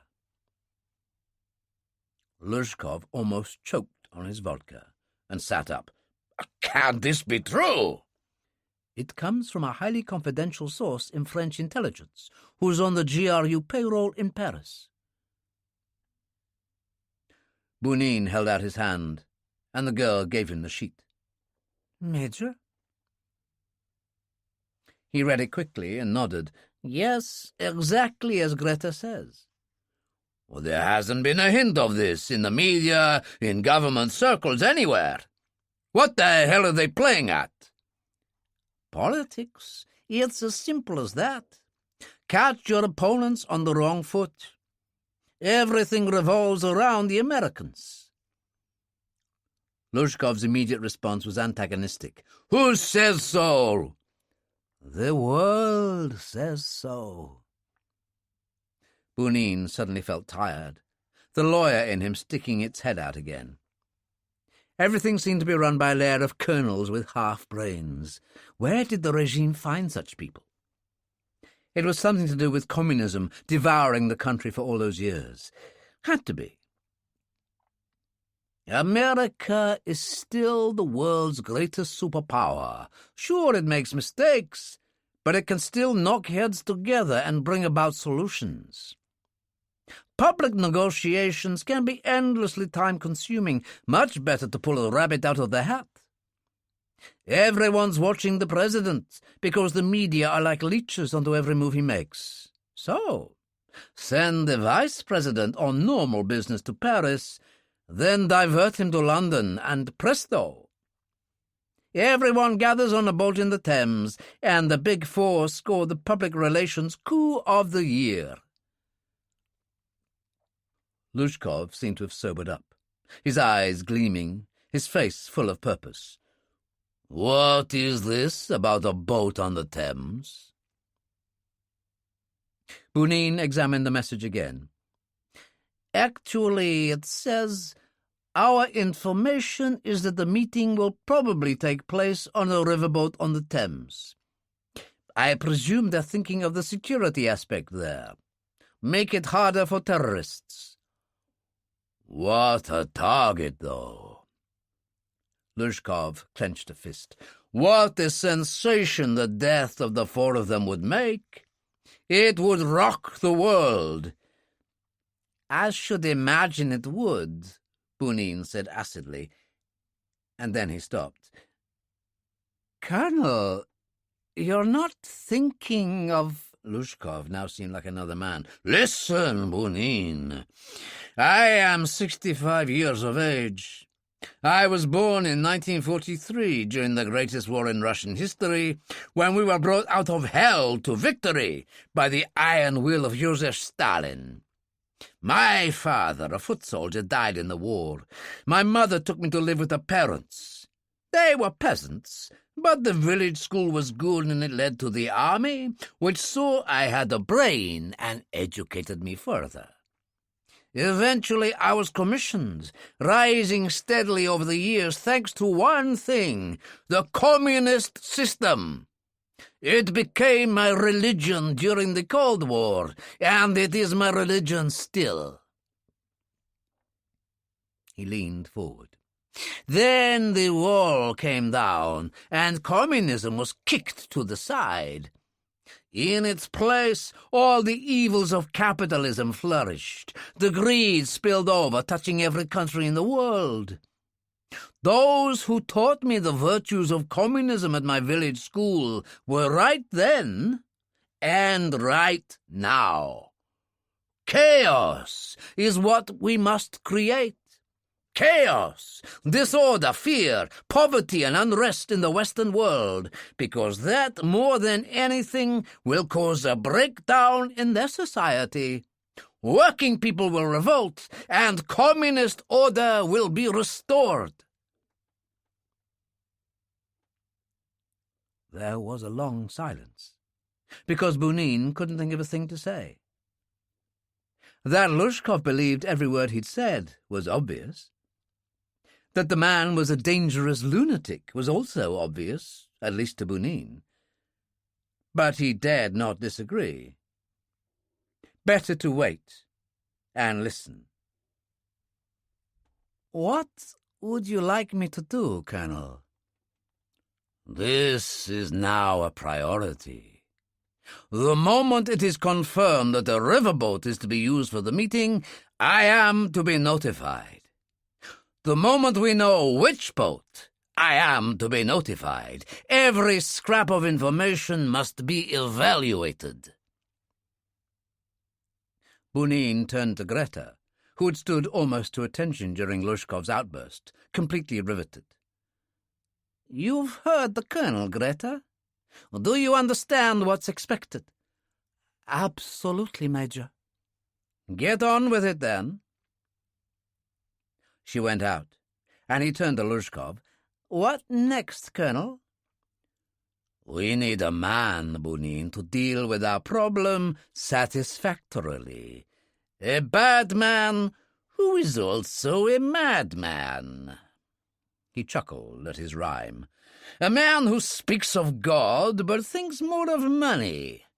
A man who doesn't care and who looks upon each day as the day he may die." "And you know of such a man?" "Yes, I know of such a man. Go and get your coat. Make sure you have a pistol in your pocket, and I will introduce you to him." Chapter 13. The cab dropped Katya at the mews, and she let herself in and walked through the garden. She paused on the terrace and looked at the garage, and there was no light. In fact, Kuripsky was up and watching her through a crack in the curtains. His arm felt numb, but not unpleasantly so. He wore a bathrobe and smoked a cigarette, wondering about Katya and where she had been. He could see through the trees into the conservatory, saw her standing and talking to Svet Lana. It was enough. He went downstairs, found a scarf in the hall to put round his neck, and went out and walked cautiously through the trees.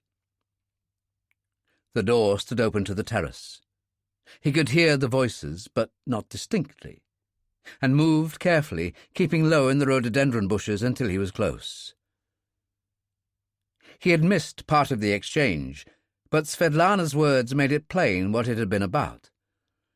So you say the man in the hood who saved this American, Johnson, was Alexander?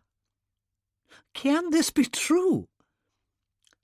Johnson said the man in the hood was cut on the left arm, and that he tied his khaki scarf about it. That was how Alex was when he came home. Hitesh will confirm it.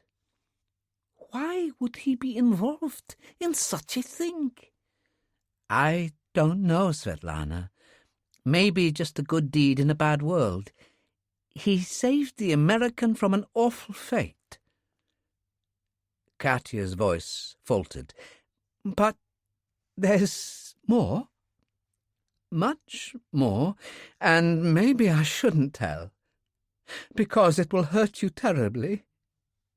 But I feel that I must. It will hurt him terribly too. But what can I do?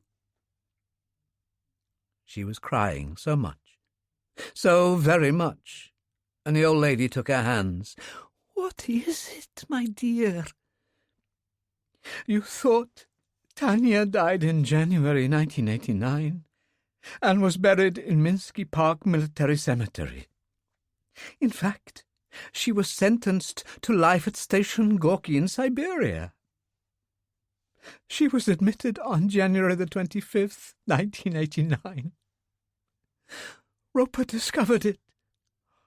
Oh, dear God, that such a thing could be. That my wretched brother should permit such a thing. Tears were running down Svet Lana's cheeks. She's still there after 16 years.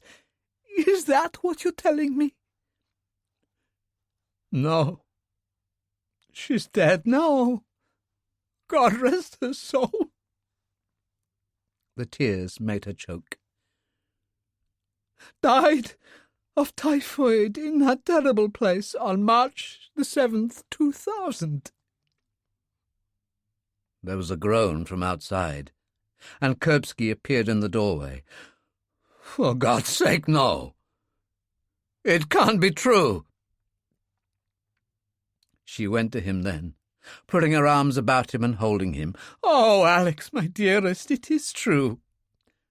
Roper broke into all the files, and it's all there, everything that happened to her. Svet Lana put her hands out. Come to me, my dear one. Come to me. He went to her, falling on his knees in anguish. You don't understand. They lied to me. She was supposed to be still alive. Katya crouched on the other side of Svet Lana's chair. Who lied to you, Alex? Who? Putin himself. Boris Lushkov. And as Svet Lana held him close, he told them everything.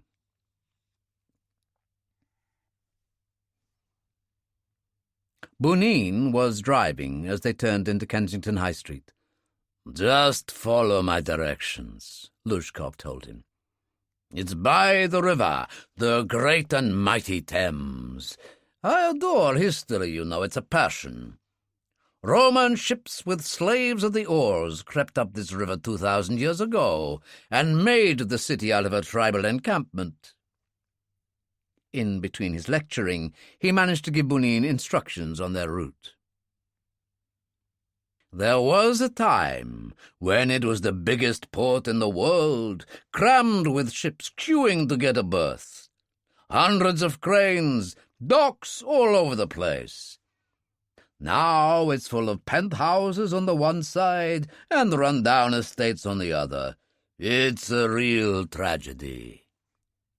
"You've been here for a long time," Bunin said. 13 years.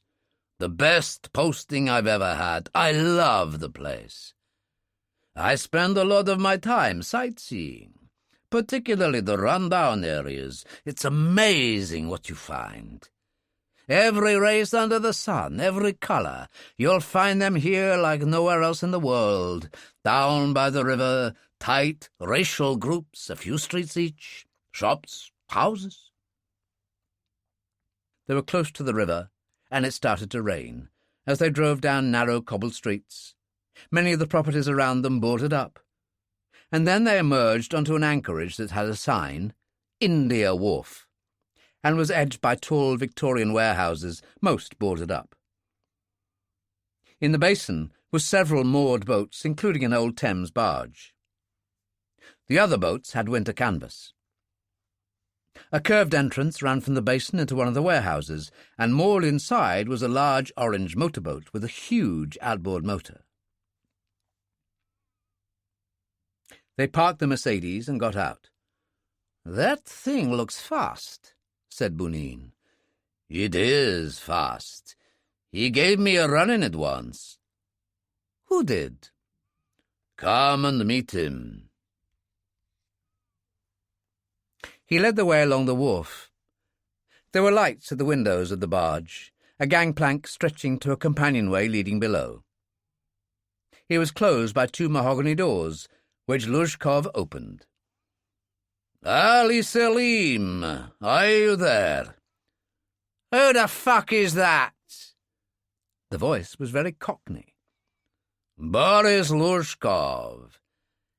"Have you brought any money with you? If not, you can piss off." "My dear Ali, when have I ever let you down?"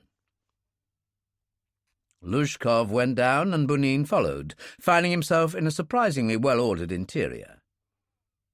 The cabin was comfortably furnished, with padded benches down each side, pictures on the walls where there was room, small curtains at the portholes.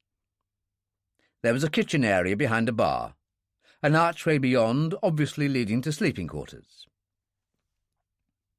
The man sitting at one end of the table was of mixed blood and looked to be in his 50s, an aggressively handsome man with a hooked nose and the look of a predatory hawk about him. He had taken an old Luger pistol to pieces, spread them on a cloth before him, and was carefully cleaning them. Close to his hand was a Beretta pistol, which he could have picked up in a second.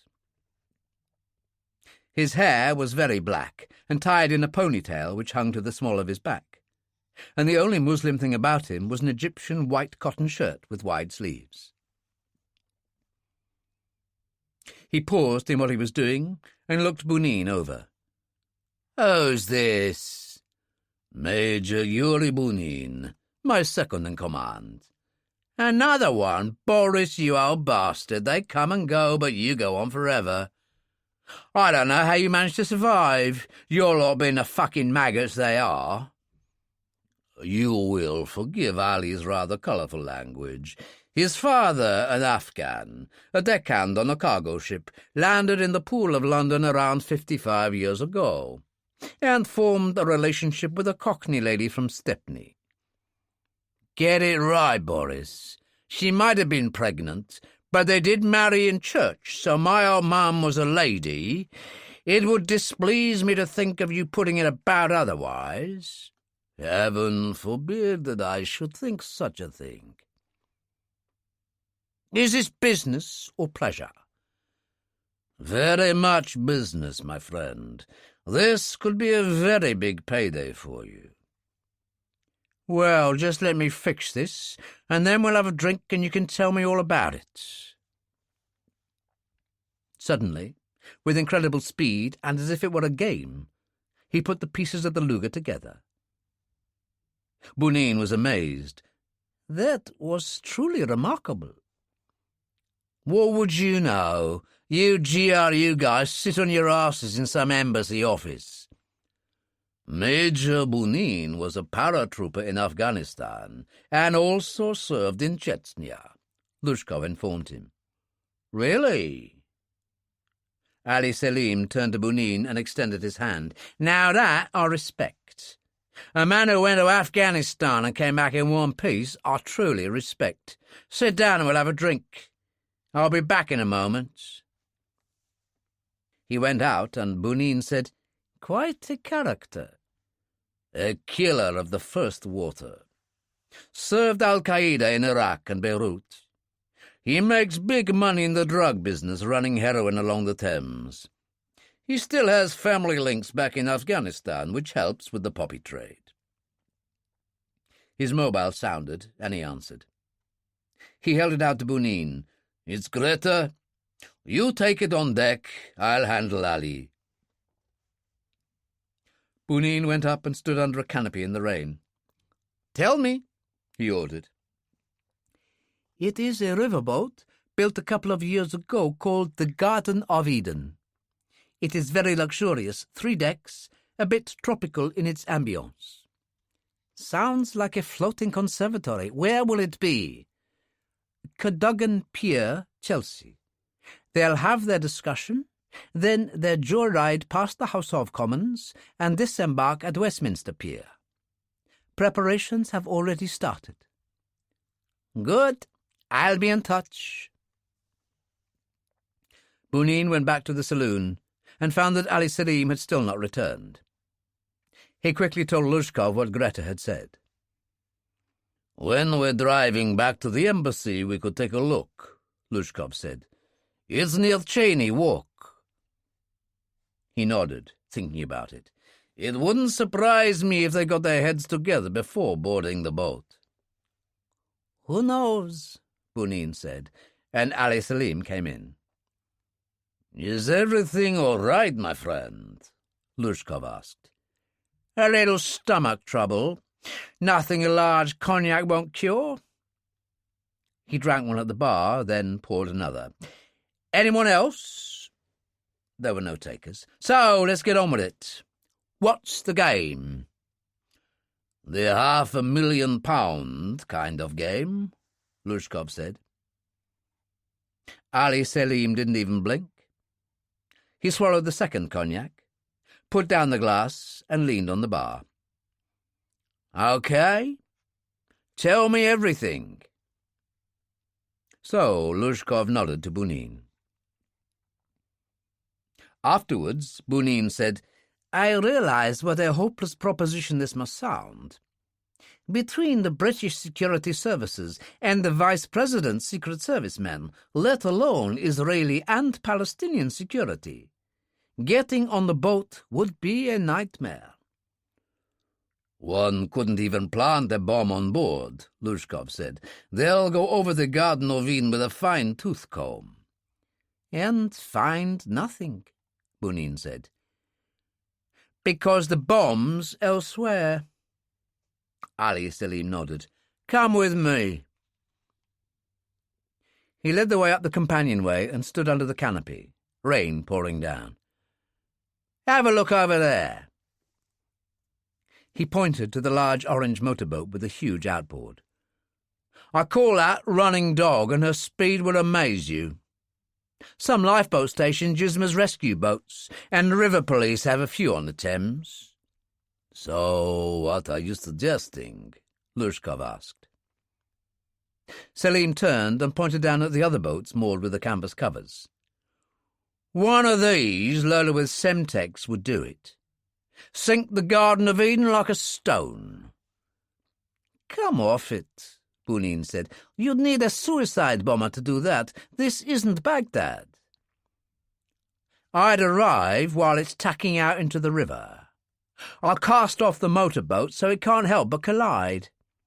Since it will be carrying 70 pounds of Semtex with short-time pencil fuses, it'll blow the Garden of Eden to kingdom come. Lushkov looked at him in awe. And what about you? What about me? I sink the running dog in some run-down dockland area, await events, and vanish if necessary with your £500,000 to comfort me. I'll be fine. I always make out. Bunin said, And the Vice President and the others? This doesn't bother you. Not even the President of Palestine. Fuck him, Major, who cares? It's a lousy world. People live and die because these politicians push the pieces around on some gigantic chessboard.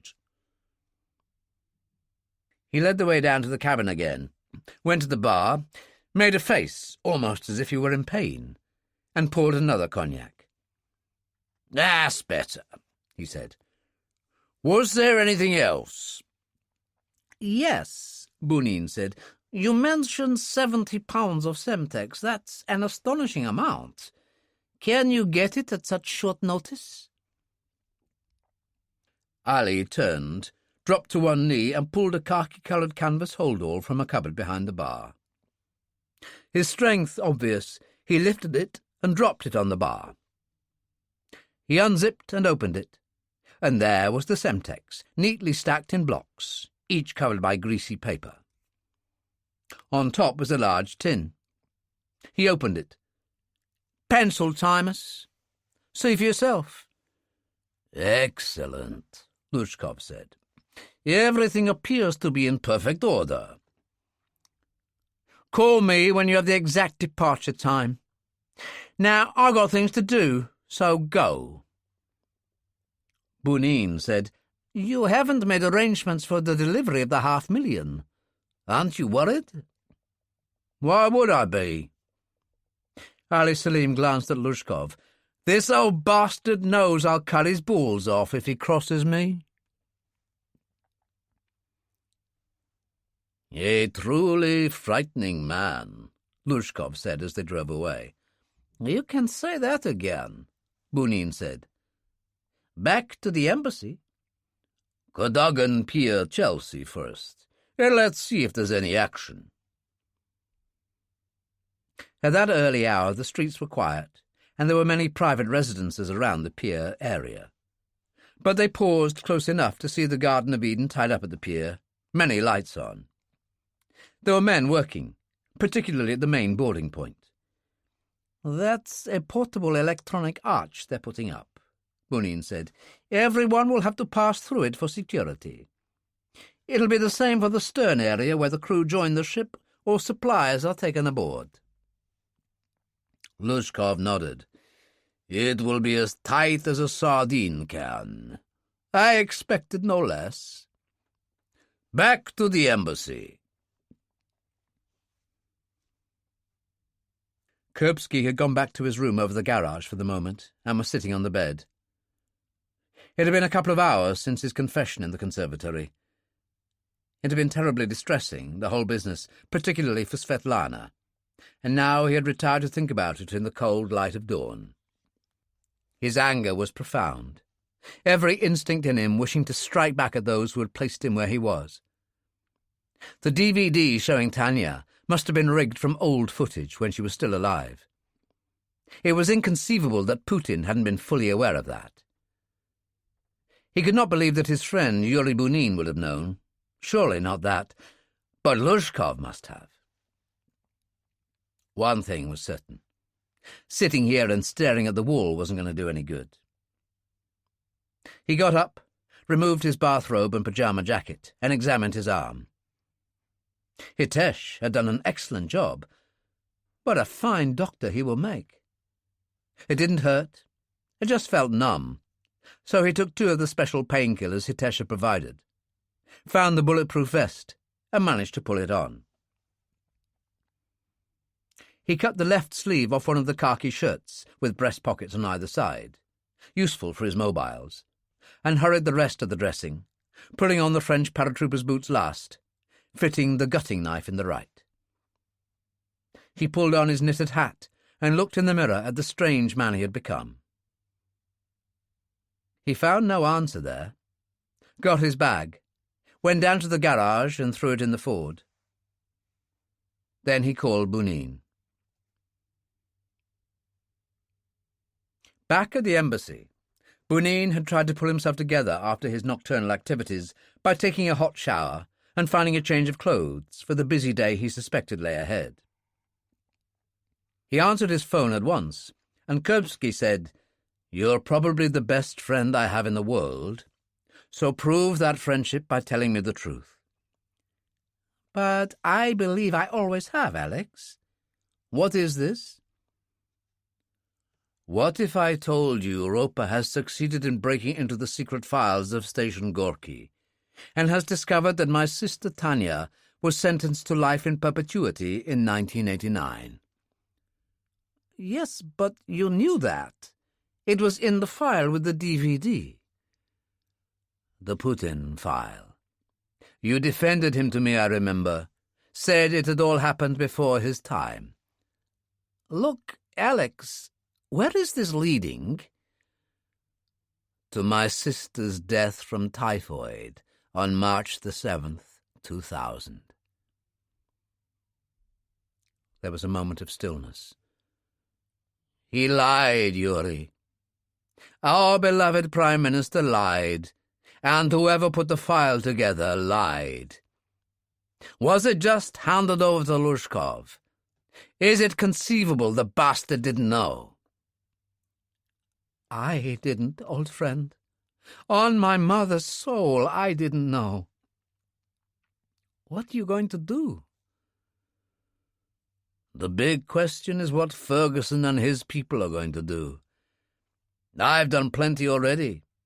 Killed Vronsky, the 3 lads on the Midnight Express, that bastard Basayev and his minder, and I sorted out Oleg and Petrovich." "So it was you."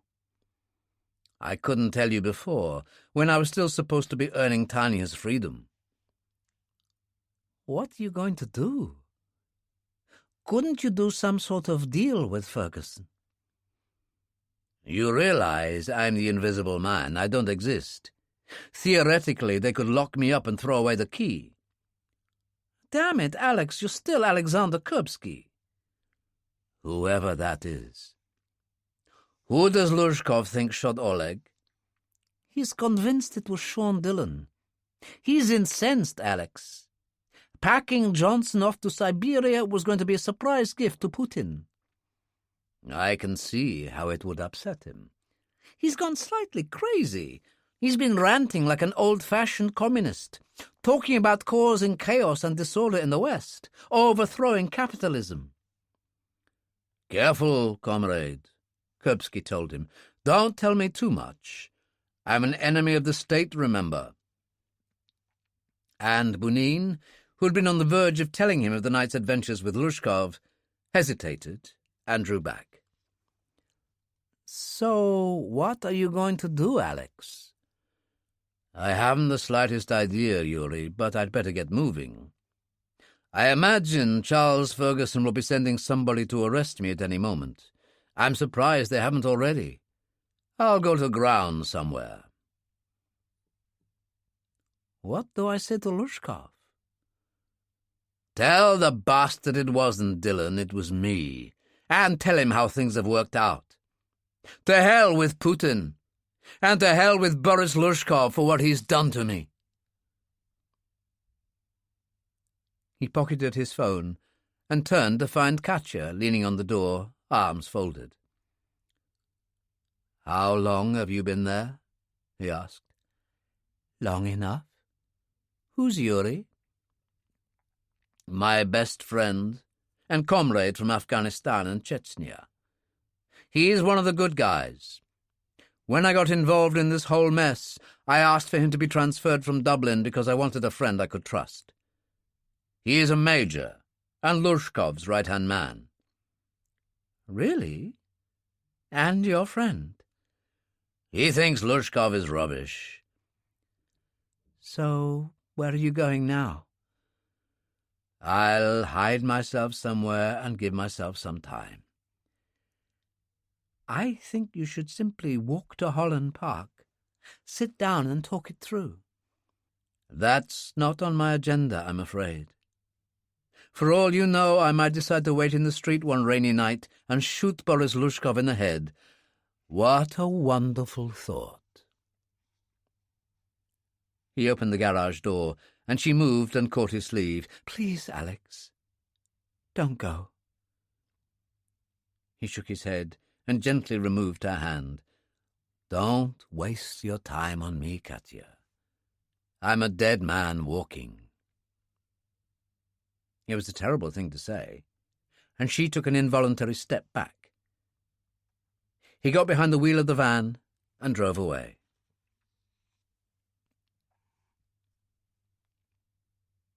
Bunin found Lushkov in his office. "Ah, there you are, Yuri," Lushkov said. "I've just had confirmation of the timing. 100 guests will be arriving between noon and past. Cocktails and the buffet. The 4 gentlemen involved arrive at 1, which indicates, as we thought, that they will already have had most of their discussions. The Garden of Eden will slip its mooring at 1:30. Sail past the House of Commons, and passengers will disembark at Westminster Pier." Have you informed Ali Selim of all this? "I've just come off the phone. He seems very happy, but then he's that kind of man. A hunter, scenting his prey." Perhaps, but I've something to tell you of great importance. "Perhaps it can wait. This other matter—" Bunin cut in. "No, Colonel, this is far more important. I have a question to put to you. Tanya Kuripsky was admitted to Station Gorky on January the 25th, 1989. Are you aware that she died there of typhoid on March the 7th, 2000? Lushkov looked stunned. "What nonsense is this?" Not nonsense. The Putin file, the DVD, is all fake. A plot to persuade Alexander Kuripsky to follow the path you and the Prime Minister laid out for him. Lushkov shook his head. "She is there in the camp. She has been for 16 years. I've seen her." On the DVD. And you know these kind of things can be easily faked. Have you seen her in person? No, Colonel, because she did die on March the 7th, 2000. And I can assure you confirmation of that fact is in Station Gorky's files. "So Kuripsky has done everything for nothing," Lushkov said hoarsely. I'm afraid so. It's a good thing he's not standing here in my place. He'd probably shoot you. "But I didn't know. I swear it." With a certain pity in his voice, Bunin said, I actually believe you. There's one more thing you should know, however. The man in the black hood who saved Blake Johnson, it wasn't Dillon after all. It was Kuripsky. He couldn't stand the idea of someone else being shipped off to that same terrible place as his sister. I'll leave you to think about what that all means and what his mood is right now. Oh, and I think you'll find that by now Ferguson and Roper have discovered that Kuripsky's defection is false. Their mood probably isn't much better." He turned and walked out. Dillon and Monica drove down from Cambridge and made straight for Holland Park, where they were soon joined by the Salters and then Roper. "This is the right carry-on we've been hearing," Harry said. "You're saying that Kuripsky saved Blake Johnson from being kidnapped by Lushkov's lot and shot 2 of them up?" "Yes, there's no doubt about it. It was definitely Kuripsky, because he got a knife wound in the left arm, and Katya found him bleeding above the garage in Chamber Court." "Well, all I can say is he's certainly done Blake a favour and no bleeding mistake," Harry said. "And that's not all," said Roper. "I think he was the one who knocked off Shadid Basayev and his minder in that cemetery in Mayfair. Monica said, "But why would he do that?" Basayev was a Chechen general, a monster of epic proportions. He butchered people left, right, and centre. Amongst them were men under Kuripsky's command, tortured unspeakably. I think Kuripsky's been under a lot of stress, and I think I've discovered why. He always believed his sister was wounded and then died in the rioting in Moscow in 1989 and was buried in a place called Minsky Park. Tapping away my computer, I discovered she was secretly sentenced to life imprisonment in the station Gorky Gulag in Siberia, and she died there in 2000. They had been unaware of Katya standing in the doorway behind them, listening. She said now, "I'm afraid there's much more to it than that." At the same moment, Charles Ferguson appeared behind her, just arrived and unbuttoning his coat. "What's all this, then? Can anyone join in?" Roper brought him up to scratch, and Ferguson said, "It's an incredible business. Katya, as I was coming in, I got the impression you had something important to add." He turned to her. "Go on, my dear, we're listening." "He believed the lie fed to him by his father, that his sister was in that grave in Minsky Park. And you told me how sorry you were to have to tell him she'd been sentenced to life imprisonment in Station Gorky. He already knew that. He'd been told only a couple of months ago that she was still alive after 16 years, and that he could earn her release by making a false defection that would introduce him into the centre of British security, you people. It was by the Prime Minister's decree, and he was shown a doctored DVD to prove she was alive." "Oh, my God," Monica said. "Everything. From meeting you in New York, Monica, to all that happened later was like following a script. Those 3 GRU men on the train to Brest were not informed that their masters wanted him to defect. The men were ordered to kill him if he tried to. He was blackmailed, pure and simple. He killed Basayev because the Chechen was a monster who butchered his friends. He saved Blake Johnson because, although he was supposed to be under Lushkov's orders, he couldn't bear to see another human being buried alive in Station Gorky." There was a moment's silence, and Harry said, "Why is it I think of cheering for the guy?" Ferguson said, "Where is he now, Katya?" "He received a nasty stab wound as a result of the Johnson affair, and he's gone off somewhere to bury himself in London." "Tell him to come in." "I have." "Good." Ferguson got up and turned to Roper. "The computer room, and I'd be obliged if you get me Lushkov. The rest of you are welcome to listen." Lushkov had just called Bunin back into his office when he received Ferguson's call. "My dear Charles, what a pleasure. Don't dear Charles me, you bastard. 2 things. Number 1, I now know everything about Alexander Kuripsky. I held you and your master in a poor light before, but I now totally despise you. We intend to help Kuripsky in any way we can. He's already done us and the President of the United States a wonderful favour by saving Blake Johnson from a truly terrible fate. Let me make myself perfectly clear.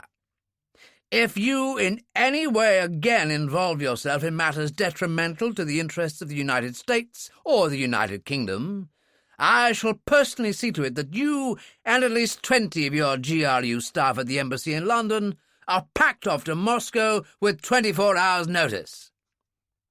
"Damn you, General. You can't do that." "Try me," Ferguson said. He nodded to Roper, who switched off. "So, now to the day's really important business. The meeting on the Garden of Eden. Which gives me great pride, Harry said, since it's my riverboat company that owns the Garden of Eden. I am aware of that, Ferguson said, and we're all very grateful. Now, as you would expect, the substance of the accord, the measures proposed for improvement in the Gaza situation, will be announced and signed by the Big Four aboard the boat. A certain amount of jubilation will ensue. The people on the Garden of Eden will then have a jolly for a while, take in the Houses of Parliament, and disembark at Westminster Pier, for which there will be no charge to the National Exchequer, Harry pointed out. I am proud to serve. You'll get a knighthood yet, Harry, Ferguson told him. As to security, Lord Arthur Tilsley's seen to our people. There will also be the Vice President's Secret Service men, and of course the Israelis and Palestinians have added security as well. And what about us? Dillon asked. I'll be there, obviously, you and Billy, and I think Monica. You'll blend in well with the great and the good, Monica, as an extra pair of eyes and ears. He turned to Katya. I think you'd be better employed handling the Kuripsky situation. So, everybody's going to have fun but me, Roper pointed out. This is a very particular day, Ferguson said. No one could be more important than you, Roper, viewing the entire proceedings on your screens via the CCTV cameras. Of all people, you will be in control. Now you're stroking me, but true enough. His fingers danced over the keys, and there on screen was the Garden of Eden at Cadogan Pier, a hive of activity. There's a much better view from here anyway, so get out, all of you. Just go away and have an absolutely wonderful time. They all moved on, except Katya. I know I wasn't supposed to tell anyone what you discovered about him. It just all poured out. A good thing it did. It was Svet Lana. I had to tell her, and he was on the terrace of the conservatory and overheard. It's all right. He reached for her hand. It's worked out for the best, or let's hope it has. But what's going to happen to him? He could always seek asylum, sit around here till his hair grows back, write a truly great book and reappear on the international scene. There was hope on her face. Would that be possible? Well, if we wouldn't have him, the Yanks certainly would. After what he did for Blake Johnson, President Cazalet would see to that. What a world! She shook her head. Isn't it? Anyway, you go home and reassure Svet Lana, and if Kuripsky calls you, let me know at once. She went, leaving him there in his only true home. Endgame. Chapter 14. Kuripsky had driven around the streets for some considerable time with absolutely no idea of a destination. His codex trembled on occasion, and when he checked, it indicated Katya. He didn't answer because he couldn't think of anything to say. He finally lost himself in a maze of side streets in the general area of the Dark Man and Cable Wharf. He found a small cafe on a corner and had a burger and a cup of tea while he thought. There was a television behind the bar, and a bulletin came on, the news of the day's events having leaked. Old footage of each of the Big Four came on as the reporter talked, and then some stuff showing the Garden of Eden and all the preparations underway. It was raining again, just to make things difficult for the workers, and it occurred to him that the men in suits should have considered the possibility of bad March weather on the Thames. He returned to the Ford, got behind the wheel, and his codex trembled. Katya again. This time he decided to speak to her. "Where are you?" she asked. "Does it matter? Back streets, the river. How's Svet Lana?" Very upset, obviously. I've been to Holland Park and met with Ferguson and the others. They understand, Alex, they really do, now that they know everything. Ferguson wants you to just come in. Really? Absolutely. He told me that was what I had to tell you if we spoke. But there's something more. And what would that be? He had us all in the computer room while he spoke to Luzhkov on the speakerphone. Told him he was aware of his part in the whole business, from the blackmailing of you with a fake DVD and file to the attempt to kidnap Blake Johnson. What did he say in reply? There wasn't much he could say. She told him about Ferguson's threat of mass deportation. Kuripsky actually found that quite amusing. It would certainly denude the Embassy of Staff. There are dozens of GRU people posing as commercial attachés, economic attachés, even arts attachés. It would hit the bastards hard to be banished back to Moscow. Anyway, you must think hard, Alex. They're all busy today with this conference on the Thames. Yes, I saw something about that on a cafe television. Please, Alex, I'm begging you. If not for me, then Svet Lana.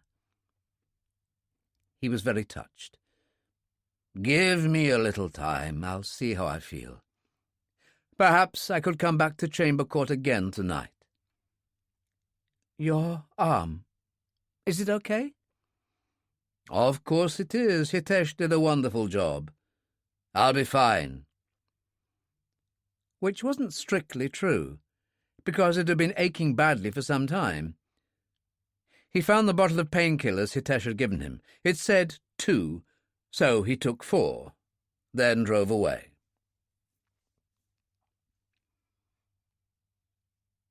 Charles Ferguson's onslaught left Luzhkov in a rage. He got the vodka out, swilled it down, and stamped around his office in a fury. That bastard Ferguson! To treat me like this! I should point out that we're on his patch, Colonel. He has the legal right to do what he has threatened. And we would have the right to respond, to kick people out from the British Embassy in Moscow. Bunin was all lawyer now, but perhaps Prime Minister Putin wouldn't like that, or President Medvedev. I don't care about all that, Luzhkov raged. It would be a pity if one or both of them came to the conclusion that you had acted unadvisably in this matter. It would be a great pity to lose the delights of London after 13 years. It was enough, and for Luzhkov obviously a sobering thought. Yes, Ferguson would come after me, it makes sense.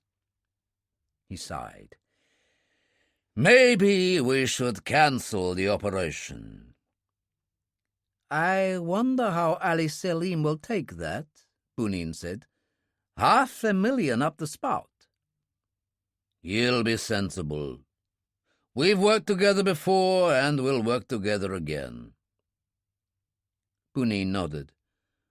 Do you want me to stay while you phone him? Luzhkov was not happy, and it showed. A phone call he would take badly. He is a man of uncertain temper, as you will have noticed. He turned to the wall safe behind his desk, opened it, and disclosed stacks of cash. He took a canvas bag from a lower shelf and tossed packets of money into it. He pushed it across the desk. Give him this. £50,000 with my compliments for his time. £50,000 for nothing? Believe me, it's the safest course with that one. Take it to him now. He frowned. Are you refusing to obey my order, Major? Of course not. Then the sooner you go, the sooner you get back. If I get back? Bunin took the bag and withdrew. He left at once and was at India Wharf in little more than half an hour. Yuri Bunin was a brave man, for he could not have survived Afghanistan and Chechnya if he had not been. But in this case he was dealing with a very unbalanced human being. He had a Stechkin pistol in his raincoat pocket, which he suspected would not do him much good if it came down to a hand-to-hand struggle. So he would just have to trust his luck. He opened the doors at the head of the companionway and called, "Ali Selim, it's Bunin. Colonel Lushkov has sent me to see you. He has a message for you." "Then come below and give it to me." He was sitting at the end of the table, the Beretta pistol at his right hand beside an early edition of the Standard, which carried a picture of the Garden of Eden on the front page. He looked up.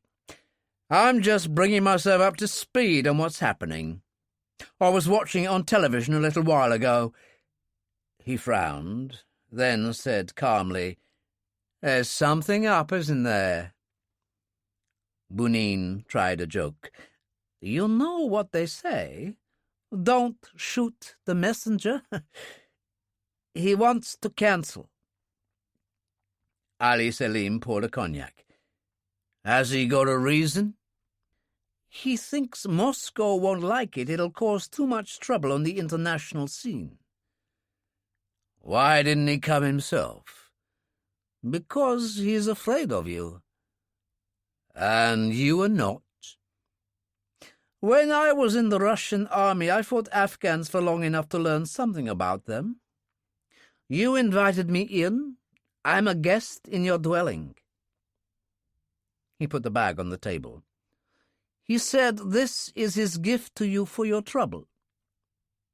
"How much?" £50,000. Ali Selim laughed out loud. "At any other time I might have said yes.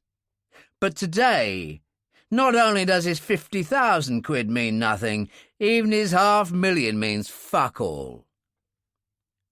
"Could you explain that?" Bunin sat down on one of the benches. "You want to know why I've been pouring cognac down me like it's gone out of style? Pains in my gut.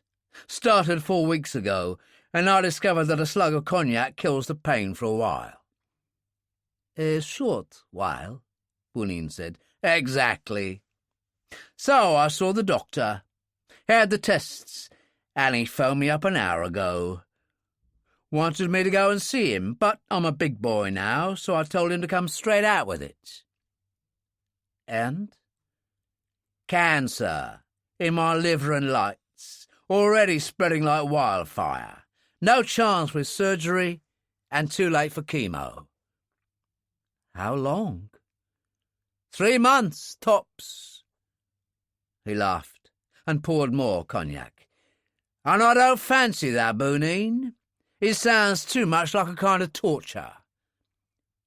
"So what do you fancy?"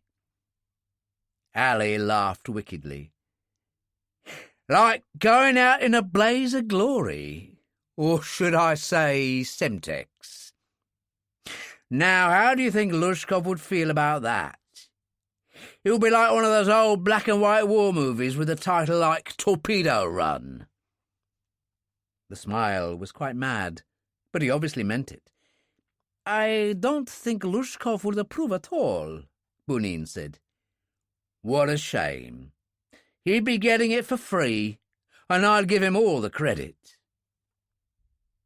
He got up, went behind the bar and opened a cupboard. "This is where I keep my flags." He rummaged around and turned with the red flag. "Hammer and sickle and God bless Mother Russia. So what do you think?" "That Lushkov would be so hostile to the idea that he might warn the British security services or Scotland Yard about what you intended." "No, I don't think so. I've handled a number of operations for him over the years, and I'll just mention one. It was before your time here, 4 years ago. The Liverpool shopping mall bomb that was put down to Al-Qaeda. 12 dead, 21 injured, that was me. part of Lushkov's Break Up a Modern Capitalism campaign. 10 years ago, I arranged 5 different bombings in Belfast during the Troubles, also part of his obsession with causing chaos in the Western world. I could prove all this. The Russian journalist Dolishny, who committed suicide from the terrace of his 10th floor apartment in Clapham 2 years ago. Him too. He didn't fall, he was pushed. By you? Who else? And in that case, I've got a tape of our discussions setting the thing up. So everything else would be just your word. What would he have to do to persuade you to give him that tape? This. He comes here and faces me. He doesn't inform on me to the British authorities. He gets the tape, and I leave at once to intercept the Garden of Eden. Too late for anyone to stop me. The smile was that of a raving lunatic, and he laughed harshly and looked at his watch. You've got plenty of time. Go and speak to him. Bunin nodded. I'll do as you say. As he got to the companionway, Ali said, Bunin, just remember this. I don't give a fuck. I'm going to die, and if it isn't today, it's going to be soon, so there's nothing he can do to me. Got it? Bunin drove back to the embassy as quickly as he could. The whole thing was out of control, and yet some sense of military discipline and loyalty to his country still argued that his duty was to support and defend Lushkov in any way possible. It then struck him that must have been the argument some young SS officer had faced when his boss was Heinrich Himmler. He found Lushkov in his office. Yuri, his boss said, is the matter concluded? Anything but. Bunin told him exactly what had taken place. Lushkov was thrown. But this is terrible. What can I do? Well, you obviously can't warn Ferguson or anyone else in intelligence, because if they get their hands on Ali Selim, you've had it. That tape alone would ruin you, never mind his confession on other matters. He's mad, Lushkov said. No, he's dying, and he doesn't care. Now, what are you going to do about the Garden of Eden? Would you consider a phone call to the authorities? Lushkov said, I don't give a damn about the bloody boat. My problem is Ali Selim. You should have shot him. Frankly, in his unbalanced state, I consider myself lucky to have got off his barge in one piece. Then you must go back. And say, please, can I have the tape, and then shoot him? This is nonsense, Colonel. If you want the tape, you must face him. Lushkov was looking increasingly desperate. All right, but you must come with me. You must find an opportunity to shoot him. He poured a vodka with a shaking hand and swallowed it down. He took a deep breath. I order you, Bunin. It was a defining moment for Yuri Bunin, an epiphany. He was tired, so tired and sick of the whole business, of the GRU and men like Boris Lushkov and Putin, and the bleak prospect of a return to Moscow to serve a system which had treated Alexander Kuripsky in the way it had. This man was part of it. A man to whom others were completely unimportant, who only considered his own self-interest. He glanced at his watch and said, Right, Colonel. I'll do as you say, but I've things to do. We'll leave in 20 minutes. He went straight to his quarters, locked the door, went into the bathroom and called Kuripsky on his mobile phone. Please answer, Alex. If there's a God in heaven, make him answer. And in Wapping, sitting in the Ford beside a decaying warehouse looking out over the Thames, Kuripsky was aware of the tremble and answered. "Is that you, Yuri? What's happening?" So Bunin told him. When the story was finished, Kuripsky said, "It's a hell of a pickle, Yuri. India Wharf. I'll find where it is, and you and that bastard Lushkov make your way there and we'll meet up." Do we speak to Ferguson or somebody like that? "They are busy with the boat. Meanwhile, this Ali Salim is sitting waiting for you at India Wharf. We'll simply make sure he doesn't get to leave." At Cadogan Pier there was a kind of confusion, a build-up of traffic and people as guests started to arrive. And that bad March weather swept in across the Thames, reducing visibility considerably.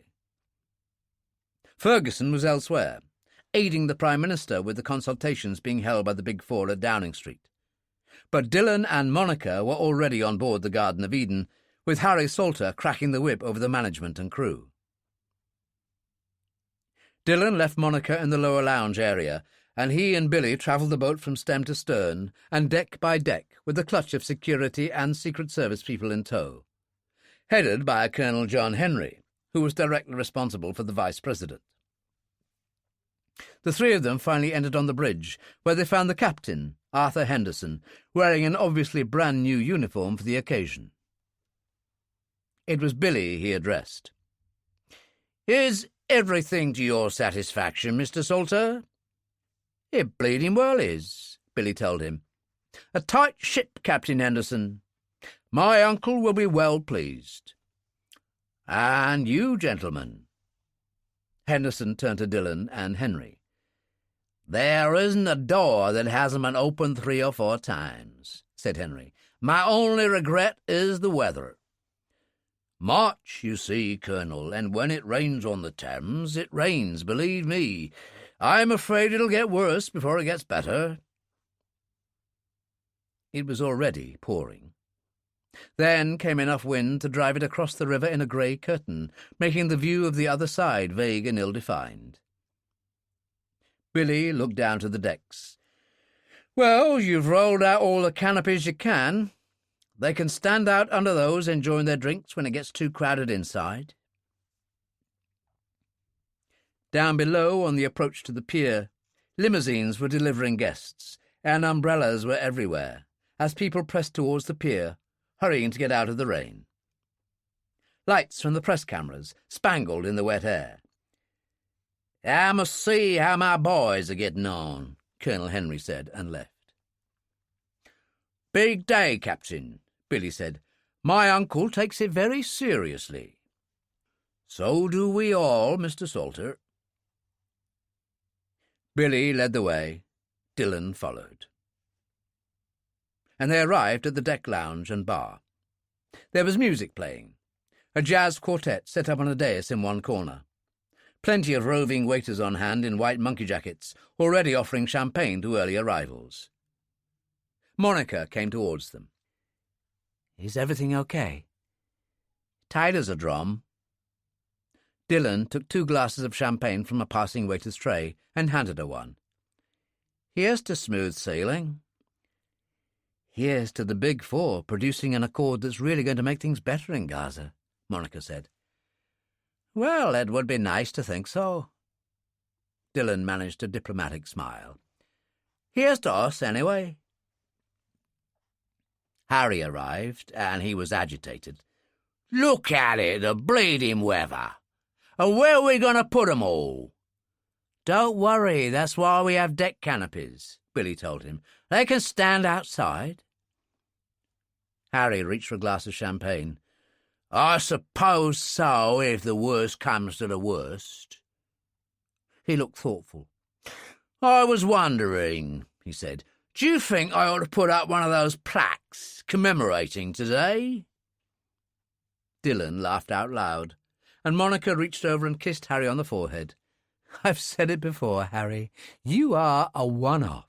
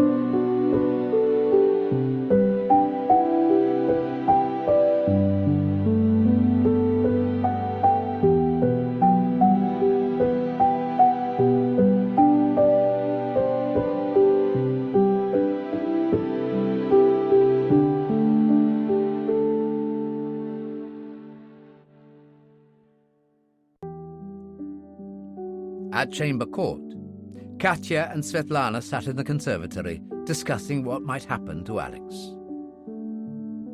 Do you really think he will return to us tonight? I desperately hope so. A new beginning for him, perhaps? Svet Lana nodded. Or should I say another new beginning? When you consider his life, his childhood, his time with Kelly and me here in Belsize Park must have been a special experience for him. A release from the communist regime that had damned his life. Katya sighed. All snatched away by his father's wickedness. No, my dear, that's too simple.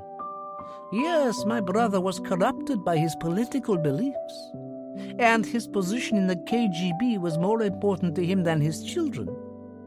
But everything in this sorry business stemmed from Tanya's behavior. She was a wild child who was indulged by her father and became even wilder as a student. The consequences we know. If she hadn't involved herself in the student uprising of '89, had stayed home, Alexander would have carried on here, would never have gone into the military, and had the appalling experiences of Afghanistan and Chechnya. Yes, I can see that. But enough, I think. Let's turn on the television and see what's happening with the Big Four.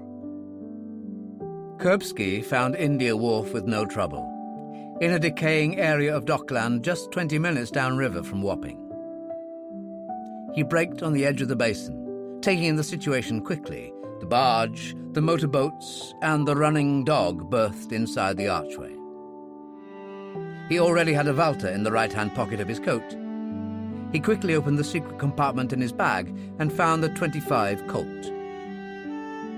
He couldn't put on an ankle holster. The French paratroop boots were too high, and he had the gutting knife hidden in the right one. He slipped the Colt into his belt at the small of the back and got out.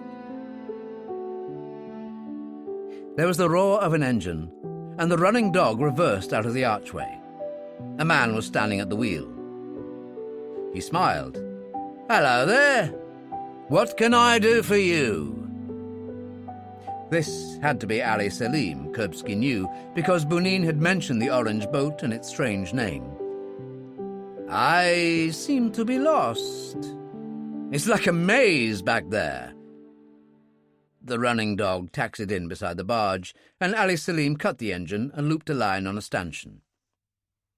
He stepped across to the rear deck of the barge and from there to the wharf. "Where were you looking for?" Kuripsky couldn't think of a thing to say except Wapping High Street. Ali had taken a pack of cigarettes out and was lighting one. "Ha! You couldn't be more out of the way, man."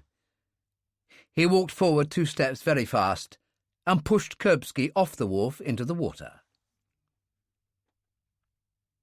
He went down maybe 10 feet, struggling, his left arm clumsy, and rose, pulling with his right, and surfaced to find Ali Selim squatting on his haunches, holding the Beretta and pointing it straight at him. "Do exactly as I say, or I'll blow your fucking head off. Do you follow me?" Half choking, Kuripsky nodded. "Yes." "Just come up those few steps and join me." The ladder was ancient and rusting, and stretched from the water 3 or 4 feet to the wharf. "I can't," Kuripsky said. "My left arm is injured." All right. You look like a serious man, I'll believe you." Ali tossed the end of a line down. "Loop it round, and I'll pull." Which he did, demonstrating his enormous strength, and Kuripsky ended up on his knees, spewing up water. Ali stood him up and did a quick search and discovered the Walter. "You've got taste, my friend, but a man like you would always have an ace in the hole. Ankle holder, maybe?" He bent down and patted. "No? Well, let's have a look at the waistband in the rear." He found the Colt 25. I approve, especially with hollow-point cartridges. I take care, my friend, I take care." "I can see that," Kuripsky told him, thinking of the 2 mobile phones Ali had missed in his shirt breast pocket. Ali said, "So your arm's fucked? Take off your coat and prove it." Kuripsky did awkwardly, disclosing his heavily bandaged left arm, minus a shirt sleeve. Ali nodded. "I see what you mean. What was the problem?" "I didn't duck fast enough. It was a knife." "I knew I was right about you. You can tell a fellow pro instantly, at least I can. A man like you would only be here on business." He shrugged. "So, I suppose I'd better put you back in the water permanently."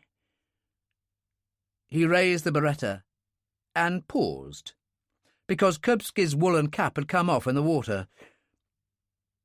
"There's something funny about your skull. You look like one of those Buddhist monks. Are you into Zen or something?" Kuripsky saved his life, at least for the moment. "No, I'm into the death business. Chemotherapy." "You've got cancer?" "Of the lung."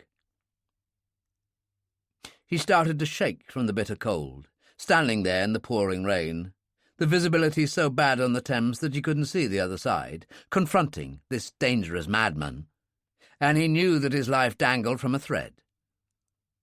"Lung cancer," Ali Salim said. "That's a bad deal. I've got cancer too."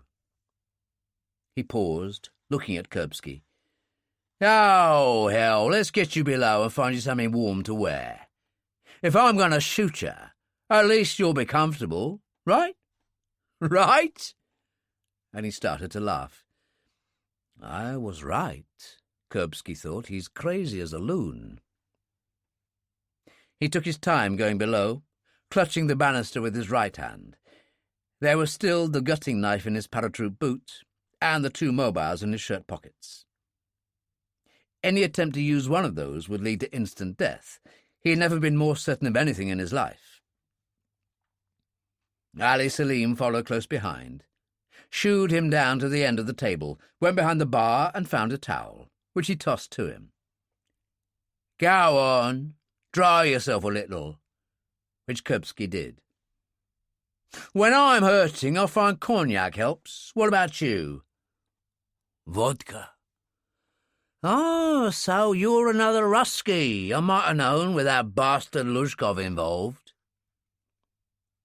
He put a bottle of vodka on the table and 3 glasses. "Help yourself." "3 glasses," Kuripsky said. "We're expecting company, aren't we? Come on, you wouldn't kid a kidder." Kuripsky had a large one and poured another. "Were you an army man?" "That's right. Afghanistan and Chechnya." "I'm half Afghan and half Cockney. Isn't that a hell of a mixture?" "Yes, I suppose it is." Ali Salim opened a long cupboard in the corner by the bar and rummaged, without his eyes leaving Kuripsky for a moment. He produced a navy blue linen sailing smock with wide sleeves. "Help yourself." Kuripsky said, "Thank you. I will." He pulled it on, then poured another large vodka and swallowed it down, and it started to burn, and it suddenly occurred to him that there was absolutely nothing he could do about his situation. Ali Salim said, "That Major Bunin who was with Luzhkov, was he a friend of yours?" "You could say that." "I thought so, but I don't think he likes Luzhkov." He poured a touch more cognac in his glass. "They are coming, aren't they?" It would have been pointless, Kuripsky denying it. "Yes, that was the general idea. Luzhkov is coming." "Well, he would be, because he wants something from me. Something very important. So I believe. Ali nodded. You interest me. I'm not sure how you fit in. Just helping a friend out. Bunin? I can't see a man like you finding much to interest him in a worm like Lushkov. There was the sound of a car engine outside. So here they are. He poured vodka into Kuripsky's glass and cognac in his own. Here's to you, my friend. He emptied his glass. In the end, all roads lead to hell. You could be right. Kuripsky swallowed the vodka. We'll find out soon enough. Up on deck, and we'll greet them properly. You first. And Ali Selim pushed him to the door of the companionway. Chapter 15. At Belsize Park, Katya and Svet Lana sat watching the television, and the weather was even more disastrous than ever. The Thames was totally shrouded. The congestion at the Cadogan Pier had been reinforced by the rain, and the motor cavalcade bearing the Big Four had arrived a little while ago. The cameras were covering the boat, but also roamed over the river, and as the commentators kept saying, it was impossible to see a thing. It's a washout, if you ask me, Katya said. It would appear so. I'm glad we're not there. Roper was glad too, high and dry as he viewed everything on his screen. He spoke to Billy, who was wearing an earpiece. All the world and his wife there. And all putting the booze away like there's no tomorrow. The Vice-President just made an announcement that everything's been worthwhile, and we look to the future with hope. Where have I heard that before? Roper said. And he remembered to thank the Prime Minister for the use of the hall and his warm support. Did he remember to thank Harry for the use of the Garden of Eden? Piss off, Roper. We'll be leaving downriver in half an hour. See you later. The Mercedes was parked at the end of the wharf. Bunin got out and stood looking at them. Kuripsky said, I can't help Yuri. He's already had me in the water. Ali Selim said, Don't stand there looking at me as if this is the gunfight of the OK Corral, or I just might shoot you. He means it, Yuri. I do as he says, Kuripsky called. Get your boss out, Ali Selim said, and keep in front of the Mercedes so I can see you and wash your hands. Yuri opened the passenger door, and Lushkov got out. He stood there looking terrified, and Ali walked to the other side of the wharf, paused for a moment as if daring someone to shoot him in the back, then turned. So you don't want me to blow up the Garden of Eden? Have you spoken about it to anyone? Before God, I have not. I swear it. I can vouch for that, Bunin said. He couldn't care less about the boat and the people on it, he told me so. It's his future he's worried about, both here and in Moscow. That tape could destroy him. What tape? Ali Selim turned to face Lushkov and barked that harsh laugh. There is no tape, you maggot. If there were, it'd have me on it. I'd be condemning myself. Do I look stupid? His arm swung up, and he shot Lushkov between the eyes, hurling him back over the edge of the wharf into the water. It was so instant, so brutal that it took the breath away. Bunin didn't make a move. Ali Selim said, If you'd pulled a pistol, old son, you'd have been swimming with him now. But I'll keep you a bit longer because you could be useful. Ease your piece out and throw it in the water, and use your left hand. Bunin did exactly as he was told. Now what? Back down to the cabin. Walk in front of your friend." Bunin led the way, and they paused at the end of the table. Selim said, "Sit down for a minute."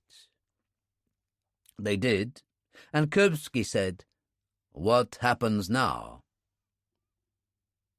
Ali Selim opened another wardrobe and pulled out 3 yellow and black fluorescent jackets. "Each of you put one on, and help him with his arm," he told Bunin. He retreated and put one on himself quickly. Then he found a life jacket, pulled it over his head and tied the tapes at his waist. They had done as they were told, and now he took some plastic ties from a drawer. "Wrists, both of you behind the back. Do your friend," he told Bunin again. Bunin struggled, but Kuripsky's left arm wouldn't bend. "It won't work." "Then tie them in front of him, and I'll do you." It was finished, and they stood looking at him, and he produced the bag from behind the bar, put it on the table, and opened it. He leaned over and sniffed. "I love that smell. Semtex. I've blown up parts of Belfast in my day with this stuff, and the IRA got the blame. Mind you, it's no use without these." He took out the tin box and opened it. "Pencil timers. If you'll excuse me, gentlemen." He went to work, quickly and deftly, to do what needed to be done, and finally zipped up the bag. "I'm going to blow them all to hell. So let's get on with it." Bunin led the way, followed by Kuripsky, who said as they went up to the stern deck, "Tell me one thing. Why the life jacket? You won't need that in hell." "But it's what some nosy river police patrol boat would expect me to wear. A legal requirement." "You think of everything. What are you going to do with my friend?" "I could shoot him, but I wouldn't like him down there in the same water as Luzhkov. You and I want to go all the way and together." He turned to Bunin. "He's got cancer like me. He's better this way." "He hasn't got cancer," Bunin said. "You're crazy." "Don't say that. And he does have cancer, he told me. You only have to look at him anyway." Kuripsky said, "Of course I've got cancer, Selim, but he hasn't. Let him go." "That's perfectly correct. So I'll tell you what I'll do. Just before we turn to run into the Garden of Eden, I'll roll him over the side. With his bloody hands tied. Who knows?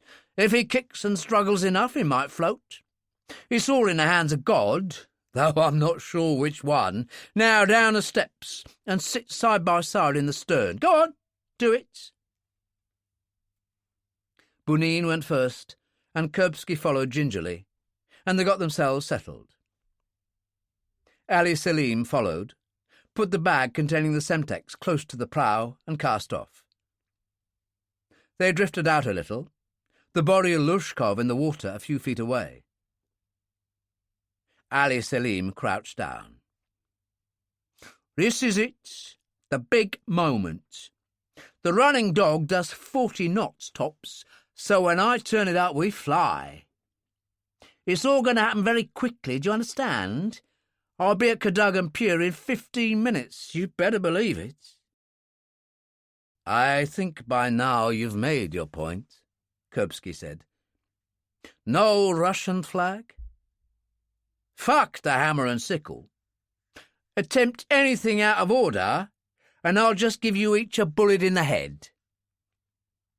He stood up, the rain pouring on him, and said cheerfully, "What a terrible day to die in." He went and sat behind the wheel, switched on the engine, and moved out into the Thames, then turned upriver. And fly running dog did, at an incredible speed, particularly considering the weather, the rain like a lace curtain obscuring everything. The Garden of Eden had cast off and was moving out into the channel to proceed downriver towards the House of Commons, when Captain Henderson, on the bridge beside the helmsman, saw the moving dot on the radar screen. Ferguson, Harry Salter, Dillon and Monica were below, but Billy, who didn't drink and found most social gatherings boring, had joined the captain. Henderson said, "What the hell is that?" The helmsman said, "By God, it's shifting. I've never known such a speed on the river." Billy reached for a pair of glasses and focused them. "It's one of those orange jobs like the police and customs use. I think it could be the police. They're wearing the right jackets. There's one guy at the wheel and two in the stern. It's difficult to work out what's happening. It's bouncing about, and with all that spray and the rain, you can't see much." "I don't like it," Henderson said. "It's already veering off centre. I'll try the hooter." The warning blast echoed in the rain, and Ali Selim laughed.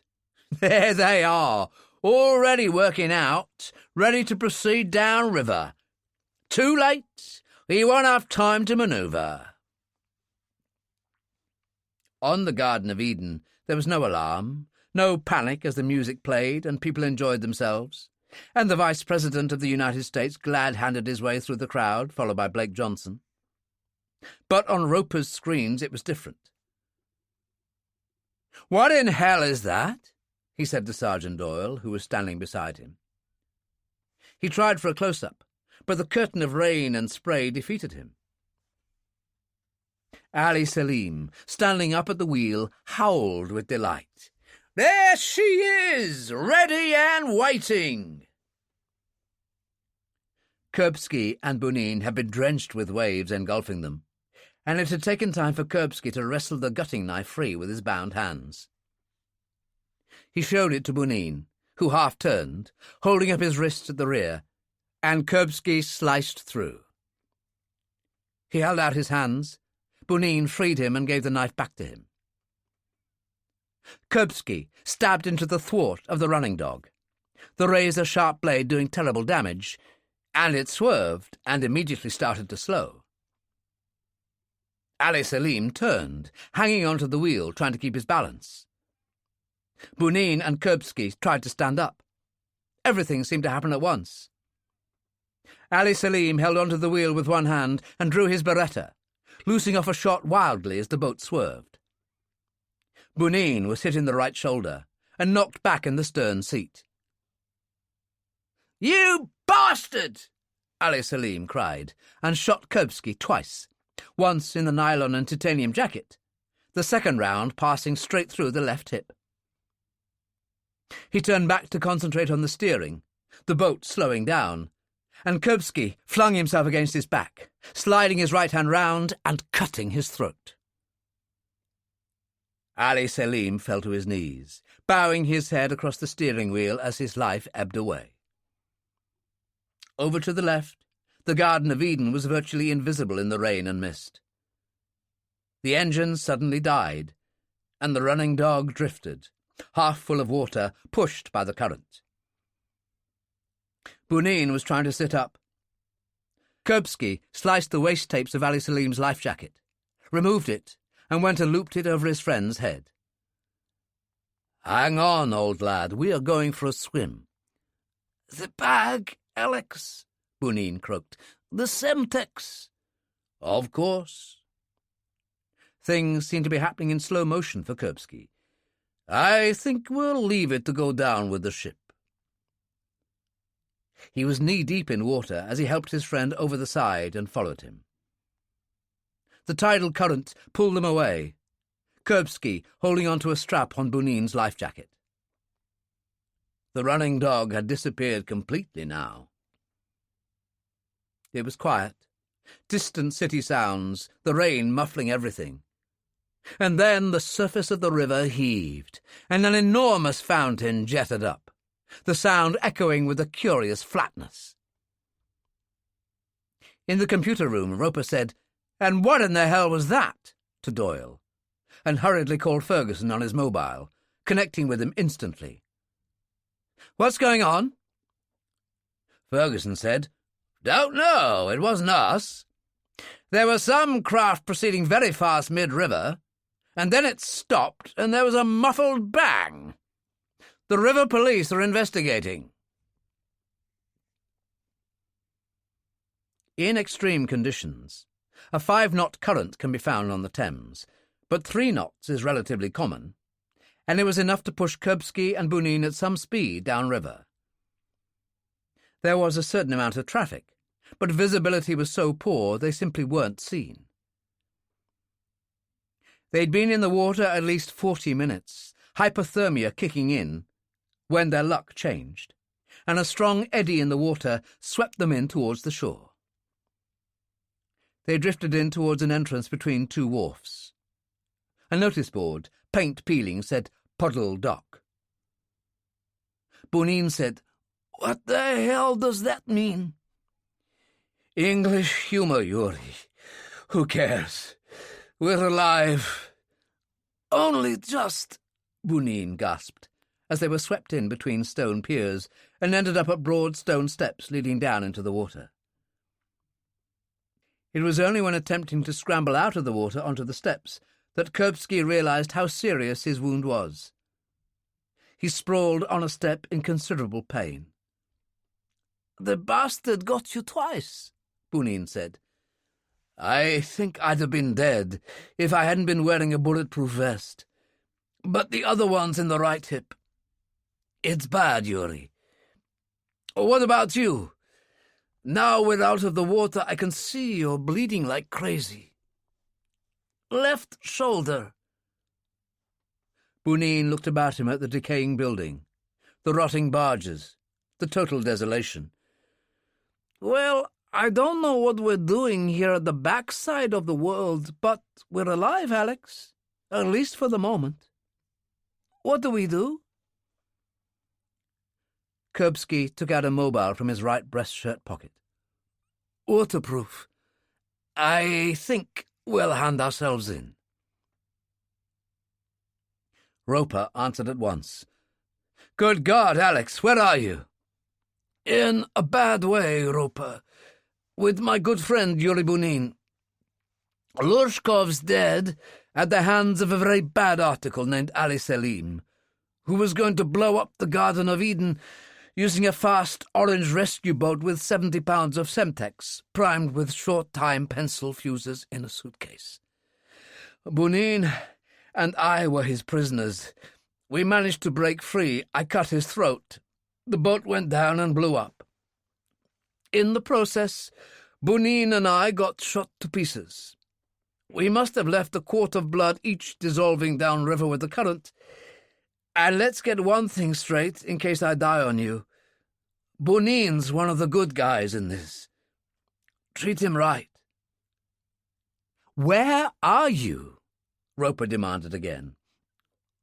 "Don't laugh, but according to the sign it's called Puddle Dock. I can't go on. I think I'm going to pass out." Which he did, dropping the codex on the step, and Bunin picked it up. Roper was saying, "Hang on, Alex, hang on. We'll send a helicopter." "Bunin here. Whatever you send, it better be quick. He's out of it, and I'm not feeling too good myself." He leaned against Kuripsky, tried to put his good arm around him, and fainted. Katya and Svet Lana had moved back to the conservatory after turning off the television when the buzzer sounded, and Katya discovered Billy Salter on the screen. "Let me in, Katya. It's important." She did, and was waiting at the front door when he appeared in his Alfa Romeo. He got out, and she knew from his face it was bad news. "What is it, Billy?" "I'd rather keep it for both of you." "That bad?" "I'm afraid so."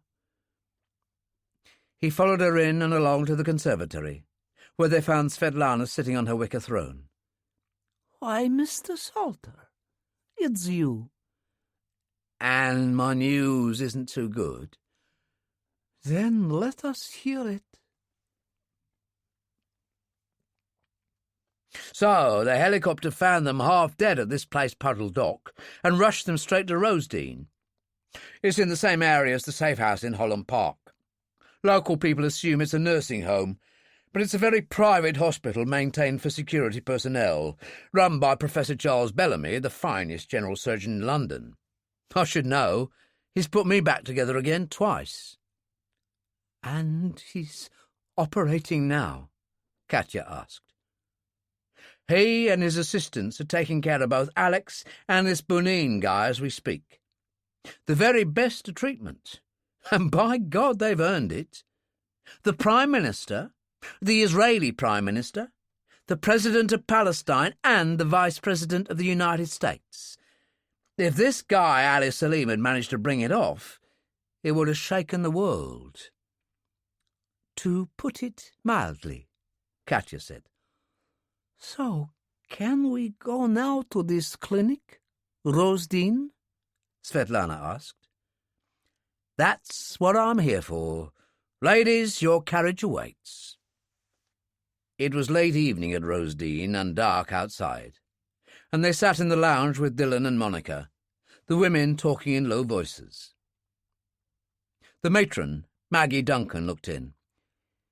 We've 2 teams working away, Professor Bellamy alternating. Both patients have lost phenomenal quantities of blood, but that's down to the time they were floating downstream in the river.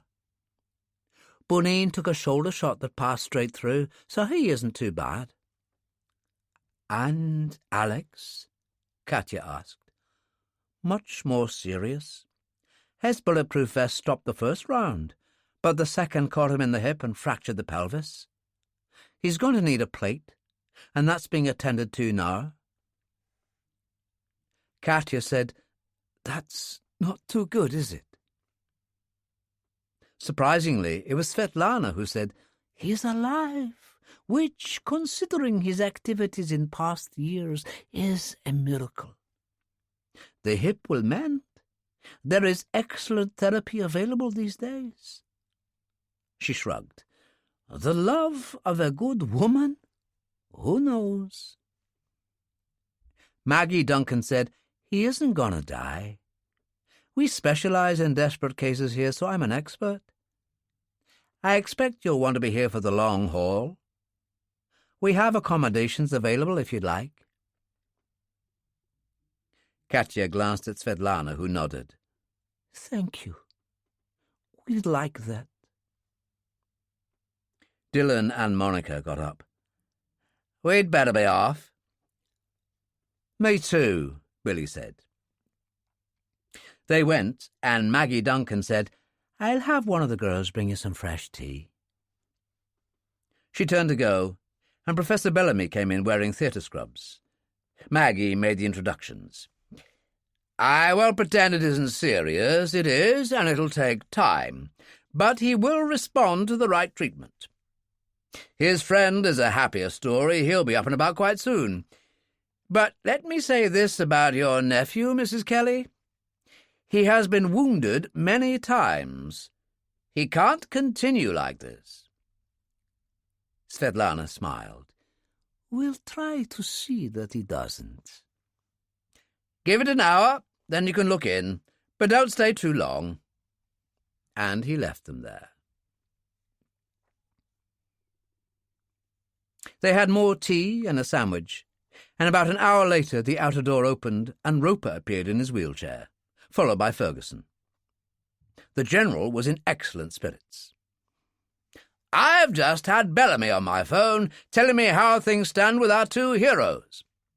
We've played the whole episode down, so there won't be any media follow-up. I think we can get away with it. We've put out a cover story on the boat exploding. An overheated gas tank, pure accident. No one could see or hear anything anyway, so I think we'll be all right there, too. And where does that leave Alex? Katya asked. Roper answered, Remember what I said, that he could always sit around somewhere, let his hair grow, write a truly great book, and reappear on the international scene when it suited him. The Americans have agreed to give him asylum, so he can start that process whenever he wants to, wherever he wants to. And this friend of his?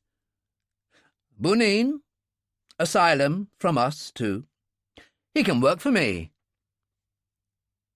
Maggie looked in. He's stirring.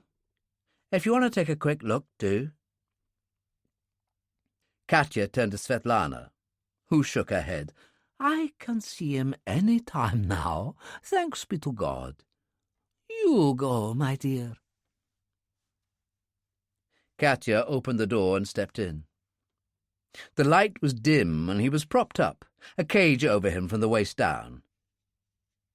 He looked very frail lying there, his head bald, the eyes closed. She moved closer, filled with an incredible tenderness. His eyes flickered open. Katya, is that you? Yes, Alex. Good. His eyes closed again. She went out full of energy, dazzled by hope. Ferguson and Svet Lana were talking and stopped, and Svet Lana said, How is he? He's well, I think, and he'll be better. She turned to Ferguson. What you were talking about, Alexander's future, is that a definite offer? Slate, white, clean? Absolutely. My word on it. And you can do that. General Charles Ferguson smiled, and for a moment there was a touch of the wolf there. My dear lady, I can do anything, he said.